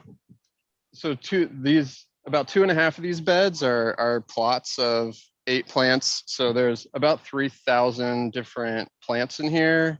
Right, but is it monoed or like half of them just one variety and the other half, or is it all kinds of? So most of those are different breeding lines. So there's probably about a few hundred different lines in here, and then there's bigger lots of the hybrids. So we have about 10 different test hybrids that we've got, and we have like 200-300 breeding lines that we're testing out. Can you show the root zone? Can you dip the camera down to see how you have something set underneath it? I'm kind of watching here, and so we got it on drip irrigation, and then we just have them stunted in these pots, and there's actually a capillary mat underneath the frame that we have. And this is just some deck trellising that we're using to hold up the pots. Okay, so they're gonna finish and all that too. Oh, Interesting. they're just about done. We're gonna cut this down probably next week. Oh wow, really? Yeah. So how do you go about testing? Like, Well, we actually just did selections today. It's a great day to do selections at 420. But we go through and we select based on, habit and all of the characters that we want in a growing plant. And then we also come through and for the ones that we select, we do cannabinoid testing. And then we do a final selection based on, the post-harvest, all that information together is what decides what line goes to the next one and what lines make new hybrids or what hybrids get released. Right. Cool. I got kind of a question for you. So like when I do selection, whether I'm happy with anything that comes across or not, it's after it's in a jar before I even make any choice. Do you guys personally, like I get that you're probably going to have it scientifically broke down and see what the profile is, cannabinoid percentage wise and all that. But do you put that up against your personal, like do you have a couple people that smoke the bud and be like, let's go beyond the science, whether the come out like, you know what I mean? Do you test the? Yeah, I know what you mean. But it's just me and 2 other people, so we can't test 300 or 300 plots. Yeah. But so the ones that get through the final hybrids might get tested like that. But that is honestly one of the weaknesses that I've been trying to push to fix is since we do most of the smell selections while they're alive, a lot of the smell doesn't stay for some of our varieties. So I'm really we're working towards, man. Yeah, that's what I would be most. That's why I never go too big, because unless I know what's out there. And I was asking you if it's monoed or how many varieties. Because I was just because it makes sense if there's a section that is test, but to be that kind of loose and just kind of be like, this is what we're doing, we're going for it, let's put it all out there and make it happen. It's ballsy, but fuck it, why not? In autoflower there's so much progress to make before you had to worry about the high, like the connoisseur quality type thing. Are you doing autos? These are all autos. Oh wow, all right. Okay, I was wondering why you're going to be pulling them already. In my head I'm like, wow, that just seems a little fast. All right. They were planted February 1st. That's a good day. So we've made a lot of progress in the last few years, just like getting density and trichome resin production better resin populations. Yep, I got it.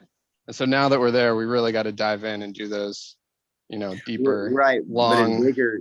Yeah, to me though, like, all right, even though they're autos, usually varieties have a little bit dietary needs that are different. So when I see everything like that, I'm assuming you're feeding everything kind of just a baseline. Yeah, everything's on one thing, and there some plants will react a little differently, but you bet. Yeah, you bet. Yeah, at this scale, we just we shoot for the average, and the plants that are outside of that are going to get culled probably. Nah. Are you doing live resin? Is that what your end product comes out, or is it flour? So, honestly, most of the tester flour, if we can, a few times we've found processors that'll buy it to make either distillate or resin or rosin. Yeah, but a lot of times the test plots, because they're so, it's not one strain or anything, they actually get mulched. Oh, yeah. yeah. So, working in the system. Well, I guess you could hash it or something, but yeah, I see what you're saying. Yeah. So someone might actually buy this lot though. But we have some of these, maybe a third are segregating for CBD. So, that also adds a difficulty if you're trying to sell it. Oh yeah, for sure.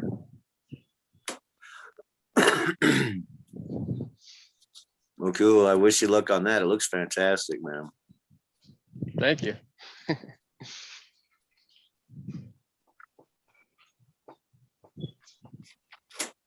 Yeah, Medically Fit should be signing on here pretty quick at one point. That'll be a pretty smart gentleman. Just like say to Zentanol in chat, you got the numbers too, brother. If you'd like to pop in as well, we could always like talk some IPM. Always a good day for that. Bugs never quit, not even off old 20. Yeah, I'm gonna try to switch over. We'll see what everybody's doing in the house and switch over to my PC so I can talk to you guys and we can look at some other pictures and stuff we need to reference or get into the other shit later. But all right, yeah, I'll be back in a little bit. Cheers, guys. Happy 420. Cheers. Happy 420. Right. Yep. I'll be back in a little bit. Check out. Later.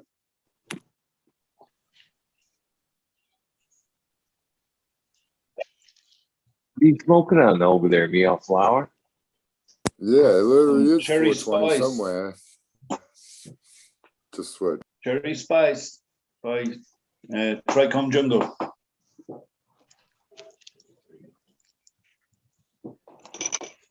So that one is that cherry like the rest of the cherries? Fucking kind of lay you back. Yeah. It's my nighttime go-to. But they've got a big stick of hash in it as well. Nice. I appreciate Have to have a that. bit of hash. Yeah.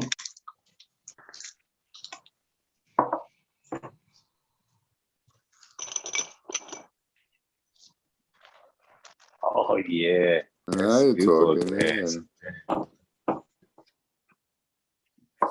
Oh shit. I didn't even sieve it. Should have Danny sieved it. Danko.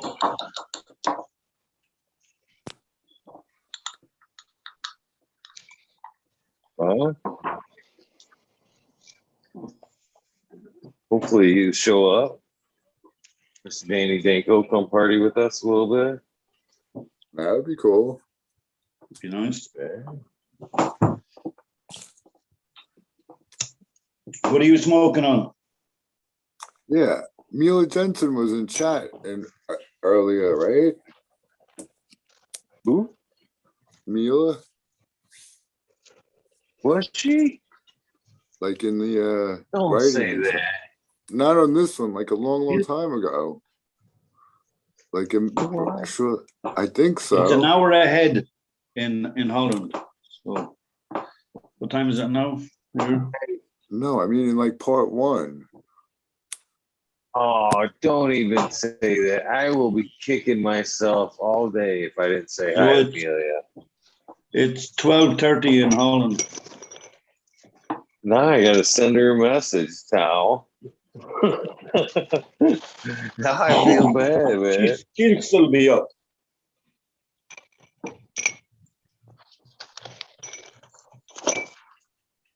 Or double check. Yeah.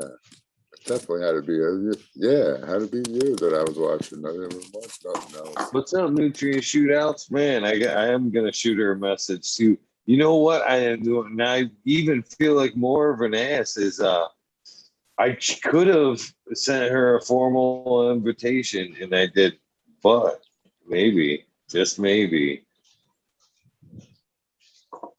You know what I mean? Day's not over. Throw a Hail Mary right here.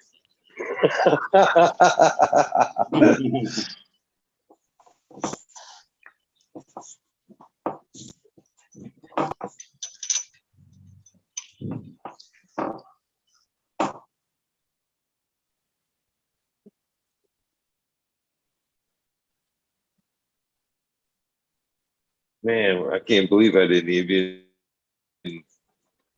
consider it. What a jackass. What a jackass. I don't mind saying live on here.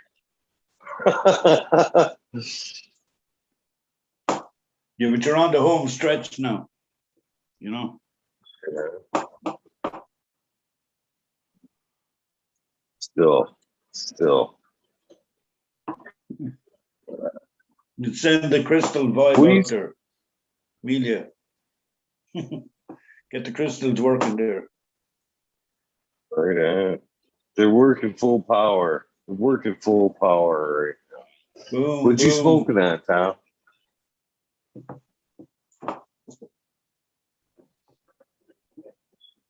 He just took Sorry.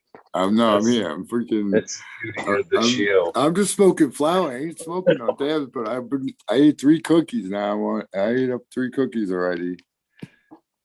And I'm feeling it. I'm starting to feel that good. And I was sampling some of that Time Wreck and sampling some of that Bruce Banner today. Yeah. That Bruce Banner, huh? I'm jealous of the Time Wreck, man. Even infused gummies, nice. 500 milligrams distillate, but I think it's is it Delta 8? That's what I think. It's supposed to be a little pretty bit good. wavy. Have you but tried nice. Yeah, that's what I was gonna ask you. How is the Delta 8? Have you tried it? It's a little bit wavy, just an not isolate by itself? Yeah, slightly. I don't feel it as strong now as the previous ones. And they were saying that it was Delta 8, so.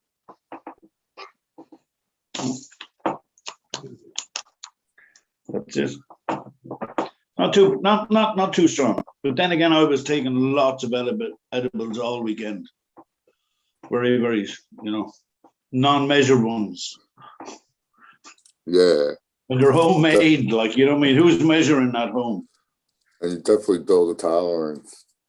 Yeah. And especially, like, a lot of edibles now are heavily dosed in sugar. Yeah. Really heavily dosed. Everybody's in for it. Or they're triple layers of different edibles. Between marshmallows and chocolate is a different infused and whatever, then the filling. So like one is hash and one is batter and one is a distillate. But it does work. I wasn't complaining. I'll probably get diabetes.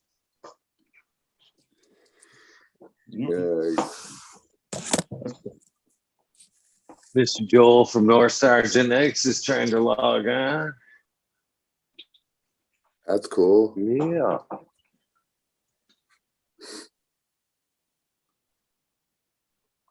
I am trying. I'm trying to.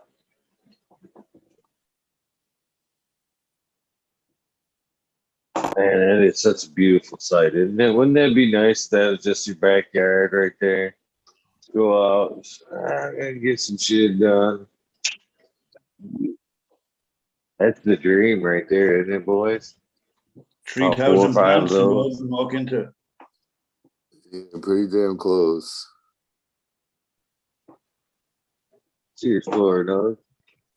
See, like I won't even need that much. You That wouldn't many have, you wouldn't plants, be alone. actually. You'd have your family there with you, Eagle.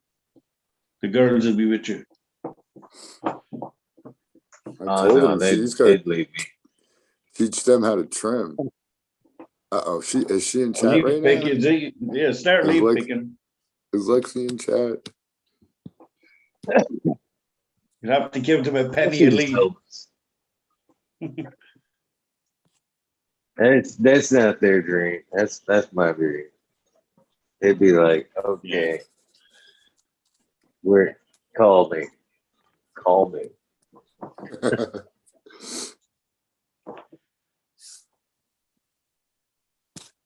the way it is now. You need anything? You want me to go get you pizza before we go?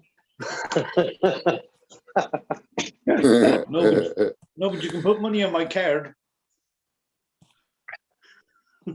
Just top my card. She does well for us.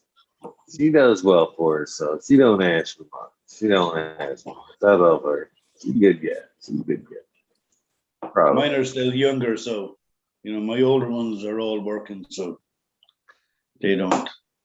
Which I'm very lucky, but the younger ones are still in school, and the summer is coming, so new outfits are needed. Nice. How old are yours? All in all. Some are working. You said some. That means some are older, Yeah, some from are younger. like 14 to 28. We're there, brother. Mine are 26.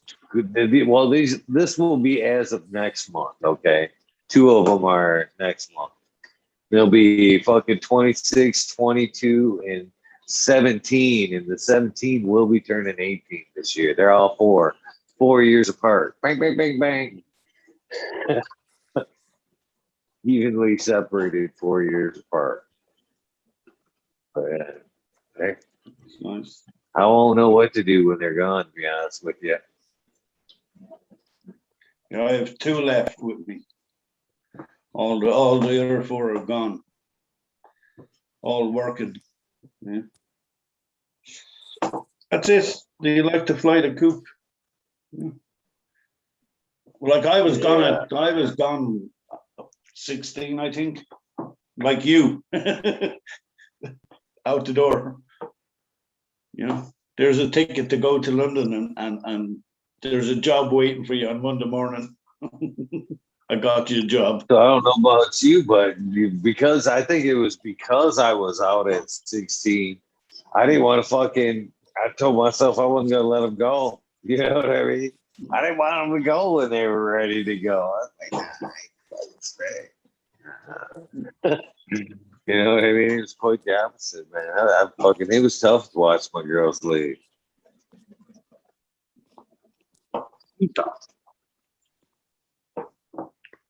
Well, let's give something away. Let's give some beads away. Way past due, as Smiley's Gardens put it. And I am. Let's start off with at least another pack of, Miranda Family Farms coming up to give some shit away. Holy shit. All right, we got to hurry up and give away a pack of beans from Miranda Family Farms gets in here. Oh, shit. What do you got? Yo. Jinx said he might. Nope, too late. Oh, man. Jinx said he had a heart attack this morning. Holy shit.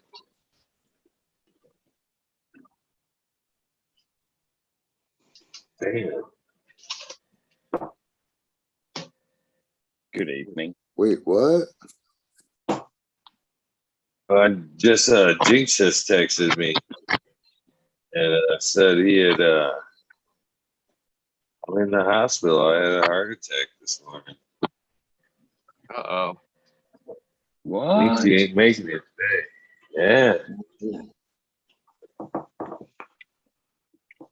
That's not good news.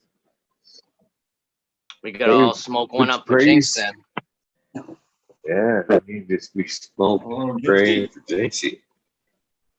Holy cow. Happy 420, T-Chubby. Happy 420, guys. How are you all? Hey, kid. All the better for seeing you. Happy 420. Yeah, happy 420. To you too, Eagle. Green 13 and Miranda Family Farms. Yes, yes. Oh, what We now? all arrived. We all arrived together, didn't we? Yeah. Evening, T2B. How you doing? Jeez. I am doing good. Just finally got home from work. Time to smoke. What is going on here? Somebody's taking over screen sharing. Is it me? What are you doing over there, Eagle? It's me. Oh, Mick Normal. Yeah, I'm trying to change that now.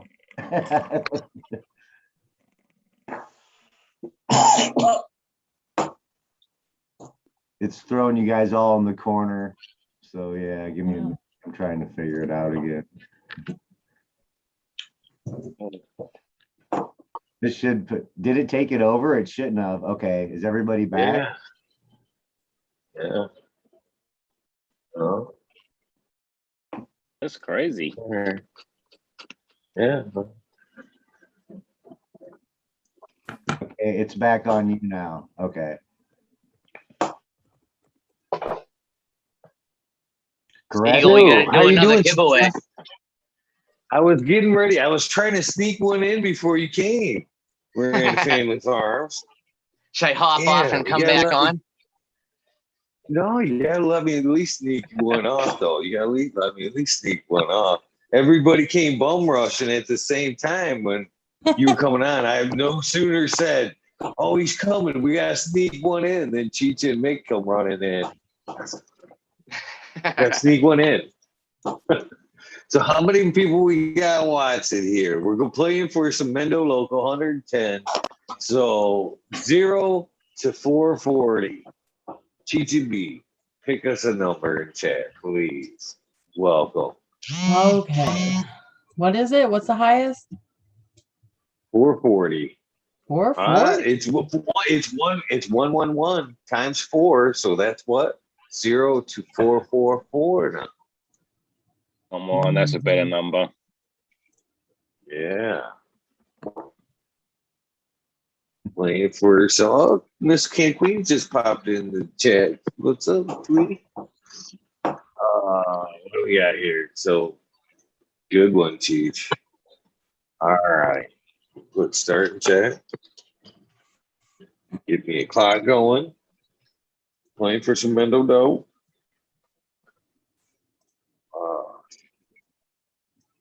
Remember, we're praying for Jinx. Yeah, that's Minute 30. Have you guys ran that Are you 9-pound? I ran that 9-pound hammer. I Did think you already hit I start? tested the 9 You pound. didn't say start, guys. I left it up in Oh. Wisconsin. I did. With the guy Oh, that no, I see it. was rolling a. Wow. It's a good line. It's a good hybrid, whatever it is. Very complex. Yeah. Hey, Chris. Yeah, I had like a muskmelon pheno. It's really good. Ellen, I got the cut that everybody passed. I got it from Old Sog. He sent it to me from California. So whatever cut was going around is the 9-pound hammer. It's there's all kinds of funk on it, and it turned pink. The blood turned pink later and bloom and everything. It was really pretty. Yeah, like I said, I was one of the first few people to test that. One of the first 3 people to have it here in Michigan. Had it before anybody. Yeah, it was nice. It got a little weird on me after the first couple runs. Like it got a little fussier as it hung out. It was a little strange, but it was a good plant. It seemed like a couple things all combined. Like it was hard to. It was like this or like that. Like it's like 3 or 4 things that I've known over decades. So it's nice because it has all kinds of things in there. But I wouldn't have any idea what it's related to or anything like that. There's so much going on in it.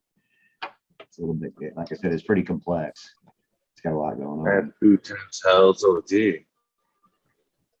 Original also stop. Cheers, everybody.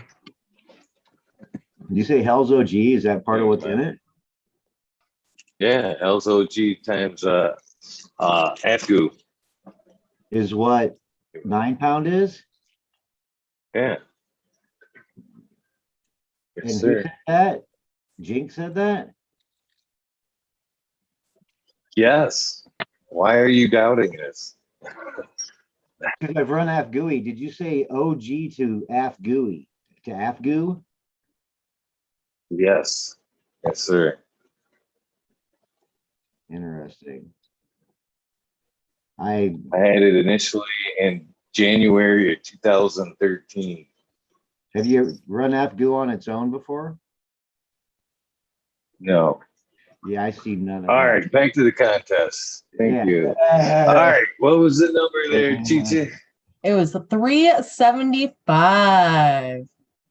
Who got it? Ooh. Mm. We got Got Brian it. Cat at 321. We got Ancient Soul Grown at 369. 344. I think 369 gets it, doesn't it? Yeah, I think so, because 375. that's the closest. Yep. Hell Yeah, yeah. Ancient Soul Grown. Shit, yeah. Congrats. Gotta get me a fill. Congrats. All right. That's the 12th giveaway for today. Miranda Family Nice, Farms has man. already come on and fucking dumped off some amazing giveaways on top of everything. And we about to go for number 2. Yeah. So this one's gonna be, drum roll please. Someone's gonna get a Subcool poster. Yes. They are gonna get a pack of my garden beans, organically made. Yeah.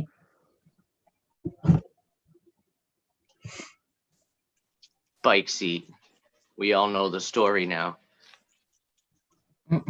Is there anybody still working Subby's lines, or did anybody ever take over TGA, or what happened after Jill left, or what's Jill's going working the lines. Anything that's going on the dank, going on in the dank isn't a discussion here.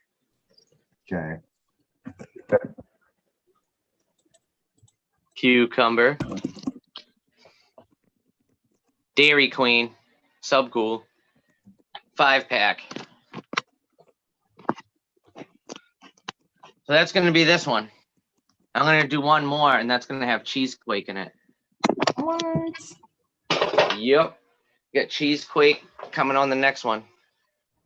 That's going to be later on. But this one's Dairy Queen right now, and all that other junk I just showed. That's a gem right there. What's the Dairy Queen? Dairy one? I'm assuming that's Never heard of that one. something.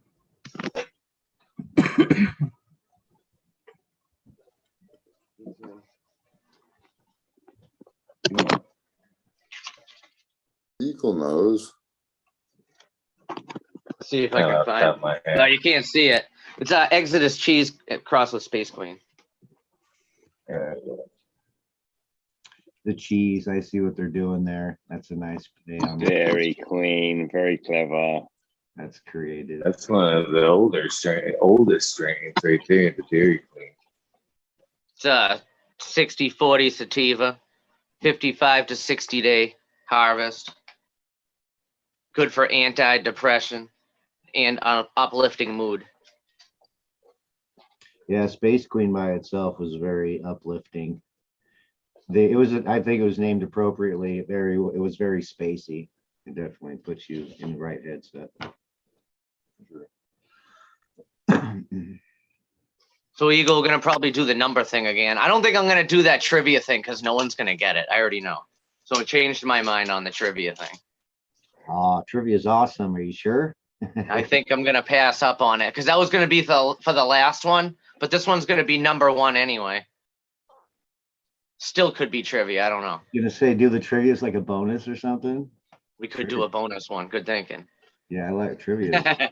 Yeah, I'm all about trivia, for sure. Well, what would have been the hint? Because you were gonna lay a hint too. The hint I was gonna give off would have been the cannabis hunter. And that's a really broad hint of the question I was gonna ask. But it would be making it a little easier. I think of two people when he says that, so kind of curious where he's going with it for sure. Yeah. You know what? We will do the trivia one, but it's gonna be on the next giveaway, not this one. That Cool. one's gonna be probably in like a couple hours. But this one, we're gonna do the pick a number thing, and then like I said, I'll hop back on in a couple hours and do my big final giveaway. Right on, right on. So who's gonna pick the winning number? Sorry. Not me. I'll pick a number. We'll take the volunteer. There you go. We'll take the volunteer. Oh, and once again, this can only be, I only ship US, so US only. Sorry, people. Oh, Still happy come on, man. Come Still on. happy 420 though. Wow. Who's Green 13 talking? and me all. Who's Come talking right on. now? Is he's not in the window All like of us over here, the crosshair. We left out. Something. 0 to 460. Right? There's an eagle that flies.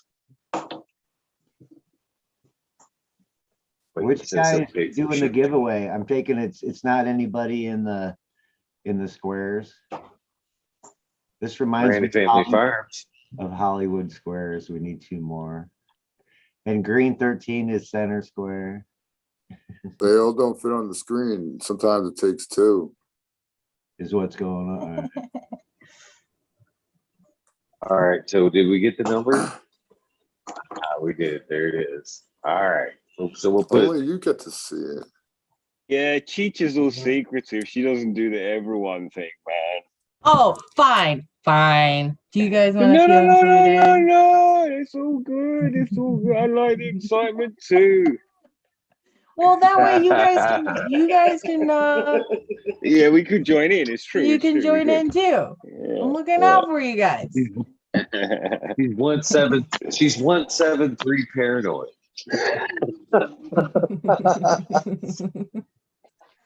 Crystals. Yeah, I was gonna say, yeah. I mean,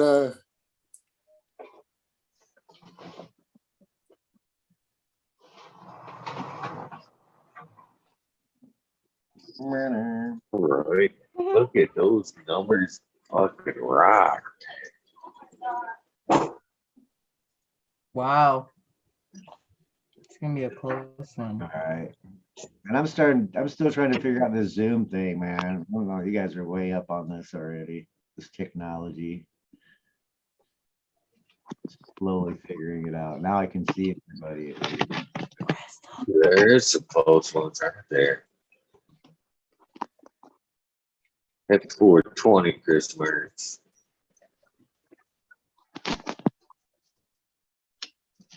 Ooh.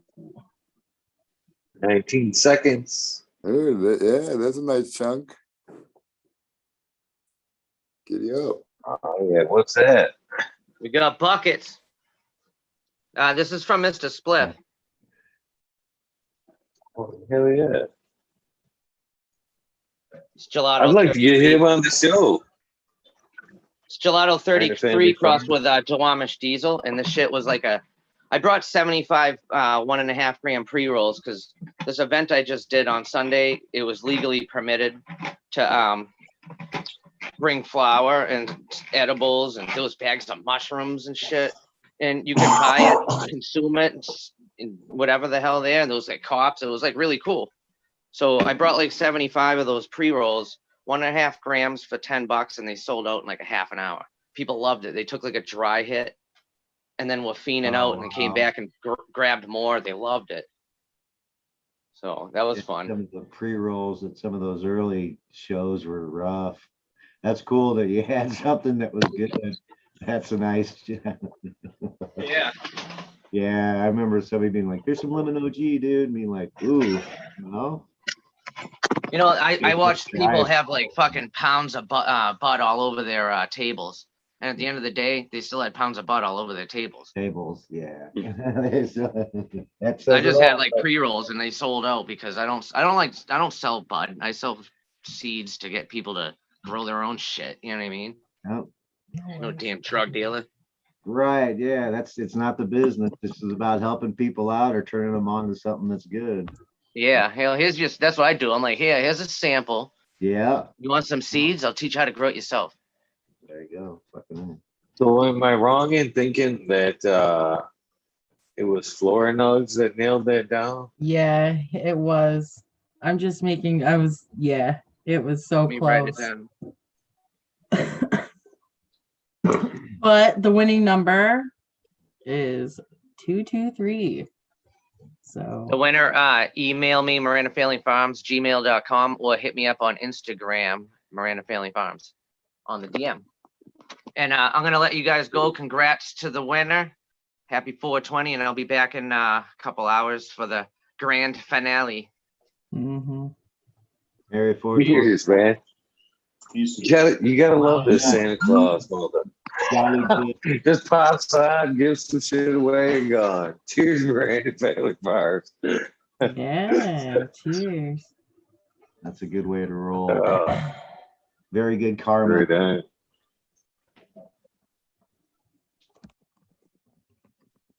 That was fun. It was fun. So Green 13, how was your day, my friend? Amazing, brother. Amazing. I might have just been out to a 420 party, and yeah, the drive home was rough, but just great 420. Great 420. To see people together and do that thing, and like, yeah, man. Oh yeah. Oh Yeah. That's And awesome. treated so well as well. Like it's a real sort of sweet boutique event, and just Hell yeah. feeling very festive. Nice. That's pretty awesome. How are you? That is a good feeling. Yeah. How are you feeling, dude? You've been going long now. I know, right? How you feeling? How you holding up? Well, I don't know how to say that without bragging. You're fine. Nice. I am sitting on top of the world, to be honest with you. I actually did not know until Tao was fucking brought it up, who was brought to his attention, can't leave out Mr. Green Pots. Yeah, The change, but Mendo Dope put me on their album. It was talking about Subcool doing like an announcement on his show, the one of dedication shows. They took a sound bite from that and made it the beginning of the album. And it was like a tribute song, Subcool. So yeah, that and man, on top of all the amazing guests today. It's been one for the books, brother. It's been one for the books. Do you know Sonny personally, Eagle? What's that, Mr. Did Mr. you Norman? Did you know Subcool personally? Like you guys kick it, like hang out and all that? Yes. Oh, fuck. Yeah, he's a good friend of mine. All right, cool, Oh, cool. wow. Yeah, I didn't know how deep you went with them. All right. I was gonna say, Sonny, were you around when Sonny was working with them then, or was that after? That was before. That was before. He was. I don't even, when you say Sonny, I don't even know who you're referring to be honest. Sonny Chiba, Sunychba, Sonny Chiba, the guy that did Black Cherry. Like, Right, I seen him in chat there, yeah, but oh, is he as far here? as his relation with no, he Uh, was the other day. All right. Because I was like, Subby used to drop in the chat on HG420, like back in early 2K. And he told me, like, I've got some good stories about him. Because I was into Bog's Blue Moon Rocks, and he had a story about how Bog got the blueberry for his Blue Moon Rocks. And Subby's the only one that told me that particular version of the story, which was had to do with mechanic Blue Moo being from Florida, which was very unique. But yeah, Subby was an interesting character. Good guy, had some phenomenal genetics for sure. Yeah, it's all right. You know what though? I gotta take off for like an hour or so. I'll be back though, Eagle and everyone. It's good seeing everyone. Later. Happy 420 again, and smoke more, eat more edibles. They're done. Or it's gonna go sideways. Cheers, man. Merry 420. It's always fun hanging out and fucking talking shit with Eagle. I'll see you in a bit. He said the thing, Cheers, like brother. the thing from the thing. Like the thing. Cheers, guys. Cheers.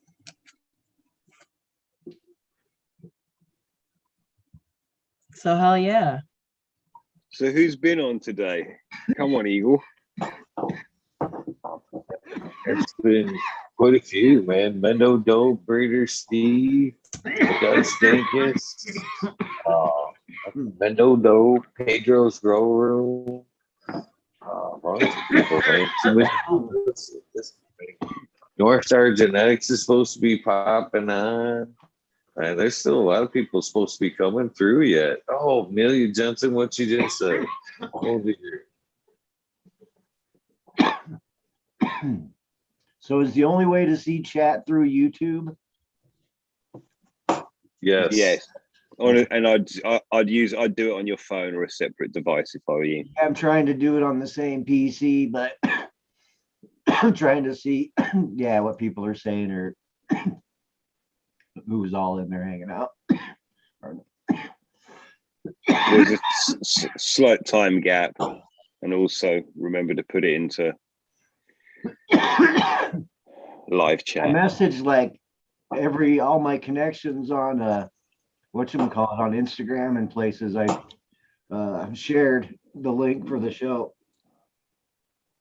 So it might be all kinds of Lawrence Cherniak and all kinds of folks, hopefully, for paying attention. Yeah, that was a good one.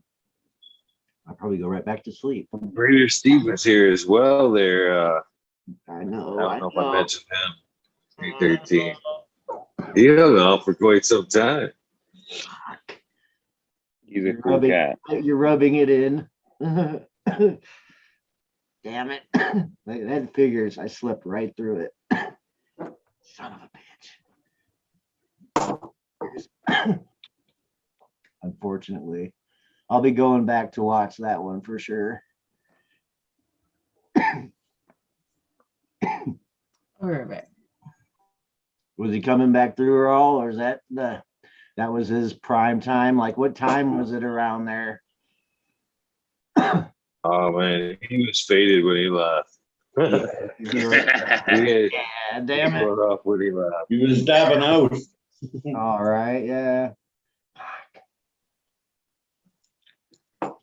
I want to go down there and work with him. I want to experience what he's doing. If he's doing the 11 agricultural zones with all the different varieties, dude, he's like living the dream. I can't even comprehend what he's doing. Well, I can. And I want to go down there bad. Like, I'm going to figure it out. I'm going to get down there. That's happening. I have that much desire to go down there and see what he's doing. I just realized Brandon from Microfight Solutions popped out there. I'm glad he popped back in, man. That was a good meet on that review, man. That's one knowledgeable cat right there. That looked like a beautiful greenhouse. Oh yeah, that'd be. Is it a micros Good company? man. Like a micro solution company or something? Micro fight solution. Yeah, they do micros, remediation, amongst other things. Oil cleaned ups, stuff like that as well. Oh So wow! it's All pretty right. good, promising things for some younger guys over there. No offense to them about age or anything, but man, they're pretty ahead of the game. Yeah, I messaged like Kyle Cushman. Hopefully it'd be nice to see him show up. Doobie Duck. I don't know if you guys are into macro photography or know who Doobie Duck is. It'd be nice to talk to him. I don't know whatever happened to Bubble Man. And you guys know Bubble Man or tight with him? Acquaintances we have mutual friends, but I've never met Bubble Man per se. Yeah, he's a good guy. Kind of opposite fences there. Seeing how I prefer hanging with Melia, which is in direct correlation with Marcus. So, yeah. Are they competitors or something? Yeah, kinda. Yeah, just sorry, a little man. bit. Yeah, Somebody took something. Yeah, I'm not. Yeah, see, if I say Just a something, bit I'm out of micro. line, let me know because I don't know where boundaries are and how people's clicks are and stuff. I kind of I like the plants and people are people, so I like talking about the plants and I get too involved in everybody's stuff. But we're all together for the plant. We are all meeting and talking because of pot and cannabis, and that is the one common, for sure. Oh yeah. But yeah, if I say Smoke to something, that.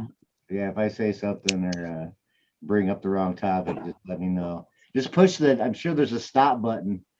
Is that hopefully you got a stop button? Just be like, yeah, time to stop. So I guess this would be a good time for Chicha to rub in the weekend event that I missed. I've pretty much heard it. Oh man, you missed a Anybody good fucking else? time. You missed a good time. It was where do I even begin? I mean, you went outside, you were in rotation.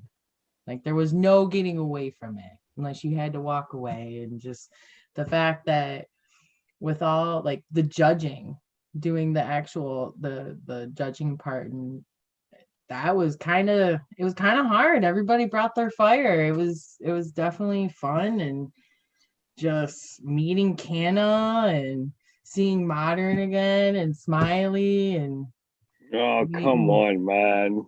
and Doc. Who else? Ra. Hopefully I said his name right. I'm really sorry. The winner of the cup. Which cup was it? Prometheus was there and his wife. Who else? Yeah, there was just all sorts of people and just. What was it? An indoor or an outdoor? It was at a house. I was gonna say, which cup was it? It was a the private? Canna Queen Cup. Her Okay, first just cup like her own ever. personal cup. That's cool. Yeah, it was her first cup ever, and we were definitely learning. What can I ask? What state? Michigan. All right, you guys are in Michigan. Cool. No, she actually flew up from where she lived to Michigan to do this cup. To do it in a because the safe majority spot. of us are. I just left Wisconsin, which sucks. Oh, wow. I could have drove over there and hung out for a minute. Hell yeah. It would have been awesome. But yeah, no, it was definitely a good time. Definitely a good time. Came home, finally got home, settled, smoked a bowl, and I was like, yeah, I might have to take a tolerance break. Just because I'm not as high as I should be. But yeah, it was a great time. It was just fun. Yeah. was fun. It was definitely Just to fun. have people together and like-minded. Yeah, brothers that's and what I sisters. enjoyed most about it. It Yeah. was just like to Yeah. actually be around people and hang out, like, you know, like back in the day. Yeah. You know, 2019 shit. Yeah, you know, so it's just like, I 2 years don't know. It was really nice. And, you know, and Tulka's was there, so that was fun. And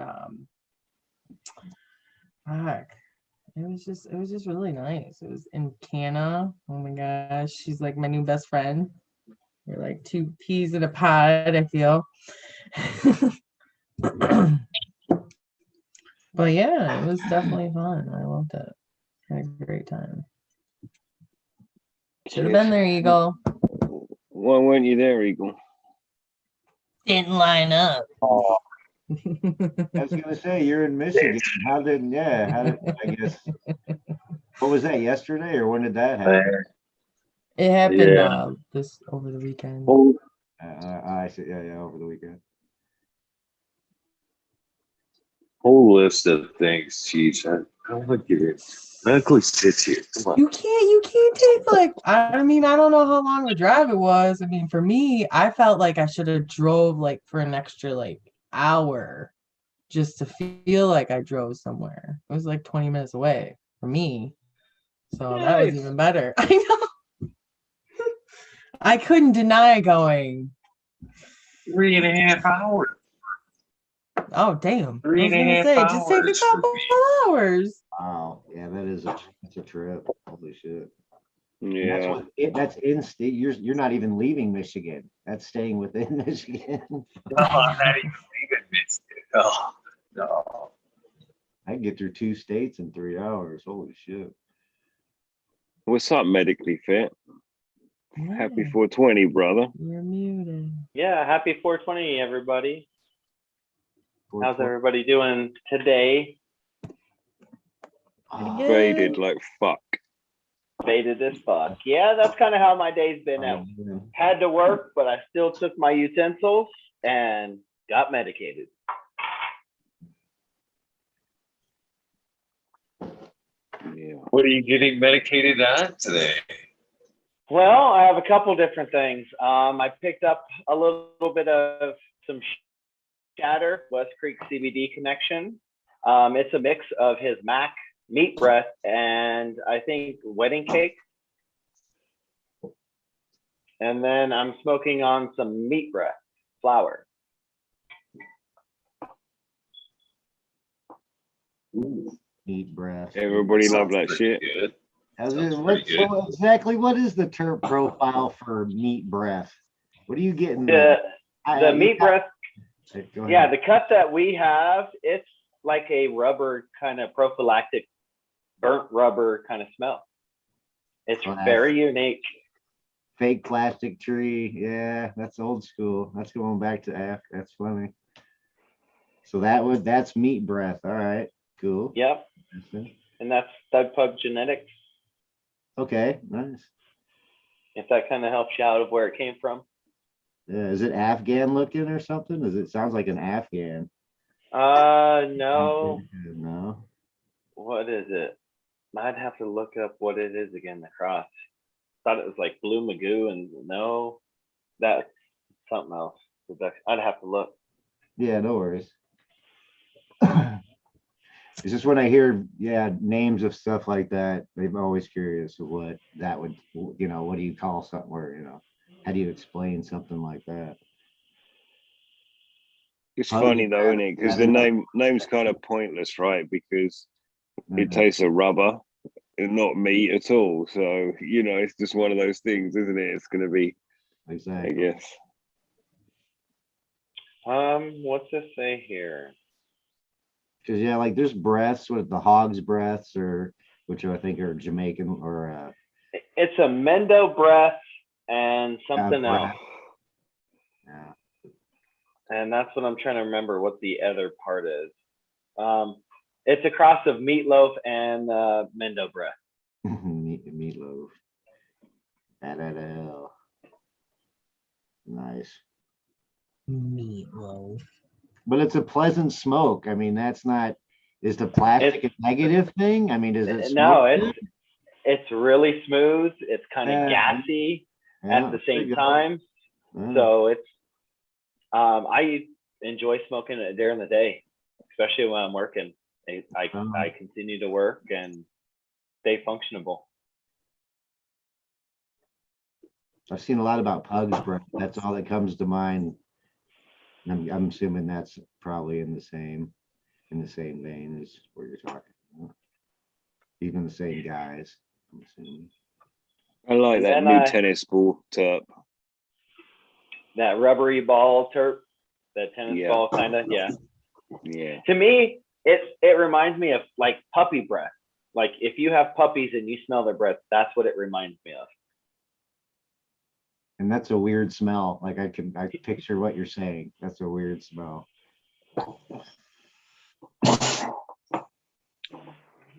Other than that, I've been harvesting up some Salida OG, which is some of my genetics that I've been working with for a while, which is a King Louis XIII times Purple Urkel for the father, and the mother was a Granddaddy Purple times Deadhead OG.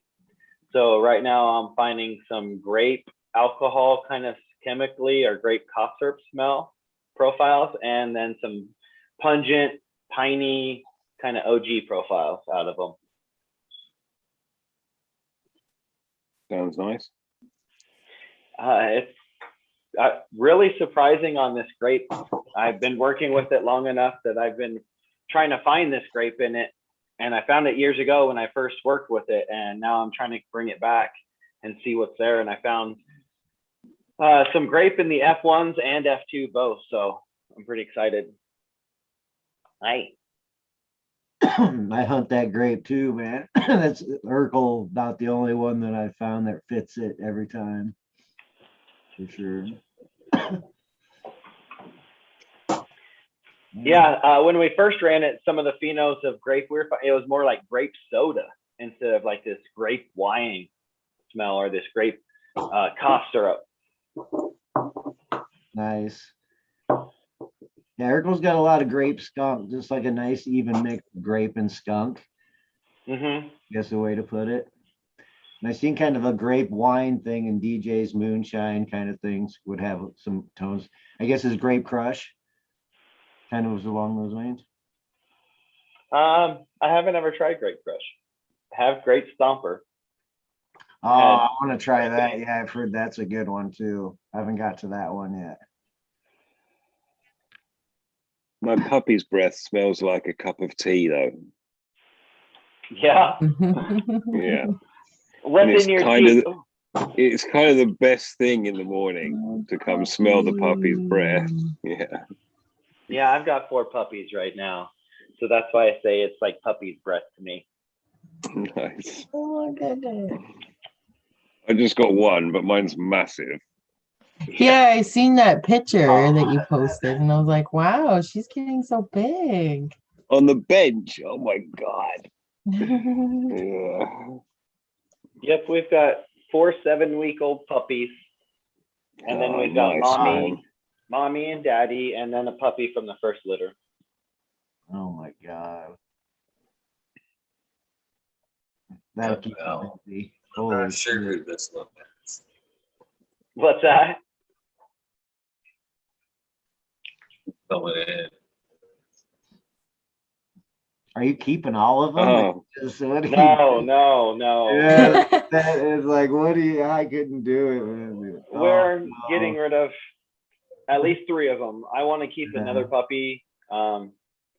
There's one male and one female that I really just like. The female, she's like out shoulder taller than the rest of the puppies. She's going to be 70+ pound Aussie. The rest are going to be like their mama. They're going to be minis, or they're going to be 30 to 40 pound Aussies like their daddy. But his dad was a full Aussie, and he's got the Aussie we have. He's got a quarter husky to him. So they're pretty neat. They're Australian Shepherd Husky mix. The puppy's got like a 15th of Husky to them. The rest are Australian Shepherd or mini Australian Shepherd from the mama. Cool. So this round is kind of unique. We had one of the puppies come out with one blue eye with some green in it, and the other eye is green with some blue in it. Little husky trait. So 2 different colored eyes with 2 different colors in them. Wow, that's cool. Crazy. Yeah. It's like breeding plants, cannabis plants. You see all these variations in these puppies, from miniatures to ones that are going to be like 60 pounds. And you're like, wow, where is Puppies that? are just fun. We got 3 cats here, but dogs are just fun. Yeah. I love animals in general, but yeah, I mean, these cats got an attitude, man. And I was just hanging with a guy who had a couple dogs that were a blast. I'm like missing dogs right now. Sad, but that's cute, man. Good luck with that. Oh yeah, our house is really not big enough for 4 dogs, but we do have Really? land. No. Hey, if I had a 2,000 square foot house, it'd be big enough, but our house is barely 1,000 foot. But puppies, So, that's gotta be fun. yeah, they're real fun. Not cleaning up all the poop and pee though. That's not fun. Yeah, it does come with that. Well, those are cats are a little bit easier to deal with, that's for sure. But yeah, dogs are fun. I'm gonna dip Cheers, out, brother. guys. Cheers. I'll be back. You guys keep going. Happy 420. Happy Want to bail as well. Happy 420. See you later. 420. So what's going on, Eagle? How's your day been? Pretty damn good, man. Pretty damn good. I can't complain for a 24-hour special year, too. I'm stoked. How's the garden, man? How's things looking over there? What's in the garden? Well, let me catch my breath real quick. Okay, just harvested in the flower room, which was Salida OG, some of my genetics trying to work with. What we have in bedroom is I have Mac 1, I have Citrus Sap by DNA Genetics, I have Pound It by Jinx Proof, I have Meat Breath, I have Ice Cream Cake, which is wedding cake times gelato 33. I have some of my Salidas, and that's it. Oh no, I actually have a seed that I found in the meat breath that I germinated that I'm trying to see what it's going to do. So yeah.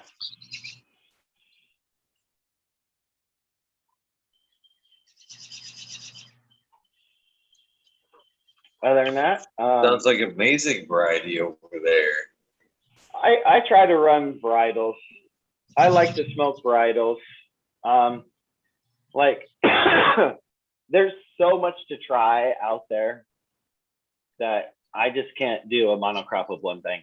I have to do a variety. When I harvest, I can't keep smoking the same thing day after day.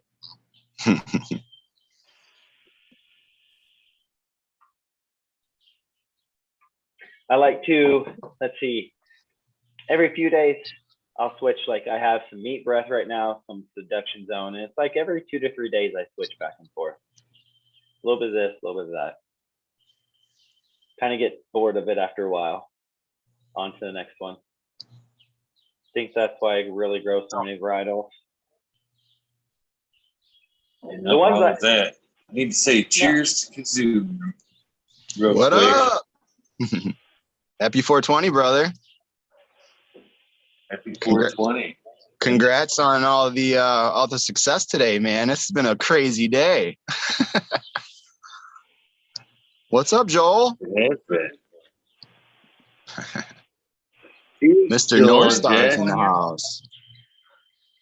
I know. Honor to have these guys. I was just smoking some Buddha's hand. I can't hear anything. Right out.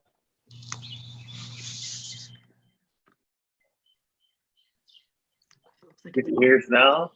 Oh, hey, buddy. What's up, Eagle? Hey, how you guys doing? Hi, Pleasure to Kazoo. have Hi, you. Eagle. Eagle, it's so great to see you again. Happy 420. Yes, happy 420. We were setting up outside so I could have some solar puffs and stuff, but the glare is so bad I couldn't see the screen or anything. So Here we are. we're back inside. Eagle, do you realize it's beautiful almost 3 years ago today that I met you in Michigan? Can't believe it. It's went by so fast. Yes, it has, and That it's was been a crazy pleasure. day. You look much younger. Yes. Yeah. Thank you. I appreciate that. You look pretty damn good yourself. No offense to Mr. Joel there, but he's a lucky man. Just it's less hair every day. It happens. In and out, going away, but So we're almost to 420. It's 419 Pacific Standard Time. So let's get to smoking. I got my Cheers. utensil ready. So, Kazoo, you were telling them before they could hear you that what you were smoking. I'm interested on what it tastes like. Tell them what you're smoking and tell us what it's like. Well, I had some earlier today. This is a mix off the tray, but I smoked some of the Buddha's hand earlier. And they were actually the seeds. They were actually the seeds I won off Eagle Show here. And yeah, I loved it. Problem was I actually sent Joel a message. It was right next to the plant that I flipped, so it got seeded pretty heavily. So it was pretty hard to get some good bud structure out of that. But the other ones I had they were awesome, and really liked it. It had great structure. It was like really cool. I really did enjoy it.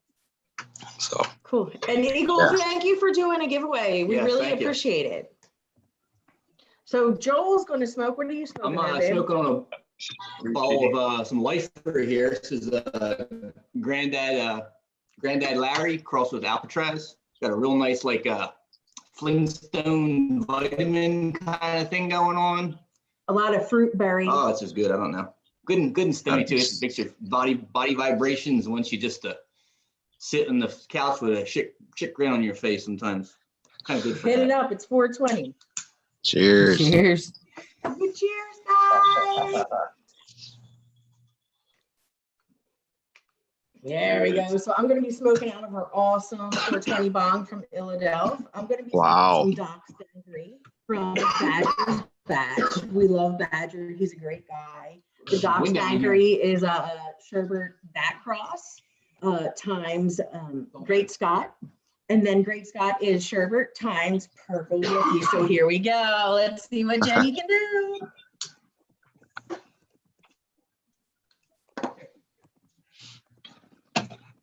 So, yeah, we've had Well a lot done. of from. So good.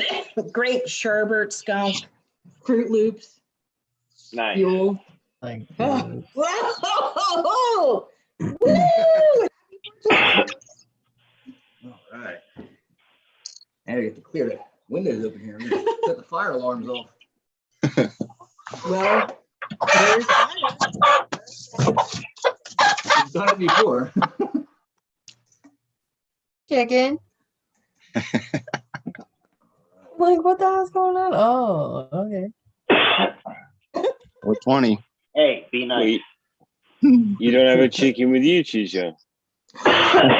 Wait, is that the chicken that was eating No. the other day? One of them, yep.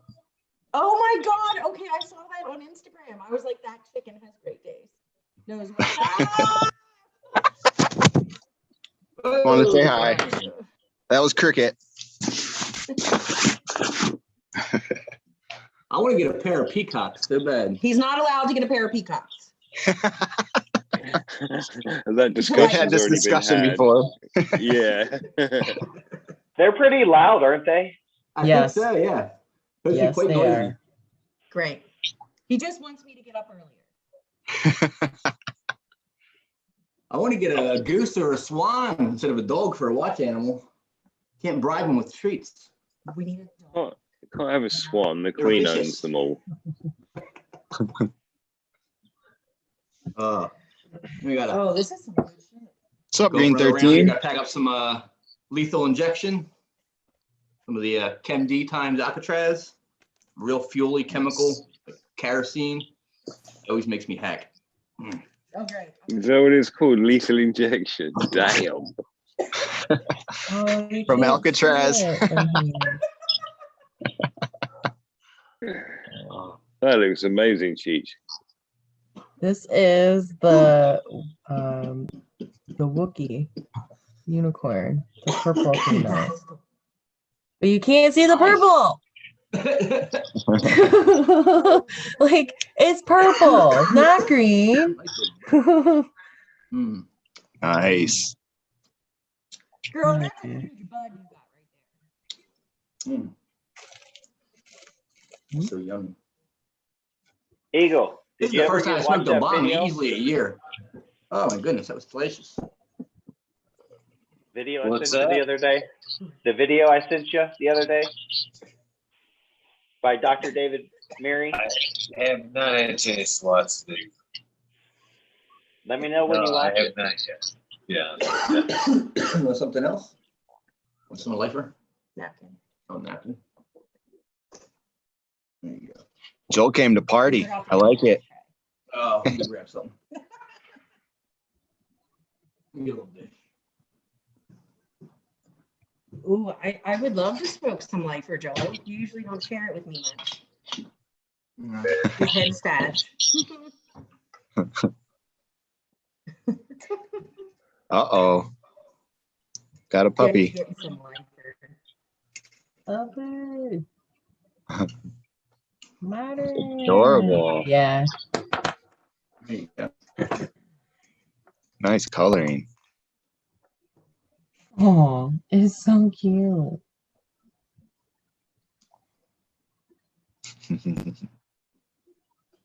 Way cuter than the chicken. This is the one that's going to be more of like the mini Aussie. He's the runt, and I call him Pepe. He kind of looks like a pig or a skunk in the face when you really look at him, and he's just so adorable. Trying to play with his big sister. He takes her down though. He takes her down. He's like, I'm out. He's out of here. That's awesome. What was that puppy's name? I call him Pepe. He's going to be for sale, or we're going to get rid of them here next week when they're 8 weeks old. And so we just kind of gave them names to keep, them knowing like if they're doing something, we can kind of help, identify them, and they know what's going on. So we gave them helps to names. socialize them more, so that's totally understandable. Yeah. Oh, what cute. See, Pepe is cute. He's got an older brother from the first litter that we kept that his name is Cash Money. Oh. He's a blue merle, kind of like that, but he's got a half blue eye. And he's just really adorable, really kind of like a little bit of his mom and dad. So cute. That's awesome. Oh, this shit's hitting right in the side of the eyes. Go get it, girl. Get it, girl. Yeah, that's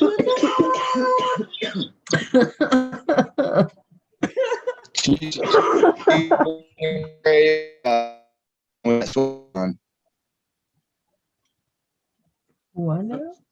You're making me crave a blooming onion with that sweatshirt on. Oh.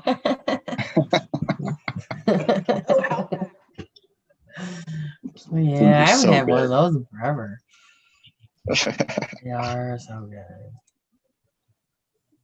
Good old Outback Steakhouse. Does everybody know what Outback Steakhouse is? I guess I'm assuming they do. No? What is it?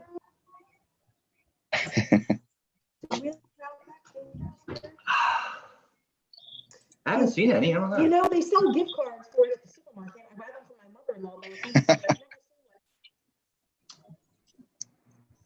don't know. You don't have like a And we're outback around you? I don't know where you are, but Well, it used to be the bomb. oh shit. Anybody working on any projects right now? That looks nice, dude. What's in it?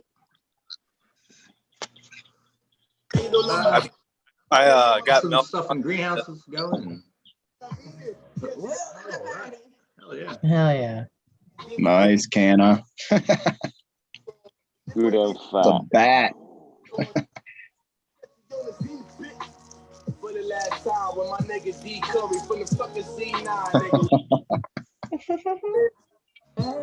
That was like this weekend. Yeah, they told us to get us, get a big cone. So, we got, I'm sure some of you seen, it was like that, the long one like that. Well, I seen one that was like a mini baseball bat, and I was like, I should get that one. But I was talked out of it. There's supposed to be like 8 grams in this, I think. Did you weigh it? I don't know. Did we weigh ours? I don't think we weighed ours. If Don't we get rough did, down by I the didn't bottom. see it. Oh, I'm getting that just sitting on that. Yeah. I mean, Happy 420.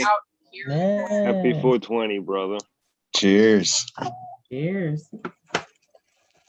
I'm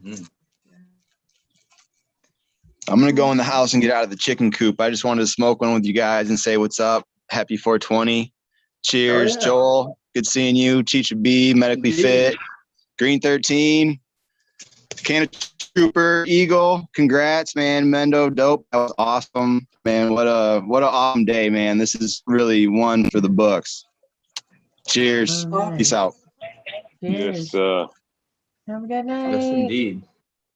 Oh, man, Dope was on earlier. Okay, they're awesome. They're awesome guys. They're great boys. We just adore them. We've known them for a little long. I think you're muted. No, you're just too quiet. Your device is just too far away from you. Whose? Oh, that's better. There you go. It just wasn't picking you up. Yeah. Oh.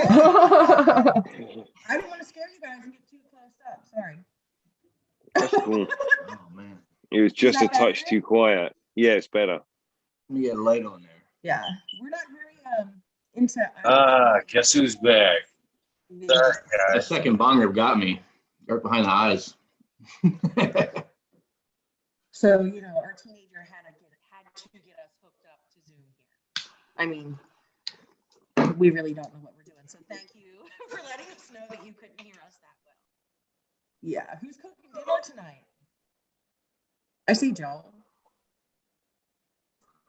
Leftovers. Leftovers. So Leftover somebody at the party bought a stack of pizzas like a boss. Like, come on, at the perfect time. Oh. So that's who bought dinner. That's who made dinner. Ooh. I'm gonna take a minute from that. He's gonna take a minute. Which one were you smoking? The lifer? That was the second packet. Lethal injection. Well, I officially ordered some no-till I beds. don't even know if you guys can hear or see me.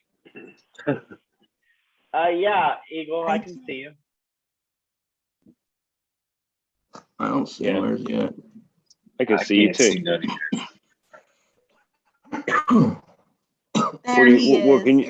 What can you see? Black squares. Bear with me, you guys. I know audio. We can see you. Yeah, he's obviously just Nothing but struggling. black squares on my end.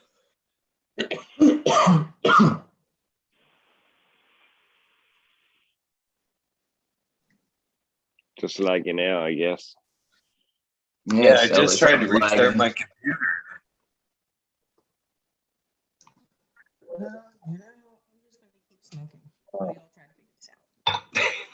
I think that's a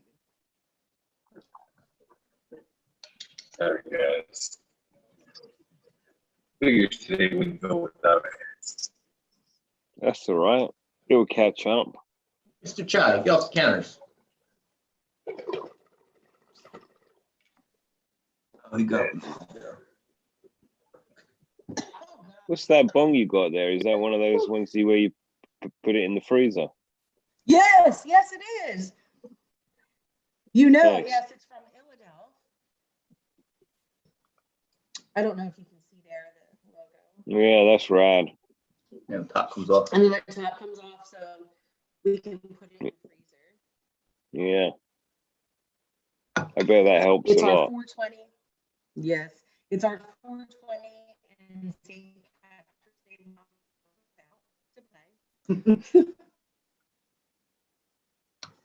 But we've had her for about 16 years right now, I guess. So she's our sweet precious. Like 14 maybe? Maybe 14. Closer. Wow. Well, it hasn't broken because we only bring it out 2 days a year. Right, Yeah, don't get much right. use. Okay.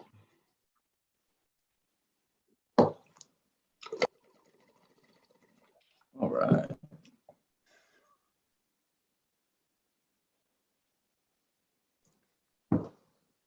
So how's everybody's day been? What have you all been up to? Super amazing day. Just fully celebrated it. Just hung out and did some eagle this morning, hung out in the sun with my wife, went to a 420 party.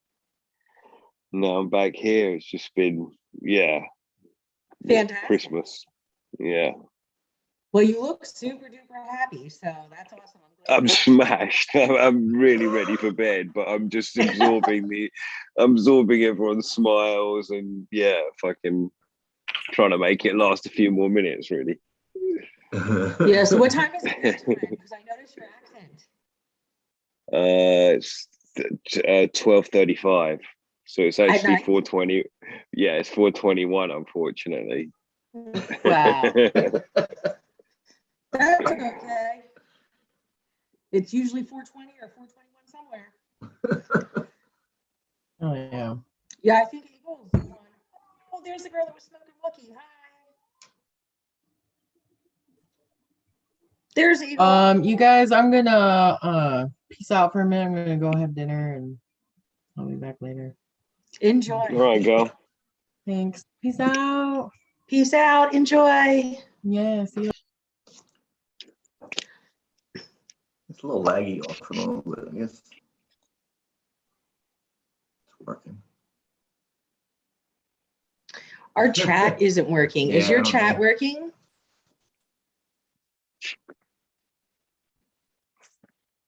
As in the YouTube chat. Oh, I really Is that don't the one? know. My No, YouTube I chat's guess that would working. be the YouTube chat. It is. Okay, I just see Zoom group chat. That's all. But that's fine. Well, hi to all my people out there. Oh, I'm trying, guys. I don't know what's going on. Oh, What can Eagle, you don't see? worry about it. You know me and Joel with Yeah, computer and internet stuff. We're way behind with that technology.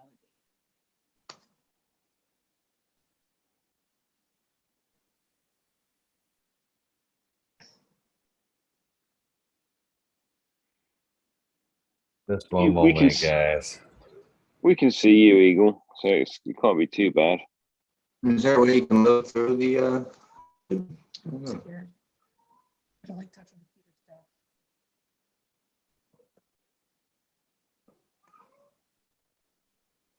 is there a way you can look through the Can you guys hear me? Yes. Yes, I hear you. You're on your phone. Yeah. Can you guys hear me? Yes. Yes. Yes. Hi, Eagle. Yes. Hi, Eagle. You've got to let him deal with this settings.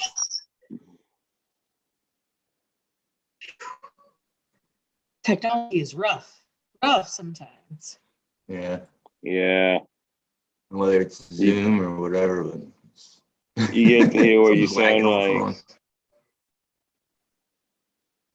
Maybe everybody's just zooming each other and smoking cannabis. I'm sorry, guys. There Here we you go. are. I'm just No, gonna you're run there. with it. Just run with it, man. It's the best we can do. Is that a tree of life necklace you're wearing, Eagle? Yes, it is. It's beautiful. What I'm kind a of huge. stone is it? It's a black orbison. Oh, With the great. wrapped with copper formed in the tree of life there. That's really cool. Cool. Check it out. They speak their own I language. What the kind of fuck? heavy into the spiritual side. Eagle just said a load of words I didn't even know. And it was like, wow. This guy's funny. It's like, all right. So what is that thing then? Same as hell. Can't hear you now. I don't have audio from anybody up top there. I'll have to get a line for their audio. You guys give me? Oh, look at that pretty thing. Yeah, we are computer like ding ding. Poor Eagle. Up, guys? Yeah. He'll be stressing, but it'll be fine. Happy That's all 420. right. Happy 420. Happy 420, Mystic dude. Marks. And it would be a show if you didn't have problems. Exactly. Right? Exactly, medically fit. It's okay. Good. The country running for 24 hours, let alone videos. Yeah. Right. At least we're stoners and we're patient. This here I can at least hear you now. I'm gonna just go with it. Well, we can talk about whatever you want. How you guys keep it been going. today? Sure. Good. We're all good. Hey, it's the North Star people. Hey, that was really nice you guys to send out seeds. I grew that Jilly bean out and it was real nice. I had Jilly way back from the cut and I actually like the phenos I picked better. So it was nice to have a different take on it. Cool. Great. Well, we're glad you enjoyed your package. Happy 420. I've just been 2 minutes ago to visit my 3 Jillies and Sangria. They look bloody happy. Oh, good. Sangrias are tasties. Some good phenos in there for sure. Man, I have sent those beans far and wide. Oh, good. Everyone that you guys have been nice enough to send me, I have sent free of charge around the world to all kinds of people to get their garden started. And it is funny, even earlier in chat, my middle girl, who will be 22 next month, was in chat going, because she brought me some pizza earlier. And when she brought me the pizza, she was kind of like, So I opened up the jar and handed her some nugs. And the next thing I know she was in chat. She was like, what was that smoke you gave me? That shit was good. I was like, that's the Orange Boss right there.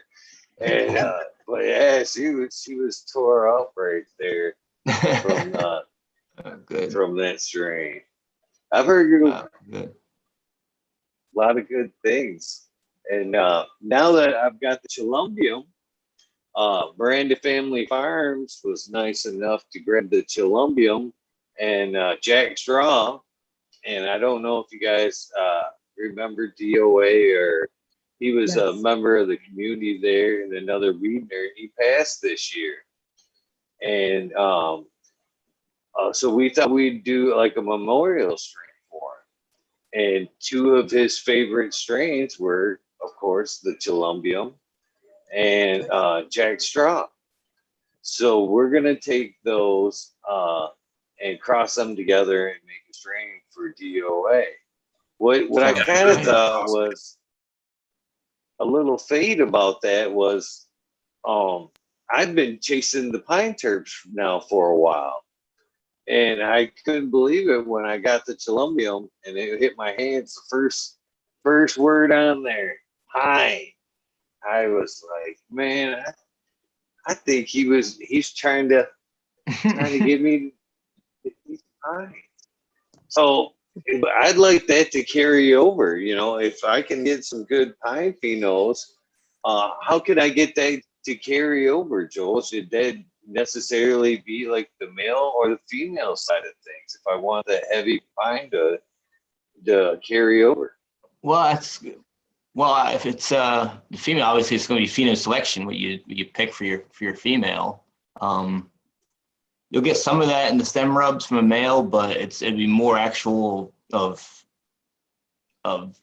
looking at it compared to the female that has the similar qualities you're looking for, and trying to match it up so it looks very similar to the female that's your chosen phenotype, and using him. And it would still come down to running some seeds and see if it was recessive or dominant. And so you don't know from a terpene point of view whether something's recessive or dominant. It's not, oh yeah, pine's really dominant. It doesn't work like that. It'll be plant to plant, will it? Not always, no. No, it could be a recessive, it could be more recessive in the cross, or the plant that you're crossing with has the more dominant gene that it passes on that overpowers the pine terp or whatever it is that you're looking to pass on. So some of it could just be luck of the draw with genes. If it's not a dominant gene, you know, you'll still get a small percentage that will have that, but it won't be as many to pick from. Oh, there. It was fine. You get your pine one day, man. But I mean, I guess if you really was looking to nail that terpene down, I would try to find the female that has that trait that you're looking for, and try to find a similar male. Cross them together and even try to lock that trait down even more, and see if you can get a bigger gene pool that has more pine. You'd be more assured that it's a dominant gene. If it's more uniform throughout the line, then it makes it easier to take a selection that way. So it might, you know, if you wanted to take it to like an F4 or something, and then nail down that strong pine flavor each generation. Quick F4 it up. That would be a good way to really up your odds of having a successful cross when you want to pass that pine flavor onto something. You really lock that gene into a strong dominant gene. So I just put a little bit of work in, you can really, you know, nail down a flavor that way for sure. Yeah, there is. Happy 420. No, yeah, Eagle, you were saying about DOA. I know he was a PhD nerd and he follower of ours as well, and it's really a shame, you know, that he passed. I mean, it was just happened. So, and Seth from Miranda Family. You're close, Smiley. Real close, bro. One of our other stuff, cool. He told me he was dedicated to DOA, and I think that's awesome. He definitely was a great person in our community, and he went way too soon, way too fast. And You know, and another breeding crew there, Eagle, you might want to get to for a show. That's Aloha Island Genetics. They do Dank Realm. He goes by TARDIS. Great guy, huge subcool guy. He has a stable, just stellar stable. A lot of people know who I'm talking about. He's trying to rework. He's going to work down Vortex again. He's got a couple he's had for years. Other people have thrown him his way, and he's going to hunt down that, try and work something special, a few filials. So that'd be cool. Oh, actually sent me some Vortex. I was going to grow it. We got a new puppy. Went to pull some seeds. And my pack of Vortex jumped out of my box, and my puppy brought it to me empty with a smile on his face. I love that. oh. See, I need a puppy. Yeah, he's a little good. Yeah, and I can't tell you how many times today that I can't tell you how many times our boy Sub has. Should have been careful. I know, Eagle, you were a rep for him and you did a great job and he really appreciated you and, you know, good friends. But I think he's up there smoking one with us right now. Can't really talk about it too much still. Or, you know, Yeah, this thing called life is quick, and we all lose so many people we love and adore, friends and Yes, it family. is. And it's just, when you're young, you don't even think about it. But man, as soon as you get your middle age and old, you start really realizing how quick this thing is, and everybody's gone before you know it. Ooh, yeah. Mm-hmm. You just have to appreciate everyone every day in your life and just value every moment because you never know. Don't take any day for granted. Nope, I thought No, not a bit. Look at DOA. He was here with a great smile on his face, great spirit, and gone just that quick. That quick, like within a few days, he was on IG, and then boom, he was gone, and then it was people were posting that he had passed, and I was like, whoa, what happened? You know, I mean, it stinks. I mean, these are great people in our community, and let's just take a moment to say thank you for what you all have done for us, and may you all be up in smoke up there with no breath. Yeah. Mm-hmm. It's always hard too, because friends, you know, you're close to emotionally because you have those bonds. But man, it's your family unexpected. All of us get hit with those. Those are the worst. When I was a kid, watching kids lose their parents, it didn't even occur to me how emotional that would be as a kid come forward. You know, then you start losing your people and more. Before you know it, you're almost standing there alone, and then you are. You know, it's like, man, For sure. brutal game. This thing called life.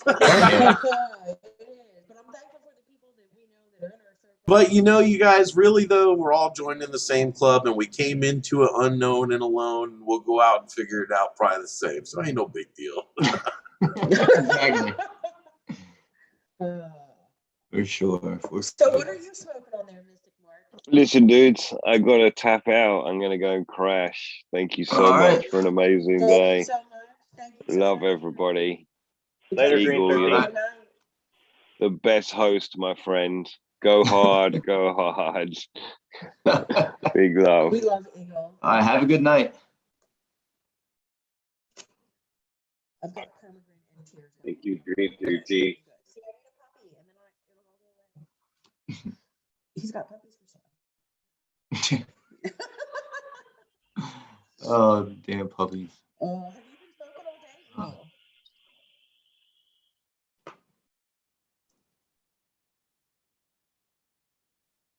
I don't know if he's got audio on his. No. There you are. Yay. Let me show you the call. I can barely hear you. Where he sits, he hides back there. See his little eyes? Yeah, you're so cute, aren't you? You just ate those Vortex F2. No, he Oh, that little stinker. couldn't even get mad at him. You know, I really couldn't. He's just too goddamn cute. Oh, is that Seth? Weapon. You know, we don't need guns. We don't need nukes.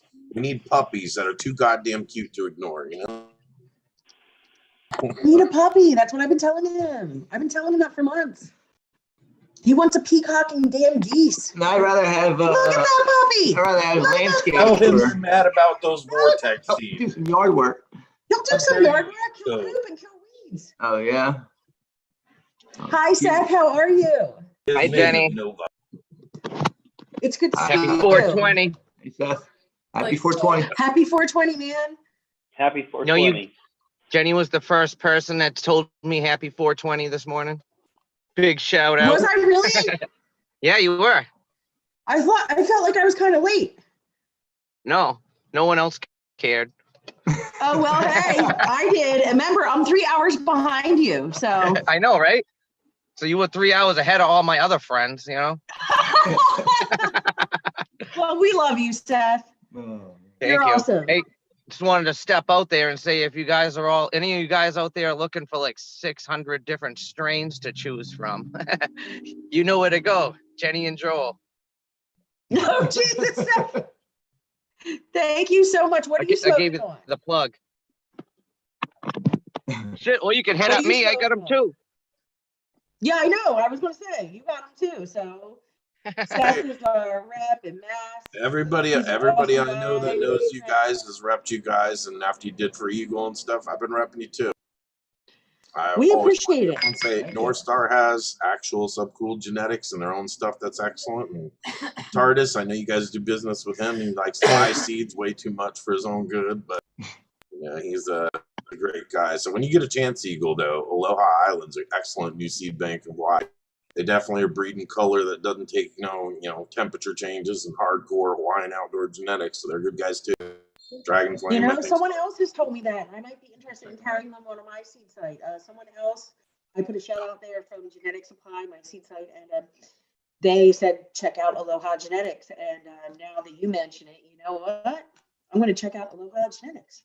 So definitely, you guys for are sure. fun on the YouTubes and stuff. Don't forget, if you've ever heard of Discord, you can find your way to Hoko's server, and that's a great place to network with all these people. Oh, cool. It's so hard. We're just so busy with everything. And then, homeschooling the kids on Zoom last year. I mean, it really didn't take much time. It's been nuts for everybody. I'm just so glad it's 420. Technology's quick. All the stuff with COVID. I mean, God. Oh, it's not. And it's just ridiculous. It's gotten ridiculous. Yeah, but thanks to cannabis, we made it through. Imagine what we would have done without. I want everybody to remember you are now an essential business. Exactly. It cures depression, anxiety. Yeah, I moved to California in 06. Oh, there's that. There was only 3 legal states at that time. And now still in California, but I'm leaving. I'm going to head out of state to Missouri because of the political and finance, just crazy here. But now we're up to almost everybody but 7 states at least has medical of some sort or something. I think we're down to like 7 states and closing left. That's well over that marker for where it usually goes federal law for something. So it'd be pretty crazy, huh? Never thought that would happen. Yeah. I Never can in my actually- lifetime. I can actually hear and see everybody now. I gave up on the computer and logged in from my phone. Hi, Cheers, everybody. everybody. We've been having a good time. It's been good. See my business card? North Star. Oh, yes. Awesome, Seth. Actually, your logo is my friggin' screensaver on my phone too. But what in your car? In the car, I got a subcool one, your I one, know. and a my one. We just talked to him about him a little bit ago, and I got all teary-eyed. So, but yeah, that's totally cool what you got in your car. When you texted me that, I was like, oh my God, what a tribute. Like, that's So outside of literally the stuff you guys are trying to pure breed and stuff, what have you guys been working over the time that you call your own? Something super special that you just feel like nobody but you can talk about. Ooh. I don't know. I mean, you gotta have something under your belt now that's just you. I'm taking some of the stuff I've worked on previously. I'm just going to work the lines further, like the Colombian line. I'm going to work that out to a more purebred in line. I might deviate to a spicy line and a more earthy piney line and deviate them 2 of them. I have 2 different versions of an IBL. I've been taking a lot of notes and just getting stuff started. I haven't really got too far into anything yet. Be a magician, brother. For the past few months. Explore. But the chef never gives out his secret recipe.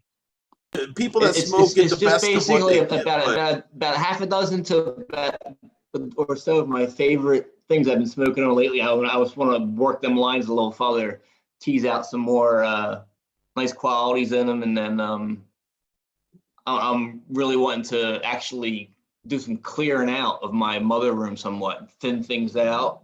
I want to mix some room so I can just kind of go into my selection. I was planning on doing a kind of a blind grab of a few things just to see what I would get random, just to have a different point of view on things. And I was going to go into my fridge and grab some old stuff I had from back in the Breed Bay days. I have a bunch of older Breeder's Choice stuff and old stuff from Gooey made back in the day. I'm going to grab a few of the older things of them and toss them in the mix too. And hopefully I get some good germ rates and just make some room to try some totally different stuff that I wouldn't normally just go for. So I want to try what I Because get. you know what? I keep trying to remind people, like, you forget how quick time's going, right? And like the shit that we were smoking 20 years ago feels like yesterday. But to 90% of these newer smokers, they ain't never hit that shit, and they think it's garbage. They have no fucking clue. For sure, and as well right now as I have several of my favorite things. I'm starting to get some of a couple of flavors that I really like, and my room's getting more and more full of the similar flavors, more of the earthy, OG, petrichor, and like Irish Spring mixed flavors into. I'm getting a lot of that in my room right now. I don't want to oversaturate with anything, so I gotta cut down to just a handful of my real favorites of those. Thin out what I got going on, and random grab some different stuff. So I'm not grabbing from the same flavor profile that I've been hunting through right now. For the past like 2 years, I've really been digging on a lot. So I gotta kind of force myself to switch things up a little bit to see if I get something else that really spikes my interest. For sure, man. That sounds great. And you know, the thing is, you gotta remember, you know, you get such vigor with hybridizing and crossing out. So as long as you don't get too sloppy and you keep your work in mind, like, you're gonna do awesome new stuff. Like, forget what everybody else is doing. We're at this point, like, you got cookies and glue washout, right? Like skunks got pushed out because of underground grows, right? But now we've got this huge wash because of what? Because people see something. And weed, you know, as a smoker, that seeing it doesn't mean shit. I've had bud have almost no frost and fucking take me to the floor before because it's so damn. You know what I mean? But in terms of really good stuff, it's nice to have the trichomes. I get it. You know what I mean? To just cast something off because first visual appearance, you're not quite sure. That's silly. You can't do that. And isn't a pound to pound, right? Like, people, sure, for production, I get density. Okay, I understand that. Oh, for sure. But in terms of cannabis and being looser, more trichome coverage on the surface, a pound of feather or a pound of lead, still a pound, right? Like, yeah. I see the future of cannabis. You know, everyone's going with all the corporate stuff. I understand it, and they all definitely want to have big yields.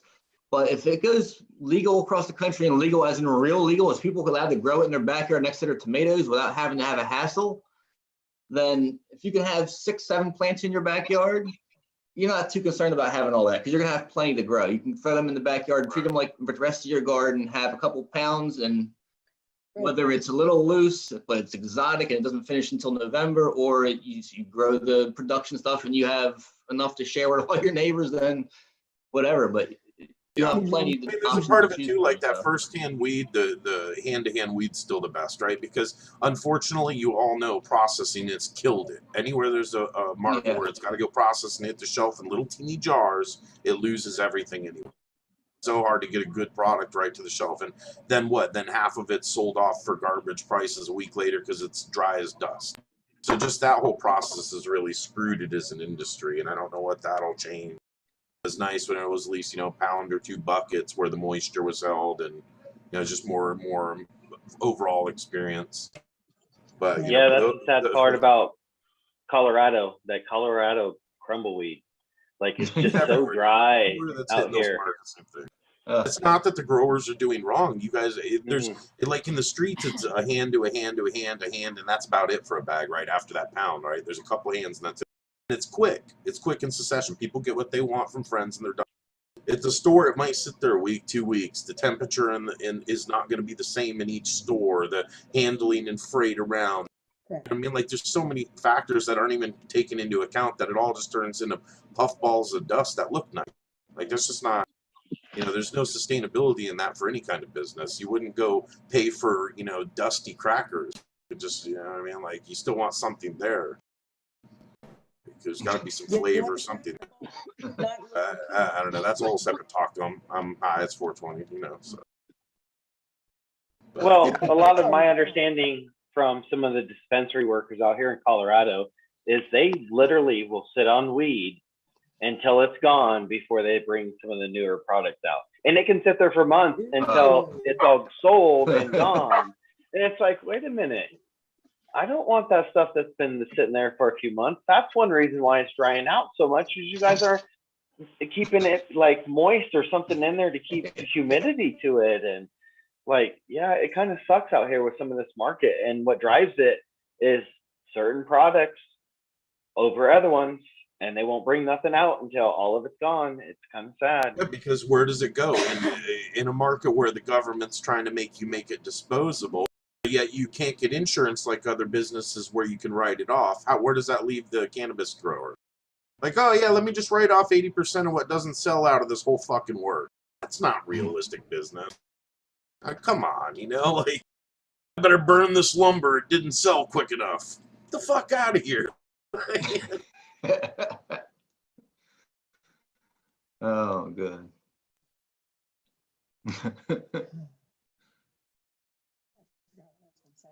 Happy 420.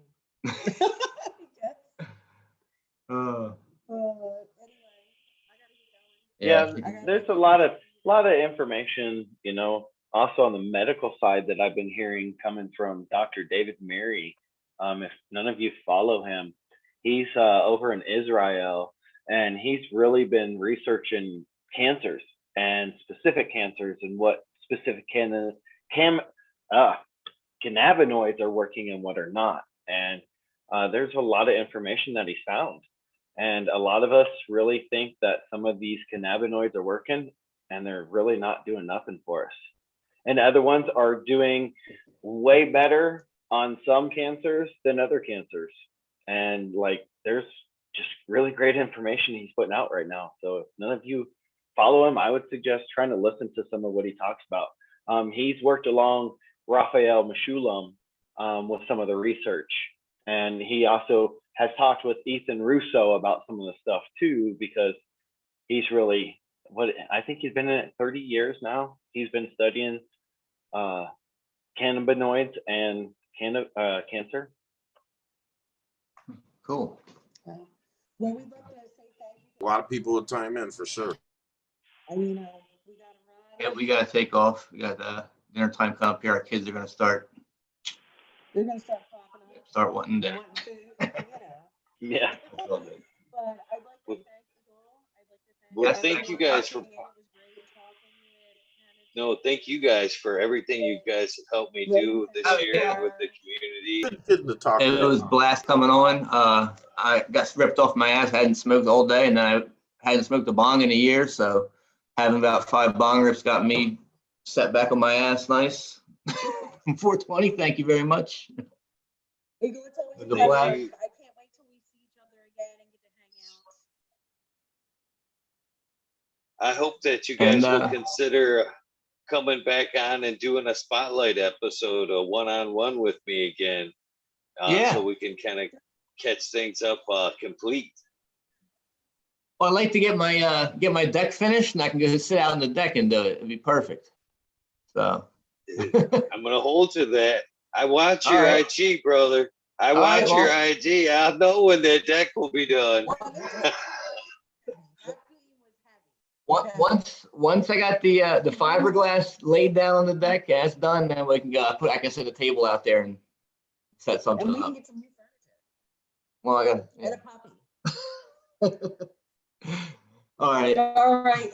Looking forward. Hey, I'm looking forward to it, man. Be adventurous, right? Like, wasn't that what Sub Cool was about? He was just doing crazy shit, growing, doing whatever, and people were just watching. Why watch, man? He wanted everybody to do the same thing. Everybody wants to do that once you understand what you're doing. Do it, man. Breed some crazy new shit. Just get a puppy.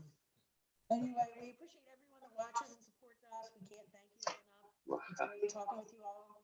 And definitely, I'll have to send you guys some of my beans. take care, everybody. See ya. Peace out. 420. Happy 420. Thank you guys. Eagle, you've been up this whole time. I got on last night when you were kicking on. I was like, I'm too tired for this shit. I'm gonna have to do it tomorrow morning. Here we are tomorrow evening. Yeah, I'm still up, man. I kind of prepped a little bit yesterday, slept in a little bit late, kind of took a little nap between, I think it was like 5 and 7. Listen, a volume of lysergic acid diethylmomide will not help you that long. It's not healthy. Just warn you.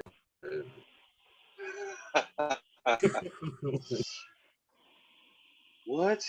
What are you saying? I'll make it. It's been a great day. I'm glad you were able to take time to come hang out today, brother. It's been a minute. You're gonna get raided. This ain't done, man. There's all kinds of internet plots going on right now for this event. Right. Live. So good.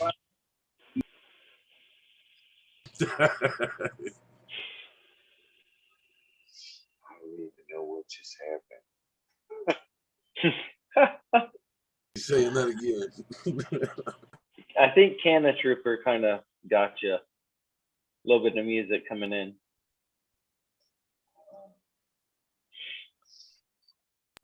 My bad.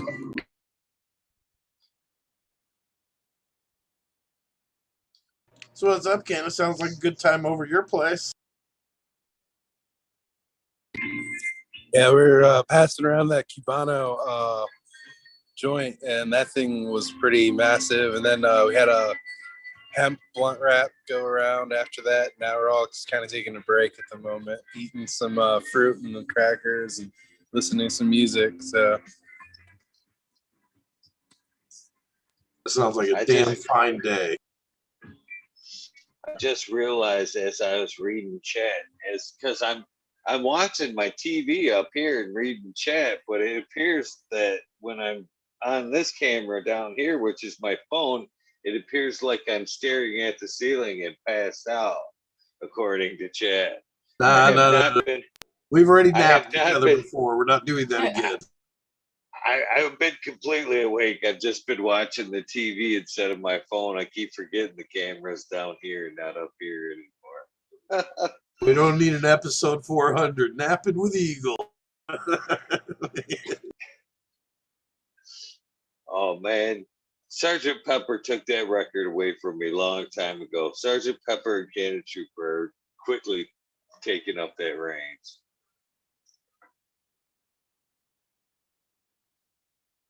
So my grandfather used to do. He'd be sawing lumber, snoring so hard, laying on the couch at holidays after he'd eat. You know, he'd be sound fucking asleep. And you go, hey, why don't you go take a nap in the other room? Oh no, just resting my eyes. Just resting my eyes. What the fuck out of here? Just resting my eyes. You don't know how many shout outs I've ended with. Good night, Sergeant Pepper. Sleep well. hey man, I fall asleep too. It's it happens. Yeah, there's a whole part about being human that returns every now and then. So fun. So fun. So the girls do anything fun with you, or are they off doing their own thing? Oh, mine are out here doing their own thing today. Brought me pizza, counts, right?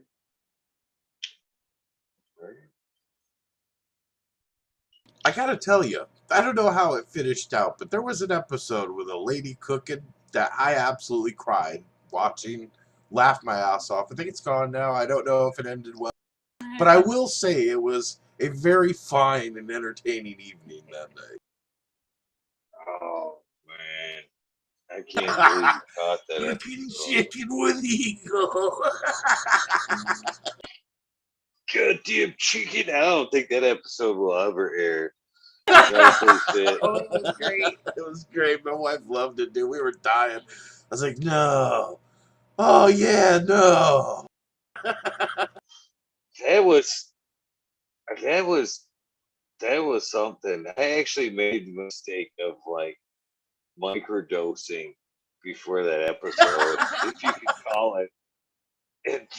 And then that episode got like worse and worse and worse. And I seriously didn't even know how to end it as I turned multiple colors. And oh man, it just. Did you take just a little too much? Like, did you weigh it out, or did you just take some? I know it was weighed out, and but it was a combination of. It was the episode. It wasn't the meds. It was the edit. It was a lesson in everything not to do on live TV medical specialists. Let's put it that way.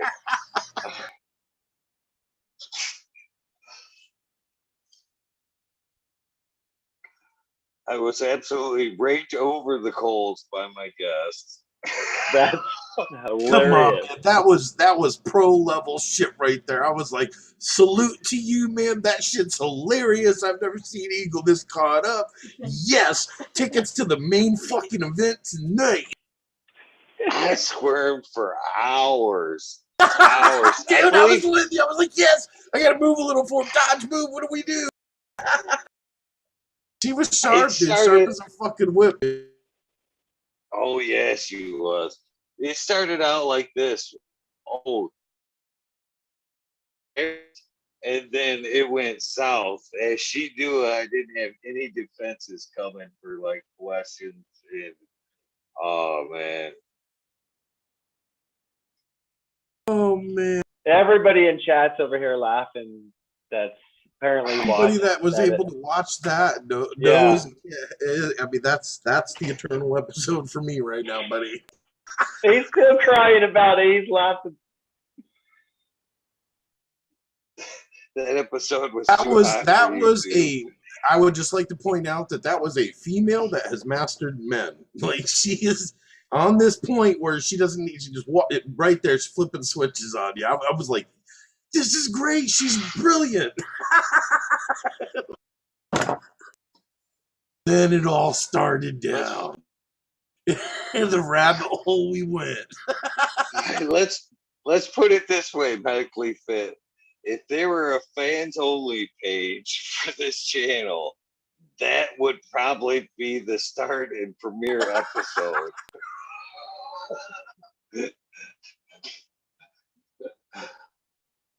My wife saw, I want to hang out with her. She was fun.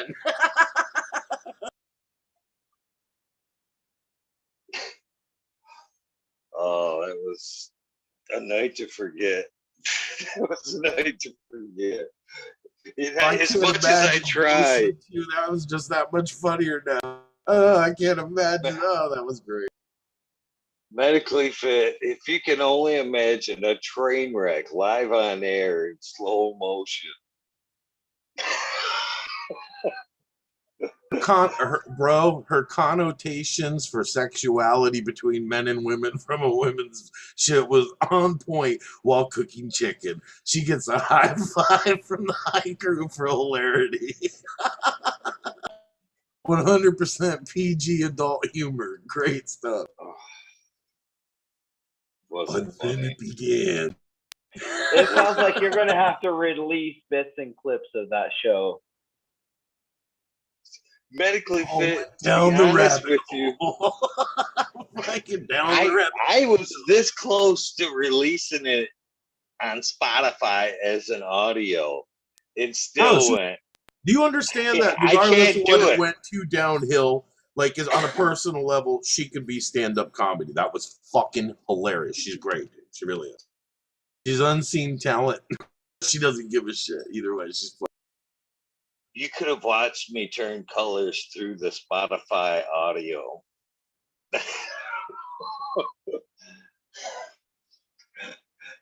Yeah.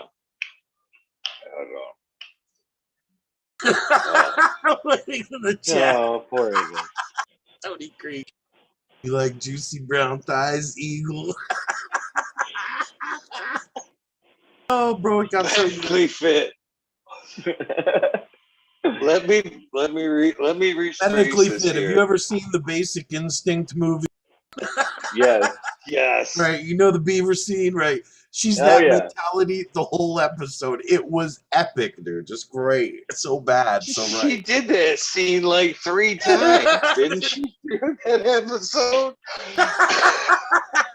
I'm losing it, man. I'm gonna stroke out on this shit. It's so funny. Oh man, yeah, it was something. It was I don't even know how to. I don't even want to describe it. Now the chat won't even. Like I said, because it's live and people see it, it will live in infamy forever. And it has already created this gift basket legend that you'll see in chat forever. That will never die.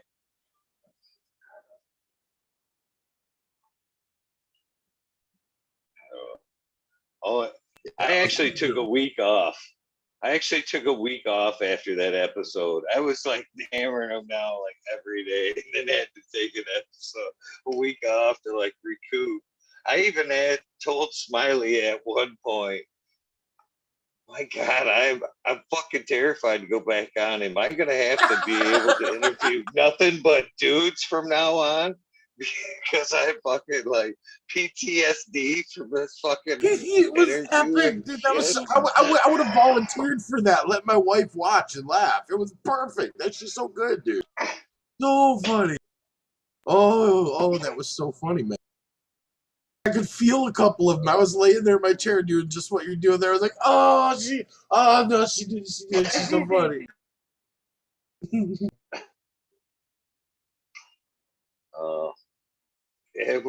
She actually went from me medically fit to chat.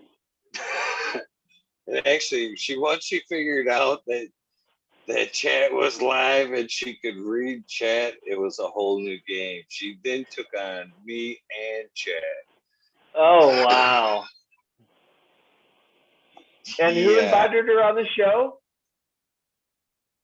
I had all I know is I can sexualize a lot of things, but that woman sexualized that thigh of chicken in ways I never thought I'd hear. And then called on after the chat medically fit. Said, "Bring on the wormhole. I will take everybody on that comes on the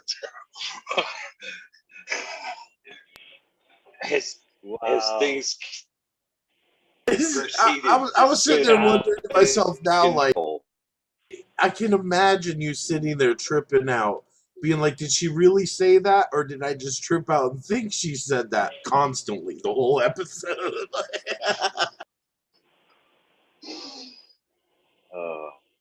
Yeah. I learned a lot of lessons that night, to be honest. Yeah. Oh, yeah. Well, I wanted to give her a mic and a little seat and put her on a small stage and pull you back into the audience because it was hers for a minute there, bro. It was hers. He said, take over the show. She said, okay. Come on. No, real quick. Well, brother, thanks for having me on the show. Yeah, I'm sorry I faded out half the time you were in and out and lost about 90% of your time to internet bullshit. So hopefully we can do this again sometime. Oh, we can get me back on the show. Yeah, we can get me back on the show. I know Smiley talked to me once before about trying to get me back on as well. So that's never a problem. Just let me know. We can set that up for sure. Because there's a lot of information we can get out about what's going on medically that I've been hearing about. Different cannabinoids even. CBE, CBO, like some different cannabinoids. Haven't heard until recently. See, this is one of the puppies from the first litter. That's a beautiful dog. This is Cash Money. Good name. What is the dog breed? Dad is Oski, Australian Shepherd Husky. His dad's full Shepherd. Mom was Shepherd Husky, Really half cool. and half. Cool Yep. pattern. And so the puppy, he is 85% Shepherd and 15 Husky. His mama's like miniature Aussie. So Very cool dog, man. Totally, yeah. totally cool dog. So, but it's been great fucking talking shit with Eagle tonight. So, well, you have a good 420, and I look forward to talking to you again, sir. I will watch Yes, that sir. video. I meant to watch it, but I've just been so busy trying to put this together. But I haven't forgotten, my friend. I'm always looking for knowledge. Once you listen to it a little bit and you really like what he's saying, man, share that with people that are really interested in knowing about some of that stuff. Because trying to get that information on that medical side still, and not just the Rick recreational side. You know, there's a lot of medical information still coming out about what some things are doing and not doing for us, and we need to know it. I agree. I believe the medical push should be 100 times greater than the recreational push. It should be. Me too. Me too. So, all right, gentlemen, ladies, everybody have a good evening. Take it easy, bro. Been fun.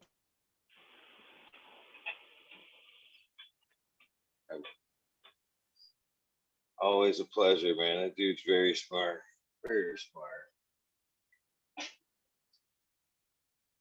I think I'm gonna try to switch my audio back to the TV now. Everything's moving up there. Maybe I can stop looking like I'm passed out, looking at the ceiling. Get back to the real camera. It's pretty here. You know what's even funnier about that is fucking it fits too well for the moment. It'd be too easy for people to just believe that I'm passed out staring at the ceiling and shit, rather than it's a bad camera angle. Well, see, the problem is you actually did fucking fall asleep on talking shit with Eagle once before. So we were all talking shit about Eagle and talking shit with Eagle.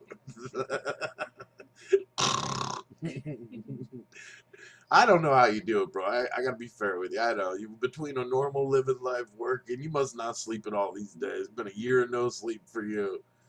No soup for you. No, I have definitely learned to operate on the 4 or 5 hours of sleep mark. That's for sure. Yeah, that's all I do is 4 to 6. That's what I've done since I basically became a father. That's all I got. Yeah, that's good. Isn't it? So what are you growing now? Tent's full again? What do you got rolling around?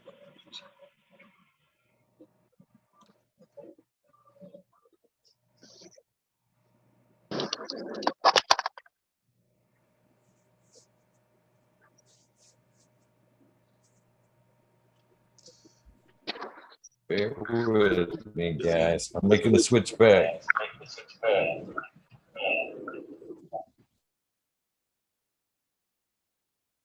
Yeah, Pingerson. What's up? Hey, Bingus, how you been, buddy? Hey, man, good to see you. How are you? Bald and beautiful. Here's Bingus. What's up? How you holding up, brother? I'm doing good. I'm doing good. I'm kind of hiding behind this camera, I guess. There we go. Here I am. I'm doing good, man. Canna I'm Trooper. doing better than my internet. Well, the internet, you're wearing it out, dude.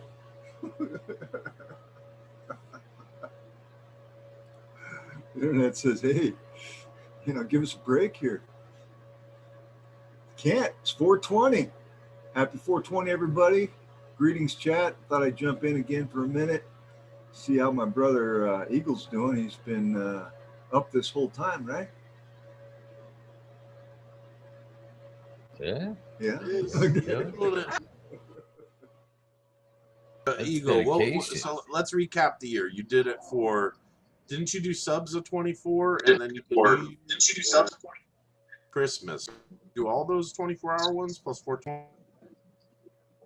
I remember. I know there was more than one this year. You do 24-hour runs on a couple of special events. He frees up again. He did. There you go.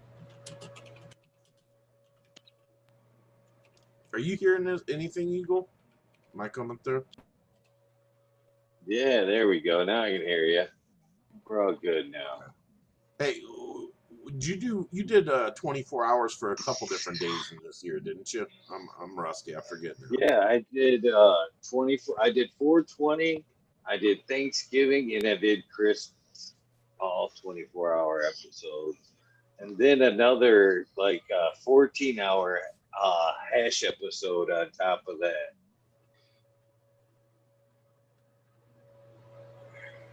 Up ones. Modern Genetics. What's up, brother? Potter, what's up? Going back. I'm going back in. No shit. How did it go last night? Okay. You tell me.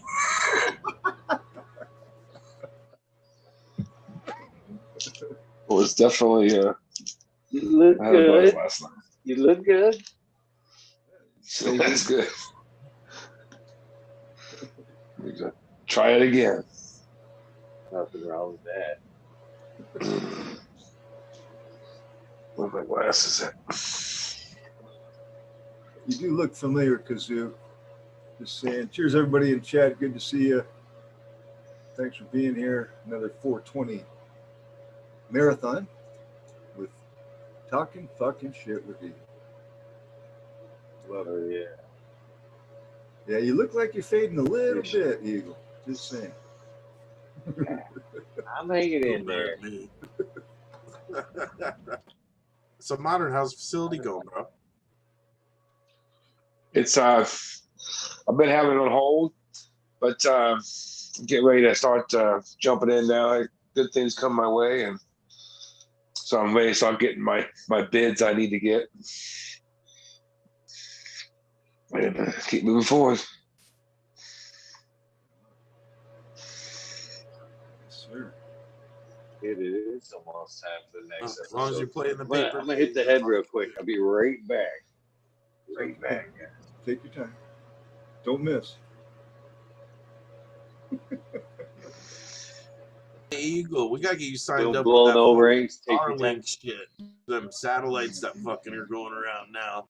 It's like you gotta put in your zip code and see if you can get it. Like killer internet. maybe.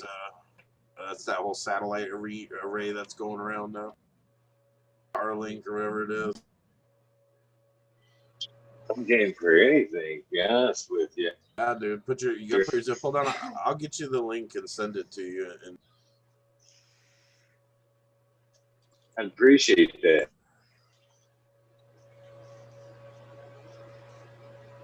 Nice. All right. So Mystic Mark, is that a little dog behind you there? Yeah, I think I saw. What is it? I'm not sure. I see a tail in there. I'm not quite sure if it's a little dog or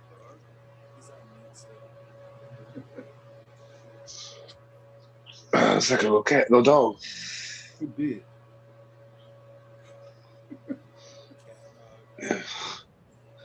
Well, cheers, everybody. Light up.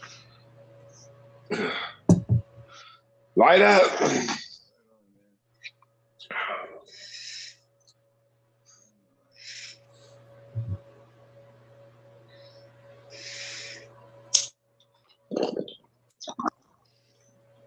yeah, I see Candy Queen in chat. The white one's my 15-year-old Chorky. So her name's Angel. And the other one's the new puppy. He's 7 months old. He's a Pomeranian Chihuahua, and that's Nova. But Nova also has a second name, and I like to train him with a second name for his more masculine activities in play, let's say. So that's when he's the evil Mr. Zoomies. And the evil Mr. Zoomies is a force to be reckoned with. Sounds like you got a variety of personalities there. It's cool. Yeah, I like the personalities on my animals. That's what they're here for. I got a couple cats. Never was a cat guy until recently, but I love my cats, and I miss my dog. I don't think I'm going to get another dog. I get too damn attached, you know? What's wrong with that? See, now that's that fucking bullshit fucking with your head because you're getting older. I do that sometimes too. Ain't nothing It's hard wrong to with say goodbye. until you're dead and they're still alive, man. Don't you fucking deny yourself love and life. That's not right. This my Doesn't matter if it's a fucking fish. You want to have a fish and love that fish, you do it. I miss them, though, man. You know what I mean? It's like Well, you miss everything. I love people. I miss fucking people. You know, I'm not going to give up on people because people dog. die. You can't just have love. What's wrong with that? And especially if other people love your dog when you pass, you can say, "I will my dog to you because he likes you best." Fuck everybody else, you know. So what, dude? Life is too short already, Bingus. You should know that by now, right? Like we all know that by now. I'm learning. Is it saying I'm muted? They keep saying I'm muted in chat. No, your mic is a little low. It's just I had to turn mine up to hear you, which it's okay. I mean, you're coming through loud and clear, brother. I miss my pets more than more than people, quite frankly. But that's all right. I think I got it, guys. Is that better? Holy shit! Yeah. Whoa. That's a Yeah, lot it was better. automatically You're gonna blow us adjusted. away. Maybe I should turn it back a little bit. I didn't want the automatic. I didn't know that was on. All right, that's better, right? There you go. Yeah. Yeah. All right. Yeah. Yeah, man. You know better than that by now, bro. Come on. It happened any day for any one of us. We're lucky we made it this fucking far. You made it to your 30s, you fucking lucky anymore. So many goddamn people out there being stupid, doing stupid shit, killing each other on accident or on purpose. Yeah, you're lucky in your 30s again. Go to your 50s, boy, you're doing good. You make it to 70, fuck, you've lived a life, you know? You make it past that, that's just stellar. My grandparents made it into their 80s. Be lucky if I get that, you know? I hope to. I didn't think much past 40, man. I would suggest that people do that, by the way. Look ahead a little bit. With a glass of wine for us to keep my heart going, you know? I had a couple shots last night I was on. So, cheers, everybody. Everybody in the chat, hello. I am kind of watching Madam T, Chad, Shirlo, all y'all great people. We got room on the panel for everybody. I think that's willing to jump up here. Canna Trooper hasn't jumped out of a plane yet, so I think we're okay. Sorry, I forgot Zoom had automatic voice control, but I'm on push to talk anyway, so I don't need that. Cheers, everybody. Cheers, Mystic. Cheers. Wish you well on your travels in business, Modern. You'll get there, man. Yeah, I'll get there. Just gotta do it the right way and do it smart, you know.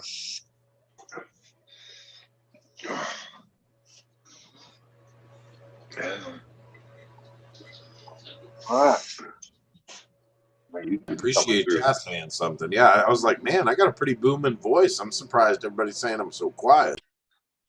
Right? You changed that. Sound good to me.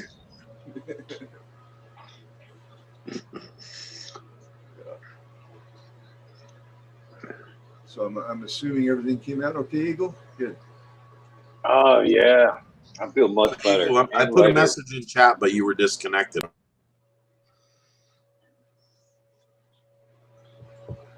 Let's see. What was that a shot of, sorry, Modern? What's that? What did you just do a shot of? How? Oh, I don't know what that is. Tequila? Vodka. I love them bottles. Vodka? That could work. Hell yeah. If you qualify the Eagle, that'll be badass because that's supposed to be super cheap and super good and pretty reliable because of how the system's designed. All right. This is awesome. Sorrel House. Good to see you, the American one. Shirlo, how are you doing, brother? Hey, what's happening? Well, sure how. Hey guys, what's up? Well, I gotta mute my YouTube. Yeah. Hey guys, what's up? They're looking good, brother. Oh, I just wanted to catch Dingus on here, man. This is his mile right here. Oh yeah. The biggest smile. The biggest mile. Finally pulling out. I had a little bit of hot soil problems in the beginning, and I had to rip off a lot of really nasty burnt bottom leaves, but they are both pulling out of it very strongly and looking incredibly nice. Tight nose spacing. I wanted to give Bingus a little bit of a live 420 show of his girls growing somewhere else. Thanks, man. There you go. I know the lighting's not great. The lights are out. I don't feel like kicking them back on. I And love those it, five Eagle. cups Everybody in there. the chat's reliving that night. They're all going over all the comments. There were like so many one-liners in there. We're like,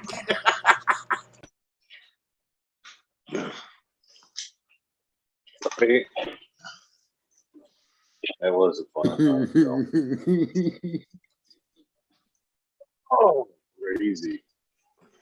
Shit, man. We're coming around on full time. It's time to open the tents back up. Yeah. Excuse me in a second. I'm going to walk around and open these tents up, man. They're going to fire up here in a second. You guys get like that before the lights go. the gladiators behind me on the bed having a war. Everybody was talking about them. It's literally the equivalent of a 6-year-old attacking an 80-year-old nonstop, but she's tough. She put up with it. It's gladiator war. The dogs are fighting in the back. The zone, man. What happened to Yet they Chicha? sleep together and cuddle. She just is tired of his shit. Like most women are tired of most of us. He just wants a little bit of cuddling, and she's tired of his shit. That's just how it is.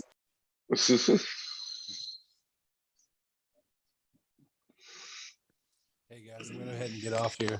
Thanks for having me. It's good Later, talking to you guys. Not really. Happy 420, Canna Trooper. Yeah, man. Happy 420, you guys. Happy 420, Canna Cooper, Canna Trooper. Yeah, man. Bye, guys. Good seeing you, man. Cheers.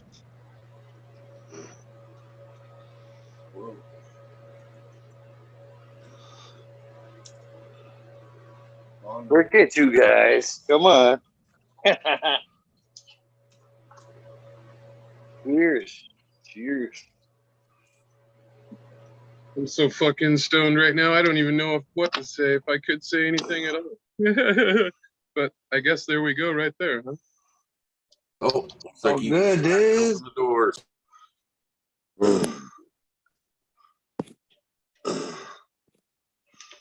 Man, I gotta apologize, Eagle. I got some chair sleep on you earlier. I totally passed out for 4 hours in my chair. I woke up, everybody laughed. Great. It was awesome. I woke up, everybody was laughing about something. I just kept watching. It was awesome. Yeah. Holy shit. Mystic's got some action in the background. Yeah, the old one's holding its own, man.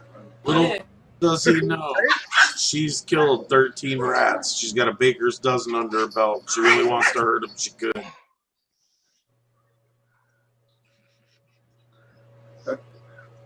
I'm definitely rooting for the older one.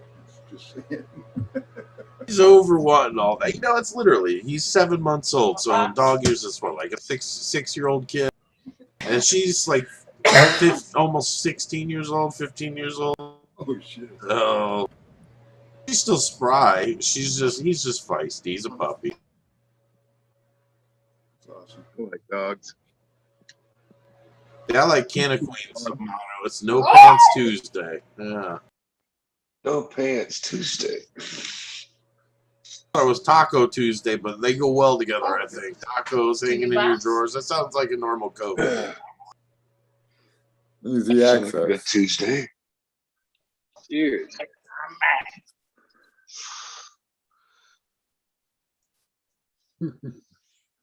Red, what's up? What's up, Red Pill? Samsung. Yep. What's up? Samsung's back. I kind of like that, man. I hope Samsung doesn't get mad if you guys just start. I no doubt. I'm gonna have to put his. I'm just gonna have to be Samsung with a Z. Right? It's only when you become rich and famous that they'll give you an issue. Yo, where are the Fresno weed nerds? I don't know. When we see him, tell him I said happy 420. Nice. All right. So Eagle, Are you a convert? You going back to soil again? Are you gonna stick with coir? Or are you doing a mix? What are you doing now?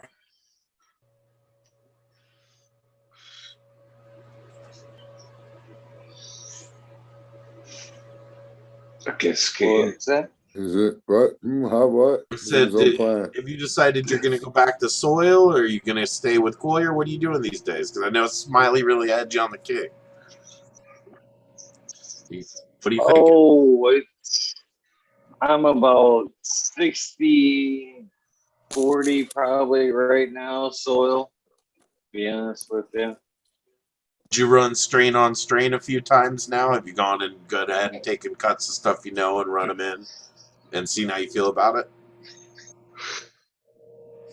I ran a couple of cuts side by side, the Orange Boss and Cocoa and then the Earth Boxes.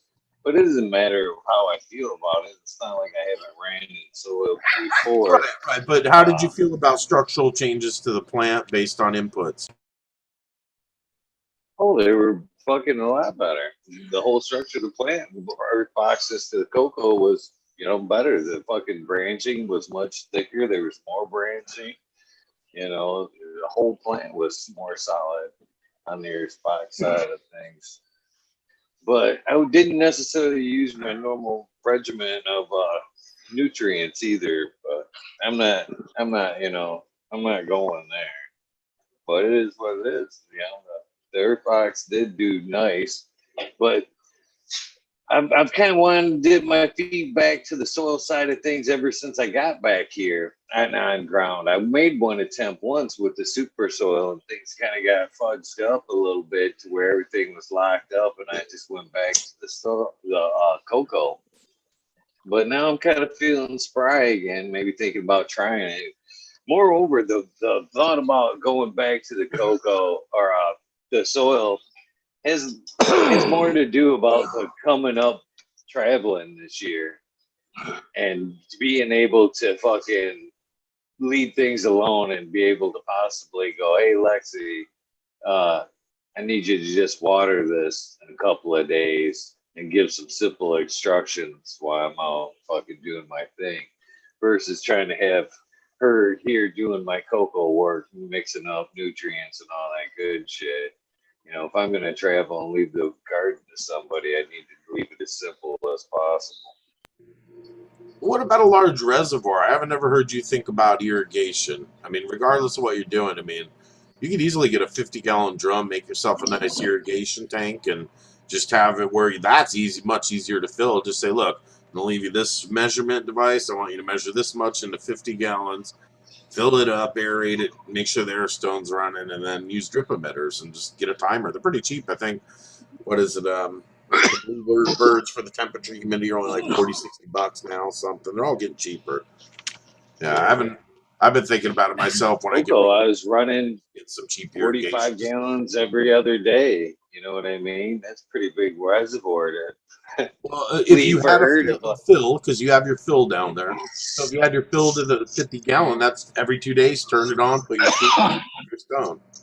That's a hell of a lot easier. I know a lot of guys irrigate, and they definitely look like they won't go back every time. They say, no, I'm not going back to hand watering. I was kind of at that point where it's like, it's cheap enough. It's not like it's something expense, right? It's never been a problem. I don't mind the hand watering. It's just the possibility of maybe traveling later part of this year. Right. But well, wouldn't that be a good place for earth boxes? All they have to do is add water. Yeah. So you've got your soil, man. Right? Yep. You can't fuck up watering on those earth boxes. Fill up the tube. If they fill it too much, it pours out the side. You already got your newts on there, right? Yeah. Got options, right? You got options. It's set up right now where most of it's pretty dummy proof. Fuck, let's see here. There's got to be at least 35 10-gallon pots of fucking soil around here. There's a good hunk of soil sitting around here for sure. I got about 4,500 pounds of soil from Bio 365. Hey, Kid Queen. Hey, what's up, guys? What is What's up? up? Cheers. Happy Happy 420. Merry 420. Happy 420. You know, Eagle, you could even try and hunt down the guy from the Blue Mats there that's real well known for pumping them. And those things are really neat, man. Everybody I know that dials them in swears by them. It's the one, when you can't dial them in, nobody likes those things, those Blue Mats. But they're supposed to just get amazing results because then it's on plant draw. And, you know, that's not even using numerics. That's just a passive system, no electronics. That's pretty incredible, really. Simple ceramics. I mean, that was a brilliant idea. Things to look at, man. Get him to sponsor you, bro. Be like, look, I need 35 pots. Come on the show.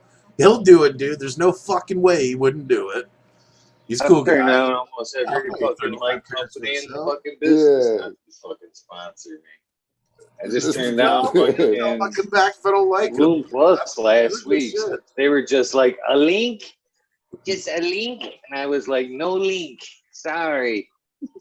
I didn't contact you. You contacted They're me. swearing by them. I know that I've not had them, but I know that if I could afford them or somebody wanted to throw them my way, I'd run them and be like, let me check them out. Because everybody that dials them in right, those fucking things are a miracle.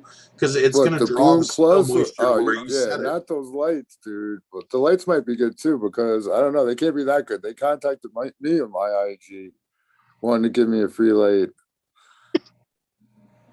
And yeah, it was like $300 when I looked it up on the best one that they had on. Yeah, I want to say the carrots are Amazon. like $8-10 a pop or something, depending on which size you get. But still, if you go for an overall cost to value ratio, everybody that's used them has said that they save like, what is it, like 30 to 70% water range, depending on if they're outdoor or indoor.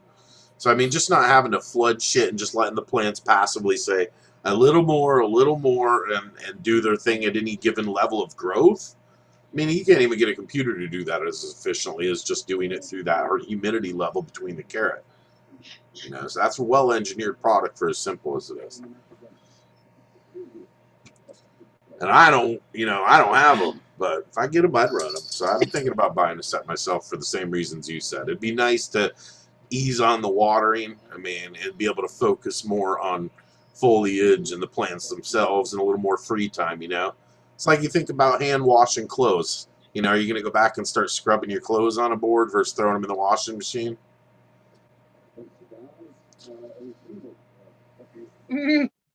No.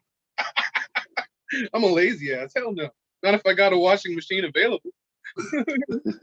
I'm a Neanderthal eagle. I grow as simple as shit. My cocoa's been turned for 3 years. I use one product pretty consistently. I've experimented with one. It was just a little too much for me because I had to think about it, and that was too fucking much to ask, okay? So, I mean, I do simple and cheap and effective. That's all I get. Simple and stupid. That's what I say. Simple, stupid. So, in terms of any simpler and stupider, that would be it. I think those blue mats are a real little miracle for pot growers. Like, you fucking, what do I do? Well, you stick it in, you turn this thing until it's where you already got the pot moisture, and it'll just, when it gets dry, it'll drop.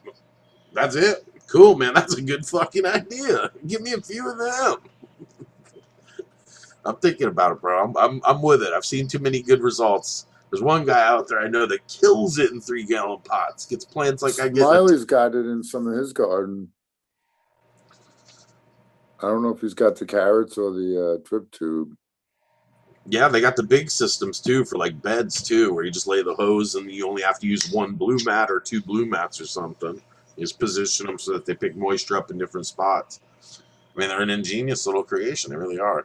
I can't think of a better one, and I've done patent design, so it's a pretty cool little idea, man. There's good guys out there, good ideas.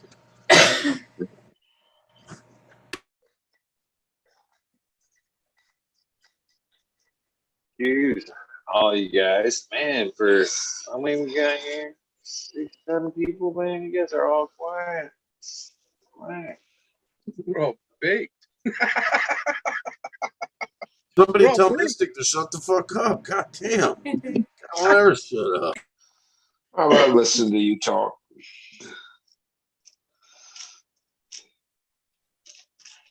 Nice to meet you, Ken. Good to see you on the panel. How's it going over there for your 420? Doing good?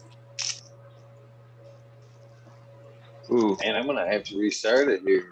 Good. Who's he talking to? Who's you talking to? Talking to you. Oh, Bingus. I'm All of good. us. My 420 is going good. I took like 4 naps. Smoked a lot of weed.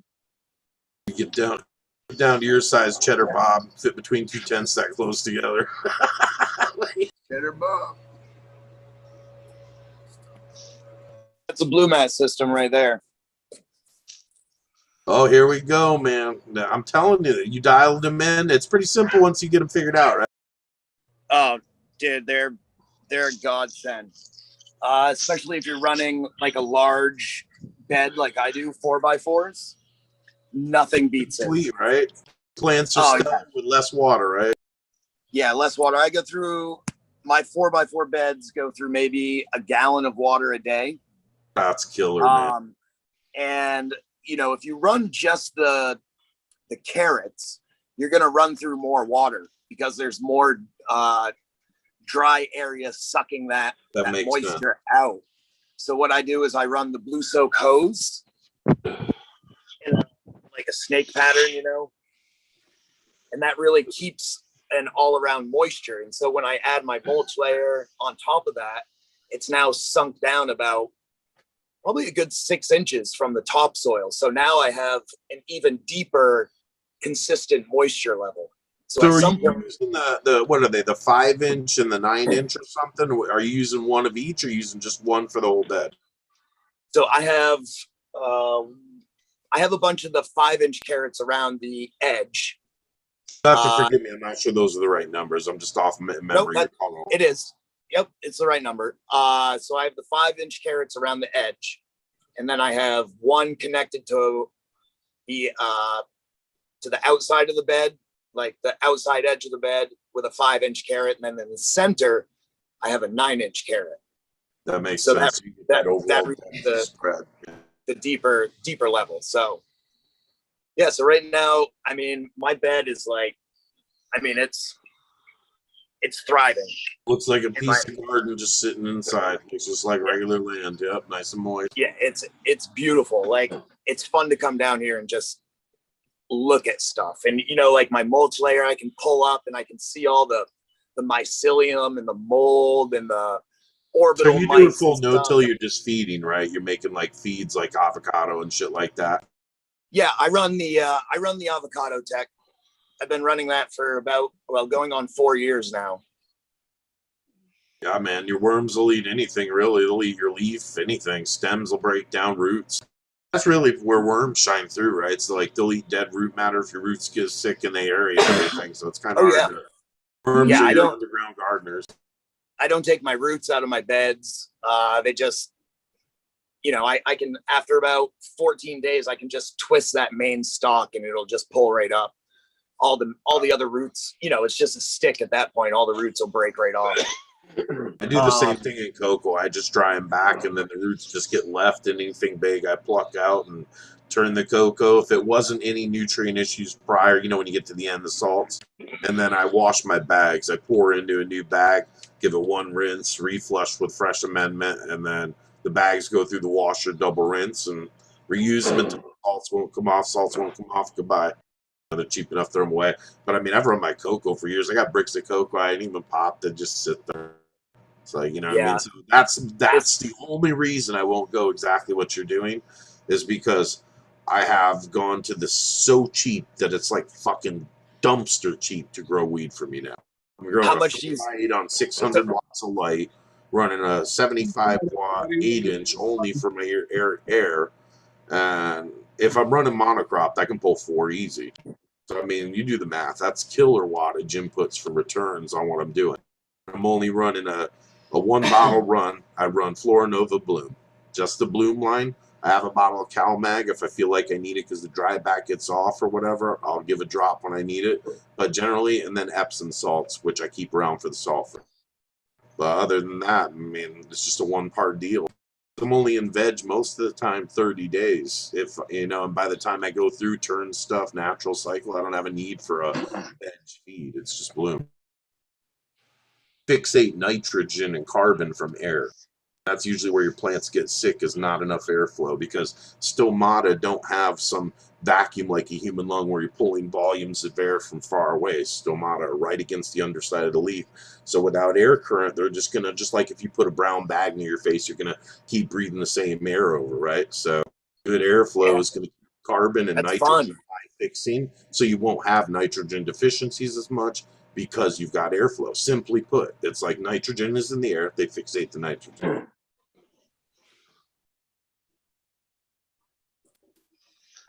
I don't know how we got on that topic. Just stoner talk, man. Just like talking about shit. But yeah, those blue mats are killer, bro. Yeah, there we go. Blue mats. There. Okay. Yeah, see, this stoner talk, man. It's 420, man. Reel it back in for me, brother. Reel it back in. Yeah, we're on the blue mats. They're killer. I mean, Happy like 420. Like I typed into the chat, like my grow, it does not control my schedule. You know, I can fill my reservoirs and leave. And like Eagle was saying, he can have Lexi come and, you know, water his stuff.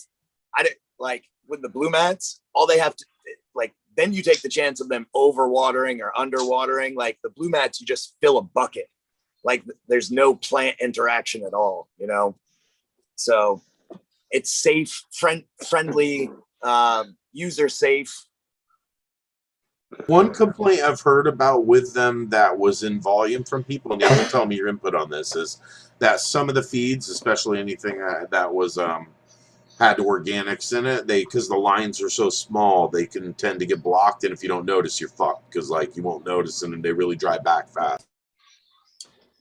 I have not really had an issue with that. When I first started running them, I did put like some stuff I shouldn't have in the reservoir that, you know, like build a bloom and stuff like that. So it built up at the bottom and caused a little bio slime. So I learned my lesson. So now I just throw water in there. And if I do add any build a bloom or something like that, that goes in my avocado tech, or I'll water it in. Yeah. I like that you got the hoses. I think they make more sense because you're going to get more coverage for your area when you're getting those detected. 2 in a 4x4 space is super cheap, really, right? Because how much they can charge you for the hose? Well, as the snake hose. Oh, I don't know. I think the setup was like $32 or something like that. That's a good price for that kind of coverage area. That's way cheaper than I was doing the math using single carrot.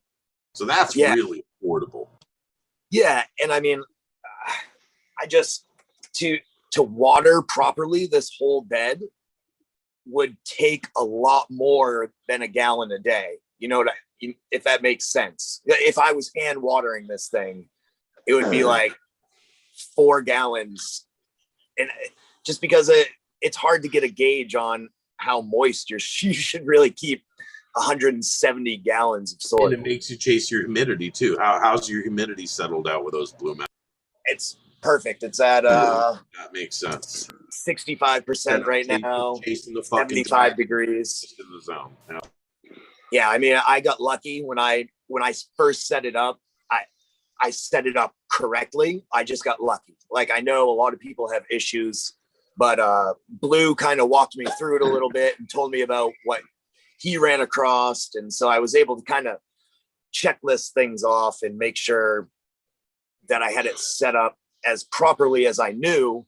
And I've never had a problem with it. I take the carrots out and soak them, refill them maybe once a year. Because you're running the organic bed, then you literally are just running water in those and using the organics as the feed and dripping into the feed location. Kind of just feeding that decomposition. Are you putting it off away from it? What's your garden strategy in terms of organics? Because most people I know using the blue mats are using a feed in the reservoir. Are you saying you're just using water with organic, or using both? No, I just regular tap water in the reservoirs. Okay. So the only feeding I had done for the last 3.5 years was through avocado tech. So veg, pre-bloom, and bloom pods mixed with associating amendments for that cycle. Excuse me. And it was actually just before this run here is the first time I've actually truly top dressed. So, you know, like lasagna tech, covered everything, bukashi down, mulch, blah, blah, blah. And I mean, things are fine. It doesn't look, they don't look any different than they did when I was using avocado tech. So, from my point of view, the money that I would have saved on avocado tech this run, you know, kind of takes a precedence over how much I used in top dressing lasagna tech style. So that's another reason I use it. I mean, I have 5 kids. I got to pinch my pennies where I can. Yeah, no, you've got the perfect example because you really hone in on the price too. And if you're doing the snake with the 2 carrots, that's really cheap, dude. $30 to cover a 4x4 space. Yeah, well, I mean, I bought the reservoir system first, you know, with like the 12 carats. So that's like $130 something. Right. But then I bought so total blue mat stuff. I probably have like close to $200 worth of equipment. So yeah. Right. But then that gives you them for other spaces. You just need more snakes, right? I've seen the commercial garden set up on YouTube. Somebody was running with them. That was brilliant. They had like a 4,000 gallon tank tied to it, and they were running down lines of snakes and everything. And I mean, that guy was like jumping for joy the amount of water he was saving with them outdoor, you know? Yeah, it's I think it's Steve Cantwell is a guy that runs. I'm real bad with names, and I don't get like starstruck with anybody in any industry, so I'm just like talk to people. You know, Yep. So I wouldn't know. I'm not bad with names. I'm bad with names. So somebody's like, until now, Mystic, you weren't starstruck. That was a joke. Thank you, Bingus. Thank you. I don't know. You know what I'm saying? Like, if that's the guy, then that's the guy. But yeah, that field looked beautiful. I mean, you could tell he was swearing by the product at scale, which is pretty cool, right? Because how often do you hear about some thing that people think of as a trinket in a business becoming a real agricultural staple, right?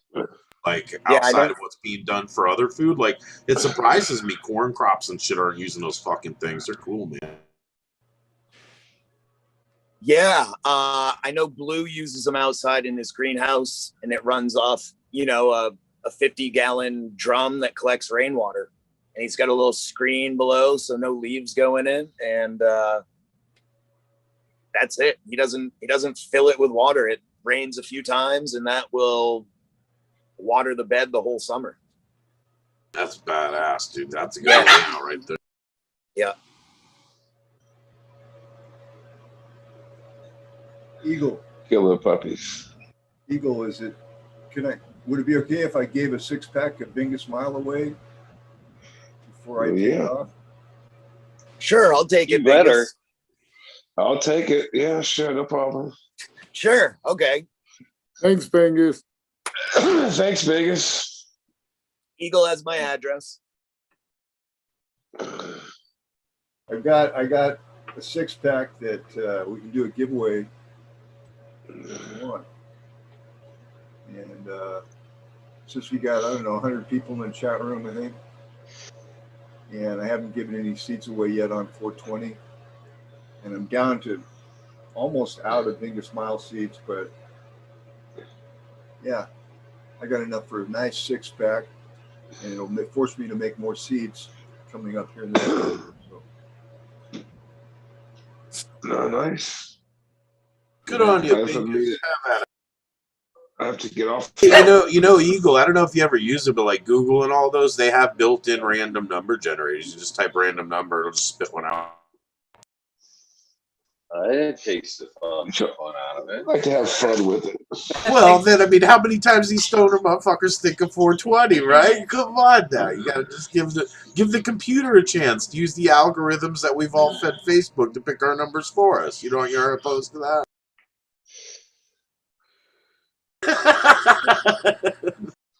Vegas caught on quick.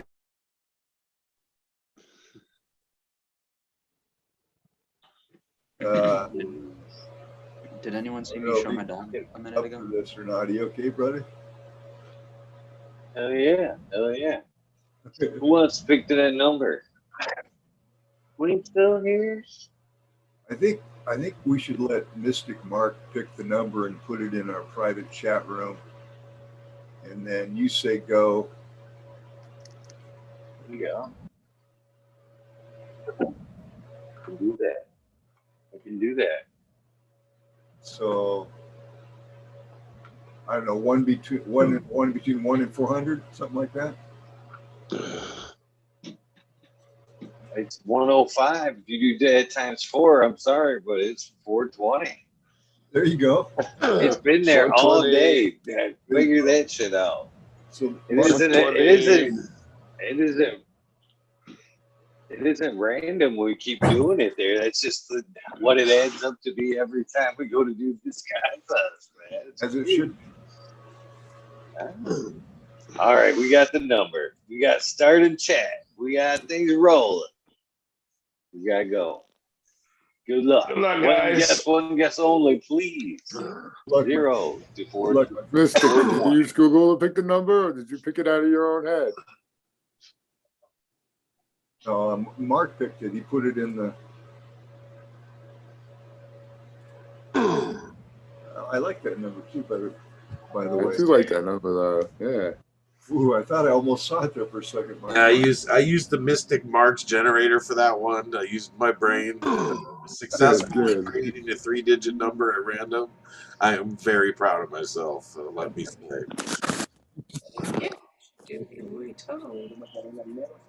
Oh, wife said. Did it feel like a mental sit up? Oh shit, man. Yeah. 36 seconds. I'm running some of the biggest milestones right now. I'll probably will do a video, but man, there's some really good phenos in there, and I'm really happy to see what Shirla's doing with his. What's up, Chichi B? Not much.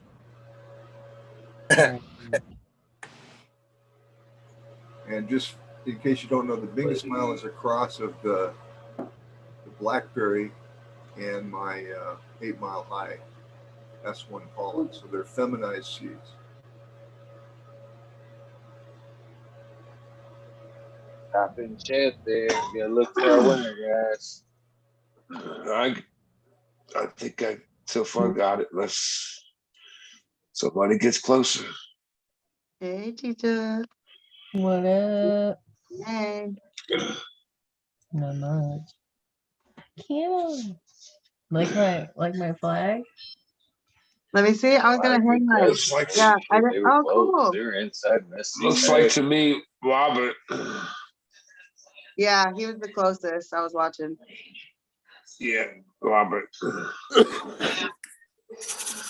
Congratulations, Robert. I have 2 packs and a shirt. 2 packs and a shirt. Robert, Mr. Greenfingers Thomas, right? Yep. Brother, you know the deal. Just send me your particulars and presto. Robert, Mr. Green Fingers, motherfucking Thomas.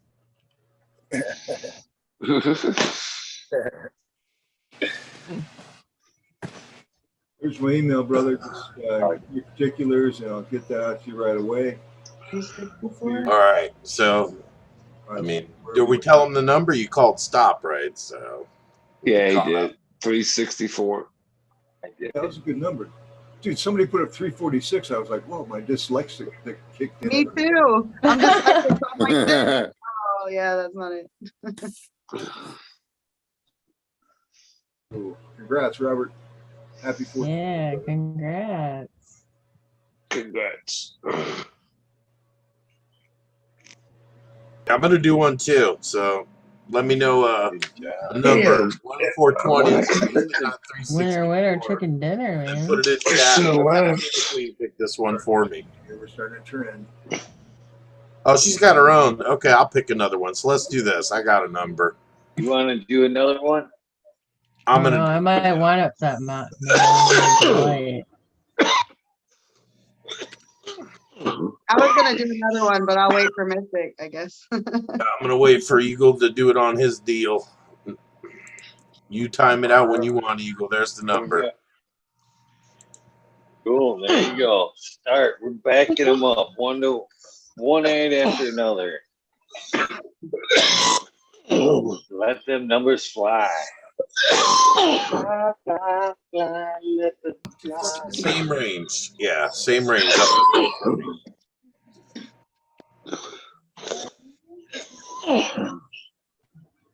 So, Canna, did you happen to catch my fucking Abe Lincoln fucking impersonation that I fucking was all high and thought of the other day? Fucking cracked myself up by everybody was bitching about squirrels. I'm all thinking about something else. No, but can I just Oh, make a public service announcement real quick? If anybody like feels inclined when Eagle mentions my strain or when he does something funny or whatever, like send it to the Squirrel Queen, because like everybody's like, oh, it was so funny, you should have seen it. I'm like, bro, send it to me, like cue it up and send it to me.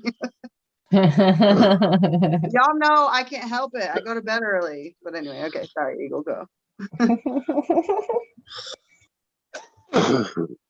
So for some reason, I was fucking all stoned. Everybody, all I heard all day, squirrel, squirrel. For some reason, old Abe popped into my head, and I pictured him saying, 4 score and several squirrels ago. What the fuck was I talking about? His fucking address to the nation. You don't remember that? My fucking notes. No, it's funny. Somebody's real close, by the way. I'm watching the numbers. Somebody was one number off. Yeah, I saw that Kenny Biz, right? I didn't catch the number. All right, we got.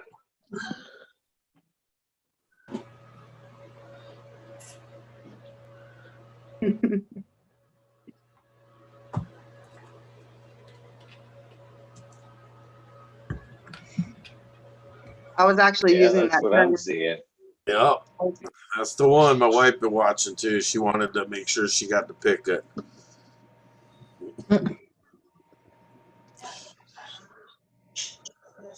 Eagle, is everybody messaging you or are they messaging everybody on their own Instagram? I don't know what you've been doing. I think we have a winner. That's cool.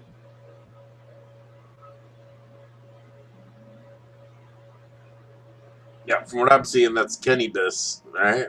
Yeah, I mentioned that I liked his handle, Kenny Bisflower 410, and the number was 409. Wait! I see a second grow. How many times was that from the first one or the second? Let's make sure you guessed from the.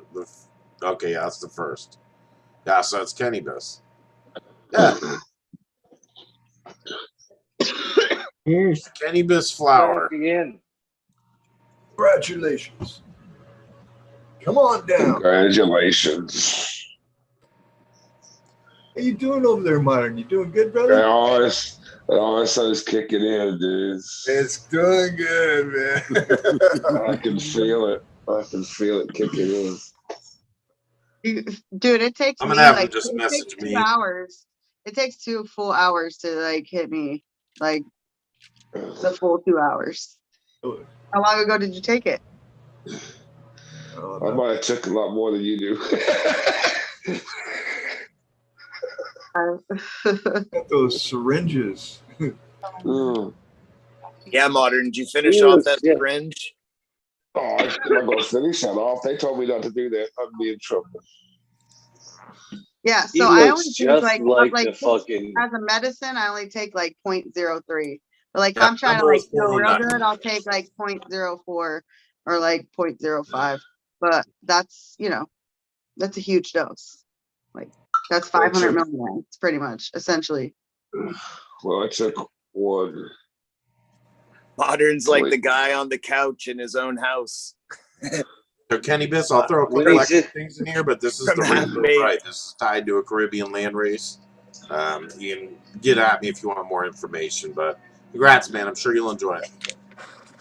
What is it again? Modern sits back down.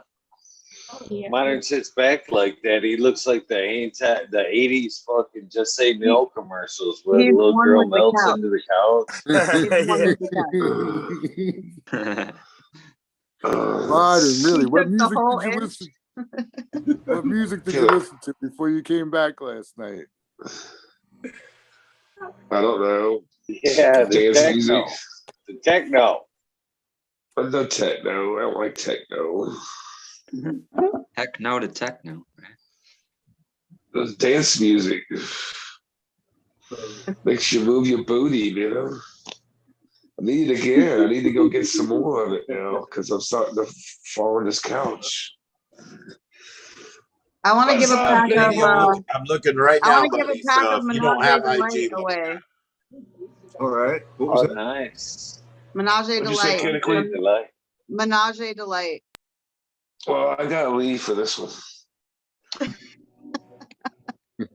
Modern actually got to smoke the methed up. I know. Vino I might and leave too. chicha. But really. Yeah, and it's legit. Like whatever I was saying, like that pheno is definitely in there, and we all got to experience it together. It's pretty crazy. Like Bio365 Tim, he was like, dude, what the fuck was that? Because he was like, I got this head rush. He's like, what the fuck was that? I looked at Lefty because we collabed on this strain. I'm gonna do a trivia question because the people who pay attention, you know, Eagle's grown it. We've talked about the genetics. But I looked over at Lefty, we collabed on it, and he was like, what the fuck? I was like, dude, yes, it's there. It's magic. It wasn't just me. I wasn't imagining it.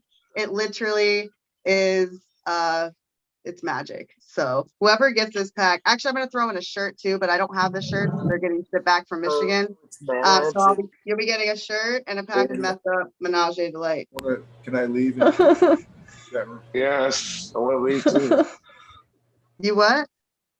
I want to leave to get a chance to win. I know, right? I'll do one more pack after this. I'll do a Queen White Haze, but this is the Menage Delight, the messed up Menage Delight. Awesome. Very nice of you. Yeah, I wanted to talk to Eagle because I really didn't get to talk to you since you grew it. Like, I didn't get really a smoke report, which I was assuming you didn't get the pheno that I'm talking about because I just know that if it was, I would have heard from you about it. But how was the smoke? Like, what would it taste like? It grew okay? Like,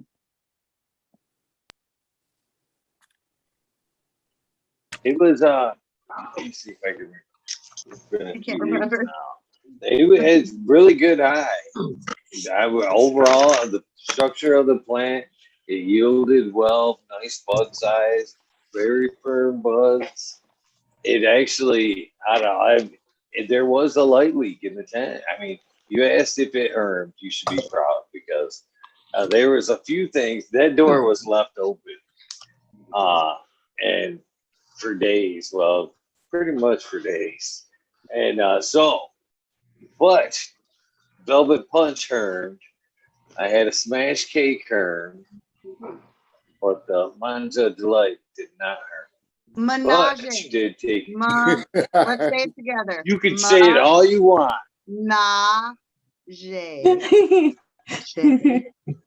Those are a lot of fun. I was gonna say, if you know what it is, you definitely know what it is, right? Like you just can't say it. Yeah, that's the only time you got me to say it right. Menage a trois. There we go. There we go. Menage Delight. Okay, so yeah, that's what we're giving away. I want to ask the question because I feel like if you pay attention, you would know the answer. But there's I just want to know at least one of the strains that is in this cross. If you can answer that question, you get this pack and a shirt, a Canna Queen genetic shirt. Come on now. Deal. Me. Well, I can't play. But overall, it was good, Canna. I very much enjoyed it. It was top of the list. Thank you very kindly, sir. Thank you, I'm Governor. actually. What, you want to get in on this giveaway? These two. These are the Velvet Punch. But you These didn't. are the Velvet Plus times the Menage a Delight. Oh, that's the one that pollinated Jack's stuff. Yep, yep. Damn, two big together. jar. What the fuck? He got all of it. Well, he got the male part of it. So Damn, big jars, get it. yeah, big jar got it. I'm rooting for you. So okay, this strain, yeah, it's the Lemon Royale by Swamp Boys, Lemon Trees, GMO TK Skunk times TK and a 5 haze. Booyah. So you get a shirt, you're just gonna hit me with your size and your Addy. Canna Nice Mafia ass, at Marty. Gmail or Hey, Canna Eagle, Mafia Lexi 420. said dinner's done. My wife just pointed that shit out. Now, Lexi, we're all hungry now. Now I'm hungry. Well, you know, if I don't bring enough for everybody. Well, Lexi, why don't What the fuck, man? He's ready to be served. Yeah, come get a chair with your dad, you know? Hell yeah, big jar. Congratulations. I'm gonna write your name. I hope you don't mind. I'm gonna write your name on the tag because so I don't forget. And then yeah, just hit me with your size, whatever. Grab 2 pieces of toast, put them in the toaster on the left side, and hit toast. I'm gonna give away a pack of Queen White Haze too, and we can do the number thing that you guys do. So Queen White Haze. This is the V2, so it's the F4 V2. I'll write that on here because I didn't. Now everybody's hungry, man. Tell Lexi now I gotta cook dinner. It's time for me to make fucking dinner. Fuck. Wait, what's for dinner, Lexi? What's for dinner, girl? I was gonna have a Yeah, I piece of know. Would you cook me? Hey, I'm on my way. We got like this.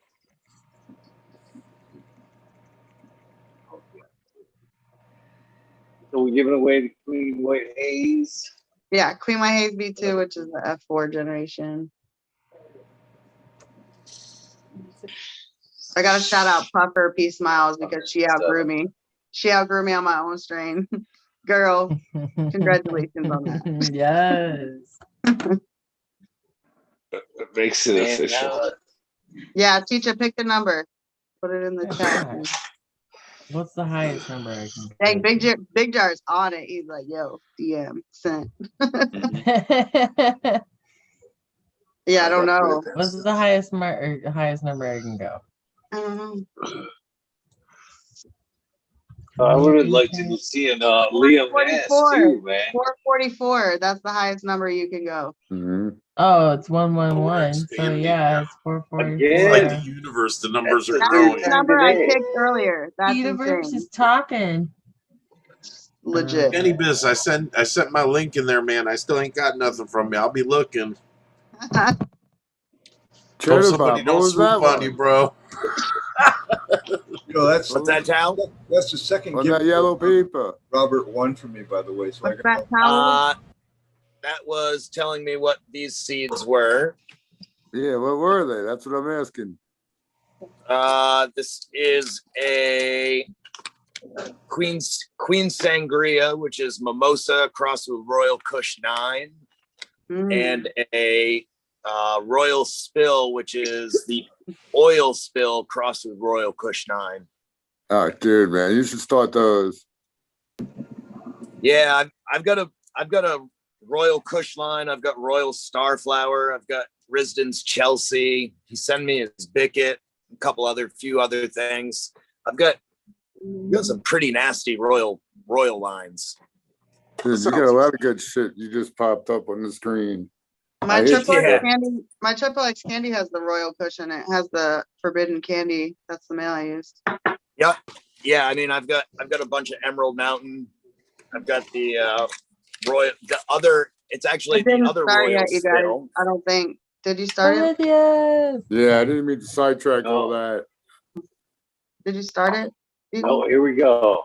Okay. You guys ready? Officially starting now. Cheers, everybody. Good luck. One guess only. Unless you see your guess in chat, you guess one more time. Multiple guesses will get you disqualified. Good luck. Here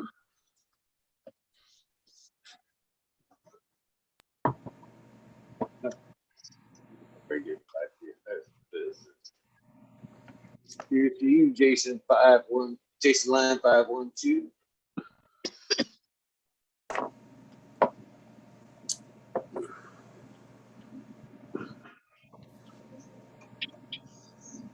They go crazy for them beans, man. I was giving away coffee cup earlier, man. You thought I was giving away fucking cooties and shit. What? This is a My fucking favorite part cool about ass the coffee packaging. I mug. love that you do your little seals. I want I a like fucking those coffee seals. mug. Oh, that I reminds like me, that. Eagle. Sure, for sure. I'll send you one of mine. You guys send me one of yours. You got to.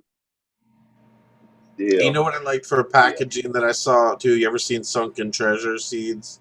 Yeah, that stuff's cool with the little Cool little packages. Yeah, yeah. I like when people try and be creative. Why not? You know, you try and make it fun. Some Yeah. ways somehow. My buddy Blue just got a real nice pack of their gear. I'm not sure which one, but he's pretty psyched about it. Cheetah Bees Hopefully. got a bug. What's that, Martin? Bug. Just I see just Cheetah so you Bees know. got a eagle bug. Prometheus. Prometheus. Yo, yeah, but only one Miss number. Prometheus. I don't have one of those. Yeah, I was very disappointed. There was no gift. So who basket. won? I'm so excited. Who won? Who gets to grow this biatch? Right. was I'm trying hungry to for see. it. I'm trying to go back to see who is like closest. Someone got close, but they took two. It could be. It's a good stamp. It's a flower. I had the Tree of Life, which I loved, but I let a scam artist have some of my packaging, and he stole it. So. Yeah, that's some shit. Yeah, I hate that you got screwed, Queen. It's really shitty. You just don't have any fucking luck between the seed guy and the packaging. Like, what the fuck, man? I really don't. I really don't. It's not about luck though, so that's okay. That's okay by me because karma does come around. There's two of When it them. comes Ian. back around, it comes back tenfold. So depending on what kind of Alright, karma I got you my put out there. popcorn. I got my joint rolls special for that day. All right. Oh, in case I got terrible karma. What was the closest number? The 222 or I whatever? believe it was 12, wasn't it? Who? The number was 12. No, the number was Oh, it was 207. 207. 212. Number was Maine, baby. 207. Number was 207. Yeah. Maine area There's code. 3 numbers. Pine Tree State, baby. What's up? I think it was Prometheus. 212. Could be Prometheus. wrong. No way. I know, right? No I was fucking way. double, triple, quadruple No. checking. No. Promiscuous, Did he you gotta win? send him something different, man. Wait, did he win? I just Prometheus, want to get know. off our wavelength. Just kidding. Prometheus won both the raffles at the Canna Queen sesh. One had a half a pallet of Bio 365 soil. Shout out. Yeah, Prometheus. and shout out to him. Oh, He's he got gonna so help much me good, out. like so much amazing things, but he totally deserved it for sure. Like I mean, that DLP man. had 213.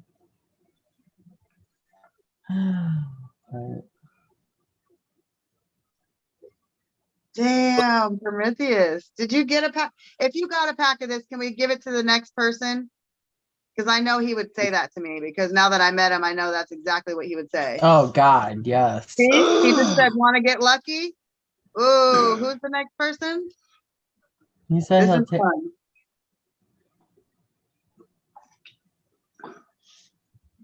The next one closest to the guess. Yep. After Prometheus. Well, that would be DLP. Somebody else. I remember who was it that was getting lucky all the damn time? There was somebody, Eagle, that I swear to God, the guy won I like really don't think it's luck, honestly. I think that it's their time. You know what I mean? Like everybody don't win all the time. Like, and when you win, like, you know what I mean? It's just like a little season or whatever. Like, I don't believe in luck. I really don't. Oh, the guy that just won. I don't have a mole. It's not a mole. Make my own luck. I think it's fate because the guy that won my giveaway won my last giveaway as well. Oh wow! Nice. So it's, I go, same address. Should we do it again? Yeah. Should we just do it again? Well, GLP was next. Oh, man. If we want to do it that way, because he was one behind. DLP. Sergeant Sweet. Pepper. Do it. Yeah. What's up, That's what he Sergeant said. Pepper? DLP. Was on a roll there for a while. DLP with the menage a life. Oh man, I'm jealous. Right? Mixing my A's. That's right. Oh, DLP. sorry, but no, I got a little. Yeah, DLP, congratulations, man. We have to talk. Yeah, boy. So funny watching the YouTube lag between the Zoom lag and feeling like I'm going back in time watching us all. You've all evolved so much in this short time.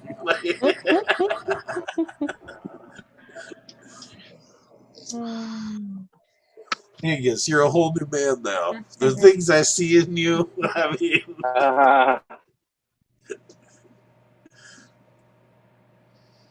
So, guys, I hate to do this, but my YouTube is, I'm sure it does yours. It says 11 hours ago. I'm not sure 11 hours in what, but I know 12 is the cutoff, and I do not want to lose this episode. So, we're going to have to call an intermission. You guys are all welcome to come back here in a few. But we've got to hang this one up and preserve it.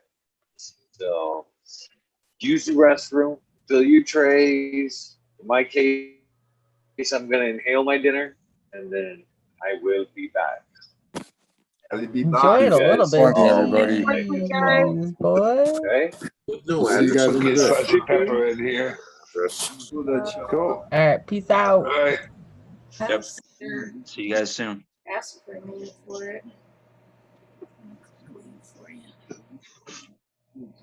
Who just bounced? I'm not sure. Whoa, everyone just bounced. Yeah, are we on live still? Still says live. Yeah, we're bouncing. We'll be back in a few minutes. We got to wrap this one up for preservation. Check back in with you guys. All right, guys. Please, Yep. por See you guys favor. soon. See you in a while. Yep.